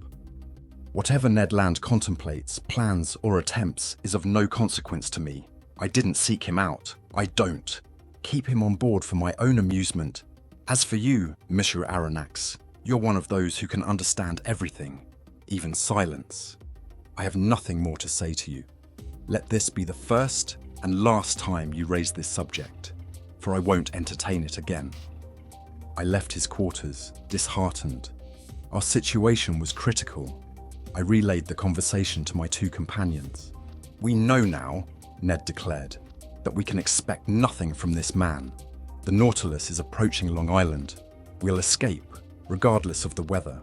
But the sky grew increasingly ominous. Signs of a hurricane were brewing. The atmosphere turned hazy and white. On the horizon, delicate cirrus clouds gave way to towering cumulonimbus formations. Other low-lying clouds raced across the sky. The agitated sea swelled into massive waves. The birds vanished, except for the petrels, those harbingers of storms. The barometer dropped significantly, indicating a vast expanse of atmospheric moisture. The mixture in the storm glass separated under the influence of the electricity saturating the air. The tempest erupted on May 18th. just as the Nautilus was positioned off Long Island, a few miles from the port of New York. I can vividly recall the clash of the elements, for instead of seeking refuge in the ocean depths, Captain Nemo, driven by some inexplicable impulse, chose to face it head-on at the surface. The wind initially blew from the southwest. During the squalls, Captain Nemo took his place on the platform, securing himself to avoid being swept overboard by the monstrous waves. I joined him, also fastening myself, my oar divided between the fury of the storm and this extraordinary man confronting it. The raging sea was lashed by massive clouds, heavy with water. The Nautilus, at times listing to one side, at times rearing up like a mast, rolled and pitched violently. Around 5 p.m., a torrential downpour began, offering no respite from the wind or the waves. The hurricane raged at nearly 40 leagues per hour. It was under these conditions that it toppled houses, shattered iron gates, and displaced 24-pound cannons. Yet, amidst the maelstrom, the Nautilus proved the words of a wise engineer. There is no well-built hull that cannot defy the sea. This wasn't an unyielding rock. It was a steel spindle, responsive and agile, without rigging or masts, fearlessly weathering the storm's fury. I watched the monstrous waves intently. They towered 15 feet high, stretched 150 to 175 yards long, and traveled at 30 feet per second. Their size and power intensified with the increasing depth of the water. Waves like these, in the Hebrides, had once displaced a mass weighing 8,400 pounds. They were the same kind that, in the December 23rd, 1864 tempest, had devastated the city of Yedo in Japan, and then crashed onto the American shores that very same day. The storm's intensity escalated as night fell. The barometer, as it had in 1860 during a cyclone on Reunion Island, plummeted by 7/10 by day's end. I saw a large ship on the horizon, struggling desperately. It was attempting to ride out the storm under half steam, fighting to stay afloat. It was likely one of the steamers on the New York to Liverpool or Le Havre route. It soon vanished into the darkness. By 10 p.m., the sky was ablaze. The atmosphere was streaked with vivid lightning. I couldn't bear its intensity, while the captain, observing it, seemed to envy the storm's spirit. A terrifying cacophony filled the air, a complex symphony of crashing waves, howling wind, and thunderclaps. The wind suddenly shifted, attacking from all points of the compass. The cyclone, originating in the east, returned after sweeping through the north, west, and south, reversing the typical pattern of circular storms in the southern hemisphere. Ah, that Gulf Stream. It truly earned its reputation as the king of tempests. It was responsible for these formidable cyclones, caused by the temperature differential between its air and its currents. A deluge of fire followed the rain. Raindrops turned into sharp needles. One would have thought Captain Nemo was seeking a death befitting his character, a death by lightning. As the Nautilus pitched violently, its steel spur rose into the air, seemingly acting as a lightning rod. I saw long sparks erupt from it. Overwhelmed and exhausted, I crawled to the hatch, opened it, and descended into the saloon. The storm was at its peak. It was impossible to stand upright inside the Nautilus. Captain Nemo came down around midnight. I heard the ballast tanks gradually filling, and the Nautilus slowly sank beneath the waves. Through the open windows in the saloon, I saw large fish, panicked, flitting through the water like ghosts. Some were struck down before my very eyes. The Nautilus continued its descent. I thought we would find tranquility at a depth of about 8 fathoms, but no, the upper layers were too turbulent. We had to seek refuge deeper, over 25 fathoms down, in the ocean's abyss. But there, what stillness, what silence, what peace. Who would have guessed that such a hurricane raged on the surface of that very ocean? Chapter 20.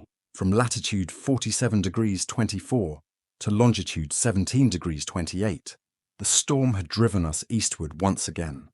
Any hope of escaping on the shores of New York or the St. Lawrence River had evaporated. Poor Ned, in despair, had isolated himself, much like Captain Nemo. Conseil and I, however, remained inseparable. I mentioned earlier that the Nautilus had veered eastward. To be more precise, we were heading northeast. For several days, it drifted, sometimes on the surface, sometimes submerged, navigating through the dense fog that sailors dreaded. Fog like this was responsible for countless maritime disasters. Ships crashed onto reefs, the wind masking the sound of breaking waves. Vessels collided despite their warning lights, whistles, and alarms. The seabed in these areas resembled a battlefield, strewn with the ocean's vanquished, some ancient and encrusted, others more recent, their iron frames and copper plating gleaming in the light of our lantern. On May 15th, we found ourselves at the southern edge of the Grand Banks of Newfoundland. These banks are formed by sediment and vast accumulations of organic matter, carried either from the equator by the Gulf Stream or from the North Pole by the countercurrent of cold water that flows along the American coast. Erratic boulders transported by drifting ice also contribute to these formations. Nearby lies a massive underwater graveyard of mollusks where millions perish. The sea isn't particularly deep around Newfoundland, only a few hundred fathoms, but further south, a 500-fathom trench plunges into the abyss. Here, the Gulf Stream widens, losing some of its velocity and warmth, but transforming into a sea in its own right. It was on May 17th, about 500 miles from Heart's Content, at a depth exceeding 1,400 fathoms, that I spotted the transatlantic telegraph cable resting on the ocean floor. Conseil, to whom I hadn't mentioned it, initially mistook it for a colossal sea serpent. I corrected him and, to appease his disappointment, recounted some details about the cable's laying. The first cable was laid in 1857 and 1858, but after transmitting around 400 telegrams, it ceased to function. In 1863, engineers constructed another 2,000 miles long and weighing 4,500 tons, which was loaded onto the Great Eastern. This attempt also failed.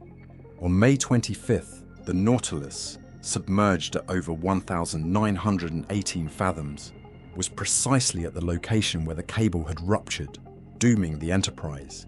It was 638 miles from the Irish coast.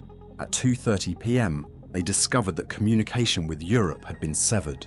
The onboard electricians decided to cut the cable before retrieving it, and by 11 p.m, they had recovered the damaged section. They spliced it at another point and resubmerged it. But a few days later, it broke again. This time irretrievably lost in the ocean's depths. The Americans, however, remained undeterred. Cyrus Field, the audacious visionary behind the project, having already invested his entire fortune, initiated a new fundraising effort that was immediately successful. Another cable, built to improved specifications, was manufactured. The bundles of conducting wires were each insulated with gutta percha, then wrapped in hemp padding and encased in a metal sheath. The Great Eastern set sail on July 13, 1866. The operation proceeded smoothly, with one notable exception. Several times while uncoiling the cable, they discovered that nails had been recently hammered into it, clearly with the intention of sabotage. Captain Anderson, along with the officers and engineers, held a council and announced that if the perpetrator was caught on board, they would be thrown overboard without trial. From that point on, the sabotage attempts ceased. On July 23rd, the Great Eastern was within 500 miles of Newfoundland when they received a telegram from Ireland announcing the armistice between Prussia and Austria after the Battle of Königgrätz.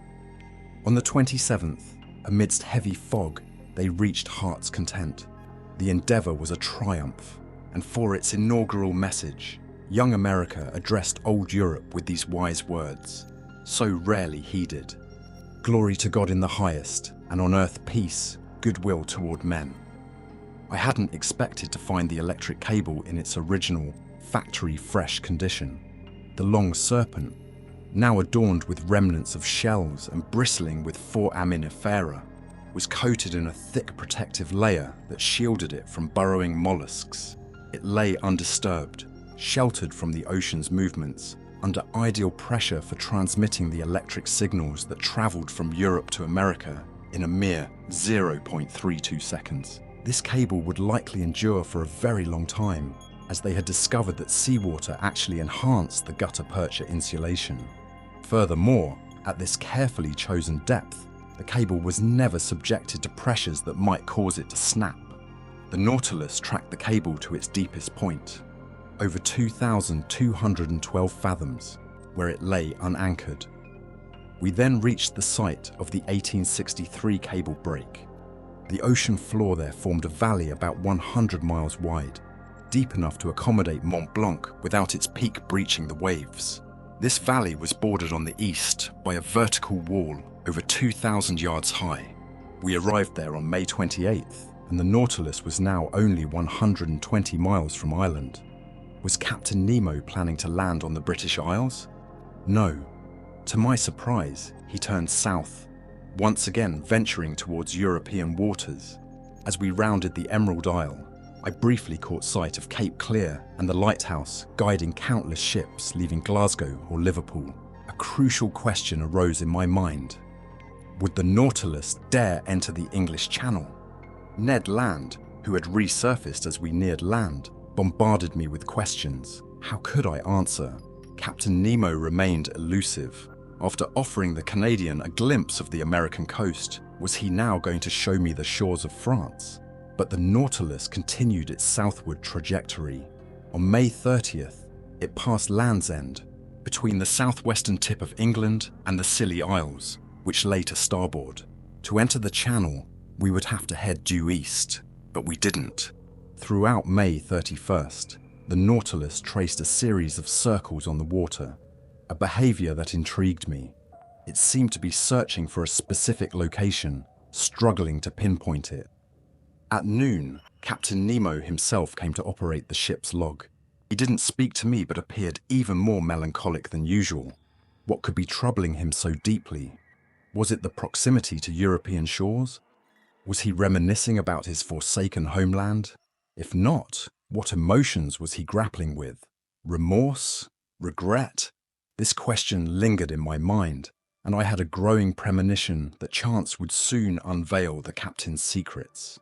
The next day, June 1st, the Nautilus continued its circular pattern. It was clearly seeking a particular spot in the ocean. Captain Nemo measured the sun's altitude, as he had the day before. The sea was calm, the sky clear. About 8 miles to the east, a large steamship was visible on the horizon. No flag flew from its mast, and I couldn't discern its nationality. Moments before the sun crossed the meridian, Captain Nemo took his sextant and observed with intense focus. The perfectly still water aided the process. The Nautilus was motionless, neither rolling nor pitching. I was on the platform when he took the measurement, and the captain uttered these words. "It is here." He turned and went below. Had he noticed the ship that was altering its course and seemingly approaching us? I couldn't say. I returned to the saloon. The hatches closed, and I heard the hiss of water entering the ballast tanks. The Nautilus began to descend vertically, its propeller idle. A few minutes later, it came to rest on the seabed at a depth of over 420 fathoms. The luminous ceiling dimmed, then the windows opened, and through the glass, I saw the sea brilliantly illuminated by our lantern's beams for at least half a mile around. I looked to port and saw nothing but a vast expanse of tranquil water. But to starboard, on the ocean floor, a large protrusion caught my eye. It resembled a ruin encrusted with white shells, almost like a blanket of snow. Examining it closely, I recognized the familiar shape of a mastless ship, undoubtedly sunken. It clearly belonged to a bygone era. To be so thickly coated in calcium carbonate, this wreck must have spent countless years on the ocean floor. What ship was this? Why had the Nautilus visited its grave? Could it be anything other than a shipwreck that had drawn us here? I was lost in thought when I heard Captain Nemo's voice, low and measured, beside me. Once, this ship was called the Marseillaise. It carried 74 guns and was launched in 1762. In 1778, on August 13th, commanded by La Poitre-Vertrieux, it valiantly fought against the Preston. In 1779, on July 4th, It participated in the capture of Granada with Admiral d'Estaing's squadron. In 1781, on September 5th, it took part in the Battle of the Chesapeake under the Comte de Grasse. In 1794, the French Republic renamed it. On April 16th of that same year, it joined Villaret-Joyeuse's squadron at Brest, tasked with escorting a grain convoy from America under the command of Admiral Van Stabel. On the 11th and 12th of Prairial in the second year, this squadron encountered a British fleet. Sir, today is the 13th of Prairial, June 1st, 1868. It is now 74 years ago, to the day, on this very spot, at latitude 47 degrees 24, longitude 17 degrees 28, that this ship, after fighting heroically, losing its 3 masts, taking on water, and with a third of its crew incapacitated, chose to sink with its 356 sailors rather than surrender. Nailing its colours to the mast, it vanished beneath the waves to the cry of "Long live the Republic." "The Avenger," I exclaimed. "Yes, sir, the Avenger. A fitting name," Captain Nemo murmured, his arms folded. Chapter 21. A hecatomb. The name alone sent a shiver down my spine. I knew its tragic history. The Avenger, a French frigate, had indeed sunk in these very waters after a fierce battle against the British. But how had Captain Nemo discovered its final resting place? How had he pinpointed the exact coordinates of its sinking after 74 years? A chilling thought crossed my mind. Had he witnessed the Avenger's demise firsthand? Had he been among its crew? As if reading my thoughts, Captain Nemo spoke, his voice tinged with a profound sadness I had never heard before. "Yes, Professor, the Avenger. I was its captain." The revelation stunned me into silence. It explained so much about the enigmatic man, his bitterness towards the surface world, his self-imposed exile in the depths. I finally understood the source of his immense sorrow, the spectre that haunted him, even in the sanctuary of the Nautilus. "For years," he continued, "I searched for the Avenger, determined to give my fallen comrades a proper burial, a final resting place where they could be remembered and honoured. And now, I have found it." He gestured towards the ghostly outline of the sunken frigate, illuminated by the Nautilus's powerful lights. It was a poignant sight, a silent testament to the courage and sacrifice of those who had perished. "But my quest for vengeance is not yet complete," Captain Nemo said, his voice hardening. "The oppressors who sent the Avenger and its crew to their watery grave must pay for their crimes, and the Nautilus will be their instrument of retribution." His words sent a chill through me. I realized that beneath his scientific curiosity and love for the sea, a burning anger still smoldered. The Nautilus was more than just a vessel of exploration. It was also a weapon, wielded by a man driven by a thirst for justice, or perhaps revenge. "Come, Professor," Captain Nemo said, breaking the silence. "Let's pay our respects to the fallen." We exited the saloon and made our way to the airlock. The crew was already assembled, each man carrying a wreath of seaweed and coral. Ned Land and Conseil joined us, their faces reflecting the solemnity of the occasion. The Nautilus's exterior lights cast an eerie glow on the ocean floor as we stepped out onto the seabed. The water was clear and still, the temperature surprisingly mild thanks to the Gulf Stream. We slowly walked towards the Avenger, its form gradually becoming more distinct as we approached. The frigate lay on its side, its hull partially buried in the sand. Its once proud masts were broken and scattered, its cannons encrusted with barnacles and coral. Schools of fish darted in and out of its gaping wounds, their iridescent scales flashing in the artificial light. Captain Nemo led us to the stern, where the French flag, tattered but still recognizable, fluttered defiantly in the current. He knelt before it, his head bowed in silent prayer. The rest of us followed suit, each lost in our thoughts. After a few moments, the captain rose and addressed the crew. "My friends," he said, his voice thick with emotion, "today we honor the memory of the brave men who gave their lives for their country. They may rest in peace, knowing that their sacrifice was not in vain. The avenger will be avenged. He then placed his wreath at the base of the flagpole, his gesture mirrored by the rest of us. As we stood there, a school of dolphins swam by, their playful clicks and whistles providing a stark contrast to the somber scene. We returned to the Nautilus in silence. The airlock closed behind us, sealing us off from the watery grave of the Avenger and its crew. As we made our way back to the saloon, I couldn't help but wonder about the future. What other secrets did Captain Nemo harbour? What other battles did he intend to fight? And what fate awaited us, his unwilling passengers, caught in the crossfire of his personal war? As we settled back into the familiar routine of the Nautilus, a sense of unease lingered. Captain Nemo's revelation had cast a long shadow over our journey.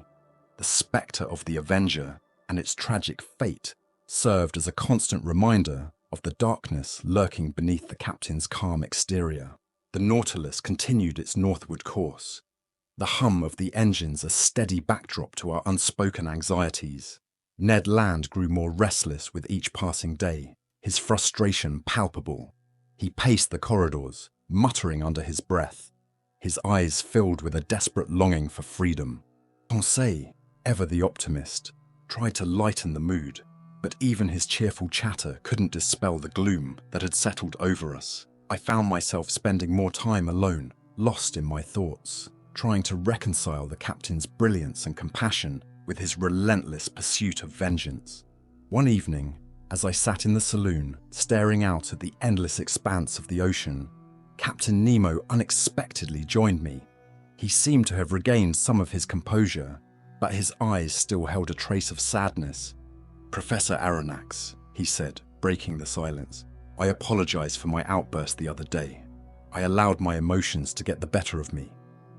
"I understand, Captain," I replied. "The loss of your crewmates must have been devastating." "Indeed," he sighed. "They were more than just crew. They were my family, my brothers in arms. Their deaths weigh heavily on my conscience." He paused, his gaze drifting towards the window. "But their sacrifice will not be forgotten. The Nautilus will continue its mission, and justice will be served." His words hung in the air, heavy with unspoken promises. I didn't know what to say. I could only hope that his quest for vengeance wouldn't lead us all to ruin. The following days passed in a tense calm. The Nautilus navigated the Atlantic, its course unwavering. Ned Land's escape plans were put on hold, the stormy weather making any attempt futile. We all waited, each in our own way, for the inevitable confrontation that loomed on the horizon. And then, one morning, it happened. We were cruising at a moderate depth when the Nautilus suddenly shuddered, its engines grinding to a halt. Alarms blared and the crew scrambled to their stations. Captain Nemo rushed into the saloon, his face grim. "We've been detected," he announced. "A warship is closing in on us." Ned Land's eyes lit up with a flicker of hope. "Could this be our chance?" he whispered to me. I shook my head. "I doubt it. Captain Nemo won't surrender without a fight." The Nautilus shook again, more violently this time. We could hear the muffled boom of distant explosions. The captain turned to his lieutenant. "Prepare for combat," he ordered. "We will not go down without a fight." The crew responded with grim determination. The Nautilus transformed into a war machine, its weapons primed and ready. I watched in horrified fascination as the battle unfolded. The underwater explosions illuminating the darkness like flashes of lightning. The Nautilus fought back with ferocity, its powerful cannons unleashing a barrage of destruction.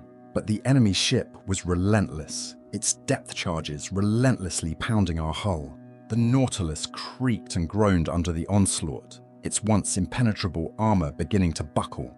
Water started seeping into the saloon, and the lights flickered ominously. The end seemed near. I looked at Ned Land and Conseil, their faces pale but resolute. We had come this far together, and we would face our fate together. Just when all hope seemed lost, Captain Nemo made a daring move. He ordered the Nautilus to surface. its hull breaching the waves like a wounded leviathan. The enemy ship, caught off guard, opened fire, but its shells harmlessly ricocheted off our reinforced plating.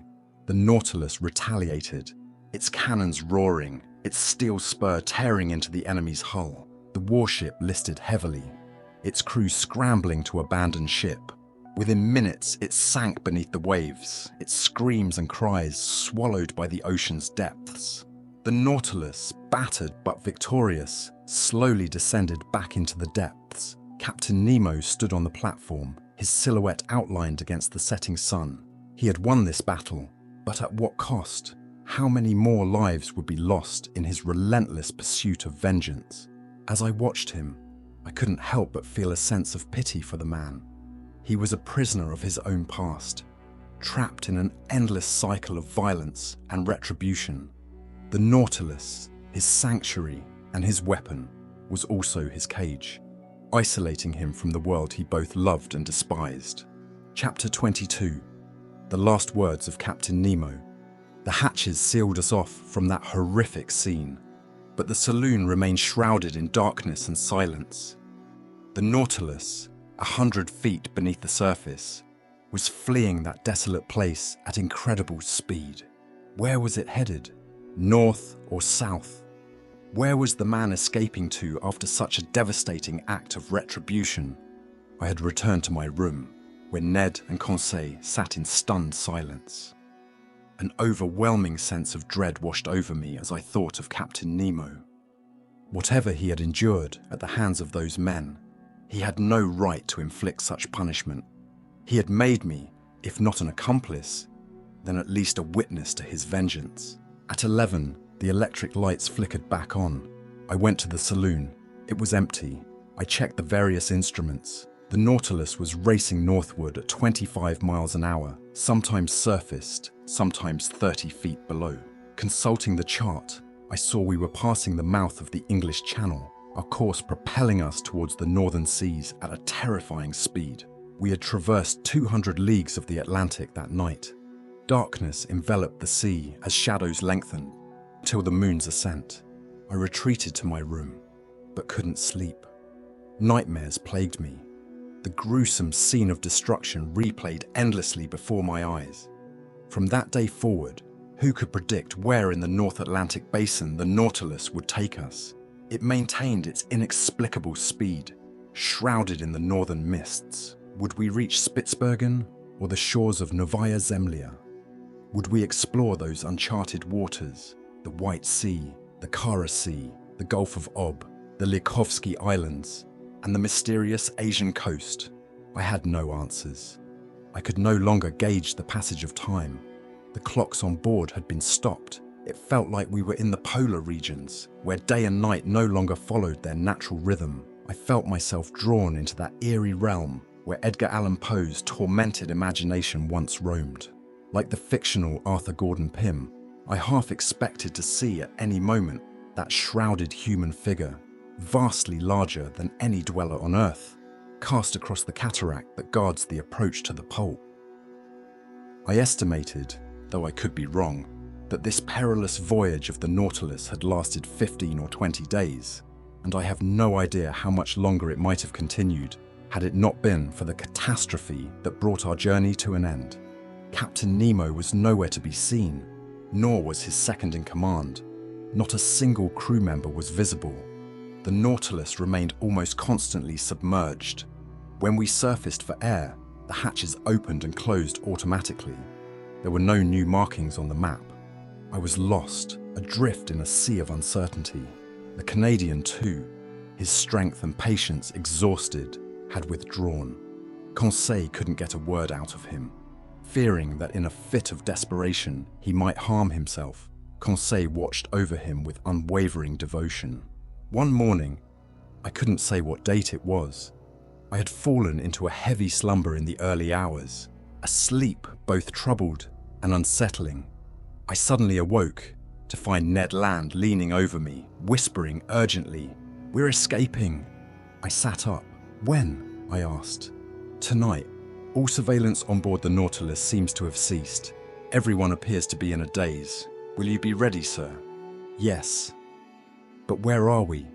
Within sight of land. I took a reading this morning in the fog, 20 miles to the east. What land is it? I don't know, but whatever it is, we'll seek refuge there. Yes, Ned, yes, we'll escape tonight, even if the sea swallows us whole. The sea is rough, the wind fierce, but 20 miles in the Nautilus's small boat doesn't scare me. I've managed to gather some food and water without the crew's knowledge. I'll go with you. But, the Canadian continued, if I'm caught, I'll fight back. I'll force them to kill me. We'll die together, my friend. My mind was made up. The Canadian left. I went to the platform, struggling to keep my balance against the onslaught of the waves. The sky was menacing, but with land somewhere in those dark shadows, we had to make our escape. I returned to the saloon, both dreading and hoping to encounter Captain Nemo, wanting and yet not wanting to see him. What could I possibly say to him? Could I conceal the instinctive horror he evoked in me? No. It was better not to face him. Better to forget him. And yet, that day, the last I would spend on the Nautilus, seemed interminable. I remained alone. Ned Land and Conseil avoided conversation, afraid of revealing their plan. I ate dinner at 6, but I wasn't hungry. I forced myself to eat despite my revulsion, knowing I needed my strength. At 6:30, Ned Land came to my room. We won't see each other again before we leave, he said. The moon won't be up at 10. We'll take advantage of the darkness. Meet us at the boat. Conseil and I will be waiting. The Canadian left without giving me a chance to respond. Wanting to confirm the Nautilus's course, I went to the saloon. We were traveling north-northeast at a frightening speed, more than 50 yards below the surface. I took one last look at the natural wonders, the artistic treasures amassed in this underwater museum, this unparalleled collection destined to perish at the bottom of the sea along with its creator. I wanted to etch it into my memory forever. I lingered for an hour, bathed in the glow of the luminous ceiling, my eyes sweeping over the treasures displayed behind their glass cases. Then I returned to my room. I changed into sturdy seafaring clothes and gathered my notes, securing them carefully. My heart hammered in my chest. I couldn't control its frantic rhythm. My anxiety and agitation would surely give me away if Captain Nemo saw me. What was he doing at this moment? I pressed my ear against his door. I heard footsteps. He was there, awake. With every passing second, I expected him to appear and demand to know why I was trying to escape. I was constantly on edge. My imagination ran wild. The tension became so unbearable that I considered going to his room, confronting him face to face, defying him with my gaze and my stance. It was a mad impulse, and thankfully, I resisted it. I lay down on my bed, trying to calm my racing heart. My nerves settled somewhat, but my agitated mind replayed my entire existence aboard the Nautilus. Every incident, joyful or tragic, that had transpired since my disappearance from the Abraham Lincoln, the underwater hunt, the Torres Strait, the Papuan natives, the stranding, the coral cemetery, passage through the Suez Canal, the island of Santorini, the Cretan diver, Vigo Bay, Atlantis, the iceberg, the South Pole, the icy entrapment, the battle with the squid, the storm in the Gulf Stream, the Avenger, and the horrific image of the ship sinking with all its crew. These events flashed before my eyes like scenes from a play. Captain Nemo's image seemed to loom larger, his features taking on superhuman proportions. He was no longer my equal, but a creature of the deep, a sea-dwelling demigod. It was now 9:30. I cradled my head in my hands, trying to prevent it from exploding. I closed my eyes, refusing to think anymore. There was another half hour to endure, 30 minutes of a living nightmare that threatened to drive me insane. Then, I heard the distant strains of the organ, a melancholy melody accompanying an enigmatic chant, the lament of a soul yearning to break free from its earthly shackles. I listened intently, barely breathing, immersed like Captain Nemo. in the musical trance that was pulling him towards the precipice of existence. A sudden thought filled me with terror. Captain Nemo had left his room. He was in the saloon, which I had to cross to escape. I would encounter him there one last time. He would see me, perhaps even speak to me. A single gesture from him could destroy me. A single word could chain me to the Nautilus forever. But it was almost 10. The time had come to leave my room and join my companions. I couldn't hesitate, even if Captain Nemo himself materialized before me. I cautiously opened my door, and even then, as it swung on its hinges, it seemed to make an ear-splitting noise. Perhaps it was just my overwrought imagination. Crept down the Nautilus's darkened stairs, pausing at each step to quell my pounding heart. I reached the saloon door and opened it slowly. The room was cloaked in darkness. The organ's music drifted faintly. Captain Nemo was there. He didn't see me. Even in full light, I doubt he would have noticed me, so completely was he absorbed in his melancholic reverie. I tiptoed across the carpet, avoiding any sound that might betray my presence. It took me at least 5 minutes to reach the door on the opposite side, leading to the library. I was about to open it when a sigh from Captain Nemo froze me in place. I knew he was getting up. I could even see him as light from the library spilled into the saloon. He moved towards me silently, arms crossed, gliding like a phantom rather than walking. His chest heaved with sobs, and I heard him murmur these words, the last I would ever hear from him. Almighty God, enough, enough. Was this a confession of remorse, escaping from the depths of his conscience? In desperation, I bolted through the library, raced up the central staircase, and taking the upper level, reached the dinghy. I scrambled through the opening where my 2 companions were already waiting. Let's go, I urged. Right away, the Canadian replied. We quickly secured the hatch on the Nautilus's hull using a skeleton key Ned Land had procured. The dinghy's opening was also sealed. The Canadians started loosening the bolts that still tethered us to the submarine. Suddenly, a commotion erupted. Voices shouted back and forth. What was happening? Had they discovered our escape? I felt Ned Land slip a dagger into my hand. Yes, I murmured. We know how to die. The Canadian paused his work, but a single word, repeated over and over, a terrifying word, revealed the source of the turmoil on board the Nautilus. It wasn't us they were worried about. The maelstrom, the maelstrom. Could a more dreadful word in a more dreadful situation have reached our ears? We were off the treacherous coast of Norway. Was the Nautilus being pulled into that abyss just as our boat was about to break free? We knew that at high tide, the confined waters between the Faroe and Lofoten Islands surged with unstoppable force, creating a vortex from which no ship ever escaped. From all directions, colossal waves converged, forming a chasm aptly named the Navel of the Ocean, its pull extending for 12 miles. There, not only ships, but even whales and polar bears from the northern regions met their end. It was there that the Nautilus, whether by intention or accident, had been steered by the captain.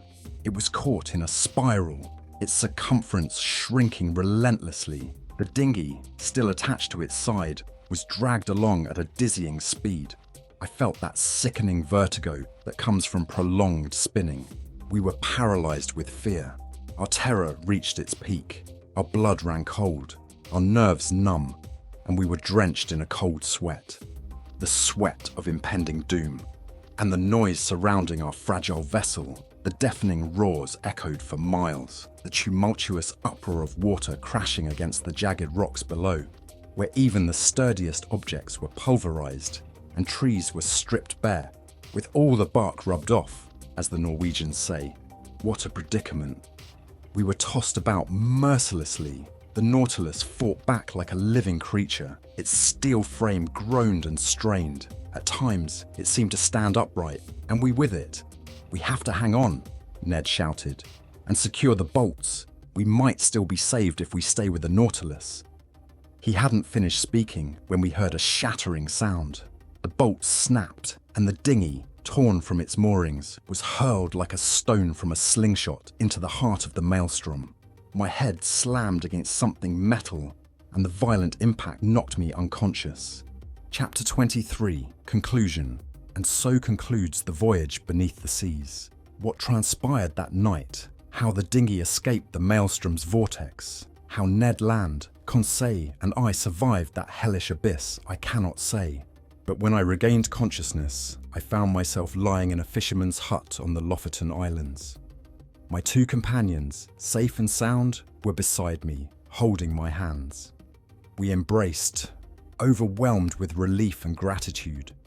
At that moment, returning to France seemed impossible. Travel connections between northern and southern Norway were scarce, so I'm compelled to wait for the monthly steamer departing from North Cape. Here, among the kind people who have welcomed us, I am once again revising my account of these adventures. Not a single fact has been omitted, nor a detail exaggerated. This is a faithful record of an extraordinary journey into a realm inaccessible to most, but one that progress will inevitably conquer. Will I be believed? I don't know. And ultimately, it hardly matters. What I can assert with certainty is that I have earned the right to speak of these seas, having traversed 20,000 leagues beneath them in less than 10 months, on a submarine circumnavigation that has revealed countless wonders. But what has become of the Nautilus? Did it withstand the maelstrom's fury? Is Captain Nemo still alive? Does he continue his terrifying acts of vengeance beneath the ocean's surface? Or did he finally find peace after that last massacre? Will the waves one day deliver to him this manuscript, the chronicle of his life? Will I ever learn his true name? Will the fate of his vanished vessel reveal his nationality? I can only hope. And I also hope that his remarkable craft triumphed over the sea's most treacherous abyss, that the Nautilus has endured where so many others have perished. If that is the case, if Captain Nemo still resides in the ocean, his chosen home, may the rage in his tormented heart subside. May the contemplation of such boundless wonders extinguish his spirit of vengeance forever. May the avenger fade away, leaving only the philosopher to continue his peaceful exploration of the sea. If his destiny is extraordinary, it is also sublime. Haven't I experienced it myself? Haven't I lived 10 months of this unnatural life? And to the question posed by Ecclesiastes 3,000 years ago, who can fathom the depths? Only two men alive today can provide an answer: Captain Nemo and myself.